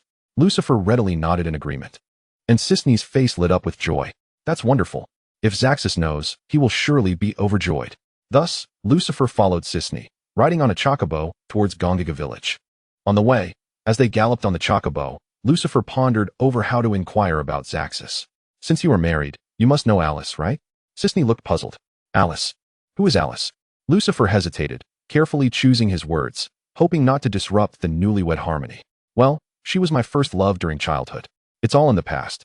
But seeing you today reminded me of old acquaintances. Please don't take offense. Sisney's expression grew even more bewildered. I know Zaxxas's first love. She is from our Gongaga village. Her name is Yuffie, not Alice. I don't know anyone named Alice. Lucifer was taken aback, his mouth agape. What? Yuffie is Zaxxas's first love? What is happening? Is it me? Or is the world upside down? Good heavens, this world is utterly insane. Zaxxas's first love is indeed Yuffie, while his wife is Sisney. This is astonishing. Zaxxas, you lucky fellow. No, this world is too chaotic. Lucifer then inquired about others. Sisney, do you know Tifa and Cloud? At this, Sisney's expression relaxed a bit. Of course, Cloud is the third brother. As for Tifa, Lucifer mentally repeated his prayers, hoping for the best. Please don't tell me Tifa is your sister-in-law. I beg you not to. Otherwise, I will have to deal with that scoundrel Cloud. Sisney chuckled and replied, Isn't Tifa your wife, big brother? Why are you asking me about your sister-in-law? You should know better. What? Tifa is my wife. We are married. When did this happen? How come I didn't know? And where is my wife? Lucifer's mind spiraled into chaos, clutching his head in confusion. I don't know. I don't know where Tifa is. Sisney observed Lucifer, who managed to maintain his balance on the chocobo while holding his head, and couldn't he help but admire him. Big brother is truly remarkable. No wonder Zaxxas has praised him so often for his admiration. To ride without hands is indeed extraordinary. Gently, Sisney reassured Lucifer, Big brother, please don't rush. Let us first return to rendezvous with Zax before devising a means to assist you in locating your sister-in-law. Lucifer's mind felt as muddled as though he were intoxicated, struggling to comprehend his surroundings. Thus, in a state of dazed confusion, he journeyed alongside Sisney for several days until they finally arrived at the enchanting village of Gongagia. This serene hamlet was adorned with verdant hills and crystalline waters, teeming with the rare wild Gongagia mushrooms. Numerous small creatures, such as rabbits and squirrels, frolicked along the paths and among the trees, embodying the very essence of vitality. In stark contrast to the lush vibrancy of Gongagia, Midgar could only be likened to an oppressive steel forest, suffocating and stifling. Upon returning to Gongagia, Sisney was filled with exuberance, eagerly guiding Lucifer. Brother, our home lies upstream by the creek. Over there, that two-story grass house. It was all Zax's idea. He insisted on constructing a two-story dwelling, claiming it would offer a broader view and a cooler ambience. That's just how he is. Once he has an idea, he acts on it immediately. Haha. But in the end, I am quite content with our home. It was evident that Sisney radiated happiness and fulfillment whenever she spoke of Zax. Their bond as a couple appeared to be quite strong. Recalling the game, one remembered that after Zax's demise, Sisney honored her promise to him by safeguarding his village of Gongagia and accompanying his family. Such a wonderful girl, now here, cherishing her beloved and happily protecting Gongagia, could indeed be seen as the realization of her dreams. Before reaching Sisney and Zax's abode, Lucifer was greeted by a familiar voice. Coo coo coo, the adorable magic crystals. Pile, pile, pile, stacked as high as a mountain. Abundant, abundant, an immense harvest. Abundant, abundant, a super colossal harvest. The childish tone of the song, reminiscent of a young girl, would have once irked Lucifer. How annoying this little brat could be. Yet now, as he listened to the lively and familiar melody, a warm sensation welled up within him. Lucifer called out to a small girl diligently foraging for wild Gongagia mushrooms in the nearby garden. Hey, Yuffie, long time no see. Without turning her head, Yuffie focused intently on her task, retorting, Who is it? Don't disturb me while I gather mushrooms. If I sell these valuable mushrooms, I can exchange them for a plethora of magic crystals. Hee. Lucifer sighed in resignation, recognizing that this girl remained the same, an unyielding enthusiast for magic crystals. He drew forth his kaleidoscopic diamond sword, catching the sunlight to create a dazzling display. Instantly, Yuffie felt enveloped by the prismatic glow. What gem is that? It must be worth a fortune. Excitedly, she turned around and finally caught sight of Lucifer. Originally, I anticipated a deeply moving reunion. However, unexpectedly, Yuffie rushed forward and leapt to throw a punch at Lucifer, exclaiming, You scoundrel! How dare you return? Chapter 69. Zax's happy home. As Yuffie's fist came hurtling towards him, Lucifer instinctively dodged to the side. Yuffie, brimming with fury, pointed an accusing finger at Lucifer, shouting, You scoundrel! Lucifer, perplexed, inquired, What on earth are you talking about? Yuffie's anger intensified as she placed her hands on her hips and glared at him. You scoundrel! You vanished inexplicably. You made me and Tifa search for you endlessly. Abandoning your wife and child? What are you saying, Yuffie? Speak clearly, Lucifer demanded. Sisney quickly interjected. Hoping to mediate, Yuffie, you haven't seen Lucifer for so long. There are many uncertainties to clarify. Let's not be impulsive. We can communicate gradually. Humph. I have no intention of communicating with such a scoundrel. Yuffie's rudeness was palpable, and Lucifer could not refrain from retorting. Then what is your relationship with Zax? How did you become his first love? Sisney, who intended to defuse the tension, found herself awkwardly halted by the sudden shift in conversation. Yuffie's cheeks flushed crimson. What I share with Zax is none of your concern. In any case, I am not a mistress. I have a good relationship with Sisney, and it's none of your business. With her head held high, Yuffie strutted away with an air of defiance. Lucifer, bewildered by the changes in relationships around him, began to piece together the situation through conversations with Sisney and the myriad of altered connections. He gradually surmised that he had perhaps traversed into an alternate timeline. This timeline diverged from the first Midgar timeline and the second Niflheim timeline. The transition from the first to the second timeline was likely facilitated by Bao Yao's time machine. The shift from the second to the third timeline may have been triggered by Alice's act of killing Bao Yao. In the second timeline, Tifa had accompanied him through the journey. However, in this third timeline, it was uncertain whether Tifa had followed him. Regardless, what mattered most now was to ascertain the events that had transpired in this timeline. With this thought, Lucifer, his gaze resolute, addressed Sisney. Sisney, please take me to see Zax. Sisney, taken aback by the intensity in Lucifer's eyes, quickly nodded. All right. Following closely behind Sisney, Lucifer soon arrived at the double-decker cottage shared by Zax and Sisney. Upon entering the courtyard, they beheld Zax, one leg bandaged, yet still performing squats in the yard. 56, 57, 58. Sisney rushed forward to intervene. Zax, what are you doing? Did I not instruct you to rest at home? Oh, Sisney, you are aware that I truly cannot spend all day lying in bed. Zax noticed Lucifer behind Sisney, his expression transforming from confusion to astonishment, and then to sheer joy. Brother, it is truly you, Lucifer. Zax was overjoyed. It has been such a long time since we last met. Come, come. You must come inside with me. Sisney, how could you not tell me that my brother was coming? That way, I could have gone up the mountain to hunt for some game. Sisney rolled her eyes at Zax. Even if I had informed you in advance, with those legs of yours, could you have ventured up the mountain for game? Aren't you afraid the game would overpower you? Zax scratched his head sheepishly, revealing a cheerful smile. You are right, Sisney. It is evident that, although Sisney constantly scolded Zax, she genuinely cared for him through her actions. As soon as Sisney entered the courtyard, she helped Zax settle into a rocking chair beneath the eaves and then brought a stool for Lucifer to sit on as well. Sisney encouraged Lucifer to take a seat. Brother, please sit here. You keep Zax company while I prepare a meal for both of you. Zax eagerly attempted to rise to add, we must make something delicious. Sisney deftly pressed Zax back down, insisting that he remain seated in the rocking chair. Do you think I am unaware of the need to properly entertain Brother Lucifer? I will soon head out to trade for some game with Old Wong next door. As for you, you must stay here obediently. You are not to go anywhere. You are not to stand up. Do you understand? Zax nodded obediently, and only then was Sisney satisfied enough to leave. Lucifer couldn't help but chuckle at his demeanor. Zax joined in the laughter with Lucifer. Brother, what brings you such joy? Share it with me, so I too can rejoice. I find it amusing that you have become quite the devoted husband. It is rather entertaining. Zax sighed lightly. You have no idea how formidable Sisney is. I truly cannot argue with her. I can only comply with her wishes. Lucifer patted Zax on the shoulder. But it seems you are living quite happily.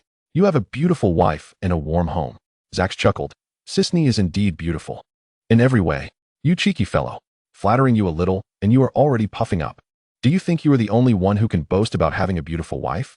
Speaking of which, Lucifer suddenly turned serious and asked Zax. By the way, Zax, can you tell me what happened in the past? I have been wandering for so long that my memory is somewhat hazy. There is no need for reservation with Zax. Lucifer openly admitted his amnesia and sought to retrieve past information.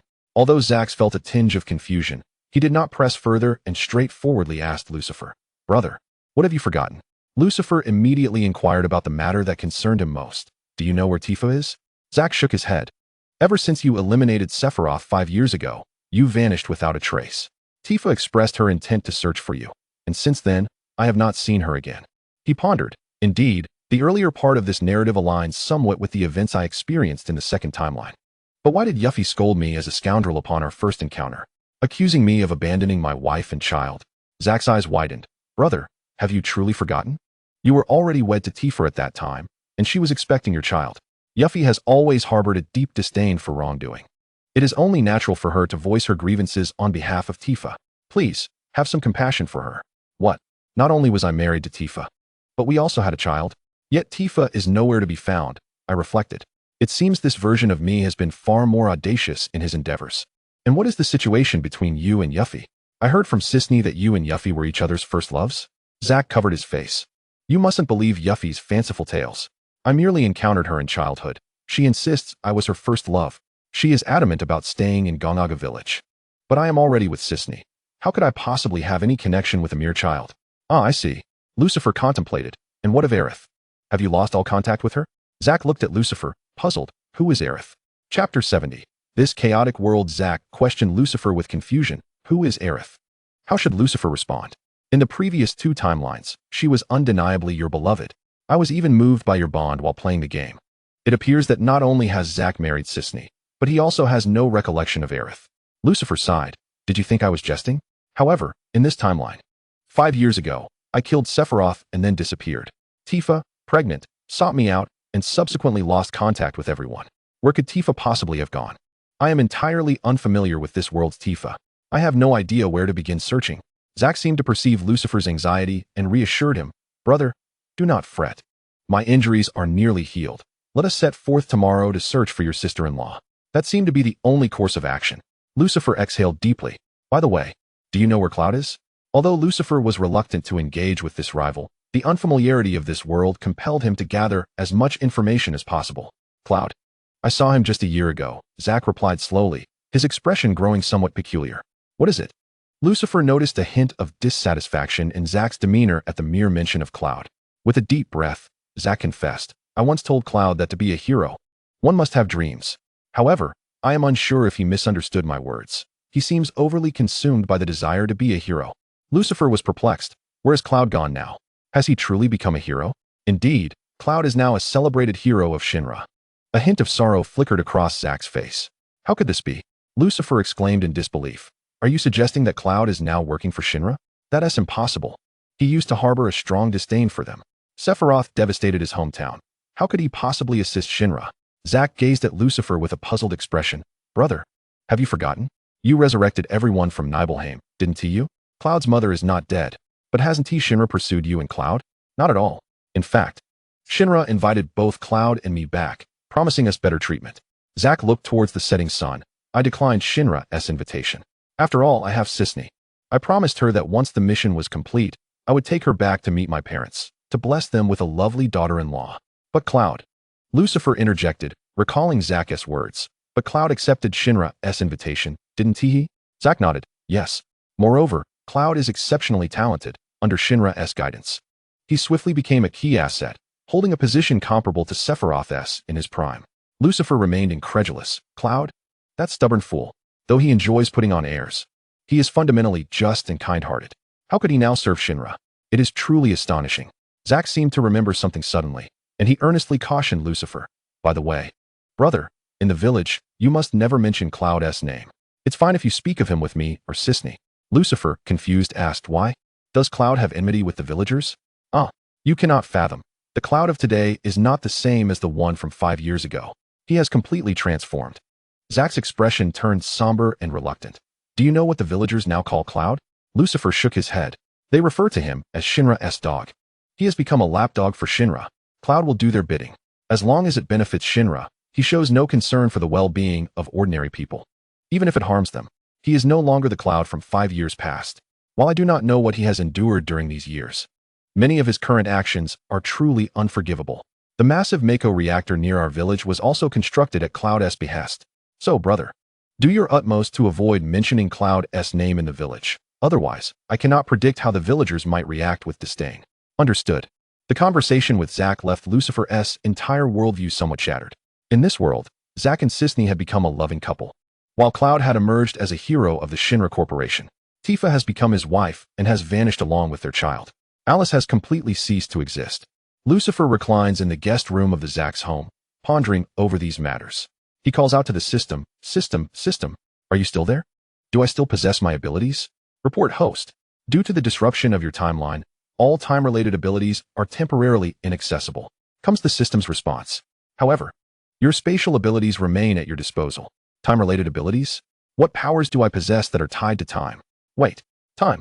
My resurrection armor relies on restoring the medium to a day prior, does it not? Indeed, host. The system's voice is exceedingly obedient.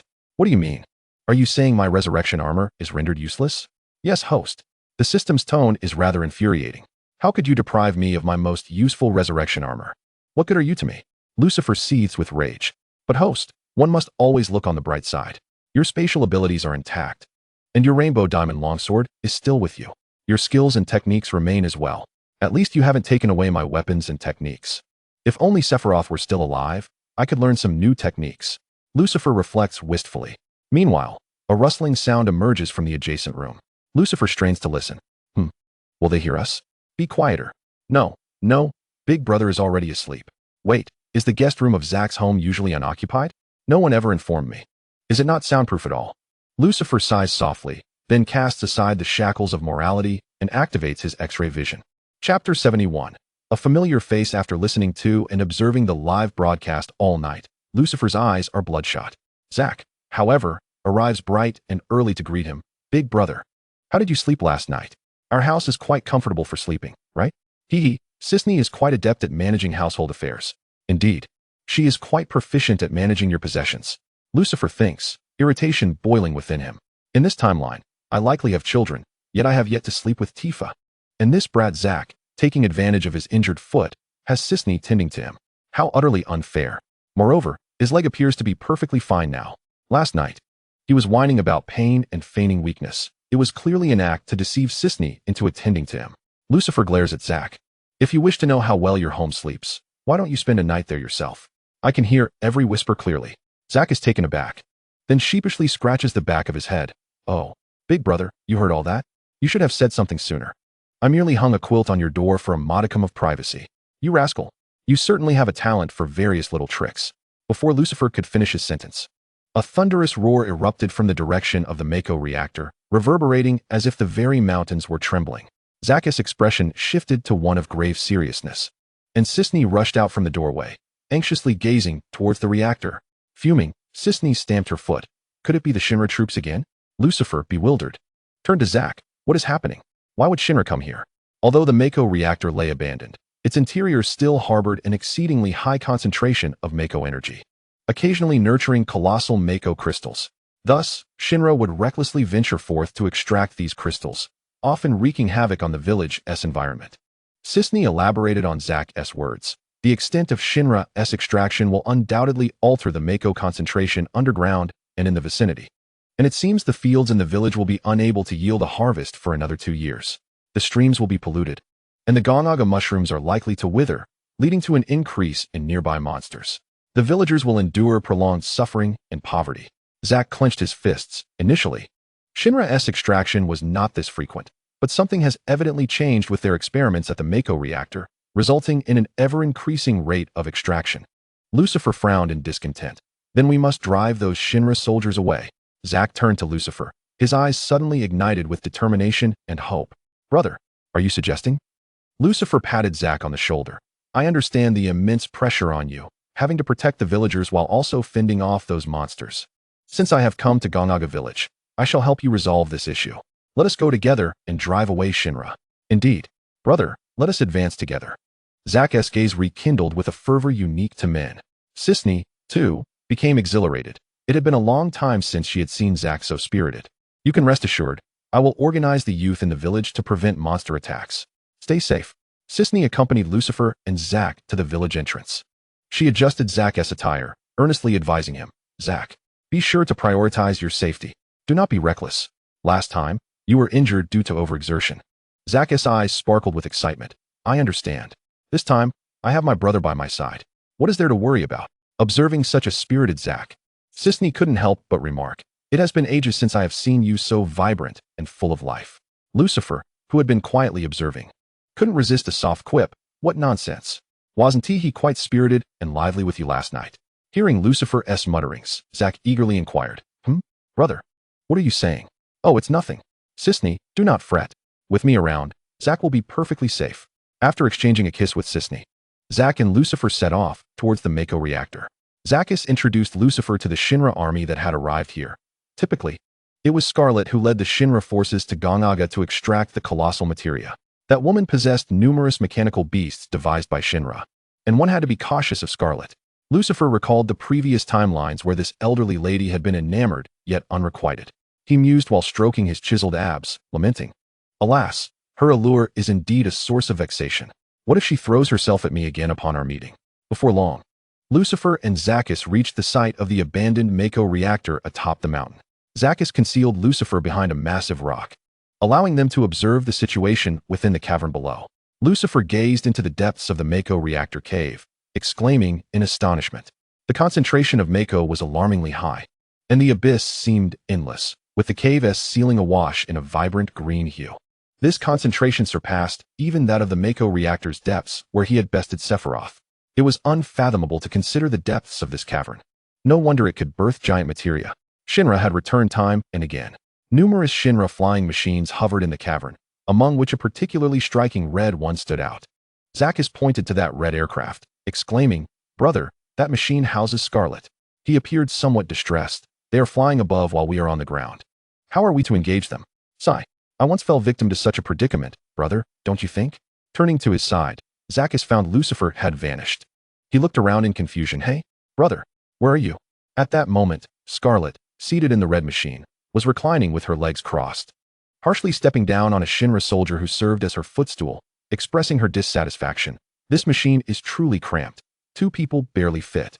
If 2 are squished, wouldn't T3 be even more so?" Suddenly, a deeply magnetic male voice resonated in her ear. Startled, Scarlet turned toward the source of the voice, only to find herself nearly face-to-face with Lucifer, their noses almost brushing. She held her breath, the proximity overwhelming, her heart racing uncontrollably. The dashing man before her flashed his trademark wicked smile, making his allure all the more irresistible. Chapter 72, Scarlet's Lover? Lucifer kicked the Shinra soldier, who had been serving as a footstool, out of the flying machine, leaving only himself and Scarlet inside. He gently exhaled towards the still starstruck Scarlet. The breath that escaped left Scarlet tingling, both in her heart and on her skin. The voice of the man before her resonated with a lazy magnetism. It seemed that with merely a twist of my hand, your life could be extinguished. Only then did Scarlet realize that Lucifer's grip had firmly ensnared her neck. Her expression shifted dramatically. "Who on earth are you? How dare you be so audacious? Do you know who I am?" "I do indeed," Lucifer replied nonchalantly. "It's you, Scarlet, always suffering from hormonal imbalances, attempting to entice me each time we meet. Alas, I truly have no interest in you. You should give up."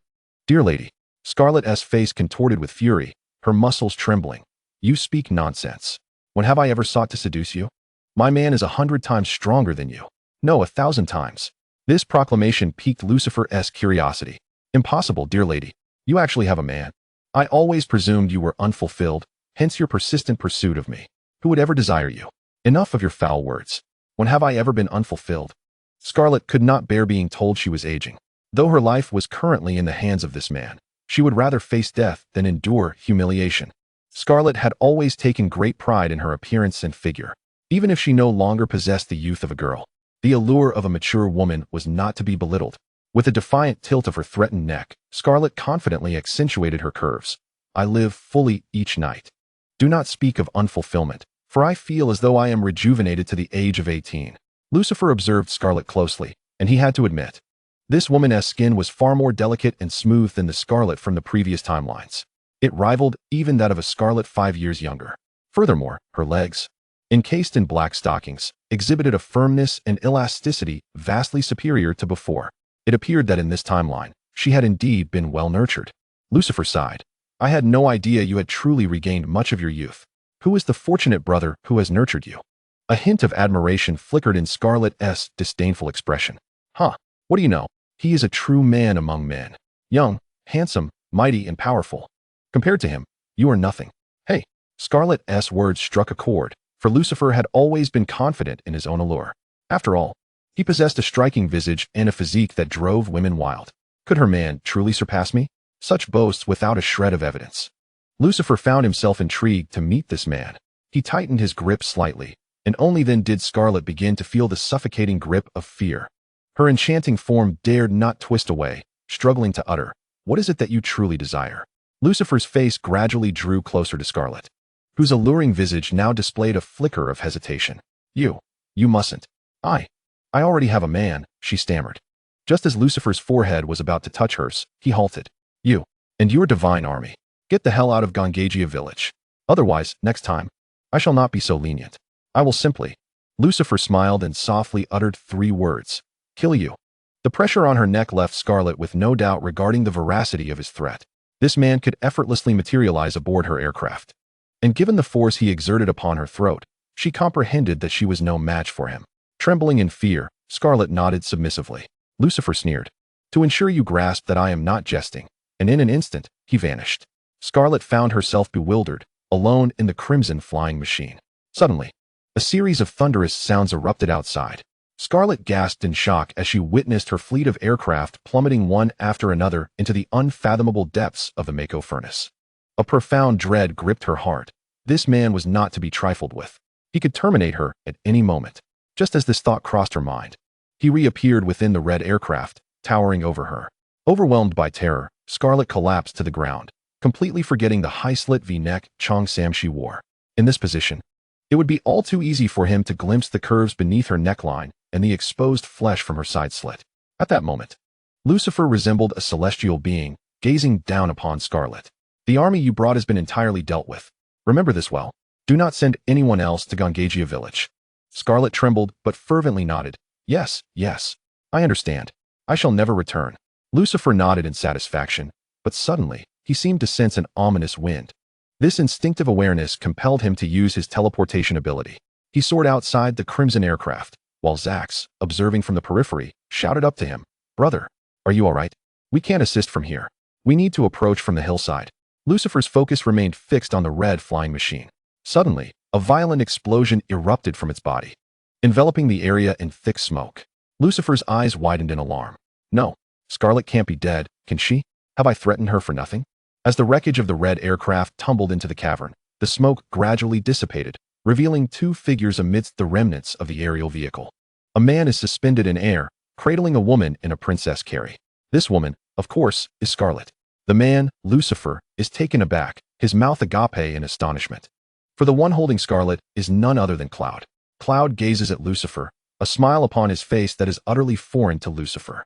Brother, it has been a long time, he greets. Chapter 73. The confrontation with Cloud. With an expression that is both unfamiliar and intriguing, Cloud offers a slight smile to Lucifer. Brother, it has been ages. He is clad in exquisite armor, the craftsmanship undoubtedly costly. His hairstyle, reminiscent of a chocobo, has undergone a transformation. It is now slicked back into a commanding pompadour that exudes an air of authority. The demeanor of Cloud has shifted entirely from the man Lucifer once knew. Scarlet leans against Cloud, nuzzling him affectionately, her voice dripping with feigned sweetness. Darling, why did you arrive so late? You have no idea how frightened I was. Cloud, however, pays her no mind, still smiling as he fixes his gaze upon Lucifer. What troubles you, brother? Have you forgotten your younger brother so soon? That you won't even greet me? Lucifer finds himself at a loss for words. The Cloud before him is so profoundly changed that he feels as if he is facing an entirely different person, leaving him unsure of how to respond. Scarlet, having heard Cloud's words, turns her curious gaze towards the standoff between Lucifer and Cloud. Brother? Darling, this villain is your brother?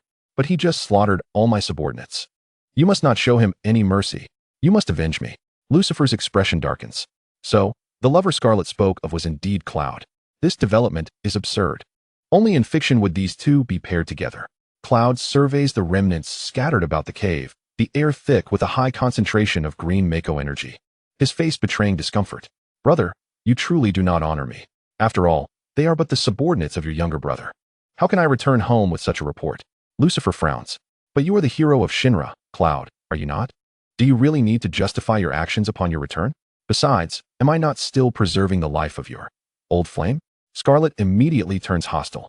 Who are you calling an old flame? Suddenly, Cloud raises his hand and shoves something into Scarlet's mouth, murmuring something quietly to her. Her expression conveys deep dissatisfaction. Yet her mouth is obstructed, leaving her unable to protest. She merely nods before vanishing in an instant. Scarlet has disappeared? Lucifer quickly realizes what Cloud had forced upon her. A Mako crystal? Cloud smiles lightly. Indeed, brother, your insight is commendable. Matters between us brothers need not involve a woman. Lucifer is no stranger to the empty magic crystal, having once acquired one through a game of blackjack. Remarkably, there are only 3 of these crystals in existence, capable of altering space at will. In that particular timeline, due to his inherent ability to teleport, Lucifer gifted the empty magic crystal to Tifa. As this thought crossed his mind, a serious expression settled on Lucifer's face. Cloud, have you seen Tifa? Do you know where she is now? Cloud's demeanor suddenly shifted. Huh, brother, are you attempting to humiliate me? There is no need for such indirectness. Humiliate you? What do you mean? Lucifer was perplexed. To be precise, the tangled relationships within this timeline had yet to be unraveled by him. Cloud, however, launched a sudden attack at Lucifer. Enough. It is time we settled this. Although Lucifer had not anticipated Cloud's abrupt strike, he adeptly utilized his teleportation ability to evade the attack. Cloud swiftly followed suit with his own teleportation, reappearing at Lucifer's previous location and throwing another punch. Lucifer quickly raised his colorful diamond sword to block, causing the entire cavern to tremble from the force of the impact, the concentration of the green magical energy seemingly intensifying. To think you possess another empty magic crystal? Lucifer exclaimed in astonishment. From a vantage point halfway up the cavern, Zack was observing the confrontation and shouted down to Lucifer. Brother, be cautious. Cloud has access to countless resources from Shinra. He has many magic crystals at his disposal. Cloud cast an irritable glance at Zack below. Meanwhile, Lucifer felt invigorated. You've certainly grown stronger. Let us see who truly reigns supreme. Cloud smiled faintly, drawing forth a long sword that radiated with a spectrum of colors. Lucifer examined Cloud's sword, then glanced at his own. Goodness, these 2 swords are identical. They could have been cloned. How dare you imitate my sword, Cloud? Cloud remained unfazed. It matters not who imitates whom. What truly counts is the outcome. Lucifer shook his head. Very well. If someone dares to imitate my sword, I shall show them what the original truly is. Huh, brother, be warned. I am no longer the Cloud you once knew. Cloud unleashed a wave of sword energy, breakthrough slash. This technique, a mid-range attack, was swift and possessed minor tracking capabilities. Lucifer, unfazed, countered with his own strike using the colorful diamond sword, Heartless Angel. This move, imbued with dark energy, was designed to sap the opponent's courage. The 2 waves of energy collided in an explosion, sending shockwaves through the air. Cloud closed his eyes and shook his head lightly, his expression revealing discomfort. Though he sustained no injuries, the courage-sapping effect had seemingly taken hold. Cloud muttered under his breath in irritation. Curse this accursed magical energy. Huh. Cloud fixated on Lucifer, a smirk playing on his lips. Brother, today fortune favors you, for we find ourselves in a realm thick with Mako, where my prowess is somewhat hindered. However, while I may not be your match here, I am certainly capable of besting others. In a flash, Cloud materialized before Zack, perched midway up the mountain. Lucifer swiftly appeared in front of Zack, shielding him from the impending strike. Anticipating Lucifer's intervention, Cloud directed his sword's energy not at Zack himself, but towards an individual lurking behind him. Zack turned to see the wounded figure, his voice breaking in despair. Sisney. It was indeed Sisney, accompanied by Yuffie, who stood aghast as she witnessed Claude's blade pierce Sisney's form. Ah, brother, do you not recall? At the tavern in Nibelheim, you fell prey to this very trick. Your attention solely on saving Tifa, neglecting her friends. It seems that even after 5 years, you remain as unrefined as ever. Claude laughed heartily as he utilized an empty materia, vanishing from sight. Zack rushed to embrace Sisney, engulfed in a profound despair. Chapter 74. The third empty materia. Zack sprinted towards the Soul Clinic in Gongaga, cradling Sisney in his arms. Lucifer and Yuffie hurriedly followed in his wake. Lucifer wished fervently to teleport Sisney to the clinic, yet his teleportation abilities were limited to himself, and he lacked any empty materia at hand. As Zack howled in anguish, his eyes swollen and red, he implored Lucifer with a gaze full of desperation. Brother, I beg you, save Sisney. I will do anything you ask of me in return. Lucifer could only respond with an expression of deep regret. In this timeline, all of Lucifer's time-related powers had faltered, and the opportunity for infinite resurrection had slipped away. Had it been available, he would have acted without hesitation.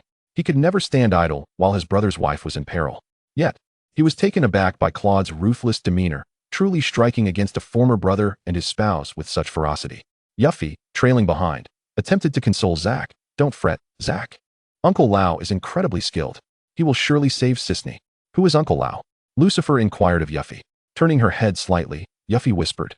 Uncle Lao is the only doctor in Gongaga, but he is truly remarkable. Once, I found a little rabbit on the brink of death, and Uncle Lao revived it. Reviving a rabbit, is that truly a testament to his medical prowess? Lucifer thought, skepticism gnawing at him. The group soon arrived in the village, with Zack bursting into the clinic, closely followed by Lucifer and Yuffie. Inside, an elderly man with a white beard glared disapprovingly at the intruding youths. What raucous children! Do you possess no sense of decorum, disturbing my rest? Zack's sudden lunge nearly brought him to his knees before Old Man Lao. Please, Lao, save Sisney. Old Man Lao was taken aback by Zack's desperate demeanor. He had always perceived Zack as a cheerful pup, even with an injured foot, radiating positivity. Yet now, Zack's brow was furrowed, sweat streaming down his face, bloodshot eyes filled with anxiety and sorrow. Old Man Lao's expression shifted to one of seriousness as he glanced at Sisney cradled in Zack's arms. She had lost consciousness, her abdomen stained with blood that continued to drip onto the floor, saturating Zack's trousers. After examining her wounds, Old Man Lao instructed Zack to lay Sisney flat on the hospital bed, retrieving bandages and a secret medicinal powder to staunch the bleeding. Did she fall victim to sword energy? Old Man Lao inquired. Yes, it was Cloud, Zack replied, urgency lacing his voice. Old Man Lao shook his head solemnly. Seeing this, Zack's anxiety deepened. What is it, Lao? You can save Sisney, can't you? Surely you can. Calm yourself, Old Man Lao reassured him. Sisney's bleeding has ceased for now. Her life is no longer in immediate danger. As he observed Sisney's breathing gradually steady, Zack felt a heavy weight lift from his chest. Old Man Lao sighed. However, the sword energy Cloud unleashed was lethal. My powder can only temporarily halt Sisney's bleeding, but her recovery will be challenging. Unless what? Zack's face lit up with hope as he fixed his gaze on Old Man Lao. Lucifer, unable to contain himself, interjected. Lao, speak plainly. Whatever you need, I will go to great lengths to procure it. Very well, Old Man Lao conceded. Acquiring this life-saving item is not difficult. However, the individual who possesses it is another matter entirely. He may be reluctant to part with it. Yuffie, intrigued, asked, who is this person that even you, Lao, cannot manage? Old Man Lao stroked his white beard thoughtfully. To be frank, this individual is my junior apprentice. We trained together from a young age. While I mastered the art of healing, he specialized in the art of poisoning. Yet, even the most skilled healer struggles to save those on the brink of death. My junior, however, has learned to navigate the line between life and death.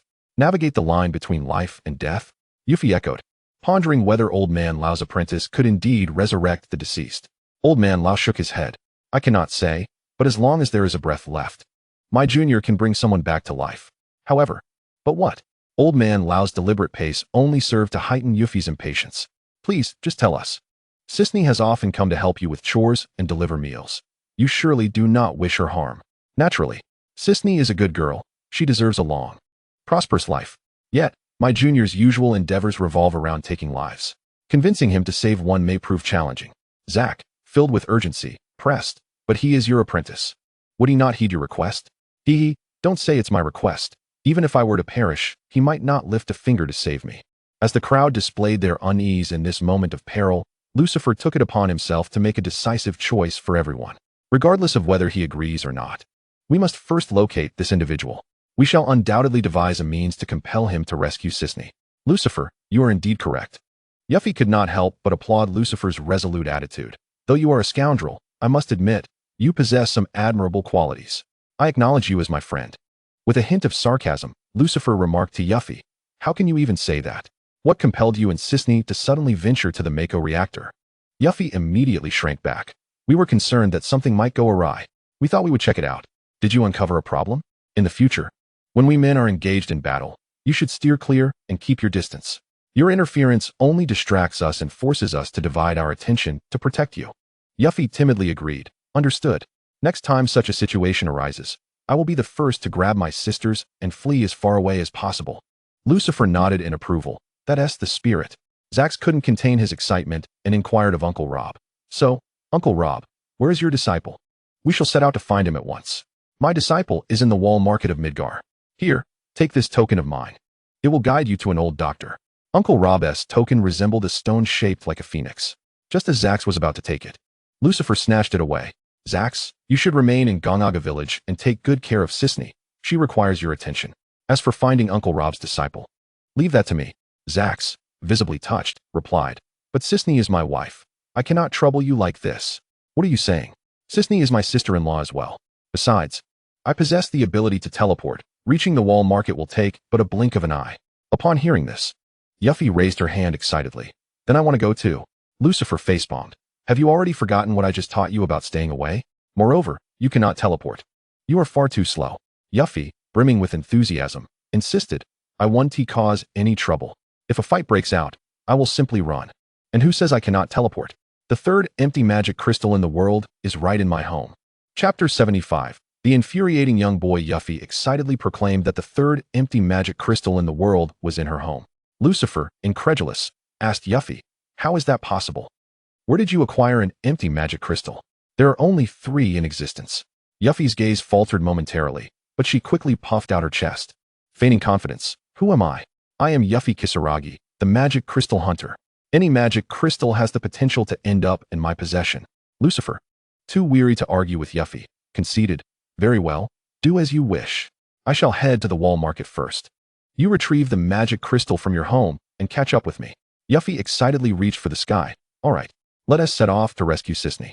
Zax expressed his heartfelt gratitude. Then I shall entrust this to you, my brother. Lucifer grasped the phoenix emblazoned stone token bestowed by Robert, and with a mere thought, he instantaneously transported himself to the walled shopping street. This place was no stranger to Lucifer. It was the very first map he encountered upon traversing into the world of Final Fantasy.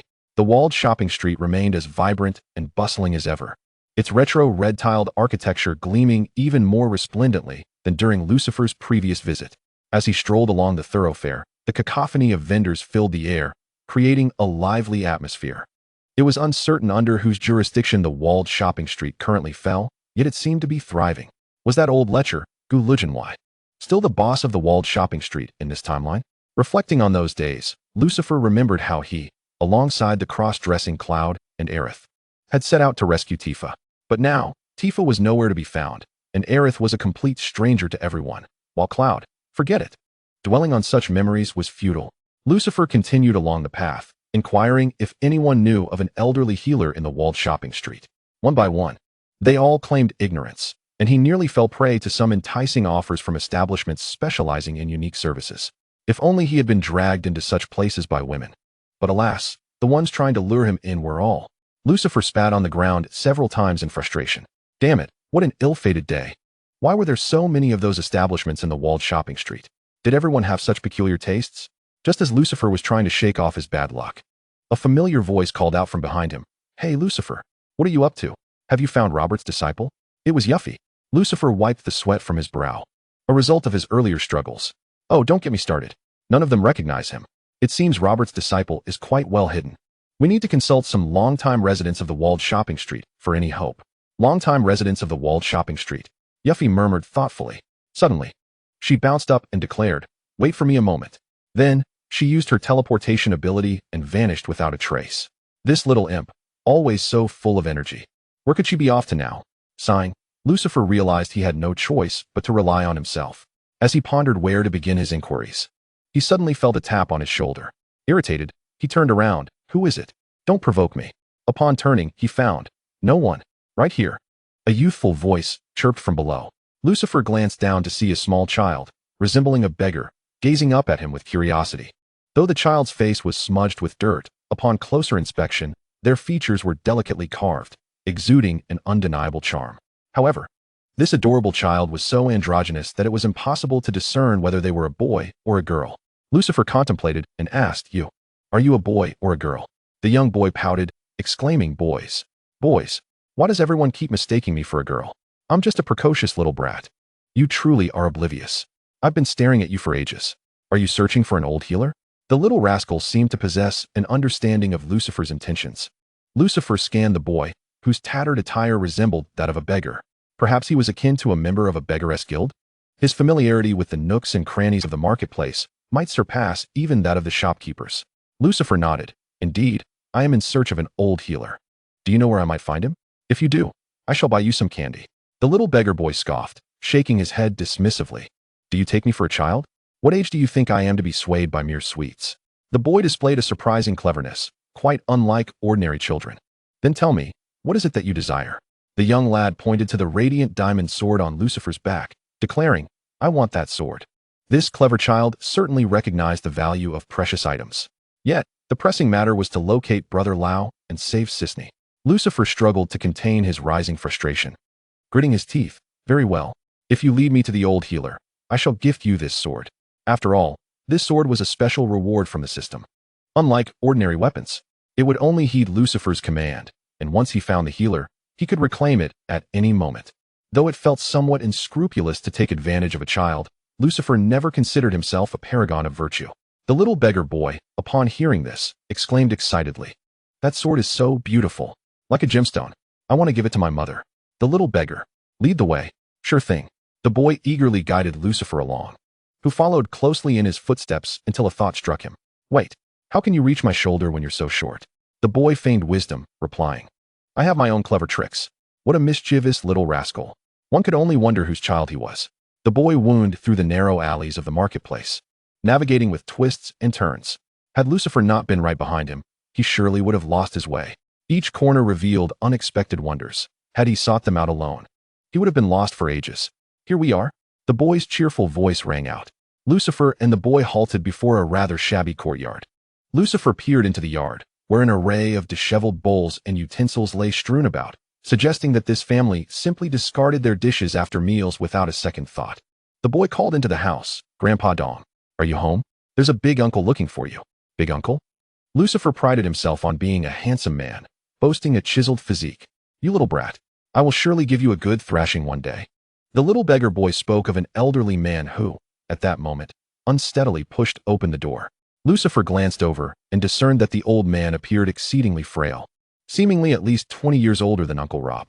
Could this truly be Uncle Rob's Jr.? Little did he know that the old man merely cast a fleeting glance at Lucifer before eagerly shuffling toward him, exclaiming, "My dear son." Chapter 76. He is my son. The elderly man directly called out to Lucifer, "My dear son." Lucifer was utterly bewildered. "Sir, you must not utter such words frivolously." The old man regarded him with disdain. "Who are you?" "You are far too old to be my son."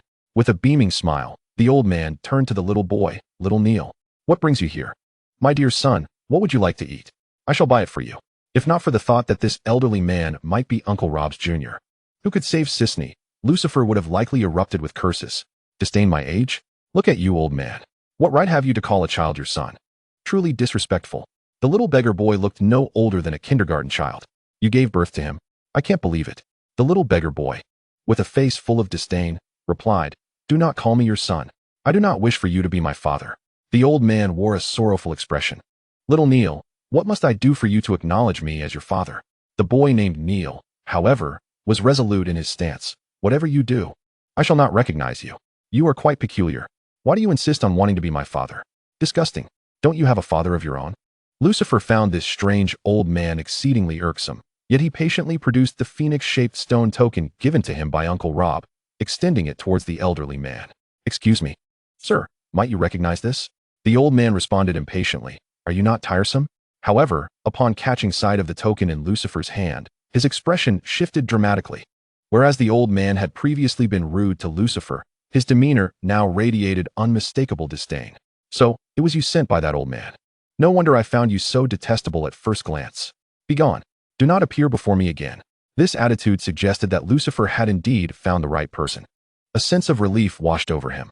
Little Neil, despite his tender age, placed his hands on his hips and boldly queried the old man. "This big brother is with me. Why do you treat him so poorly?" The old man, now adopting a benevolent demeanor towards Neil, replied, "Little Neil, you do not understand. This big brother is a bad man. He is here to steal my precious treasure." "What treasure?" Little Neil asked, puzzled. Lucifer chuckled, "Old man, it seems you are already aware of my intentions." The elderly man glared at Lucifer, retorting, "Humph. That old coot sent someone to find me, merely coveting my phoenix tail, hoping to use it to save someone. That old fool. His intentions are nefarious." Lucifer struggled to maintain his composure, addressing the elder. "Saving a life is worth more than the construction of a grand pagoda. Helping others is not a vice." The old man lifted his chin defiantly, retorting, "In my life, I have only harmed others. I know nothing of saving. Begone. Patience has its limits." Given his attitude, Lucifer deemed it unnecessary to endure any longer. "Ah, elder, I was merely being courteous. You truly are overstepping your bounds." With a swift motion, Lucifer unleashed a blade of energy, slicing through the air with remarkable precision. However, He refrained from directing the blade at the old man himself, instead allowing it to graze the elder's weathered visage. The old man remained unscathed, but his humble abode was utterly obliterated, collapsing in a cloud of dust. "Wow, big brother, you are incredible," little Neil exclaimed, awestruck by the scene before him, clapping joyfully. The elder, with a look of shock and relief, gazed incredulously at Lucifer. "You can execute the 8 blades in a flash." Lucifer, puffing with pride, replied, "Elder, it seems you possess some discernment." Just as he prepared to threaten the old man further, a sudden wave of dizziness washed over him. He noticed little Neil had fainted, nearly collapsing to the ground, but was caught by the elder. Have you poisoned him?" The elder chuckled. "I did not administer the poison. You dared to destroy my dwelling, so you must bear the consequences." The elder's moniker, Old Laborer, was indeed fitting for the situation. Lucifer's dizziness intensified, yet he resolutely fought to remain upright. The old man retrieved a pill, poised to administer it to little Neil. This elder seemed intent on playing the role of a father figure. Surely the antidote lay within that pill. Summoning all his strength, Lucifer utilized his teleportation ability, swiftly snatching the pill from the elder's grasp before swallowing it himself. The elder was taken aback by this unexpected turn of events. How can you endure for so long?" After consuming the pill, Lucifer rapidly regained his senses, leaving the elder in a state of disbelief. "Impossible. A common person would have succumbed long ago. What manner of creature are you?" Lucifer raised his dazzling, multicolored sword, a smirk gracing his lips. "Elder, hand over the phoenix tail." Heavens, what on earth has transpired here? The familiar voice of the late-arriving Yuffie echoed through the air. Upon spotting the unconscious little Neil, Yuffie dashed forward, snatching him from the elder's arms. "You old rascal, what have you done to my precious one?" The elder, now somewhat flustered, pointed at Lucifer in a panic. "It is all his fault. He destroyed my house. My home was filled with toxins." The dust that just clouded the air was inhaled by little Neil. Yuffie glared fiercely at the elder. "Then you had better produce the antidote quickly. Do you wish to be beaten to a pulp by your master?"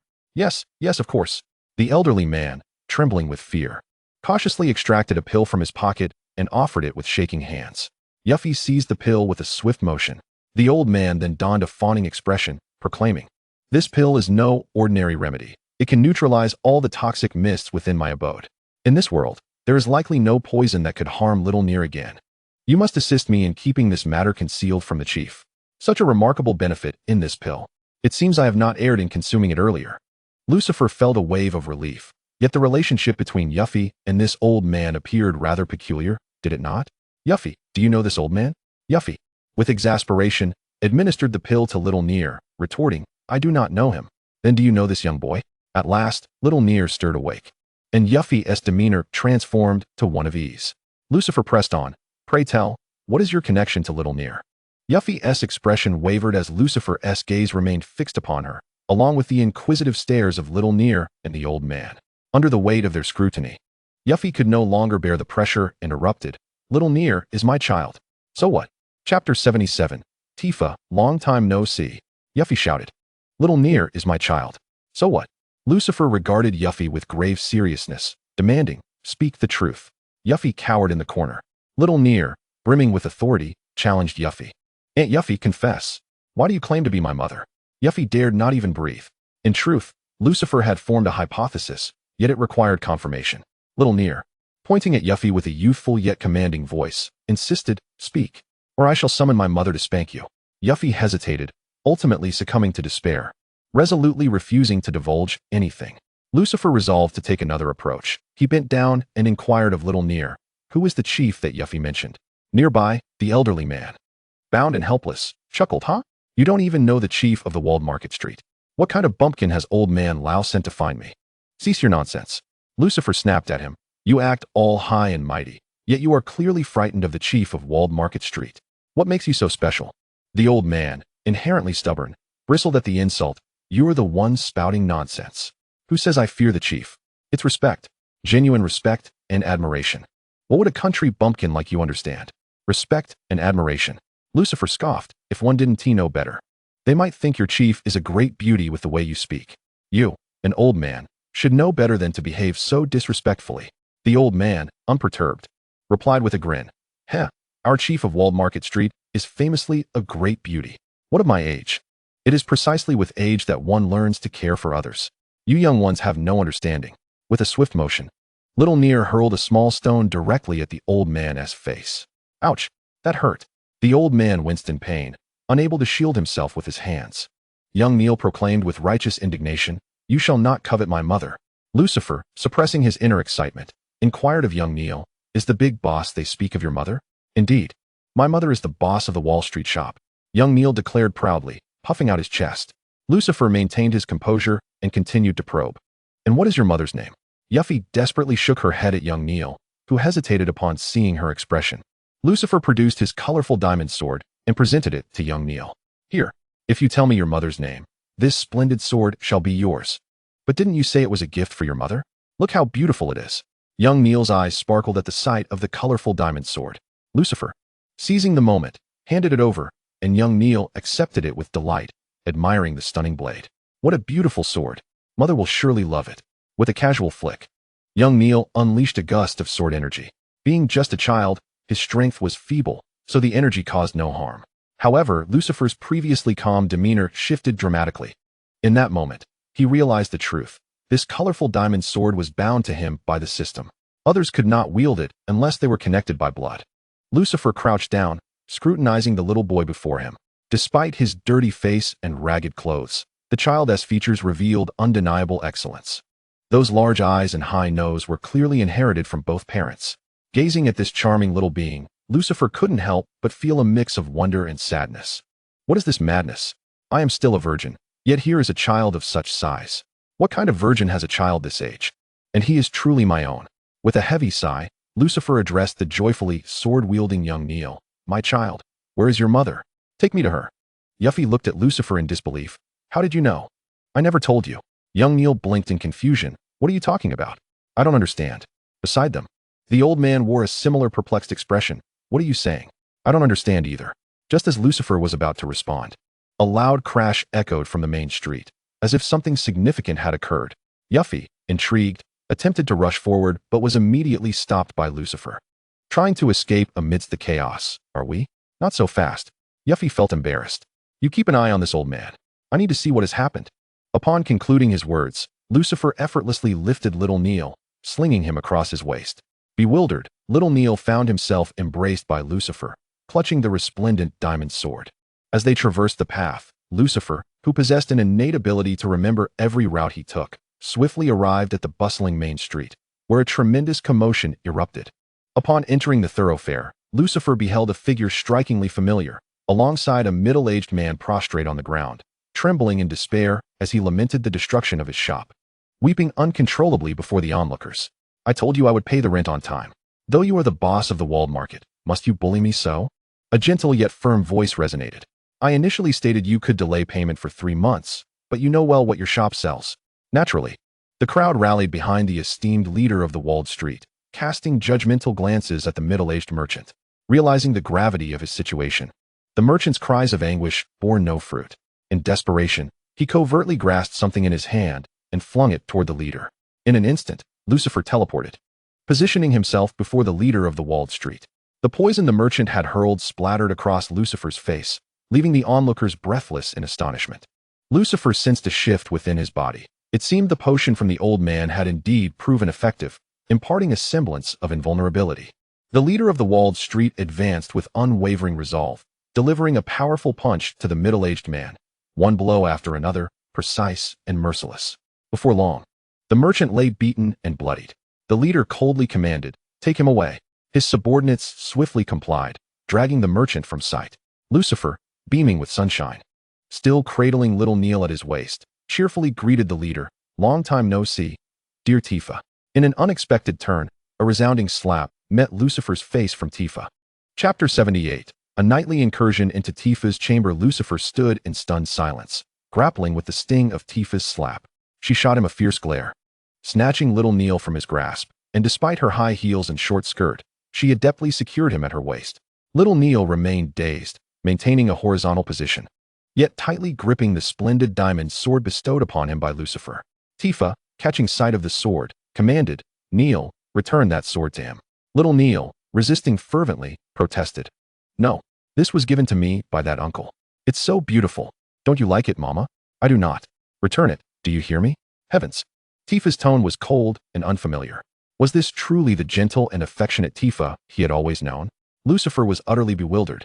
Could it be that this timeline's Tifa inherently possessed such a personality? Tifa remained silent, fixing a cold yet commanding gaze upon little Neil. Not only did little Neil feel the formidable power of her stare, but the surrounding onlookers also succumbed to a shiver of trepidation. Truly, she was the queen of the walled shopping district. With just a glance, she could freeze someone in their tracks. How enviable. I wish to grow up and embody the coolness and charisma of Tifa. Hee hee hee, Queen Tifa. Hee hee hee, how I adore you. Queen Tifa, whip me. Hee hee hee, ravage me. Under Tifa's watchful eyes, little Neil reluctantly extended the rainbow diamond-long sword to Lucifer, saying, "Uncle, for you." Lucifer numbly accepted the rainbow diamond-long sword, then watched as Tifa, with little Neil in tow, strode away. So cold, so fierce. This demeanor, is she truly Tifa? Although her face and figure remained familiar, her expression and personality were utterly different. That gaze, that aura, could compel one to kneel and proclaim her as queen. Wait, didn't someone among the onlookers just shout that? No, I must uncover the truth. In an instant, Lucifer teleported directly in front of Yuffie and the old man.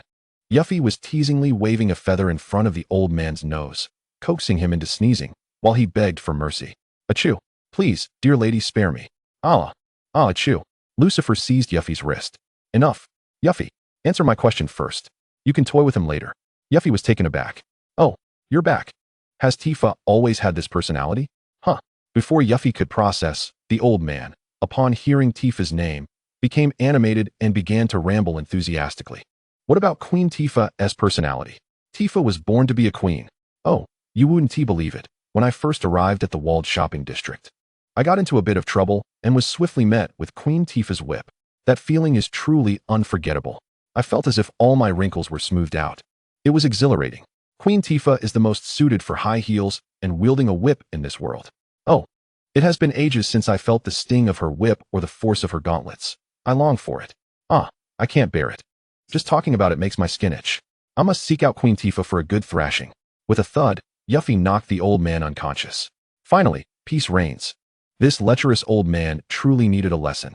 Yuffie flexed her fists and then explained to Lucifer, "Tifa has always been this way. Not even the collapse of the heavens would change her. Do not tell me, after all these years, you have forgotten her character." Oh, this version of Tifa is truly the epitome of a cool and regal queen from beginning to end. However, it is not her departure that has brought about this change, which in turn alleviates some of my guilt. Nevertheless, one should never disdain their own wife, regardless of her temperament. What is wrong with wearing high heels? What is wrong with a cold demeanor? What is wrong with a fiery spirit that can strike oneself with a slap? One's wife is to be conquered. Lucifer, exuding an air of cool confidence, inquired of Yuffie where Tifa resided in the shopping district. When Lucifer arrived at Tifa's abode, night had already fallen. At this hour, the walled shopping street was bustling with life and noise. Every shop along the street was adorned with vibrant neon lights, shining even brighter than during the day. Tifa's residence was situated in the most luxurious and prime location of the shopping district, originally belonging to the ancient Kiryujin. As Lucifer pondered how to present himself upon entering, a young man wearing a cap and a baseball jacket jogged past him. It was Resley. Lucifer couldn't help but greet him. Resley halted, turned around, and beheld a strikingly handsome man waving at him. A sense of confusion washed over Resley. Surely, he did not recognize such an attractive man. Otherwise, he would have remembered his face. "Do you know me?" Resley asked, perplexed. Nearly forgotten. This was the first timeline where he met Resley, and at that time, he was adorned in a red qipao and feminine attire. Lucifer flashed a broad, friendly smile at Resley and declared, "I am your leader's man." Resley was utterly astonished. The cold, aloof Tifa, whom he had long admired and who never yielded to the whims of Shinra, had a man. Resley had intended to follow such a great and formidable leader for life. Yet now, here stood a handsome man who claimed to be her partner. However, it was not odd that the leader had once had a child, and perhaps even previous relationships. With a tinge of disappointment, Resley asked, "What do you want from me?" Lucifer, wearing a confident smile, replied in a commanding tone, "I wish to know which floor your leader's boudoir is located on." After completing her daily accounts, Tifa returned to her room, her weary body dragging along. The memory of that person from earlier in the day resurfaced in her mind. Humph, how dare he return? Yet, did I strike him too forcefully? Humph, he deserved it. But alas, Tifa shook her head, attempting to rid her thoughts of him. Suddenly, Lucifer descended from above. skillfully ensnaring Tifa with a rope, binding her precisely between her ample bosom, rendering her utterly immobile. Tifa struggled with all her might, cursing, "Lucifer, you bastard. What do you want? Let me go? What are you doing? Get away from me." Scram. Oh.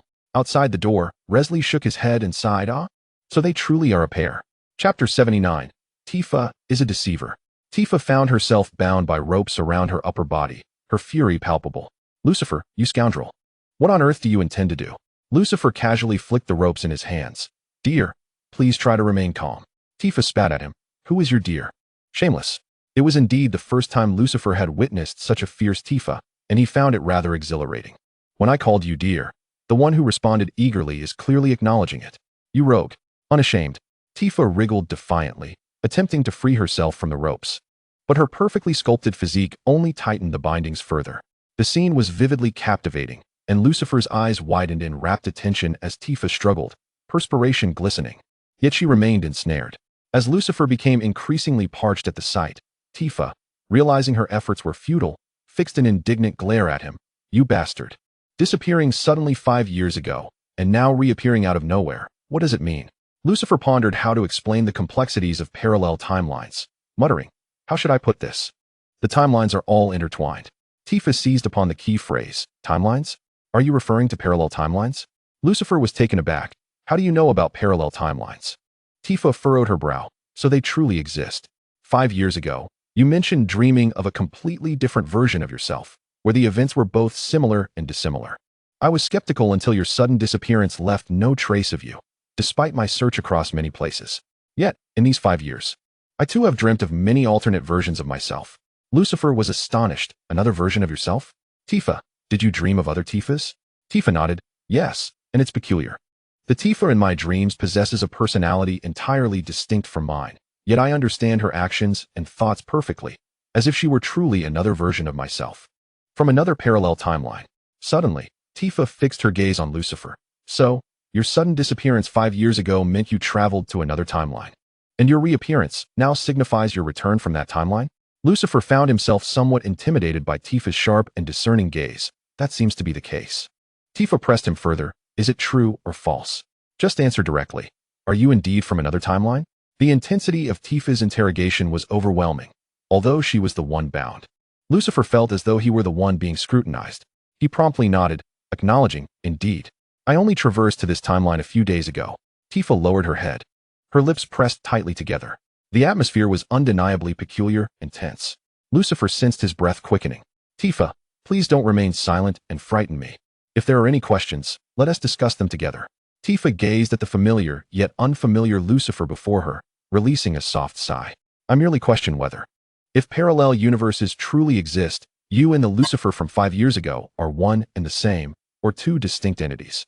This inquiry ventured into philosophical territory. Lucifer endeavored to elucidate for Tifa, and for himself as well. From a scientific perspective, the Lucifer of 5 years ago and the present Lucifer are identical on a quantum level. Yet, from a philosophical standpoint, two individuals in parallel universes, having lived in entirely different environments and contexts, are not the same person in terms of identity and consciousness. They may appear similar, but they remain independent entities, not mere copies or substitutes. Tifa's disappointment was palpable. "So, that means you are no longer him." However, Lucifer shifted the conversation, stating, "Yet I traverse various parallel universes. And I am not an ordinary individual. I am detached from your Final Fantasy world. Thus, the theories applicable to you do not pertain to me." Tifa, somewhat bewildered, questioned, "What do you mean by not belonging to our Final Fantasy world?" Lucifer beamed with pride.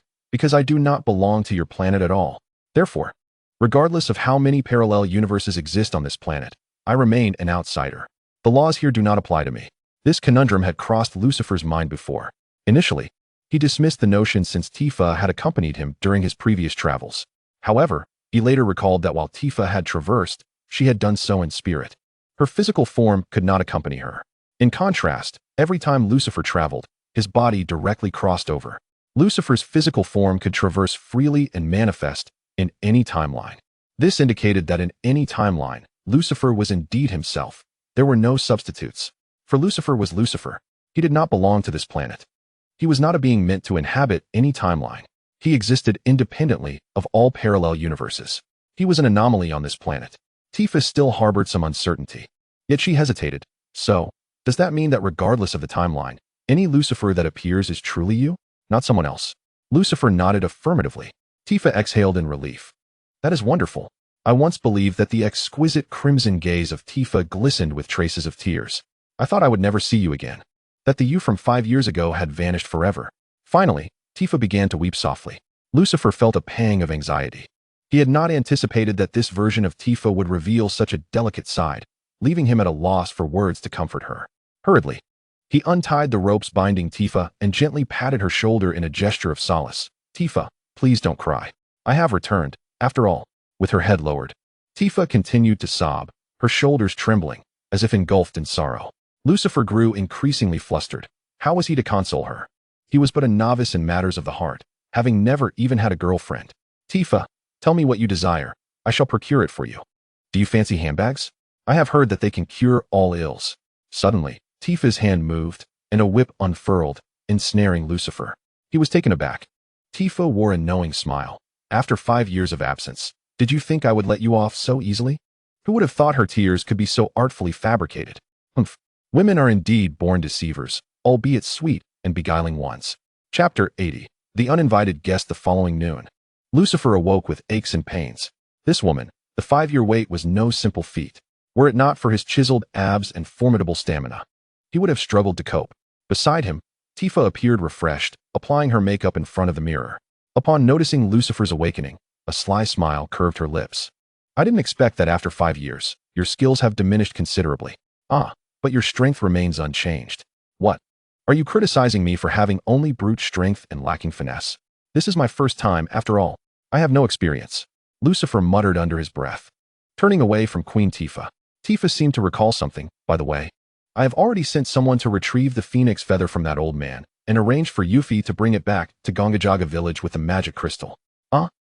You have handled it all. Lucifer could not help but feel admiration. Indeed, Queen Tifa was remarkable. Her efficiency and thoroughness were unparalleled. Wait a moment. That old man still intended to deceive my son into calling him father? That old rascal. Lucifer's voice lowered in intensity. What is the deal with that old man? Does he have feelings for you? That decrepit fool, nearing his end, dares to harbor such thoughts about you. Just wait until I teach him a lesson. Tifa let out a soft, alluring laugh. Look at you, so agitated. You know he is merely an old man within my domain. He must heed my commands. I would never allow him to take advantage of me. Once Tifa was fully adorned, she radiated the captivating beauty of a mature woman. Lucifer seldom encountered Tifa in such a manner, as if an enchanting fragrance enveloped her. The key was that the techniques from the previous night still stirred excitement within him. With this thought, one of Lucifer's dear friends felt an urge to act. However, Tifa then rose and walked towards the exit of the room. In a hurry, Lucifer called out to her, Tifa, where are you going? Tifa turned back with a smile. I am off to work. After all, I am the boss of the wall market, and my days are quite busy.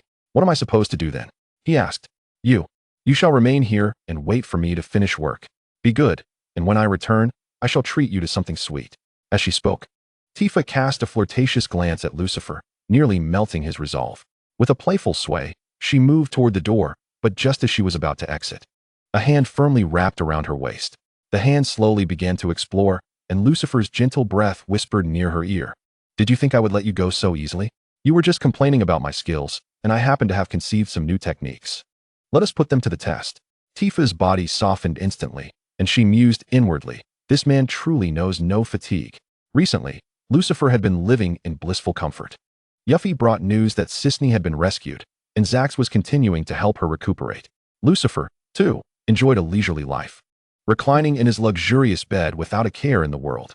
His daily routine consisted of merely 3 activities: eating, sleeping, and sleeping. He was so occupied that he scarcely acknowledged his own child, little Near. Each day, Lucifer reflected, life is truly wonderful. This is what living is, my friends. Jerusalem truly lives up to its reputation. However, Lucifer was also diligently studying knowledge and techniques, and through repeated practice, he experienced significant improvement. Indeed, practice is the sole criterion for testing truth. The ancients did not deceive me. Just as Lucifer was savoring this idyllic existence, an unexpected guest disrupted his tranquility. When Tifa brought this person into the room, her expression bore a seriousness not seen in some time. You two talk. I will step outside. Lucifer regarded the stranger with an indifferent demeanor, What is it that you seek from me? The unexpected visitor wore a faint smile. I have come to ask you for a favor. Lucifer scoffed. I do not recall our relationship being so amicable. Yet the guest appeared quite confident. But I am certain that you will want to assist me. The visitor's demeanor irritated Lucifer, yet what followed piqued his interest. Very well. I shall assist you with this matter, but in return for this significant favor, you must promise me one thing. What is it? Regardless of what transpires, you must ensure the protection of the wall market. It is a deal. Lucifer and the uninvited guest reached an accord. After bidding farewell to the uninvited guest, Tifa entered, casting a worried glance at Lucifer. Are you truly certain about this course of action? She inquired. Yet, Lucifer appeared entirely at ease. Do you not wish to uncover the truth of this matter? Furthermore, given Claude's current state, it is indeed quite suspicious, is it not? A mere 5 years. And the transformation is astonishing. At the mention of Claude, a trace of guilt flickered in Tifa's expression.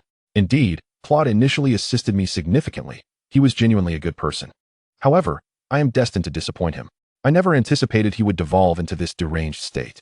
He ought not to be this way. Lucifer placed a reassuring hand on Tifa's shoulder. Indeed, every situation must have its reasons. Let us uncover the truth together. After a moment, Tifa regained her composure. By the way, regarding the flower seller named Alice that you asked me to investigate, I have some information. She is currently selling flowers in Calm City. What do you wish to know about her? Tifa regarded Lucifer with suspicion, her face betraying a woman's instinctive jealousy. Oh, Alice is truly devoted to selling flowers in this timeline.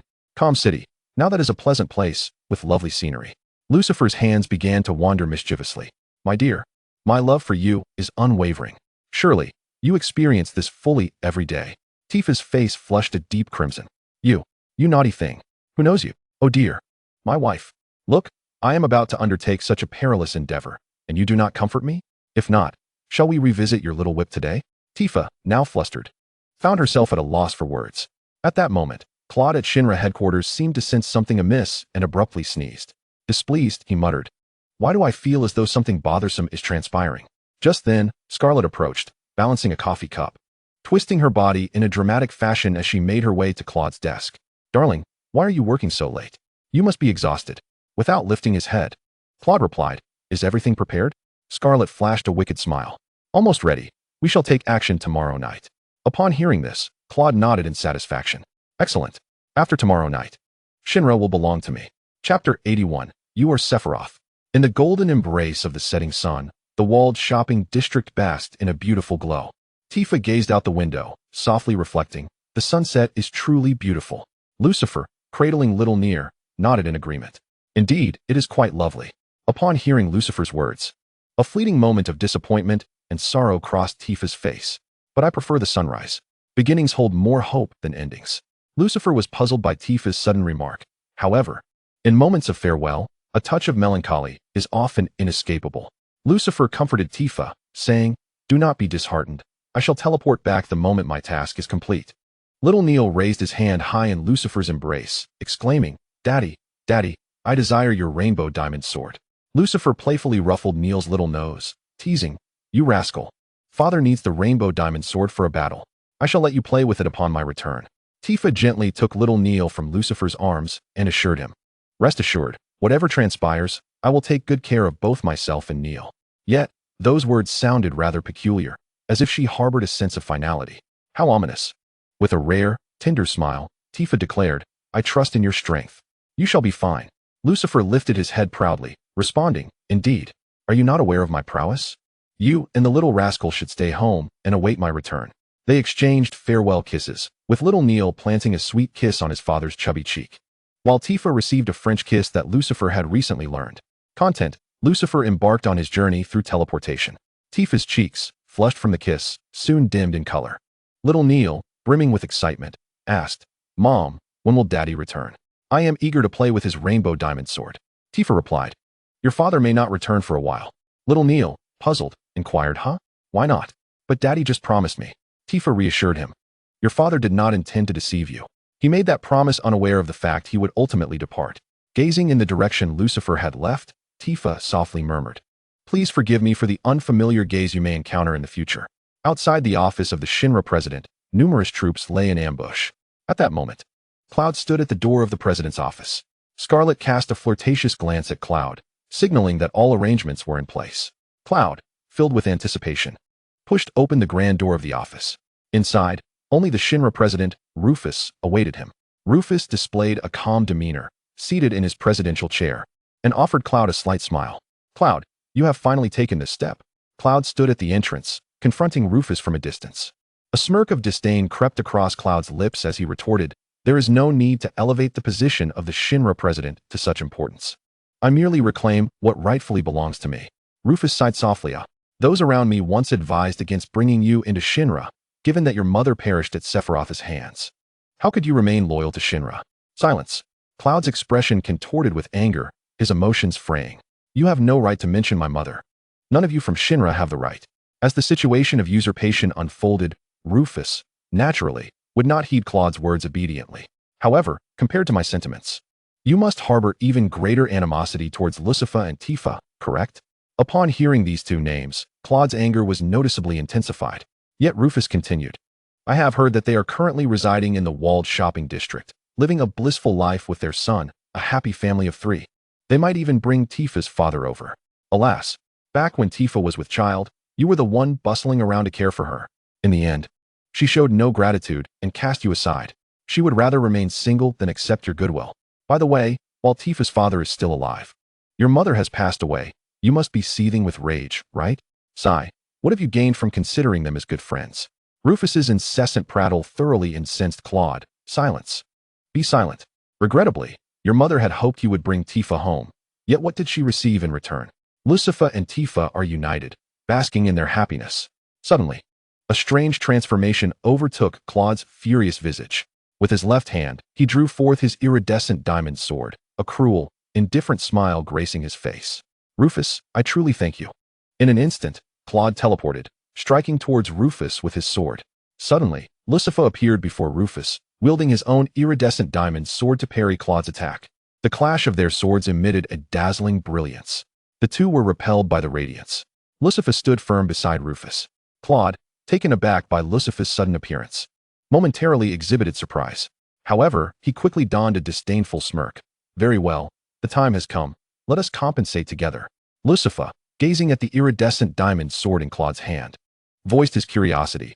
"Why have you chosen to emulate my weapon?" Claude replied with a hint of amusement. "Isn't it rather entertaining? Just look at your expression. It's quite delightful." Such lines were reminiscent of the sword held in his left hand. "Indeed, is it so?" Lucifer clenched his fists tightly. With a decisive stride forward, he proclaimed, "Then let me see if your strength is worthy of me." Lucifer leaped from the air, executing the Hell Gate stab. Claude immediately countered with a flash move, directly deflecting Lucifer's strike, and followed up with a flurry attack. This maneuver unleashed a series of sword energy strikes at close range, each capable of launching the opponent. Lucifer teleported to evade the onslaught of sword energy. After several exchanges, neither had inflicted harm upon the other. Yet, within Lucifer's heart, a resolution had already begun to form. Claude admired the colorful diamond sword in his left hand, a satisfied smile gracing his face. "Lucifer, your weapon indeed possesses a unique allure." Yet, Lucifer spat contemptuously at Claude, exclaiming, "Pa, you clone aberration. You're not unattractive yourself, so why hide in shame?" Rufus, who had been watching from the sidelines, looked at Lucifer in astonishment. "Lucifer, do you mean to say he truly is?" Lucifer disdainfully scoffed. "Indeed. Your previous speculation when you visited the shopping district was correct. This individual is none other than Sephiroth." Chapter 82. The world perishes because of me. Indeed, this individual is Sephiroth. The one referred to as Sephiroth, Claude, merely smiled calmly, seemingly unfazed. "Oh, you've discovered me at last." Lucifer glared at Claude, stating, "The techniques you employ are all yours, even to the point where you, who typically favors your right hand, have now switched to your left. You've manipulated Claude's fury to control his body." Claude, or should I say Sephiroth? Sephiroth did not deny it, replying, "Yes, I owe much to you, dear brother Claude, and to Tifa as well. Were it not for you, I would not have so effortlessly seized control of Claude." Lucifer tightly gripped the colorful diamond sword in his hand. Sephiroth noted his action and taunted, "What is this? Are you angry? But it is too late. I am on the verge of becoming the god of the new world. I have orchestrated numerous parallel timelines precisely to ensure Claude can serve my purposes." "Parallel timelines?" Lucifer was taken aback. "You mean, all those parallel timelines were meticulously crafted by you?" Sephiroth nodded appreciatively. "Lucifer, You truly are the man I have chosen. Indeed, I must subdue Claude. He is the only one capable of thwarting me. However, in both the original timeline and the second timeline, Claude considers you a friend, even calling you brother. I could only create one parallel timeline after another. And finally, in this timeline, Claude harbors a deep-seated hatred for you. Moreover, Tifa has not aided in awakening Claude's memories as she did in the original timeline, for she has fallen in love with you. You, the uninvited guest, have inadvertently aided me tremendously. You have kept Tifa from the path of rescuing Claude, and have instilled such hatred in him. This has granted me the opportunity to realize my grand ambitions, to become the god of this world, this planet.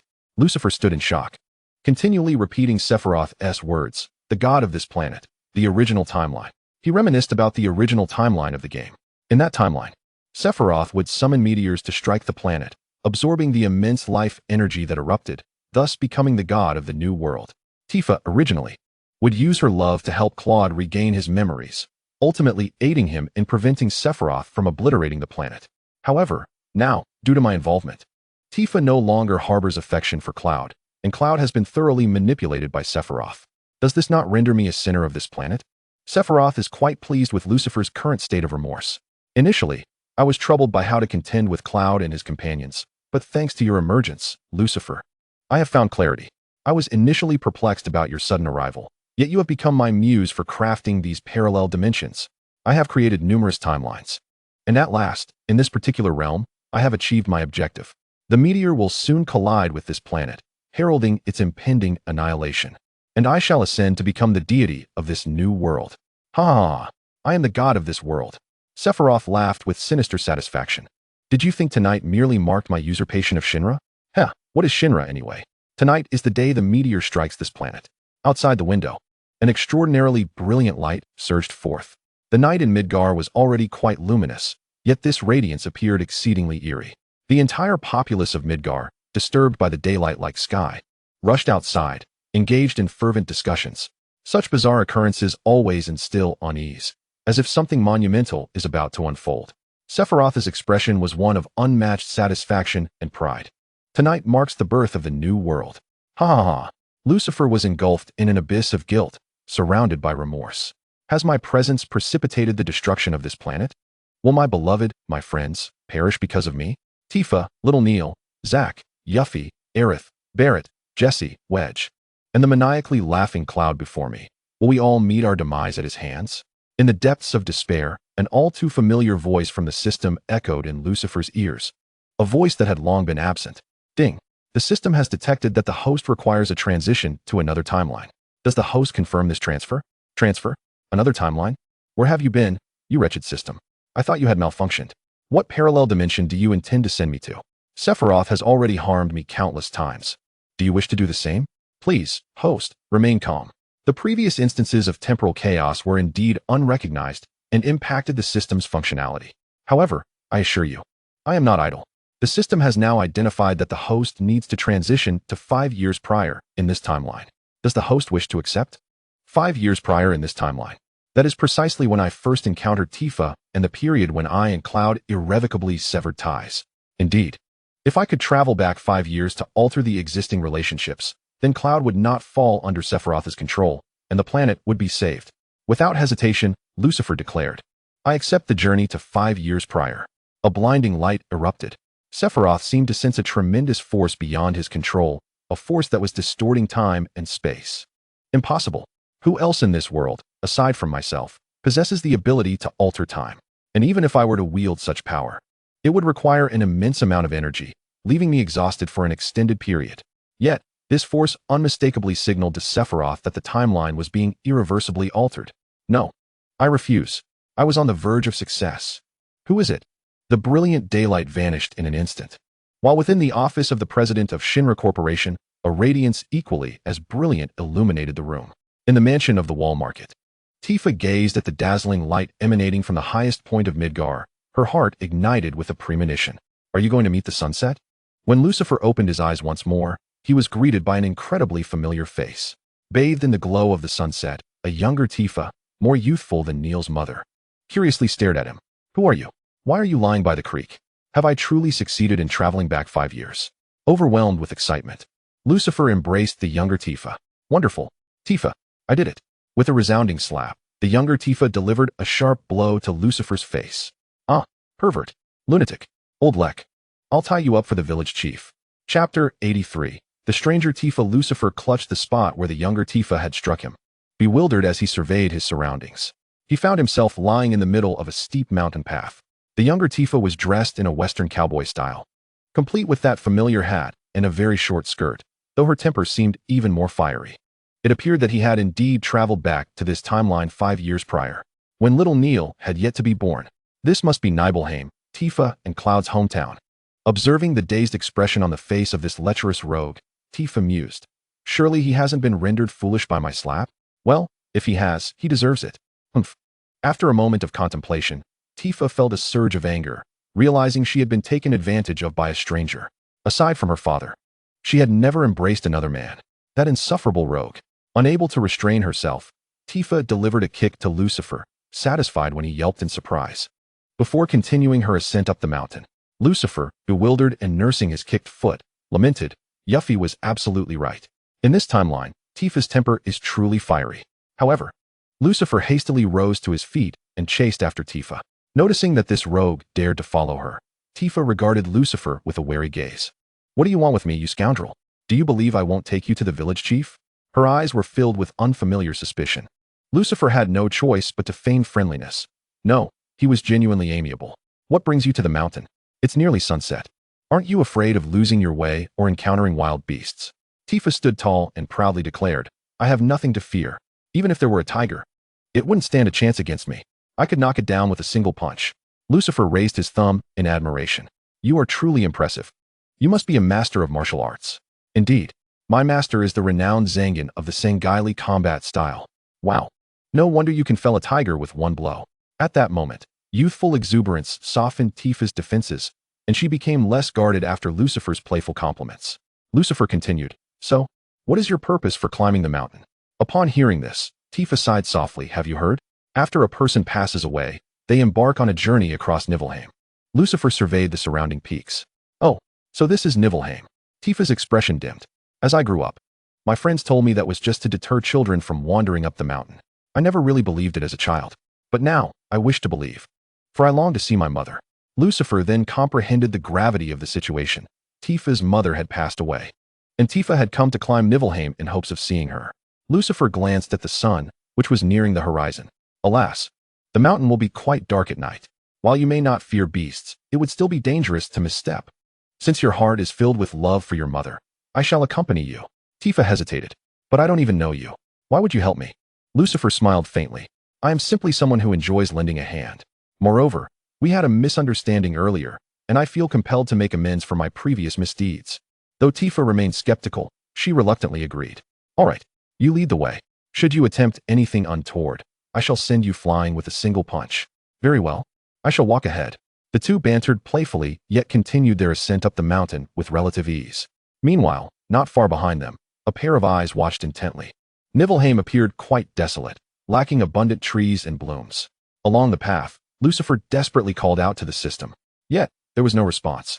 It was as though the system had vanished. Curse that system for leading me in circles. It was the system that sent me back 5 years. And now it has gone silent? At this moment, Tifa was still a young girl, gazing at the setting sun as golden hues enveloped the desolate mountains. She could not help but exclaim, the sunset is truly beautiful. Yet, it only accentuated the barrenness of the mountain. Lucifer suddenly recalled the words Tifa had spoken to him in the walled shopping district. As Tifa gazed out at the scenery, she softly mused, the sunset is indeed lovely. But I prefer sunrises. Beginnings hold more hope than endings. Rest assured, no matter what happens, I will take good care of myself and Neil. At that moment, Lucifer felt perplexed, unsure of what Tifa was implying. It turned out that Tifa was testing her recollection of the scene from 5 years prior, when they first met at dusk. No wonder Tifa felt she would not return soon. She must have sensed it then. At that time, Lucifer truly did not understand her words, which indicated that he would return to 5 years ago and experience everything anew. 5 years later, Tifa was fully aware of this as she bid farewell to herself. Reflecting on this, Lucifer felt a whirlwind of emotions and could not help but sigh. But I prefer sunrises. Beginnings hold more hope than endings. Behind him, Tifa furrowed her brow and teasingly scolded, You insufferable rogue. What are you pretending to be so refined for? Let us go. Ah. Although Tifa 5 years later was fiery, she was also deeply sentimental. The Tifa from 5 years ago felt nothing but estrangement and fierceness towards him. Lucifer sighed and continued to lead the way following Tifa's guidance. Soon, they arrived at a swaying suspension bridge. By this time, the sun had set, and the moon hung high in the sky. The bridge, illuminated by moonlight, appeared exceptionally clear, and its brightness only served to highlight the profound darkness beneath it. Fearless of beasts, Tifa now appeared somewhat shaky. Is this bridge safe? What if we fall? Just as she finished speaking, a gust of wind swept through, causing the bridge to sway precariously, making it seem exceedingly unstable. Lucifer, who was initially reluctant to ascend the mountain, urged Tifa, "Shall we return? Your father must be looking for you." However, upon hearing the mention of her father, Tifa, who had been hesitant moments ago, became resolutely defiant. "If you are afraid, then go down by yourself. I must go up to find my mother." With that, Tifa stepped onto the suspension bridge.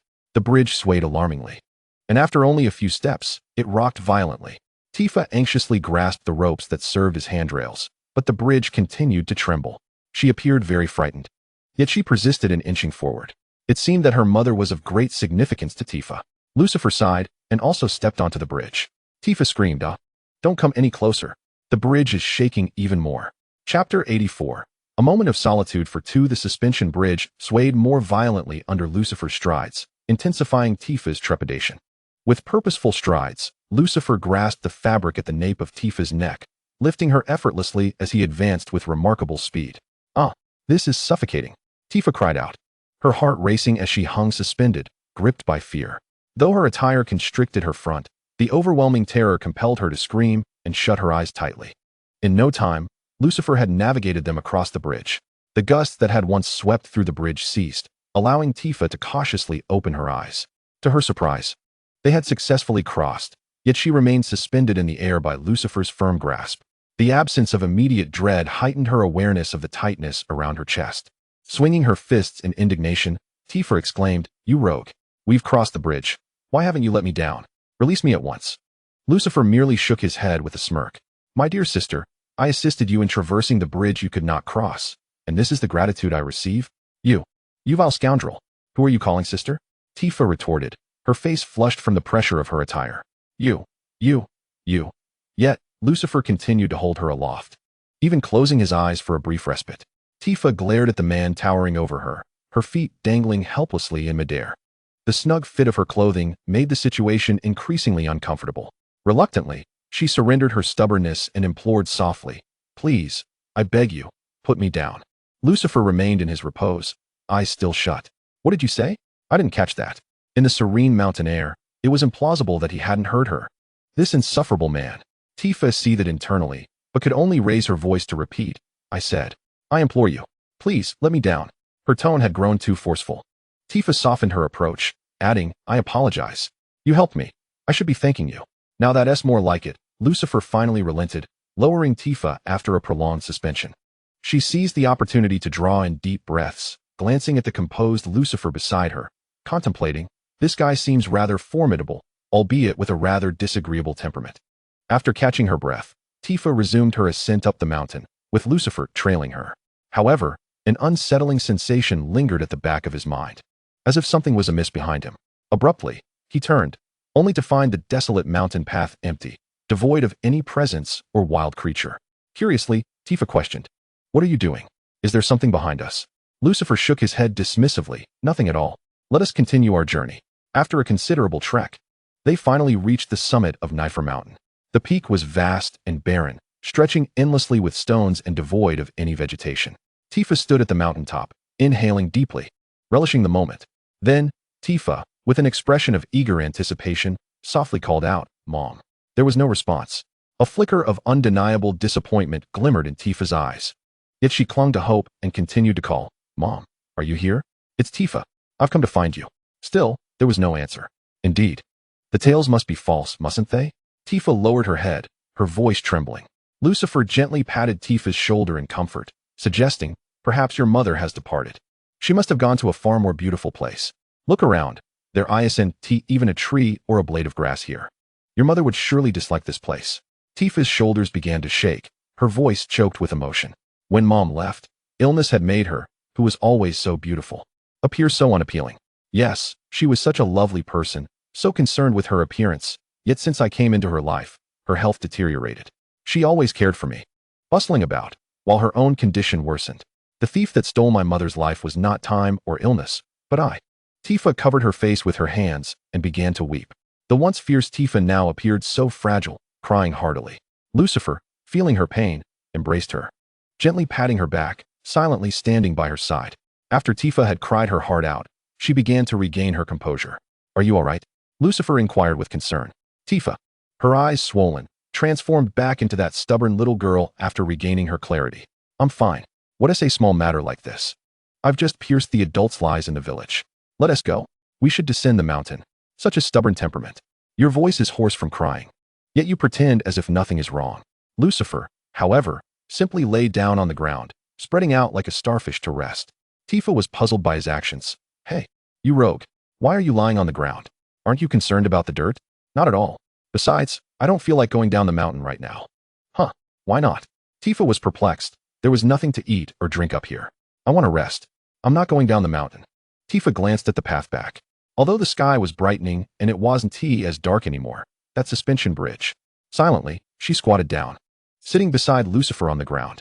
Stubbornly, she said, "Well then, I'll kindly wait for you so you don't have to descend alone and feel scared." The two remained in quiet companionship atop the mountain. Gradually, a hint of light began to emerge on the eastern horizon. A faint glow slowly expanded, bringing a thread of vitality and hope to the entire world. As time passed, the light grew brighter, and the clouds on the horizon were painted in vibrant hues, soft pinks, gentle oranges, and vivid reds. When the sun finally peaked over the horizon, it instantly illuminated the entire mountaintop. At this very moment, aside from the magnificent sunrise, the surroundings were enveloped in profound silence. Tifa could not help but exclaim, "How beautiful! I have never witnessed such a breathtaking sunrise." In this serene and sacred moment, the souls of Lucifer and Tifa seemed to undergo a cleansing. Yet behind them, a pair of eyes gazed upon the tranquil scene of Lucifer and Tifa, filled with seething rage. Chapter 85. The hero saves the beauty. As Claude stepped through the threshold of his home, his mother, Claudia, hurried to greet him. "Claude, where on earth have you been all night?" Claude's expression was unmistakably downcast. "Mother, I am weary. Please, do not speak to me." With that, he turned to retreat to his room for rest, but Claudia called out to him urgently. "Your weariness is one matter, but that scoundrel Brewster has gone to Tifa's house this very morning to propose. You cannot simply ignore this." Claude was taken aback. "Brewster went to propose to Tifa? On what grounds? She does not even like him." "Exactly," Claudia replied anxiously. "I had been coordinating with Tifa's mother to unite you and Tifa, but with her sudden passing, I thought it best to refrain from mentioning it while Tifa was grieving. Who would have thought that Brewster would seize the opportunity to propose? You know Tifa's father owes Brewster a considerable sum. I fear he may feel pressured to comply." "That bastard Brewster!" Claude exclaimed furiously. "Taking advantage of Tifa's mother's death and the family's financial distress to propose is utterly despicable. If Tifa's father agrees, it would be akin to selling his daughter. I cannot allow this to happen." With that, Claude stormed out. Claudia, filled with concern, paced back and forth before finally stomping her foot in determination. "I must find a way to secure some funds. Otherwise, Tifa will be snatched away as a daughter-in-law by someone else." Lucifer accompanied Tifa down the mountain, and as they returned to Niflheim village, Tifa inquired, "Are you from our village? I have never seen you before." Lucifer replied with a warm smile, "I am not from Niflheim. I am merely passing through." Tifa, puzzled, murmured to herself, "What is this? You suddenly appeared on my path up the mountain. I thought you were some lost soul, and then you embraced me." At this thought, Tifa felt her cheeks flush slightly. Noticing Tifa mumbling, Lucifer asked, "What did you say? Speak up. I couldn't hear you."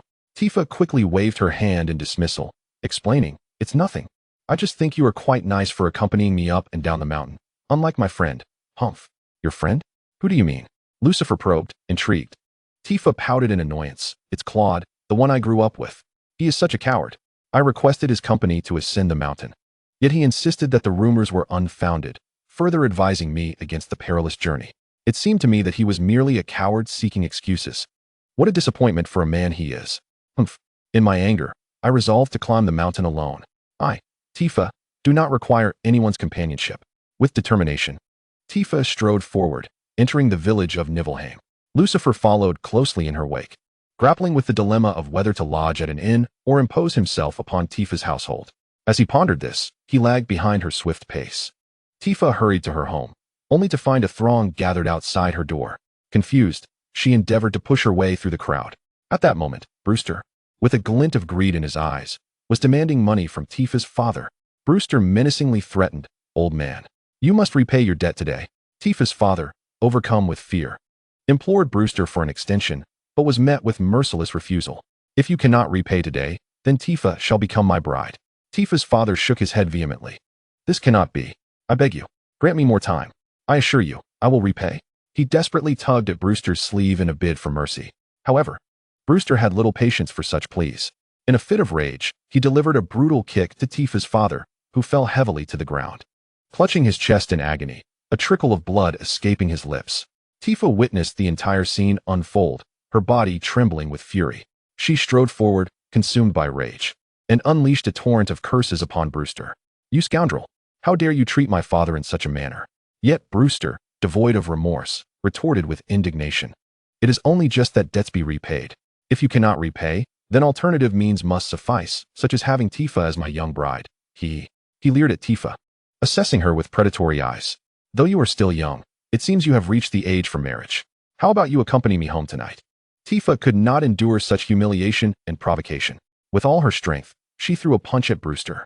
To her astonishment, Brewster effortlessly evaded her attack and retaliated with a swift strike, knocking Tifa to the ground. Lying there, Tifa found herself in a disheveled state. Her eyes scanned the onlookers, who hesitated to intervene, and she caught sight of a trembling Cloud, too fearful to step forward. Tifa shot a disdainful glare at Cloud before resolutely facing Brewster. "You vile creature, even if you were to kill me today, I would never agree to marry you." Brewster, upon witnessing the scene, was struck by a nefarious thought and approached Tifa with a lewd intention. "My dear bride, do not be so agitated. Let us take our time." In an instant, a lethal sword aura surged towards Brewster. Startled, he instinctively attempted to evade the attack.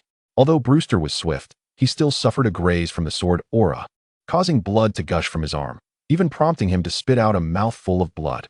Was there truly such formidable power residing in Niflheim village? Brewster, in terror, scanned his surroundings. "Who is it?" "You insolent wretch. It is I, your great-grandfather." "Ah no, I do not have a wretched descendant like you. I am human." Tifa, upon seeing Lucifer emerge from the crowd, radiated an almost blinding brilliance. A mixture of joy and grievance ignited within her. It felt akin to someone who, despite their usual stubbornness and tendency to stifle their sorrows, could not contain their tears upon receiving care from a loved one. Tears welled up in Tifa's eyes. "Lucifer, you scoundrel, why did you take so long to arrive?" Chapter 86, The Hidden Tycoon. Observing Lucifer standing unarmed, without any assistance from others, Brewster sneered at him. "I thought you were something significant. Turns out you are merely a cowardly opportunist." Lucifer waved his index finger dismissively and shook his head. "Are you illiterate? What I did could at best be termed as an underhanded tactic. There is no connection to taking advantage of someone in distress. You, exploiting Tifa's family's misfortune to pressure her father into marrying you. That is truly taking advantage." The onlookers could not help but spontaneously applaud Lucifer. Brewster shot a glare at the villagers, who promptly ceased their applause and fell silent. Brewster had long entrenched himself in Niflheim, and many villagers relied on his loans for their businesses. Faced with this financial benefactor of the village, they dared only to watch quietly from the crowd, fearing any show of dissent. Otherwise, the misfortunes of Tifa's family might befall them as well. Lucifer, unfazed by their apprehension, directly addressed Brewster. "How much does Tifa's family owe you?" Brewster scrutinized Lucifer. Despite his handsome appearance, his attire was rather ordinary, devoid of ostentatious jewelry. Could it be that he had encountered a hidden, modest tycoon? Brewster cautiously replied, "Tifa's father owes me 5,000 gil, and with interest, it has now accumulated to 100,000 gil. Sir, will you assist in repaying both the principal and the interest?" Tifa, unable to contain herself, retorted angrily at Brewster. "Have you lost your mind? How does 5,000 become 100,000? Who charges interest like you?" Brewster's expression shifted to one of smug satisfaction. "That is how my interest is calculated. If your father was unwilling, he should never have borrowed." Tifa has never concerned herself with matters of money within the household. Momentarily taken aback, she found herself at a loss for words and could only inquire of her father. "Father, why on earth do you need to borrow money from him?" Tifa's father shook his head repeatedly. sighing, "But we cannot forego your mother's funeral. We simply cannot muster the funds." Tifa was left speechless, having been so preoccupied with her grievances towards her father that she overlooked the harsh realities of life. Lucifer, with a decisive flourish, proclaimed, "Very well. I shall repay all of Tifa's father's debts." The villagers watching collectively gasped in astonishment. This was a staggering sum of 100,000 GIL. To boldly assert the ability to repay it all, such extravagance could only belong to a truly affluent individual. The crowd couldn't help but murmur their admiration. Yet, amidst the throng, Cloud wore an expression of begrudging disbelief. How could anyone possess such wealth? Brewster's demeanor shifted to one of obsequiousness. "Excellent. Might I inquire if you will be paying in cash?" Lucifer confidently raised his chin and replied, "I have no cash. How could I possibly have such a sum?" Having traversed into this timeline, Lucifer was, in fact, utterly destitute. Brewster, perplexed by this statement, cautiously probed, "So, if you lack cash, have you deposited the money in a bank?" Lucifer stood tall, reiterating, "I have told you. I possess no money, no cash, nor any in the bank." This declaration detonated like a bomb among the onlookers. What nonsense! A mere pauper, yet here he was, posturing. Indeed, just moments ago, he seemed so wealthy, dismissing 100,000 gil as trifling. It turns out he was merely fabricating tales. I nearly ceased to breathe, believing this handsome stranger might actually produce 100,000 GIL. Even as a man, I found myself inexplicably drawn to him. Cloud, hearing this, felt a flicker of vindictive joy. Tifa's father continued to shake his head in despair. Only Tifa remained focused on Lucifer, who exuded an air of confidence. For reasons unknown, Tifa felt an inexplicable trust in this man, whom she had known for less than a day. He seemed to embody a reliability surpassing that of her childhood friend, Cloud. Brewster, now visibly disappointed, exclaimed, "You have no money. Why flaunt your wealth here? Go play elsewhere." Amidst the villagers' murmurs of derision, Lucifer produced his vibrant diamond longsword. This sword had remained steadfast by his side through it all. With a heavy sigh, Lucifer lamented, "My dear companion, it seems you must be sacrificed." Upon seeing the sword, Brewster's eyes widened in astonishment. He had encountered natural diamonds before, and while he had seen a few carats of natural-colored diamonds, those were mere fractions compared to the grandeur before him. However, such a pure and naturally vibrant diamond, of such considerable size, is indeed remarkable. It is large enough to forge a sword. It is safe to say that even the upper echelons of Shinra and Midgar have seldom encountered such a treasure. The crowd gazed enviously at the magnificent rainbow diamond sword that Lucifer had revealed. Even the villagers, though not particularly well-versed in wealth, recognized that this dazzling, radiant sword was undoubtedly valuable. Not to mention that the wealthiest individual in the village, Brewster, was practically drooling at the sight of this sword. Lucifer promptly extended the sword to Brewster, saying, "Here, this rainbow diamond sword far exceeds the debt owed by Tifa's father, does it not? Accepting this sword shall settle our transaction, wouldn't you agree?" Brewster hastily wiped away his drool, eagerly reaching out with both hands to grasp the sword, exclaiming, "Yes, yes. You are absolutely right. As long as you give me this sword, we shall consider our debts settled." Just as Brewster was about to take the sword, Tifa suddenly intervened, pressing down on Lucifer's arm. "No, this sword is undoubtedly worth far more than 100,000 GIL. It would be a grave loss to him." Upon witnessing this, Brewster quickly sought to ingratiate himself, producing the promissory note for Tifa's father's debt. "Miss Tifa, you must reconsider. This gentleman is willing to clear your father's debt. You should express your gratitude rather than complicate matters further." Brewster then turned to Lucifer with an ingratiating tone, "Esteemed sir, look here. This is the promissory note from Tifa's father. If you grant me the sword, I will immediately return this note to you." "No," Tifa insisted, still gripping Lucifer's arm tightly, refusing to allow him to relinquish the sword. In response, Lucifer gently grasped Tifa's hand, nodding and smiling reassuringly. Claude, who had been intently observing their interaction, clenched his jaw in frustration.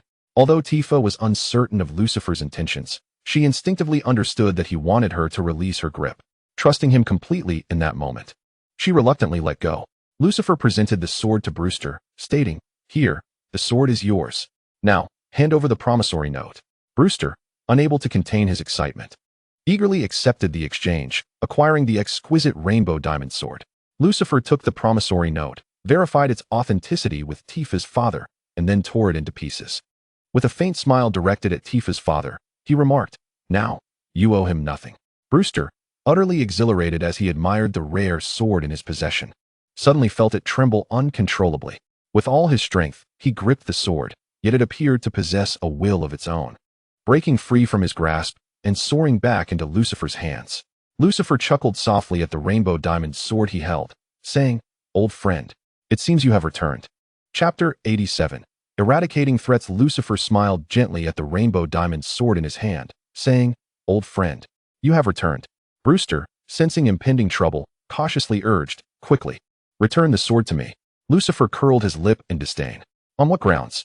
Brewster sensed Lucifer's intent to be unreasonable and immediately adopted a firmer stance. "What are you saying? This longsword belongs to me. Do you intend to be deceitful?" Lucifer shrugged his shoulders nonchalantly. "We had an agreement. You accepted this sword, and our transaction was settled. Your failure to safeguard the sword is of no concern to me. You. This is sheer trickery." Brewster seethed with rage. Lucifer made a mocking face at Brewster, taunting, "Oh, I'm being a rogue, and what can you do about it? The IOU has already been torn. This is nothing short of hooliganism." Brewster gnashed his teeth in fury, his rage reaching a boiling point. Lucifer, with a look of disdain, remarked, "With your appearance, I have no interest in engaging in such antics with you. Wouldn't you agree?" He gestured towards Tifa, who, sensing the implication in his words, couldn't help but blush. In the crowd, Claude clenched his fists tightly, nearly shattering them in frustration. Brewster glared furiously, "You scoundrel! I shall make you regret daring to deceive Brewster." He charged forward, fists blazing with determination. Lucifer positioned Tifa behind him and met Brewster head-on. They clashed fiercely for several rounds. Yet, it was evident to all that Brewster was in a state of frantic disarray, whereas Lucifer remained composed, effortlessly evading all of Brewster's attacks. Was there truly such a vast disparity in their strengths? Indeed, how terrifying. Brewster was no match for this outsider. He was toying with him like a mere monkey. His strength was astounding. This young man possesses power as formidable as his appearance. How thrilling. What a pity he only fancies women. Damn Tifa. Brewster, retreating repeatedly, realized in his heart that he was not an equal to his opponent. However, he could not bear the thought of relinquishing his prized colorful diamond longsword. It was the most valuable treasure he had ever encountered in his life. He absolutely could not give up. Brewster's expression darkened as he threatened Lucifer. Do you believe you can protect them temporarily, only to shield them forever? The entirety of Nibelheim is my domain. Let me ask those present. How many of you owe me money?" The villagers in attendance quickly lowered their heads. Brewster addressed the crowd. Many of you just cheered for him, did you not?" Very well. The interest will be multiplied by 5. This statement ignited the crowd's outrage. "Brewster, you are being excessively unreasonable. I have not spoken a single ill word against you. Indeed, I said nothing but words of encouragement." Brewster's expression turned sinister. "Among you, there are those who laughed and cheered for him. Blame this outsider. Blame Tifa and her father. Regardless, everyone must endure an interest rate quintupled." The villagers suddenly fell into a state of despondency, and an overwhelming silence enveloped the scene. Lucifer's gaze fixed upon the malevolent man, his previously composed demeanor gradually shifted. With a cold smirk, Lucifer remarked, "I initially had no intention of engaging with you seriously, yet it seems you have sought your own demise." Brewster remained oblivious to the perilous predicament he found himself in, still issuing threats towards Lucifer, Tifa, and Tifa's father, declaring, "You 3, await your reckoning. Though the IOU has vanished, you ultimately reside in Nibelheim. Every aspect of your livelihood, all that you possess, is within my grasp. Do you truly believe you will enjoy a prosperous life? Tifa, you will inevitably become my woman." Before Brewster could finish his taunt, the smile on his face froze in disbelief. Lucifer's speed was so astonishing that the onlookers hardly noticed how he struck. Brewster's head had already rolled to the ground, his expression still one of smugness. Among the spectators, some women had begun to scream, while Tifa found a certain satisfaction in Brewster's swift demise at Lucifer's hands. She grew concerned about the potential repercussions of such an act in broad daylight. Claude was utterly astonished. Was this truly Lucifer's genuine strength? Had he been concealing his power while contending with Brewster? How could he possibly triumph against such a formidable adversary? Claude felt a sense of despair. But a simmering resentment boiled within him at the audacity of committing murder in public. Surely the villagers would expel him. Although the majority of the onlookers were in shock, an overwhelming wave of joy soon followed. Many among them owed Brewster money, and they could hardly bear the burden of his usurious loans. With Brewster's demise, did it not signify their liberation from debt? This stranger had performed an immense service. At that moment, One man from the crowd took the initiative, exclaiming, "Sir, you have liberated us from this scourge. We have endured Brewster's villainy for far too long." Other villagers who owed Brewster money quickly echoed his sentiment. Indeed, Brewster's usury was unlawful. We are profoundly grateful to this gallant young man for his timely intervention. Bravo! You are truly remarkable. You have rendered us a great service. The villagers hailed him, marveling at his prowess, as if he were a hero returned from battle. However, amidst this exuberant throng, one individual stood apart, Claude. Clenching his jaw, he fixed a steely glare upon Lucifer, his eyes brimming with envy and rage. He could not bear the thought of Lucifer so effortlessly overcoming Brewster.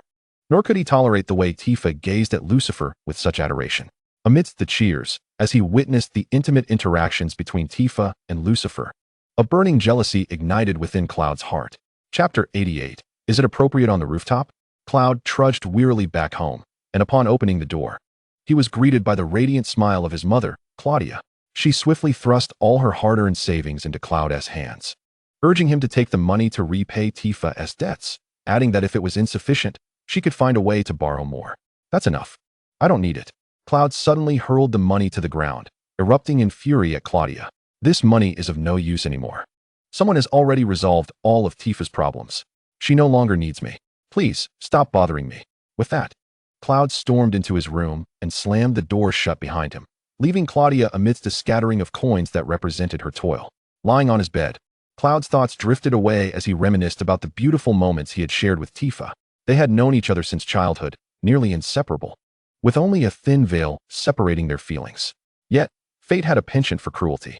A man, seemingly descended from the heavens, intruded upon their lives. Accompanying Tifa on her ascent, Cloud had witnessed that man, Lucifer, ascend the hill with Tifa, spending the night with her, while he could only watch from a distance. Too timid to approach. Initially, he had declined Tifa's invitation to join her, only to regret it later and rush to catch up, only to find Lucifer walking alongside her. Lucifer was more handsome, braver, and far more capable than Cloud. He could resolve the village's troubles caused by Brewster, while Cloud felt utterly powerless, merely hiding within the crowd, too afraid to step forward and protect Tifa when she was in distress. How could Tifa possibly choose him over Lucifer? Lucifer had irrevocably shattered the bond that Cloud had shared with Tifa. As these thoughts consumed him, Cloud's resentment intensified.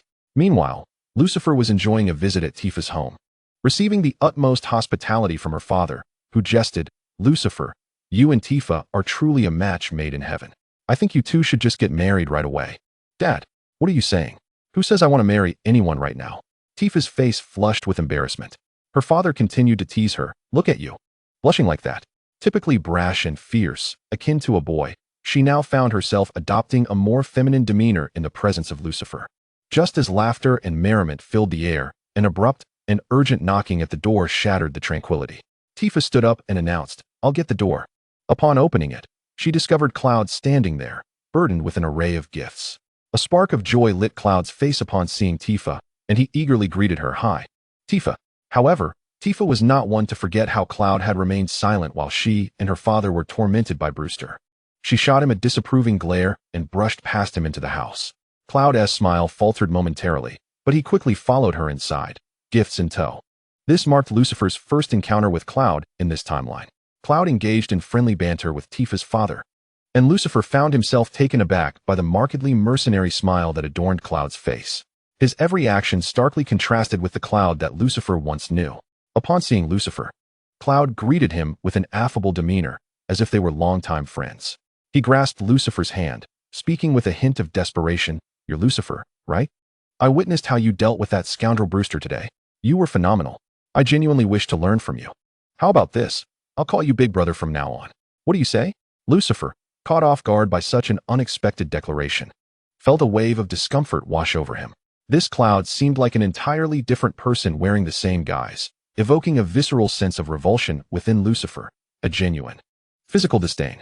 He had no desire to accept this sycophant as a subordinate. Lucifer replied curtly, "Let's not. I am an only child by nature and ill-suited for such brotherly affiliations." Tifa couldn't help but chuckle at Lucifer's remark, while Cloud stood awkwardly, the tension palpable. Even Tifa's father sensed the discomfort Cloud experienced in the current atmosphere. Nevertheless, having watched Cloud grow up, he had once contemplated him as a potential son-in-law. While that prospect had faded, he didn't wish to humiliate the boy. Tifa's father warmly invited Cloud to sit beside him and share a drink. Tifa, however, immediately furrowed her brow, wishing to prevent Cloud from intruding upon their gathering. Astute as ever, Cloud recognized Tifa's discontent and sought an excuse to take his leave. As Lucifer watched Cloud depart, he fell into contemplation. If he had never acknowledged Cloud as a subordinate 5 years ago, why then did Cloud feel compelled to address him as Big Brother upon their first meeting 5 years later? The peculiar circumstances surrounding this timeline's Cloud seem utterly hopeless. I initially contemplated whether to observe how I fell out with Cloud in this reality, seeking a way to rescue this unfortunate soul. After all, in 5 years, I would prefer he not be controlled by Sephiroth, invoking a meteor to devastate the planet. However, it appears that the path for Cloud is fraught with insurmountable challenges. What a wretched system. What does it mean to have brought me back 5 years? Moreover, after my arrival, it vanished entirely, remaining unresponsive to Lucifer's calls. Can I truly alter the fate of Cloud being dominated by Sephiroth and the subsequent destruction of the planet 5 years hence? Just as Lucifer's mind wandered, Tifa suddenly whispered to him, "Shoo, follow me." Tifa, while tidying up the kitchen, stealthily led Lucifer up the ladder to the rooftop. Sitting side by side, they gazed at the stars twinkling faintly, as if countless eyes were observing the lives on Earth. Hand in hand, the cool night breeze brushed lightly against Lucifer's face, provoking a slight itch that prompted an involuntary sneeze. Tifa chuckled. "You are quite amusing." Lucifer, puzzled, retorted, "Why do you find me interesting just for sneezing? Are you seeing beauty in me through your affection? Have you fallen for me?" Tifa giggled softly, leaning closer to Lucifer, whispering tenderly into his ear, "Indeed, I have fallen for you." The implications of her words lingered in the air, but before Lucifer could contemplate their significance, Tifa's actions rendered him speechless. You, Tifa. This is the rooftop. It's outdoors. Isn't that inappropriate? What's wrong with being outdoors? I wish to be wherever I desire. Chapter 89.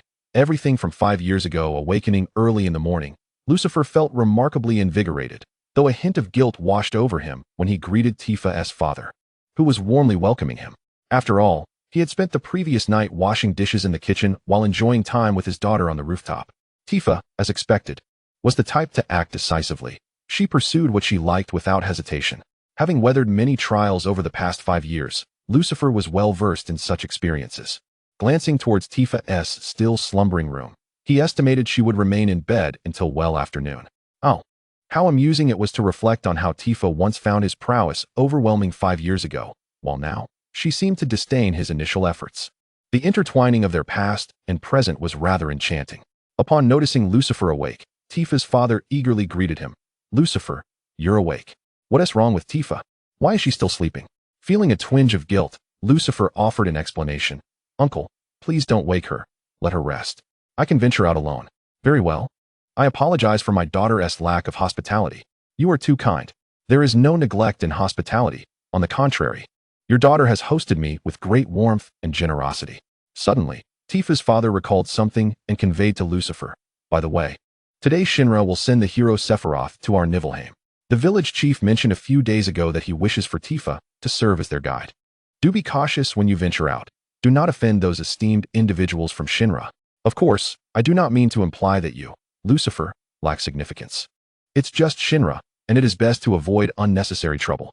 Were it not for the village chief's request, I would prefer not to have Tifa undertake such a role. It strikes me as a potential source of complications." With Sephiroth arriving in Niflheim, Lucifer felt an immediate surge of alertness. Were it not for the system transporting him back 5 years, this planet might already have succumbed to Sephiroth's ruin. What measures can be taken to avert such calamity? As Lucifer meandered along the outskirts of Niflheim village, he pondered this dilemma. Strolling through the quaint village of Niflheim, though modest in size, it brimmed with vitality and life in the early morning light. Sunbeams illuminated the ancient stone houses and narrow streets.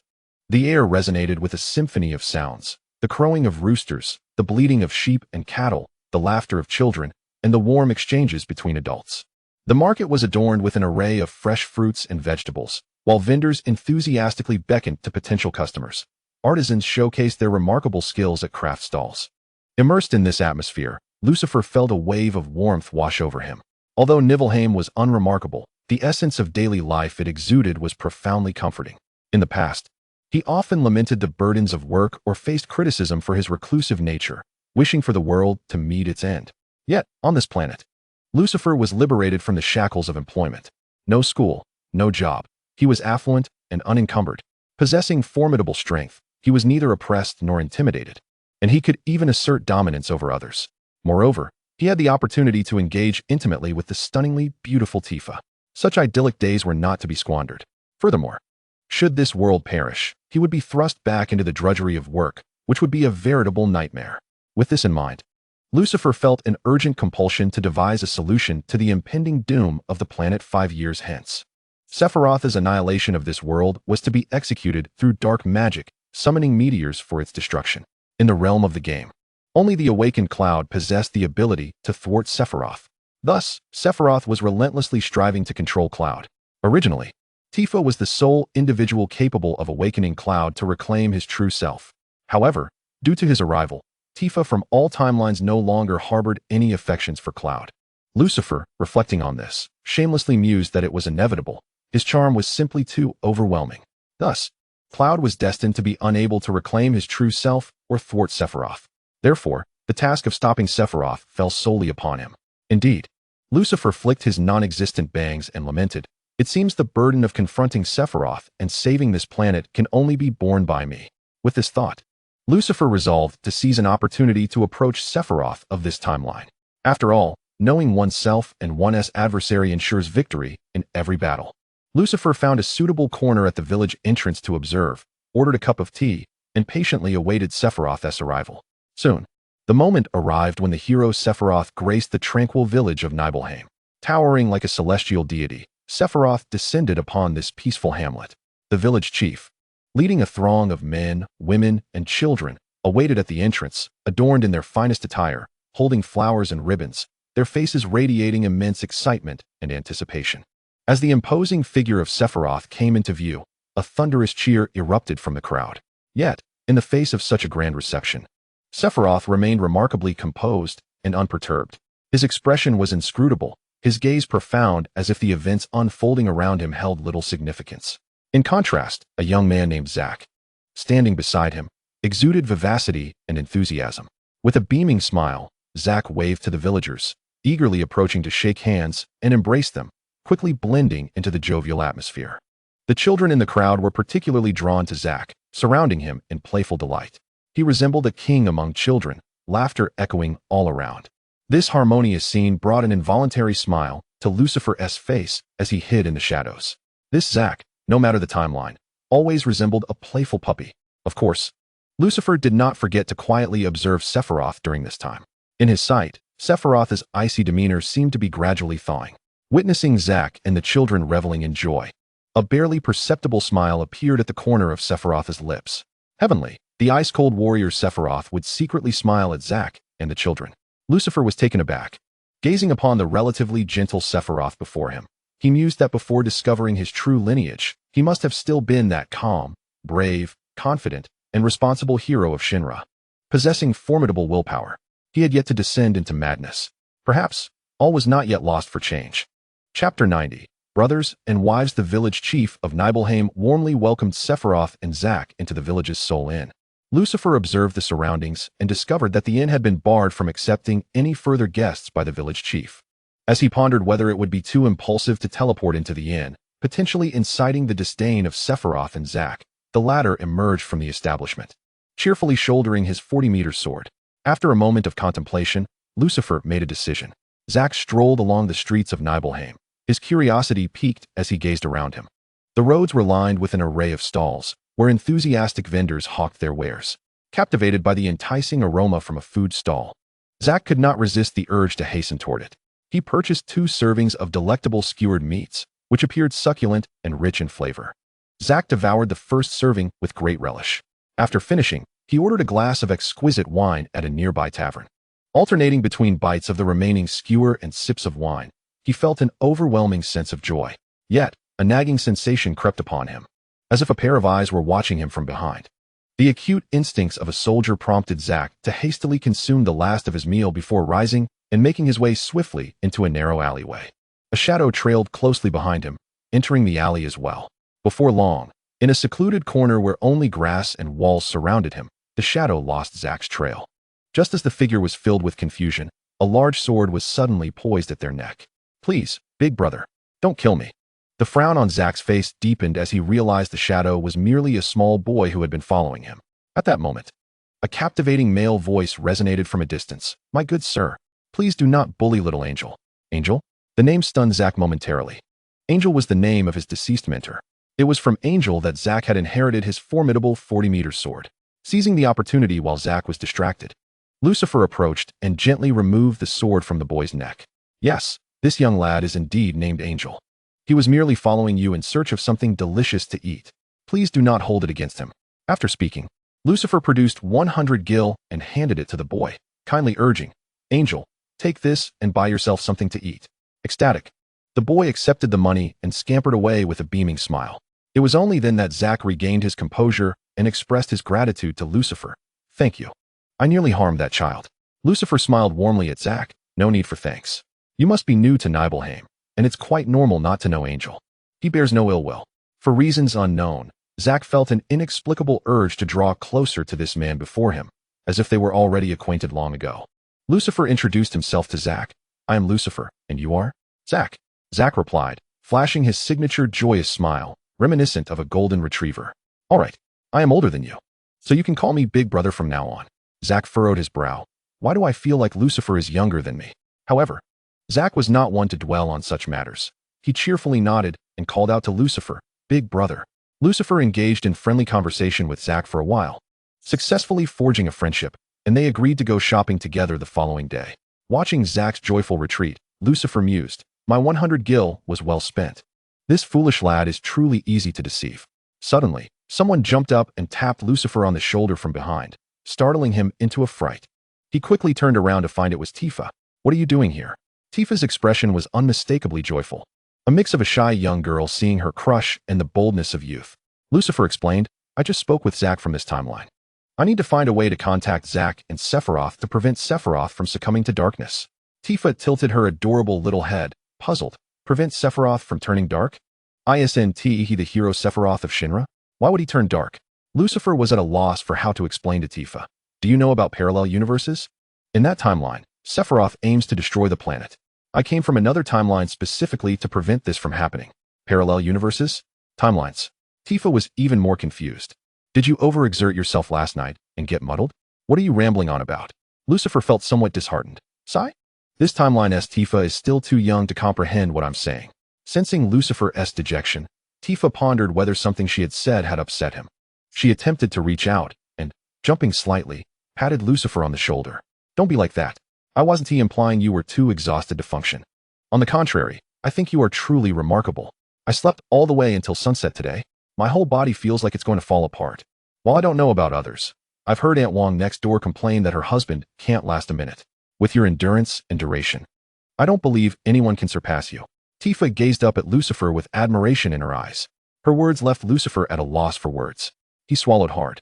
Glancing down at Tifa, the tight-fitting denim dress she wore accentuated her figure, making her prominent curves even more noticeable. Beneath the ultra-short skirt, her legs appeared both fair and straight, prompting Lucifer to reminisce about the previous night when those very legs rested upon him. The memory stirred a profound thirst within him. Tifa, noticing the direction of Lucifer's gaze, shyly bit her lip and began to trace circles on the ground with her foot. She gestured towards the nearby thicket, noting the absence of onlookers, suggesting, "What do you think about here?" Tifa's face flushed a deep crimson. With such assertiveness from the young lady, how could Lucifer show any hesitation? He swiftly shed his outer garment and tossed it into the underbrush, boldly declaring, "Let it be here." Tifa's cheeks radiated warmth, yet she nodded affirmatively. Just before they plunged into the greenery, Lucifer couldn't help but speculate. Why was it always outdoors? Was this Tifa's preference? No matter. A devoted husband must oblige his wife's desires. A true man caters to his beloved's inclinations. Night soon enveloped the sky. Yet Lucifer continued to exert his formidable strength and skill. Chapter 91. The Destruction of the Source of All Evil. As dawn broke, sunlight bathed the marketplace of Nibelheim village in a rich atmosphere of bustling life. Lucifer and Zachary had arranged to savor a delightful breakfast together. Zachary attentively relished his grilled meats and vegetable stew, while Lucifer sipped on his tofu pudding, pondering how to broach the subject of Sephiroth. With excitement, Zachary recounted the thrilling tale of his recent victory over a monster. Lucifer listened intently, interjecting with comments now and then. observing the industrious lives of the marketplace's denizens. Zachary couldn't help but exclaim, "Life here is so pleasant. I should bring Sisney to see it." Indeed, in this timeline, Zachary's affection was directed towards Sisney. Following his lead, Lucifer inquired, "Who is Sisney? Is she the girl you fancy?" At the mention of Sisney, Zachary bashfully scratched the back of his head. "Yes, Sisney is the girl I intend to introduce to my parents. I believe they will be quite pleased with her." He continued, "By the way, have I told you I hail from Gongaja village?" Lucifer nodded. "I have heard of this place. The Gongaja mushrooms are considered a rare delicacy in Midgar." Proudly, Zachary spoke of his hometown specialty. "Indeed, Gongaja mushrooms are delectable. Alas, since arriving in Midgar, my opportunities to enjoy them have significantly diminished. I've told Sisney that I will take her back to Gongaja, so she can indulge in mushroom freedom." "Ha," Lucifer casually remarked. "Then shouldn't you hasten to finish your tasks here and bring Sisney home?" Zachary sighed. "It is not so simple. My holidays are limited. And when I can take time off, Sisney may not be free. The burdens of work are truly daunting." Lucifer, sweating at the thought, mused. Is it possible that even on this planet, one must contend with the challenges of work-life balance? Fortunately, I am not obligated to work for Shinra, the malevolent Shinra. So when will you return? I shall accompany you. After all, I am your elder brother. I must bring some delightful treats for my younger siblings." Zack expressed his gratitude with a cheerful demeanor. "We must await the repair of the Mako reactor in Niflheim before we can return. However, the timing of our return is not within my control. It is dictated by Sephiroth. By the way, we are departing for the mountain towards the Mako reactor at noon today. Our guide is a villager named Tifa." "Yes, Tifa. Since you are here, do you know her?" "Not only do I know her, but I have also had close encounters." Lucifer smiled and shook his head. "I am aware of her, but we are not well acquainted." Zack finished the last bite of his oily pastry and let out a satisfied burp. "Brother, I must return to await Sephiroth's orders. I thoroughly enjoyed this breakfast. Thank you for treating me." Lucifer graciously replied, "Not at all. It is my duty as your elder brother." Zack remarked with a hint of nostalgia, "Brother, I do not know why, but I constantly feel a peculiar familiarity with you, as if we have known each other for ages." Lucifer feigned surprise. "Really? Since the moment I saw you, I have felt the same way. Perhaps this is indeed destiny." Zack was overjoyed. "Hey, brother, perhaps in some parallel universe, we truly know each other." This statement holds some truth. In other parallel realms, I am also your elder brother. Zack waved amicably to Lucifer, bidding him a temporary farewell. Shortly thereafter, Tifa occupied the seat previously held by Zack. She regarded Lucifer with a scrutinizing gaze. "You know me, yet we are not well acquainted?" Lucifer chuckled warmly. "Well acquainted. So well that I have memorized all your measurements." Tifa's cheeks flushed, and she glanced around before scolding Lucifer. "Keep your voice down. There are people around." Tifa touched her reddened face, took a moment to compose herself, and then quietly asked Lucifer, "Are you suggesting that I deliberately lead Sephiroth and Zack astray?" Lucifer nodded. "Precisely. You can guide them to the location of the bridge we previously traversed, beneath which flows a river. I shall intervene from above." Tifa, puzzled, responded, "But they are Shinra personnel, especially Sephiroth, who holds a significant position within Shinra. He is regarded as the greatest hero in everyone's hearts. Even if we sever the bridge, he would not truly be in danger." Lucifer shook his head. "I am fully aware that merely falling from the bridge would not pose a challenge for Sephiroth. That fellow is akin to an immortal phoenix. Not to mention the bridge and river, even Mako cannot drown him. I simply wish to prevent them from reaching the Mako reactor. Once you lead them to the bridge, I will proceed to the reactor. All I need is to keep Sephiroth away from the Mako reactor. This way, he will not encounter Genova, nor will he discover his true lineage, thereby avoiding corruption." Although Tifa was somewhat unclear about Lucifer's motives, she obediently nodded in agreement. "Yes, I will do my utmost to naturally guide them to the suspension bridge. Since you have already set it up, I shall merely pretend to be the victim. Do take care at the Mako reactor." Lucifer gently patted Tifa's head, saying, "Good girl. I shall reward you with a lollipop later." Tifa's cheeks flushed with bashfulness. In the distance, Cloud happened to pass by and witnessed their interaction. Cloud was consumed by jealousy and anger, intermingled with a sense of bewilderment. What on earth had transpired between the two of them? Lucifer's inner thoughts. If you knew the extent of their relationship, you would likely faint from rage. Tifa had only known this guy for a few days, yet he was already allowed to touch her head. Cloud had never even brushed against Tifa's finger. Wasn't Tifa known for her fiery temperament, particularly disliking others touching her hair? How infuriating. How dare Lucifer? What gave him the right? He had a bond with Tifa that spanned over a decade. "I will never allow you to overtake me," Cloud silently resolved. Before Tifa, Sephiroth, and Zack set off, Lucifer had already departed ahead, heading in the correct direction. He entered the familiar Mako reactor in Nibelheim, a place he had visited before. Upon entering, he was met with the sight of the familiar Genova. It was the sight of Genova, along with the research documents from Shinra's basement, that had driven Sephiroth to madness. Well, since that is the case, I shall obliterate this source of chaos, Lucifer declared, raising his vibrant diamond sword and striking at Genova. I shall slash. I shall slash. I shall slash away. I will eradicate this source of all evil. Let us see how Sephiroth can transform into madness now. After a cathartic outburst, Lucifer surveyed the devastation before him, a satisfied smile gracing his face. Chapter 92. Such a powerful individual. Tifa successfully led Sephiroth and Zack onto the suspension bridge. When the bridge collapsed, Sephiroth and Zack managed to save Tifa just in time. Zack, concerned, asked, "Are you all right?" Tifa feigned a delicate demeanor, replying, "I'm fine." "What about you?" Sephiroth furrowed his brow, sensing something amiss, yet he could not pinpoint the source of his unease. Tifa glanced at the sky, estimating the time, and said to Sephiroth and Zack, "We can reach the Mako reactor by following the river. I will take you on a shortcut." Zack looked at Tifa with gratitude, exclaiming, "Tifa, you, a young girl, are accompanying us through such hardships. We truly appreciate your efforts." Seeing that Tifa intended to lead them on a shortcut to the Mako reactor, Sephiroth temporarily set aside his suspicions. The three of them followed Tifa's suggested route, traversing mountains and rivers, ultimately arriving at the Mako reactor in Nibelheim without incident. Yet the scene before them left them utterly astonished. The Mako reactor of Nibelheim had been reduced to a desolate ruin. This colossal structure appeared to have endured countless violent impacts, leaving it in a state of utter disrepair, a sight marred by devastation. Prior to his arrival, Zack had anticipated that the reactor might be in poor condition, needing repairs and maintenance, but he never imagined it would be in such a catastrophic state. Debris lay scattered about, and the once sturdy walls had crumbled to the ground, exposing the damaged machinery and piping within. A haze of dust filled the air, imparting a heavy sense of foreboding.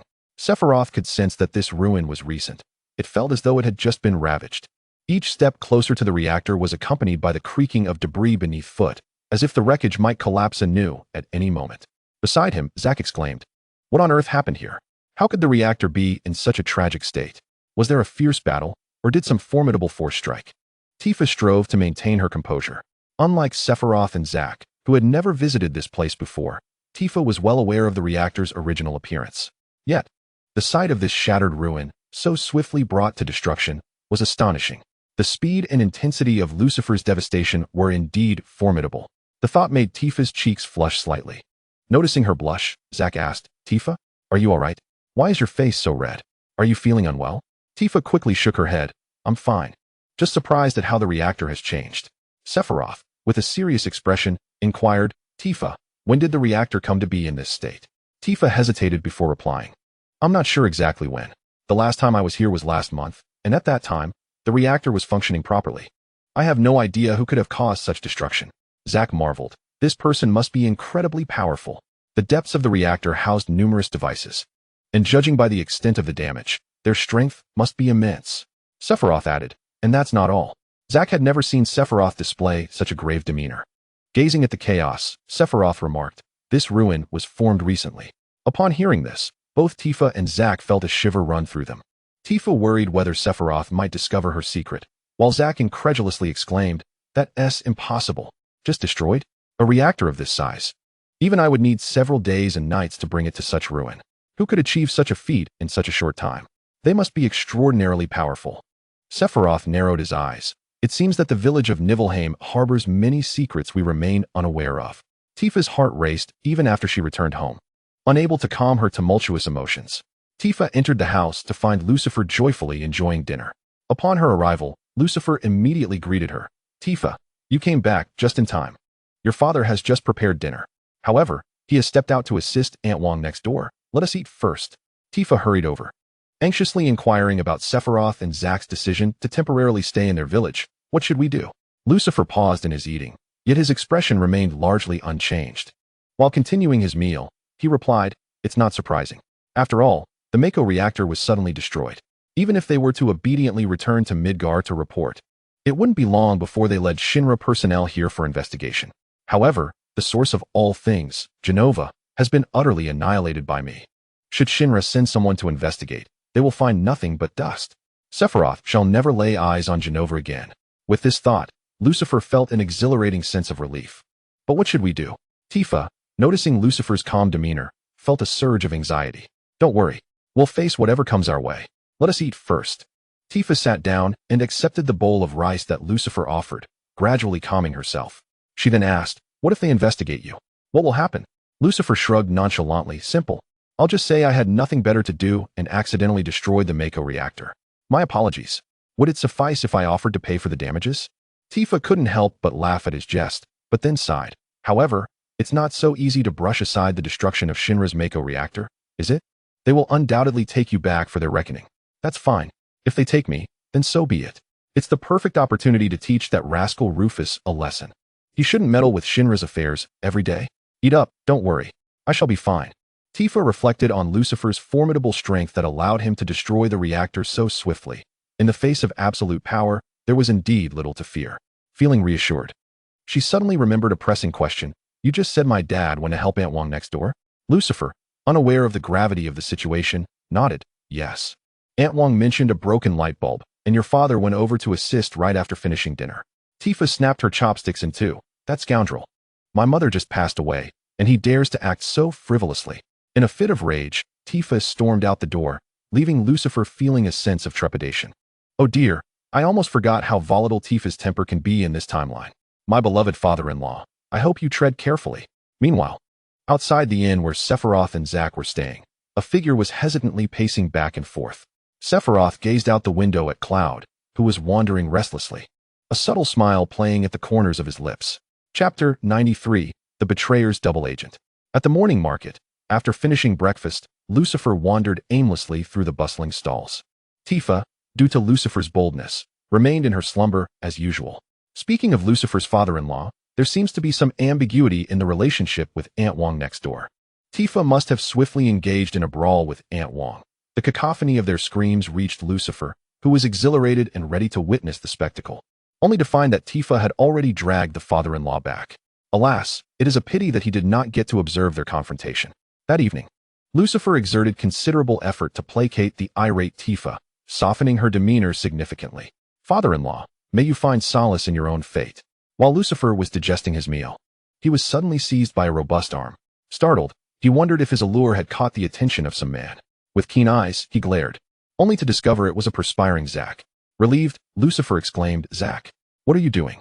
Why have you dragged me into this alley? I thought you had ill intentions.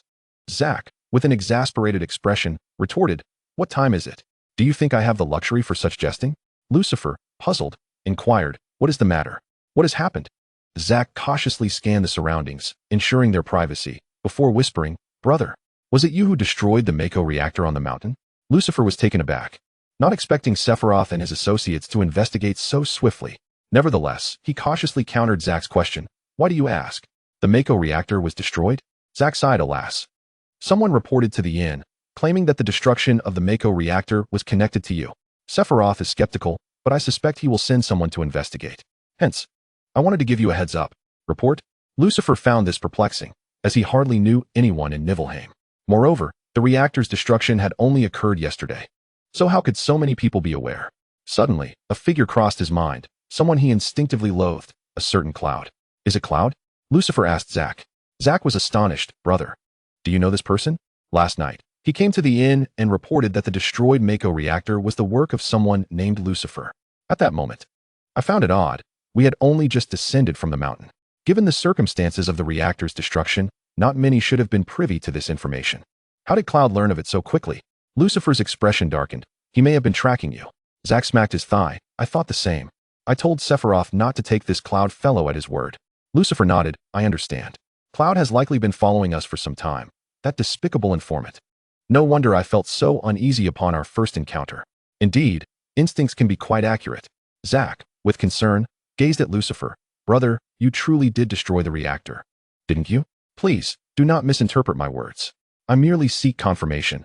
Dear brother, should you wish to dismantle the Mako reactor, there must surely be a reason behind your decision. Zack's gaze toward Lucifer was imbued with unwavering trust. Lucifer patted Zack on the shoulder, affirming, indeed.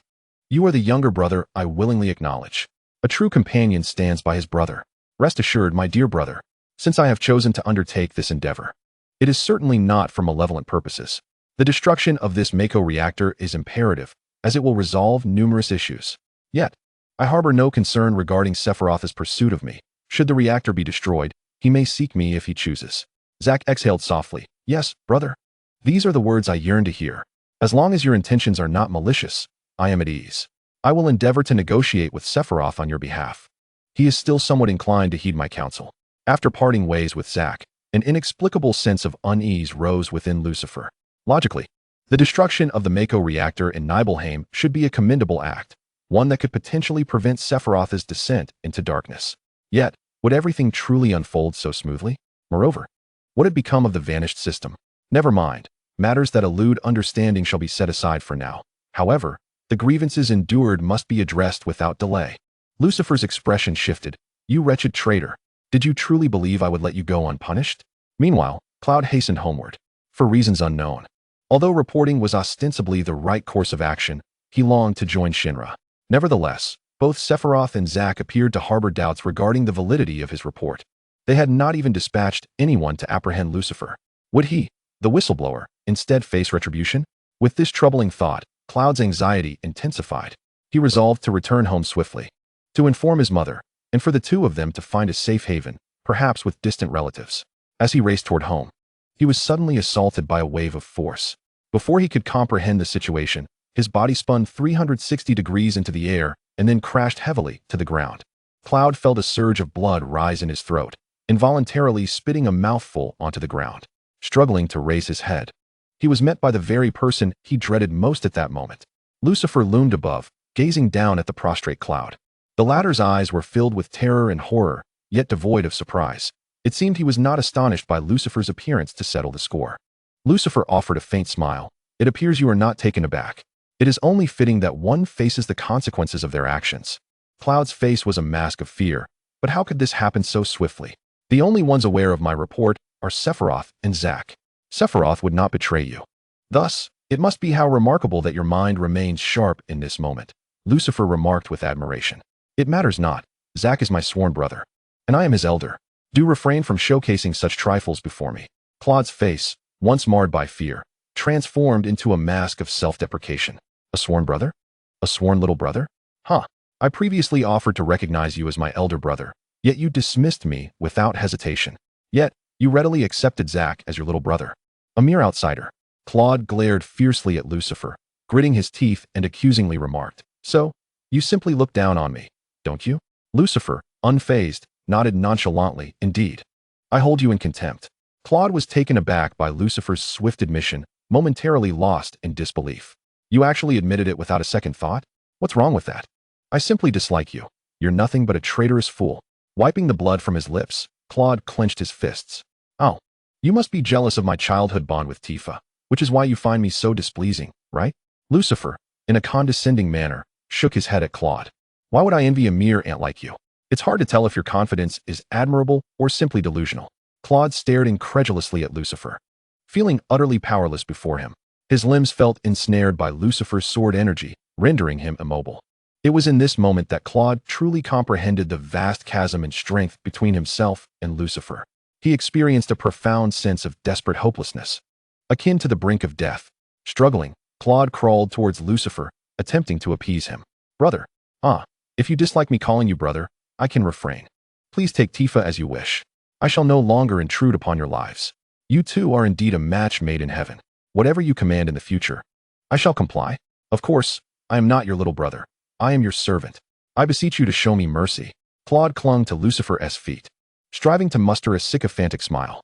Initially, Lucifer hesitated, recognizing the Claude he once knew in this pitiful figure. Yet, Claude's behavior filled him with disappointment. This was no longer the Claude he remembered, but a complete stranger. For a stranger who had betrayed him without remorse, Lucifer felt no obligation to show leniency. He looked down coldly at Claude, feeling no inclination to engage in further conversation. Let it be so. Lucifer gently raised his hand, and in an instant, Claude felt as though his throat was being constricted. Just as Claude believed his life was hanging by a thread, a wisp of smoke wafted through the air, prompting Lucifer to sense something amiss. At this hour, where could this smoke possibly originate? Nibelheim had not experienced foggy weather in recent days. Yet, the mist thickened, becoming ever more opaque, diminishing visibility to an alarming degree. As Lucifer tightened his grip, he glanced down only to find Claude had vanished. What could possibly be happening? Lucifer surveyed his surroundings, the fog intensifying to the point where he could scarcely discern anything. It seemed as though the entire world had been reduced to just him. This fog felt unnatural. Cautiously, Lucifer attempted to hold his breath. After all, who could tell if this mist harbored any harmful substances? Amid the swirling haze, a figure suddenly emerged. Lucifer squinted, straining to identify the silhouette before him.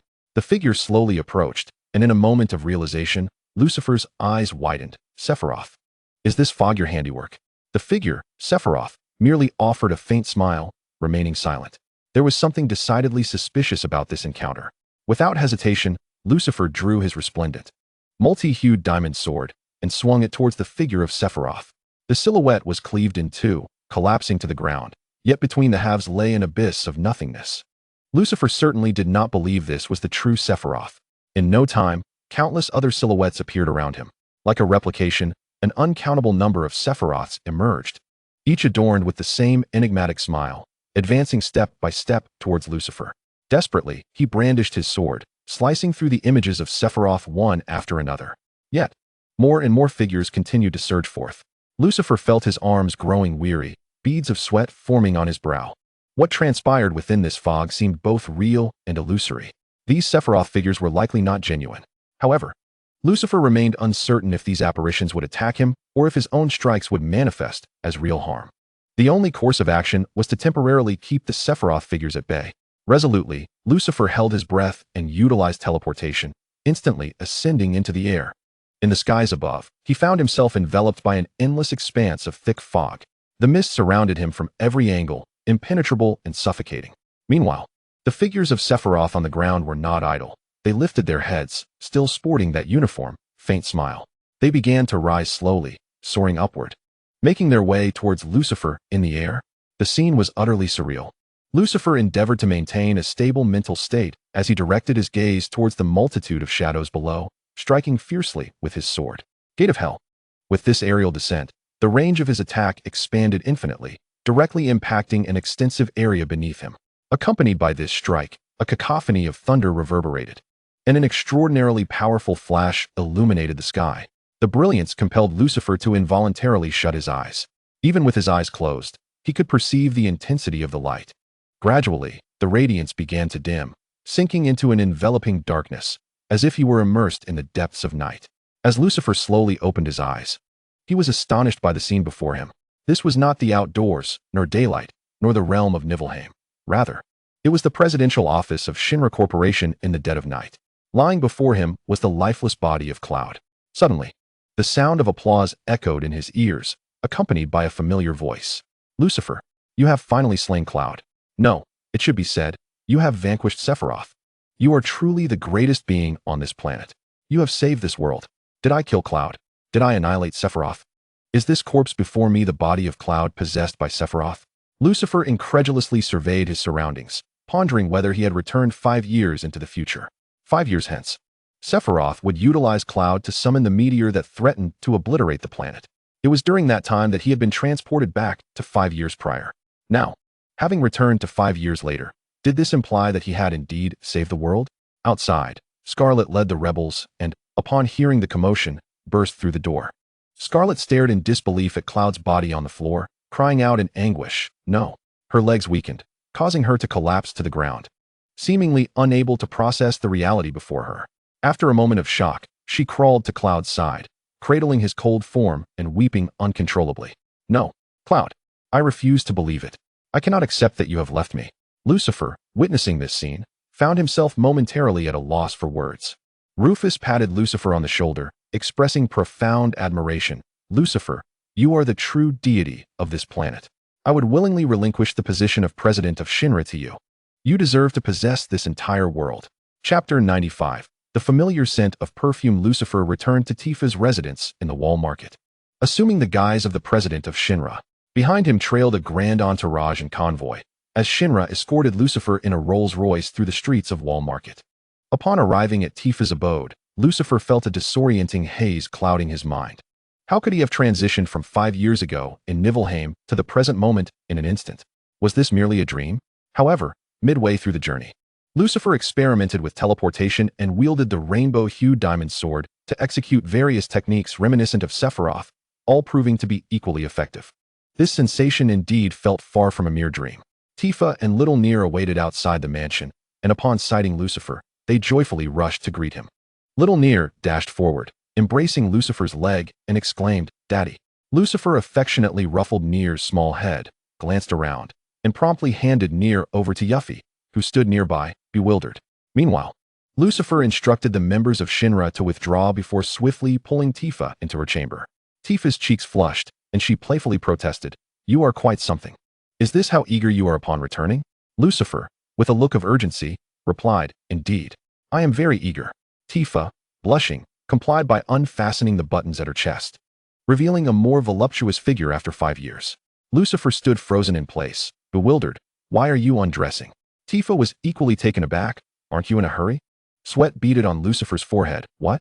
"I have something important to ask you." Tifa, fastening her attire, touched up her makeup at the vanity while half listening to Lucifer's rambling. "Tifa, when exactly did I vanish 5 years ago?" Tifa pondered briefly before replying. "It was in Nibelheim. One day, you went for breakfast, then you killed Sephiroth, and afterward, you disappeared." Lucifer furrowed his brow. "I killed Sephiroth. I distinctly remember confronting Cloud in the alley." Tifa gazed at Lucifer as if he were foolish. "What are you babbling about? Cloud didn't he die 5 years ago? Did you not kill him tonight?" Lucifer struggled to piece together the events. "So, you mean to say that I killed Sephiroth 5 years ago, did not kill Cloud, and then vanished?" "Exactly. 5 years ago, you killed Sephiroth and disappeared. And 5 years later, you killed Cloud and became the president of Shinra. What is confusing about that?" Lucifer slumped onto the bed. "I cannot possibly forget whom I have killed. Could it be that my memories have become muddled?" Tifa, growing impatient, retorted to Lucifer's soliloquy. "Haven't I explained this to you numerous times? It's almost dawn. Are you still not clear on this? When did you become so dull?" Yet, Lucifer felt that all of this was far from simple. Observing Lucifer deep in thought, Tifa ceased speaking, believing he had finally reached clarity, and discreetly began to unfasten her buttons, inching closer to him. Suddenly, Lucifer stood up, startling Tifa and causing several of her buttons to pop off. "What are you doing?" "You startled me." Tifa bent down, distressed, to retrieve her broken buttons. "I must go meet some friends. I'm leaving." Before Tifa could fully comprehend, Lucifer had already teleported away. Tifa, filled with frustration, stomped her foot. "What a troublesome fellow. What on earth is happening? I was so proactive, yet he managed to flee?" Lucifer, employing his ability to teleport, arrived at the tranquil village of Gongajaga. Although the sun had begun to rise, the village remained enveloped in the serenity of early morning. He knocked vigorously on the door of Zack's home. Sleepy and disoriented, Zack rubbed his eyes and opened the door. "Hey, brother, what brings you here?" Lucifer shook Zack with urgency. "Zack, tell me, what transpired 5 years ago?" 5 years ago? Zack gradually regained his composure under Lucifer's fervent shaking. "Calm down, brother. Let us sit and discuss this matter slowly." The two settled at the doorstep of Zack's home, where Lucifer gradually composed himself. Zack's expression reflected disbelief. "Brother, are you saying that 5 years ago, you were about to kill Cloud, but then a fog suddenly appeared, and you returned to the present 5 years later?" Lucifer nodded solemnly. Zack sighed deeply. "But as far as I know, 5 years ago, you indeed killed Sephiroth. Only his corpse was left behind, and you vanished without a trace. Of course, we now understand that Sephiroth was feigning death and had possessed Cloud. Yet, brother, you did eliminate Sephiroth, who was possessing Cloud last night, didn't you?" This news has spread across the entire planet. It was all over the evening news. Lucifer shook his head. "No, that is not correct. I am certain that 5 years ago, my target was Cloud, but for some reason, Cloud remained unscathed while the seemingly dead Sephiroth possessed him. As for 5 years later, Lucifer strained to delve into his memories. I have no recollection of killing Sephiroth while he was in Cloud's body. Brother, do not rush. Take your time to think. Perhaps your memories have become jumbled, and you may have forgotten or overlooked certain details. Such occurrences are not unusual," Zack gently reassured Lucifer. The familiar comfort from his good friend soothed Lucifer's agitation considerably. Strangely, he had not felt such solace in Tifa's company. Cisne had also risen, preparing breakfast while calling out to Zack. "Zack, are you and your brother coming over for breakfast?" Her voice was alluringly sweet, and her makeup was strikingly bold, a stark contrast to her previous appearance. Lucifer furrowed his brow before teasing Zack. "You too?" after escaping from danger, seem to have started cherishing your time together and exploring new dynamics. Zack playfully punched Lucifer's shoulder, sheepishly scratching the back of his head. Brother, what are you saying? Come on, let us go eat breakfast before Sisney gets anxious. The three gathered around the dining table to enjoy their meal together. The fragrance that enveloped Sisney was remarkably potent. Lucifer, while eating, could not help but let out a loud sneeze. Zack handed him a tissue. As Lucifer dabbed his nose, he mused, "Dear sister-in-law, why do you prefer such a strong perfume?" Sisney responded with a charming smile, "This fragrance is quite trendy lately. Many girls in the village are wearing it." "Is that so? Really trendy?" Lucifer inhaled the rich scent that pervaded the air. "Hey, I must admit, this scent seems quite familiar." He slapped his forehead. "Of course, before I arrived, Tifa and Yuffie were also wearing this perfume. That's why it felt so recognizable. However, the various aromas from the shops in the surrounding market are also quite intense. The tranquility of Gongaja village makes the perfume's scent stand out even more." Yet, Lucifer felt a tinge of confusion. Why has this particular fragrance suddenly become so popular? Chapter 96. Has the ability returned? Why has this particular fragrance suddenly become so popular? While having breakfast, Lucifer pondered this question. After their meal, Zax accompanied Lucifer on a stroll through Gongaja village. The atmosphere remained serene and harmonious, with villagers peacefully tending to their agricultural tasks. However, the young ladies in the village indeed bore traces of the fragrance that Sisney wore. Lucifer, not particularly familiar with Sisney, noted that she seemed to have applied considerably more makeup today and asked Zax, "Zax, don't you find it a bit unusual that Sisney has suddenly intensified her makeup?" Zax, somewhat indifferent, replied, "Girls will do what they please with their makeup. If Tifa wore heavier makeup, would you not like her anymore, big brother?" The mention of Tifa prompted Lucifer to realize that indeed, upon his return, Tifa's makeup had also become noticeably more pronounced. Even during their conversations, she had been touching up her appearance. Lucifer couldn't help but remark, "Is it true that as women age, they tend to favor heavier makeup? I don't quite understand it.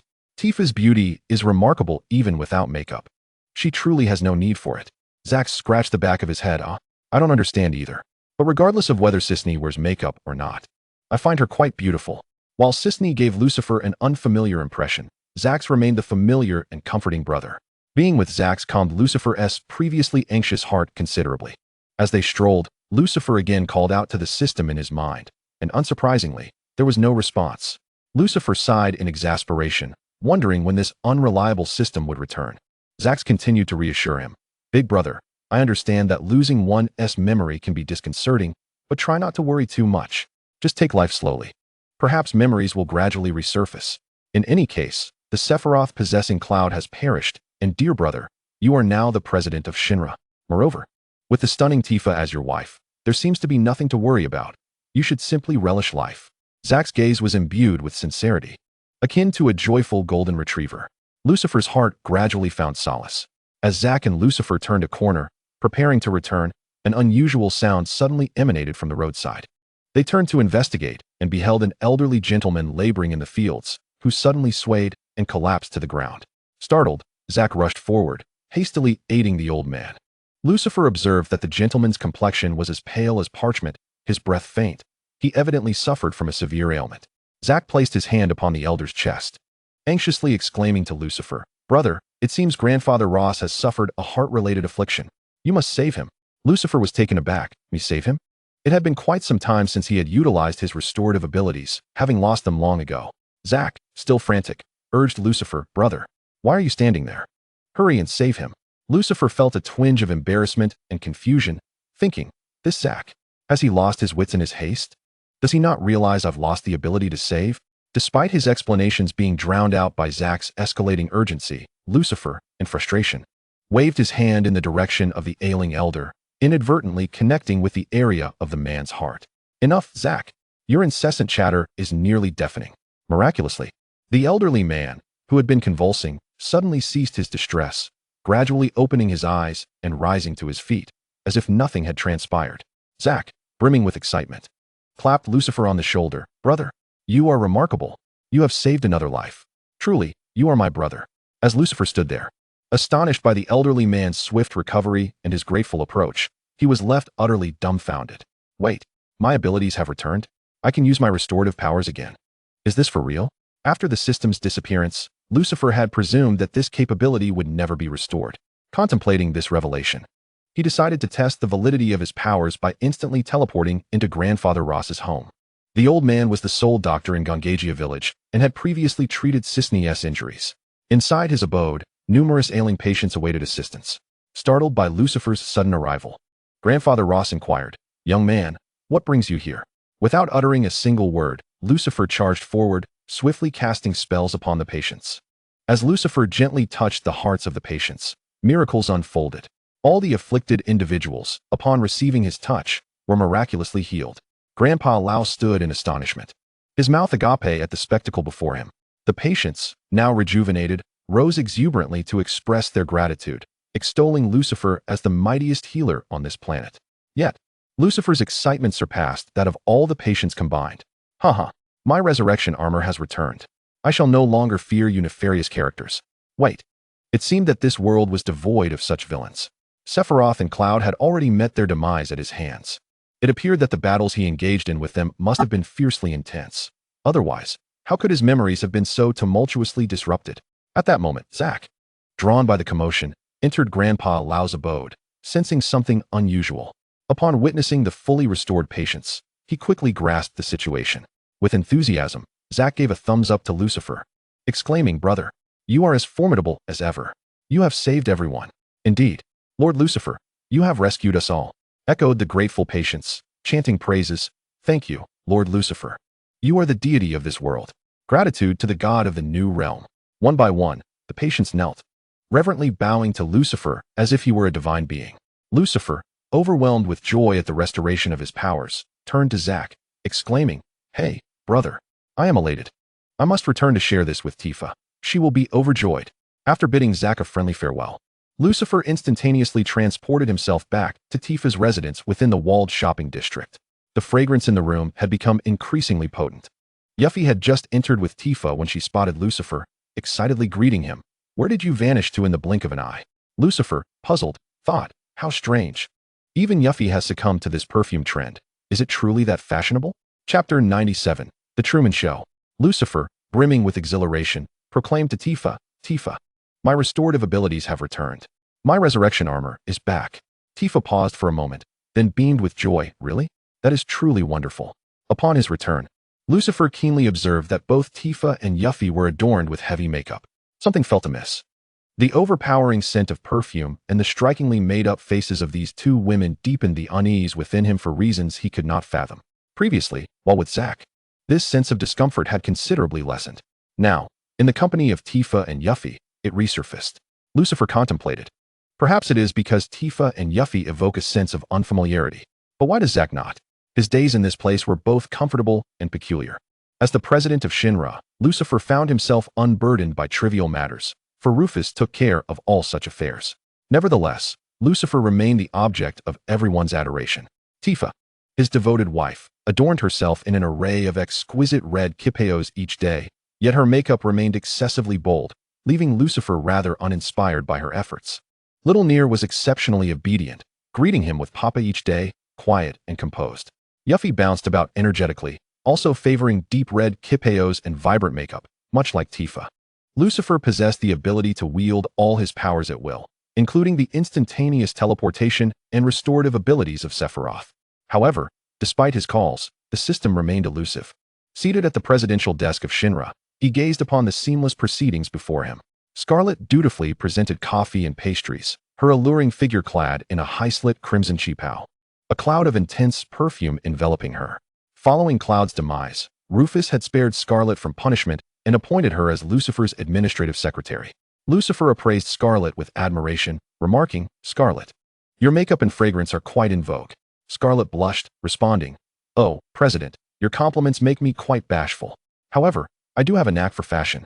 Curiously, that peculiar feeling within Lucifer dissipated in Scarlet's presence. Only Zack and Scarlet could grant him such a sense of ease. Savoring the rich aroma of his coffee, Lucifer mused, "Scarlet, you truly understand my preferences." With a subtle change in her demeanor, Scarlet leaned closer, her enchanting form drawing near to Lucifer. Perched beside him, she whispered softly, "President, is there something you long to do? I assure you, I will not refuse you." Her voice was soft and seductive, and her curvaceous figure, ensconced in the fitted qipao, posed an irresistible allure for any man. Lucifer chuckled lightly. That may not be wise. Tifa might find out. Scarlet continued to tempt him in a hushed tone. As long as I remain silent, the president's wife will be none the wiser. Is that so? Lucifer's voice lowered, seemingly entranced by Scarlet. With a graceful twist of her waist, she settled onto Lucifer's lap.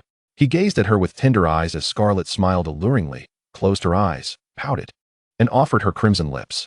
Yet, instead of the anticipated sensation, he felt a force tightening around his neck. Scarlet immediately opened her eyes and struggled to break free. President, what are you doing? Lucifer's expression was as cold as ice. Sephiroth, have you had your fun? The only individuals beside you are this woman, Scarlet, and the man, Zack. Upon hearing this, Scarlet ceased her struggles. No matter how much force Lucifer exerted, her expression remained remarkably calm, as if the one being choked in his embrace was not her at all. Sephiroth, it seems you have very few companions, don't you? If you intend to create a perfect world akin to the Truman Show, you ought to do a bit more research, gather more samples, don't you think? Such a recluse. Scarlet revealed a faint smile, remaining motionless on Lucifer's lap. When did you discover it? She inquired softly. Zack is the person you are most familiar with. Hence your imitation of him is the most natural. And having been in Cloud's body for 5 years, the woman you know best is none other than Scarlet. Therefore, the women you replicate all don garments that Scarlet is accustomed to, wear the makeup she often applies, and spritz the perfume she regularly uses. If I am not mistaken, that peculiar mist 5 years ago was when you drew me into the world you designed, wasn't it? Scarlet's smile remained unchanged. I underestimated you. Suddenly, a mist enveloped Scarlet. The familiar white haze. She transformed into a wisp of fog, vanishing from Lucifer's lap. Soon, the vicinity of the Shinra president's office was shrouded in that same white mist.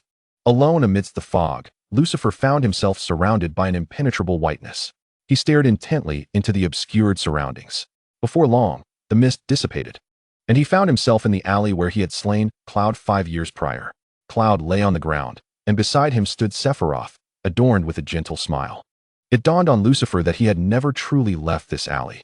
Gazing at the smiling Sephiroth before him, he noted a subtle change compared to the Sephiroth he had encountered at the entrance of Nibelheim village. After a moment's contemplation, Lucifer remarked, "You are not the Sephiroth from this timeline, are you?" A flicker of surprise crossed Sephiroth's eyes, but he quickly regained his composure. "You noticed that so quickly?" Lucifer responded with a slight smile reminiscent of Sephiroth's. The Sephiroth from 5 years ago did not recognize me. How could he have crafted such a Truman-like world for me? Sephiroth frowned slightly. Though I am unaware of what you mean by the Truman Show, I indeed followed you here. Chapter 98. Confrontation with Sephiroth. Sephiroth surveyed his surroundings, exclaiming, "So many years have passed, it seems. Nibelheim remains in this desolate state." Lucifer, arms crossed over his chest, scrutinized Sephiroth before him.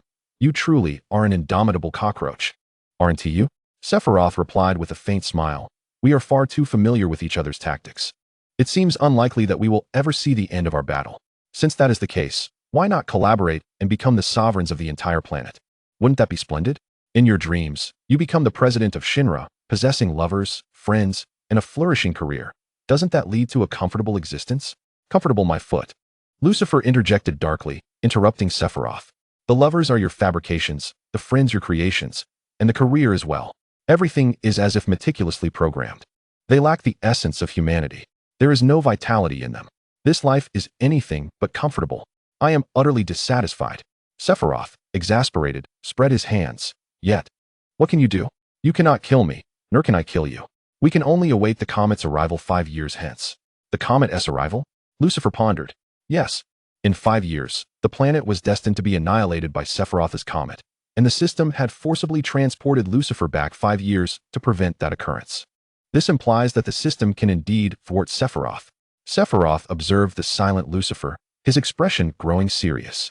"Though I do not know whence you came or what arcane method you employed to grant the planet an additional 5 years, I too can traverse the timeline. Ultimately, you cannot stop me. Our conflict will be one of eternal struggle. Why do you place yourself in opposition to me?" Lucifer mused. Indeed, the prolonged struggle between himself and Sephiroth was destined to yield no victor. The system capable of halting Sephiroth had long since vanished. Sephiroth continued to persuade Lucifer. "You cannot avert the impending apocalypse. Rather than oppose me, why not join my side? I could ensure the survival of your lovers and friends. Would it not be splendid to embrace a new era together?" Irritated by his words, Lucifer retorted, "Why do you insist on bringing about the end of the world? Are you so idle? Must you govern the entire realm? With your immense power, why not engage in your own pursuits? Is it necessary to bear the weight of the world? If it does not exhaust you, I feel weary on your behalf. Sephiroth gently shook his head. The life created by the flow of existence is tragically foolish. They are both fragile and filthy. Humanity is inherently tainted. I merely wish to cleanse these impurities and restore the planet to its pristine state. Sephiroth is not merely obsessive. He is a quintessential perfectionist. Yet, one question lingered in Lucifer's mind, compelling him to voice his curiosity. How can you be certain that the life you create will be any more intelligent than the flow of existence? In the world you have fashioned for me, those beings are exceedingly foolish, with only a couple resembling true humanity, while the rest are even more dim-witted than the existing humans. Sephiroth fell into silence, and the two found themselves enveloped in an odd stillness. Ahem. Sephiroth cleared his throat, asserting, naturally, I possess boundless time to explore, experiment, and create. I firmly believe that one day, I shall bring forth a flawless world. Lucifer, dripping with sweat, retorted, Are you just spinning grandiose tales? This is hardly credible. Spare me the trivialities. Sephiroth interjected, shifting the focus. There is no clear victor between us. I cannot slay you. But extinguishing the lives of others is a mere trifle. Lucifer's demeanor shifted instantly, his vigilance aroused.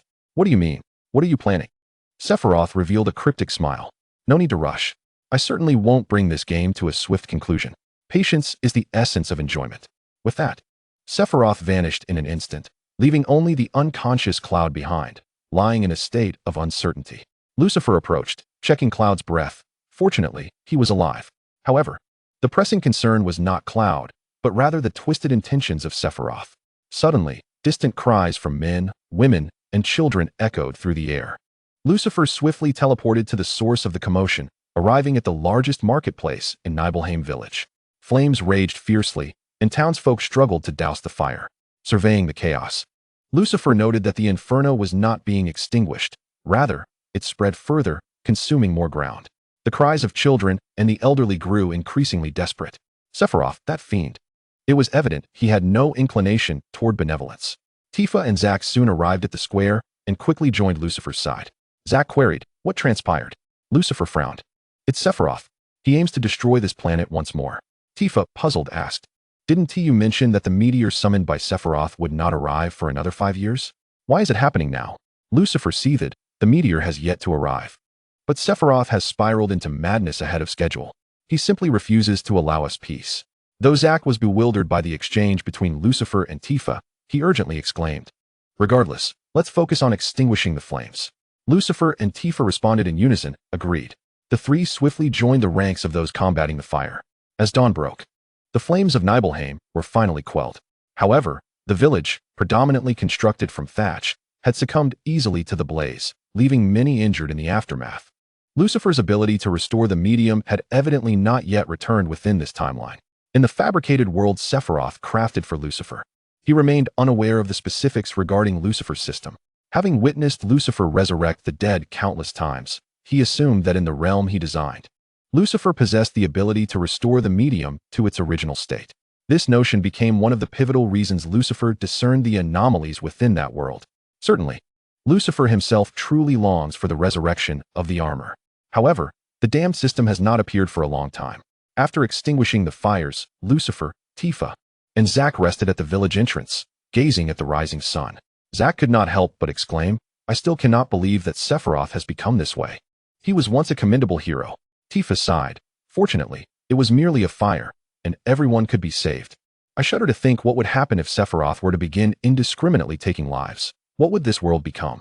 Lucifer, observing the ascending sun, furrowed his brow. Perhaps this is merely the beginning. Chapter 99. At last, I have found you. Just as Lucifer had anticipated, everything was indeed just the beginning. Soon, the entire planet, following Sephiroth's erratic acts of murder and arson, transformed into a hell on Earth. Over the past few days, Lucifer, Tifa, and Zack traversed numerous locations. They walked through the dilapidated streets of Midgar, once a bastion of strength and prosperity, now reduced to ruins by Sephiroth's brutal atrocities. They stepped onto the desolate land of Calm, where the once beautiful flower city now lay barren, scarred by the remnants of flames. They witnessed the ruins of Junon, a city that was once the second most prosperous after Midgar, now a desolate wasteland, devoid of life. They also arrived at Sun Paradise, a place that once brought joy to people, now filled with death and sorrow. Their journey took them to Corel, Barrett's homeland, which had suffered similarly under Sephiroth's merciless rampage. In every location, Lucifer encountered endless sorrow and suffering. Innocent civilians lay lifeless in the streets, homes were obliterated, and the eyes of the survivors reflected despair and fear. The scenes of devastation profoundly affected Lucifer and his companions. Faced with such circumstances, Zack could scarcely imagine that the world could descend into such darkness. Tifa, too, felt unprecedented anger and grief while aiding the injured. Even her typically fiery demeanor could not suppress her tears. The entire planet seemed engulfed in darkness. There were no longer clear blue skies or white clouds, only boundless fog and an ever-lengthening night. Yet, in the face of the darkness that had befallen the planet, Lucifer grew even more resolute. I must find Sephiroth. I will confront him to the very end. Zack, who had initially hesitated and struggled to accept Sephiroth's transformation, now firmly declared, "We must locate Sephiroth. We cannot allow him to continue his slaughter and wreak havoc upon the entire planet." Tifa could not help but retorted, "Zack, how dare you say that? Who was it that initially insisted there might be some misunderstanding with Sephiroth?" Zack, pursing his lips, gazed into the boundless darkness above, refraining from pursuing the topic. Meanwhile, Lucifer pondered, what other places might he linger in until the end? Zack sighed deeply, reflecting, had it been in the past, he might have believed he understood Sephiroth somewhat. But after all that has transpired, he found himself at a loss for words. Understanding Sephiroth, Zack's previous knowledge of him, the transformed Sephiroth, Lucifer suddenly sprang to his feet and declared to Zack, "I know where Sephiroth is headed next." Lucifer gazed at the quaint village nestled within the hills. It was so serene, with even the vegetation flourishing green, devoid of any signs of devastation. Countless such villages had existed in days gone by. Yet amidst the chaos wrought by Sephiroth on this planet, such tranquil havens had become exceedingly rare. Lucifer ventured alone to Gongaga, this village that had thus far escaped Sephiroth's wrath, and it was also Zack's homeland. It seemed he had arrived just in time. Utilizing his ability to teleport, Lucifer found himself in Gongaga. However, the village was eerily silent. Indeed, despite its remote location, the grim reports of destruction in other areas at the hands of Sephiroth, endless corpses, blood, and the oppressive white mist that lingered even during the day, coupled with the ever-lengthening nights, served as a stark reminder to the villagers to remain hidden and refrain from wandering about. The villagers were likely concealed in their homes or cellars. Occasionally, one or two individuals would emerge to gather vegetables and Gongaga mushrooms. Upon noticing Lucifer strolling through the village, they would cast him curious glances but would quickly return to their tasks, hurrying back home. Lucifer surveyed his surroundings, finding no immediate signs of Sephiroth's presence. Yet, inexplicably, upon arriving in Gongaga, an unsettling premonition took hold of him. Sephiroth must be lurking not far from his location. As he roamed the village, this feeling intensified. But where could Sephiroth be? Perhaps near Gongaga? Lucifer scrutinized his surroundings intently, ultimately fixing his gaze upon the distant, abandoned Mako reactor. It was here that he had first encountered Sephiroth, who had possessed Cloud.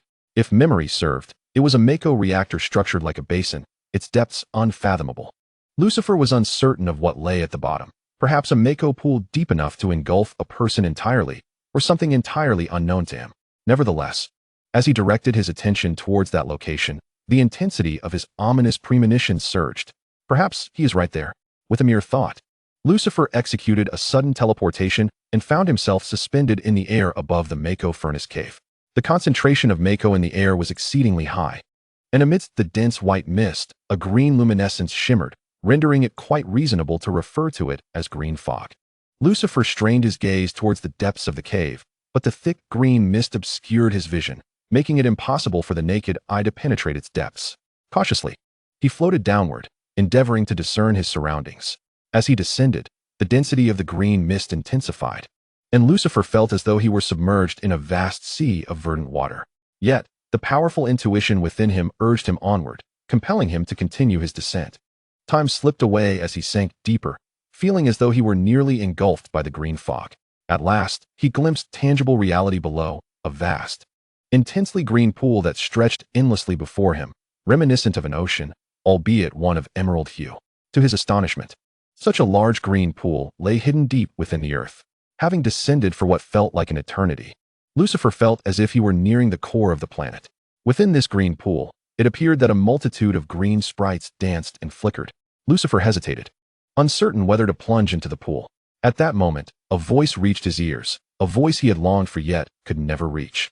One he had not heard in ages. The familiar sound of the system resonated. You have finally arrived. I have been waiting for you. Chapter 100, The Truth Revealed. The system's familiar voice echoed once more. You have finally arrived. I have been waiting for you. A wave of emotions surged through Lucifer. This voice was both familiar and foreign. It had been such a long time since he had heard the system's voice, and he truly missed it. You wretched system. After such a long absence, where on earth have you been? No. I may scold you, but I still cherish you. Please don't vanish again. However, the system's voice sounded weary. The prolonged struggle against Sephiroth has drained me of much energy. I require your assistance. Confronting Sephiroth? For so many years? You need my help? Lucifer felt utterly bewildered. System, what are you saying? You are battling Sephiroth? Who exactly are you? The system slowly explained to Lucifer. I understand you have many questions now. I will gradually reveal everything. However, Sephiroth is currently within my essence, wreaking havoc upon me, and I need your aid. Sephiroth within your essence. Lucifer surveyed his surroundings, realizing that this boundless green pool was the only thing that could be considered as an essence. System, are you this infinite green pool? Lucifer inquired. Indeed. Yet on this planet, people refer to me as the flow of life. You are the flow of life? Lucifer was taken aback. Are you truly the lifeblood of this planet? The very source of its existence? Indeed, came the reply. I am the vibrant green essence that flows through the heart of this world. When humans and other beings perish, their bodies and souls return to the planet, becoming part of an eternal cycle. Wait a moment. My sign-in system. It is the lifeblood of existence? This revelation left Lucifer momentarily speechless. After a time, he gradually regained his composure. So, you specifically brought me to this planet, into these countless timelines? The system, rather, the lifeblood, seemed to anticipate Lucifer's inquiry. With calm assurance, it responded. Precisely. I transported you from the blue planet to aid me in combating Sephiroth. He has now learned to manipulate the timelines, thereby exerting control over the original savior, Cloud. The methods previously employed against Sephiroth have become obsolete. I require a new champion to confront him, and you are the one I have chosen. At last, Lucifer understood the true purpose behind his arrival on this planet and the circumstances surrounding his journey. He countered, are you implying that Sephiroth resides within you? Within this very green pool? Yes. He arrived at Gongaga village and discovered a means to infiltrate my essence. He has since wreaked havoc from within. I am laboring to resist his destruction while awaiting your arrival. All right, so Sephiroth is indeed within the lifeblood, Lucifer mused, sensing an inevitable confrontation. After traversing so many timelines and facing Sephiroth time and again, the planet outside had descended into a hellish state. Perhaps all his inner turmoil would find resolution today. The familiar voice of the lifeblood echoed once more. Lucifer, I am truly grateful for your presence on this planet. Would you be willing to assist me with one final task? Lucifer's expression darkened. Why should I help you? The lifeblood was momentarily rendered speechless, unsure how to respond. Lucifer expressed his displeasure. You are incapable of defeating Sephiroth on your own, yet you inexplicably summoned me here. You wish for me to become the new savior of the planet without even considering my consent? I am thoroughly exasperated with your self-righteousness. You make decisions for others without their agreement. Why should I assist you in saving your world? I am not even from this planet. I have no obligation to do so. Furthermore, even if I were inclined to help, you ought to have consulted me first. On what grounds do you presume to make decisions for me? What gives you the right to drag me to this planet without my consent? You even deceived me under the guise of the system, leading me step by step into your trap to confront Sephiroth. I am who I am. Why should I meekly comply with your demands? Lucifer's barrage of questions left the flow of life feeling deeply ashamed. You are correct. There has indeed been a lack of respect for your opinions. I should have consulted you beforehand, yet the flow of life finds itself at a loss for words. In an instant, both parties fell into an inexplicable silence. Suddenly, without hesitation, Lucifer leapt into the flow of life. Do not be so self-absorbed. The reason I jumped is that I seek an ending of my own choosing, a definitive conclusion. The emerald waters swiftly enveloped Lucifer. As he swam forward, the surrounding green luminescence accompanied him like a shimmering specter. Lucifer realized that the flow of life was trailing behind him. It seemed that the flow of life acknowledged its fault, falling silent in the process. Lucifer soon descended to the sight of a familiar figure. Sephiroth was at the core of the flow of life, initially engaged in its destruction, yet upon seeing Lucifer's arrival, he appeared unfazed. Sephiroth greeted Lucifer. "Ah, you have come. My old friend." The verdant light within the flow gradually coalesced around Lucifer. He felt an immense power surging through his being. Sephiroth gazed at Lucifer, now glowing green, with astonishment before advising, "My friend, you need not comply with the flow of life's words. It may govern this world, but you and I can too. Enough of your prattle." Lucifer interrupted Sephiroth directly. "The flow of life is just like you. Aren't you also deceiving me to fulfill your desires? What separates the two of you? I despise those who arbitrarily dictate the fates of others. My destiny is mine to determine." Sephiroth smiled faintly. "My friend, you forget. I shall not become a mere memory. There shall be no victor or vanquished between us." Lucifer scoffed coldly. "Oh, is that so? Here, I must disagree with your perspective." He raised his hand, and the green light began to coalesce around him. All the light within the flow seemed to rush toward Lucifer's hand. Even the emerald glow Sephiroth had been striving to destroy at the core of the flow was now drawn to Lucifer. All the verdant light appeared to acknowledge Lucifer as its master. Sephiroth felt an unprecedented sense of panic. This feeling of dread, how could this be? Impossible.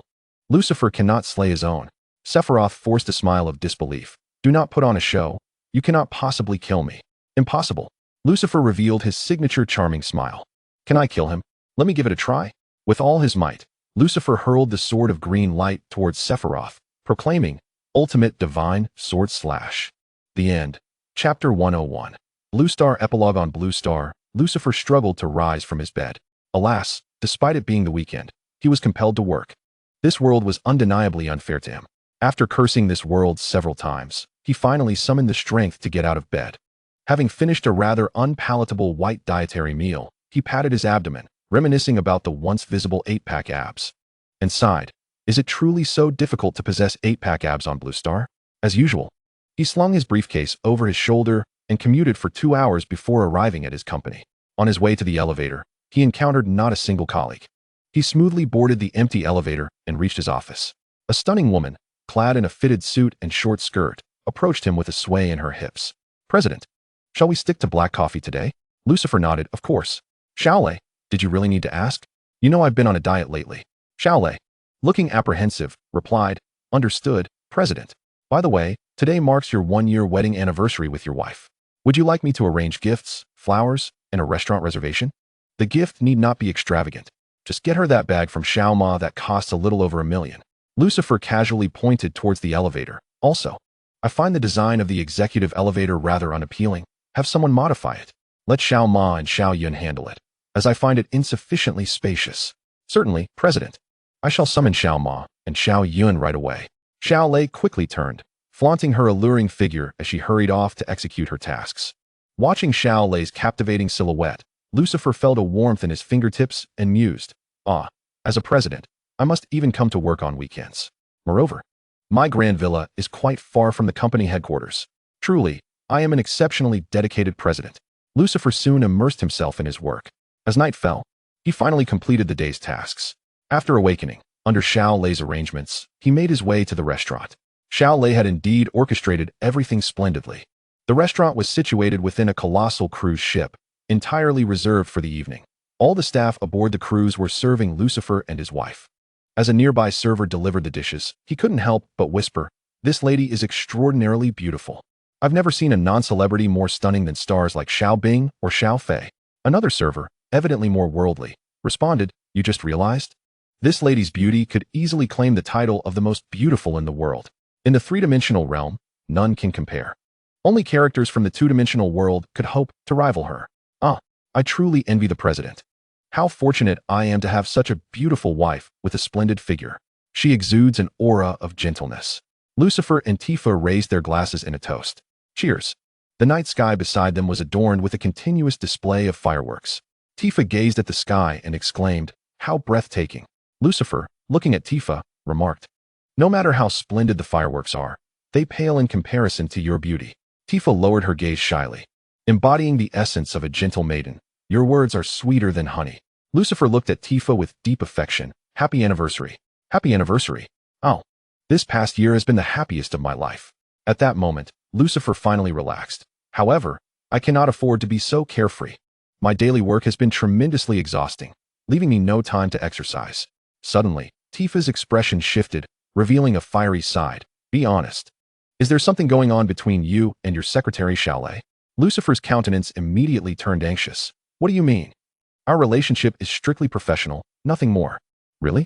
Tifa scrutinized Lucifer closely. You better not let me catch you cheating, or else. Tifa clenched her powerful fists. Her strength was not something an ordinary person could withstand. Under Tifa's watchful gaze, Lucifer nervously wiped the sweat from his brow, only to see her expression transform again, returning to her gentle demeanor. The food tonight is absolutely delicious. Thank you, my dear husband. Lucifer understood that the gentle Tifa had returned, which eased his heart. This confounded system. No, this relentless flow of life. It granted me Tifa as my wife, yet it astonishingly bestowed upon me both her contrasting personalities.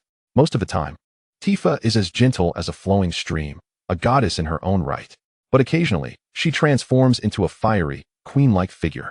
This wife is truly a blend of ice and fire. Lucifer touched the marks on his back from Tifa's fiery transformation, still feeling a shiver down his spine. This exhilarating married life. However, Lucifer's life in bed would never be dull again. He touched one of his abdominal muscles and gazed up at the endlessly blooming, beautiful fireworks in the sky.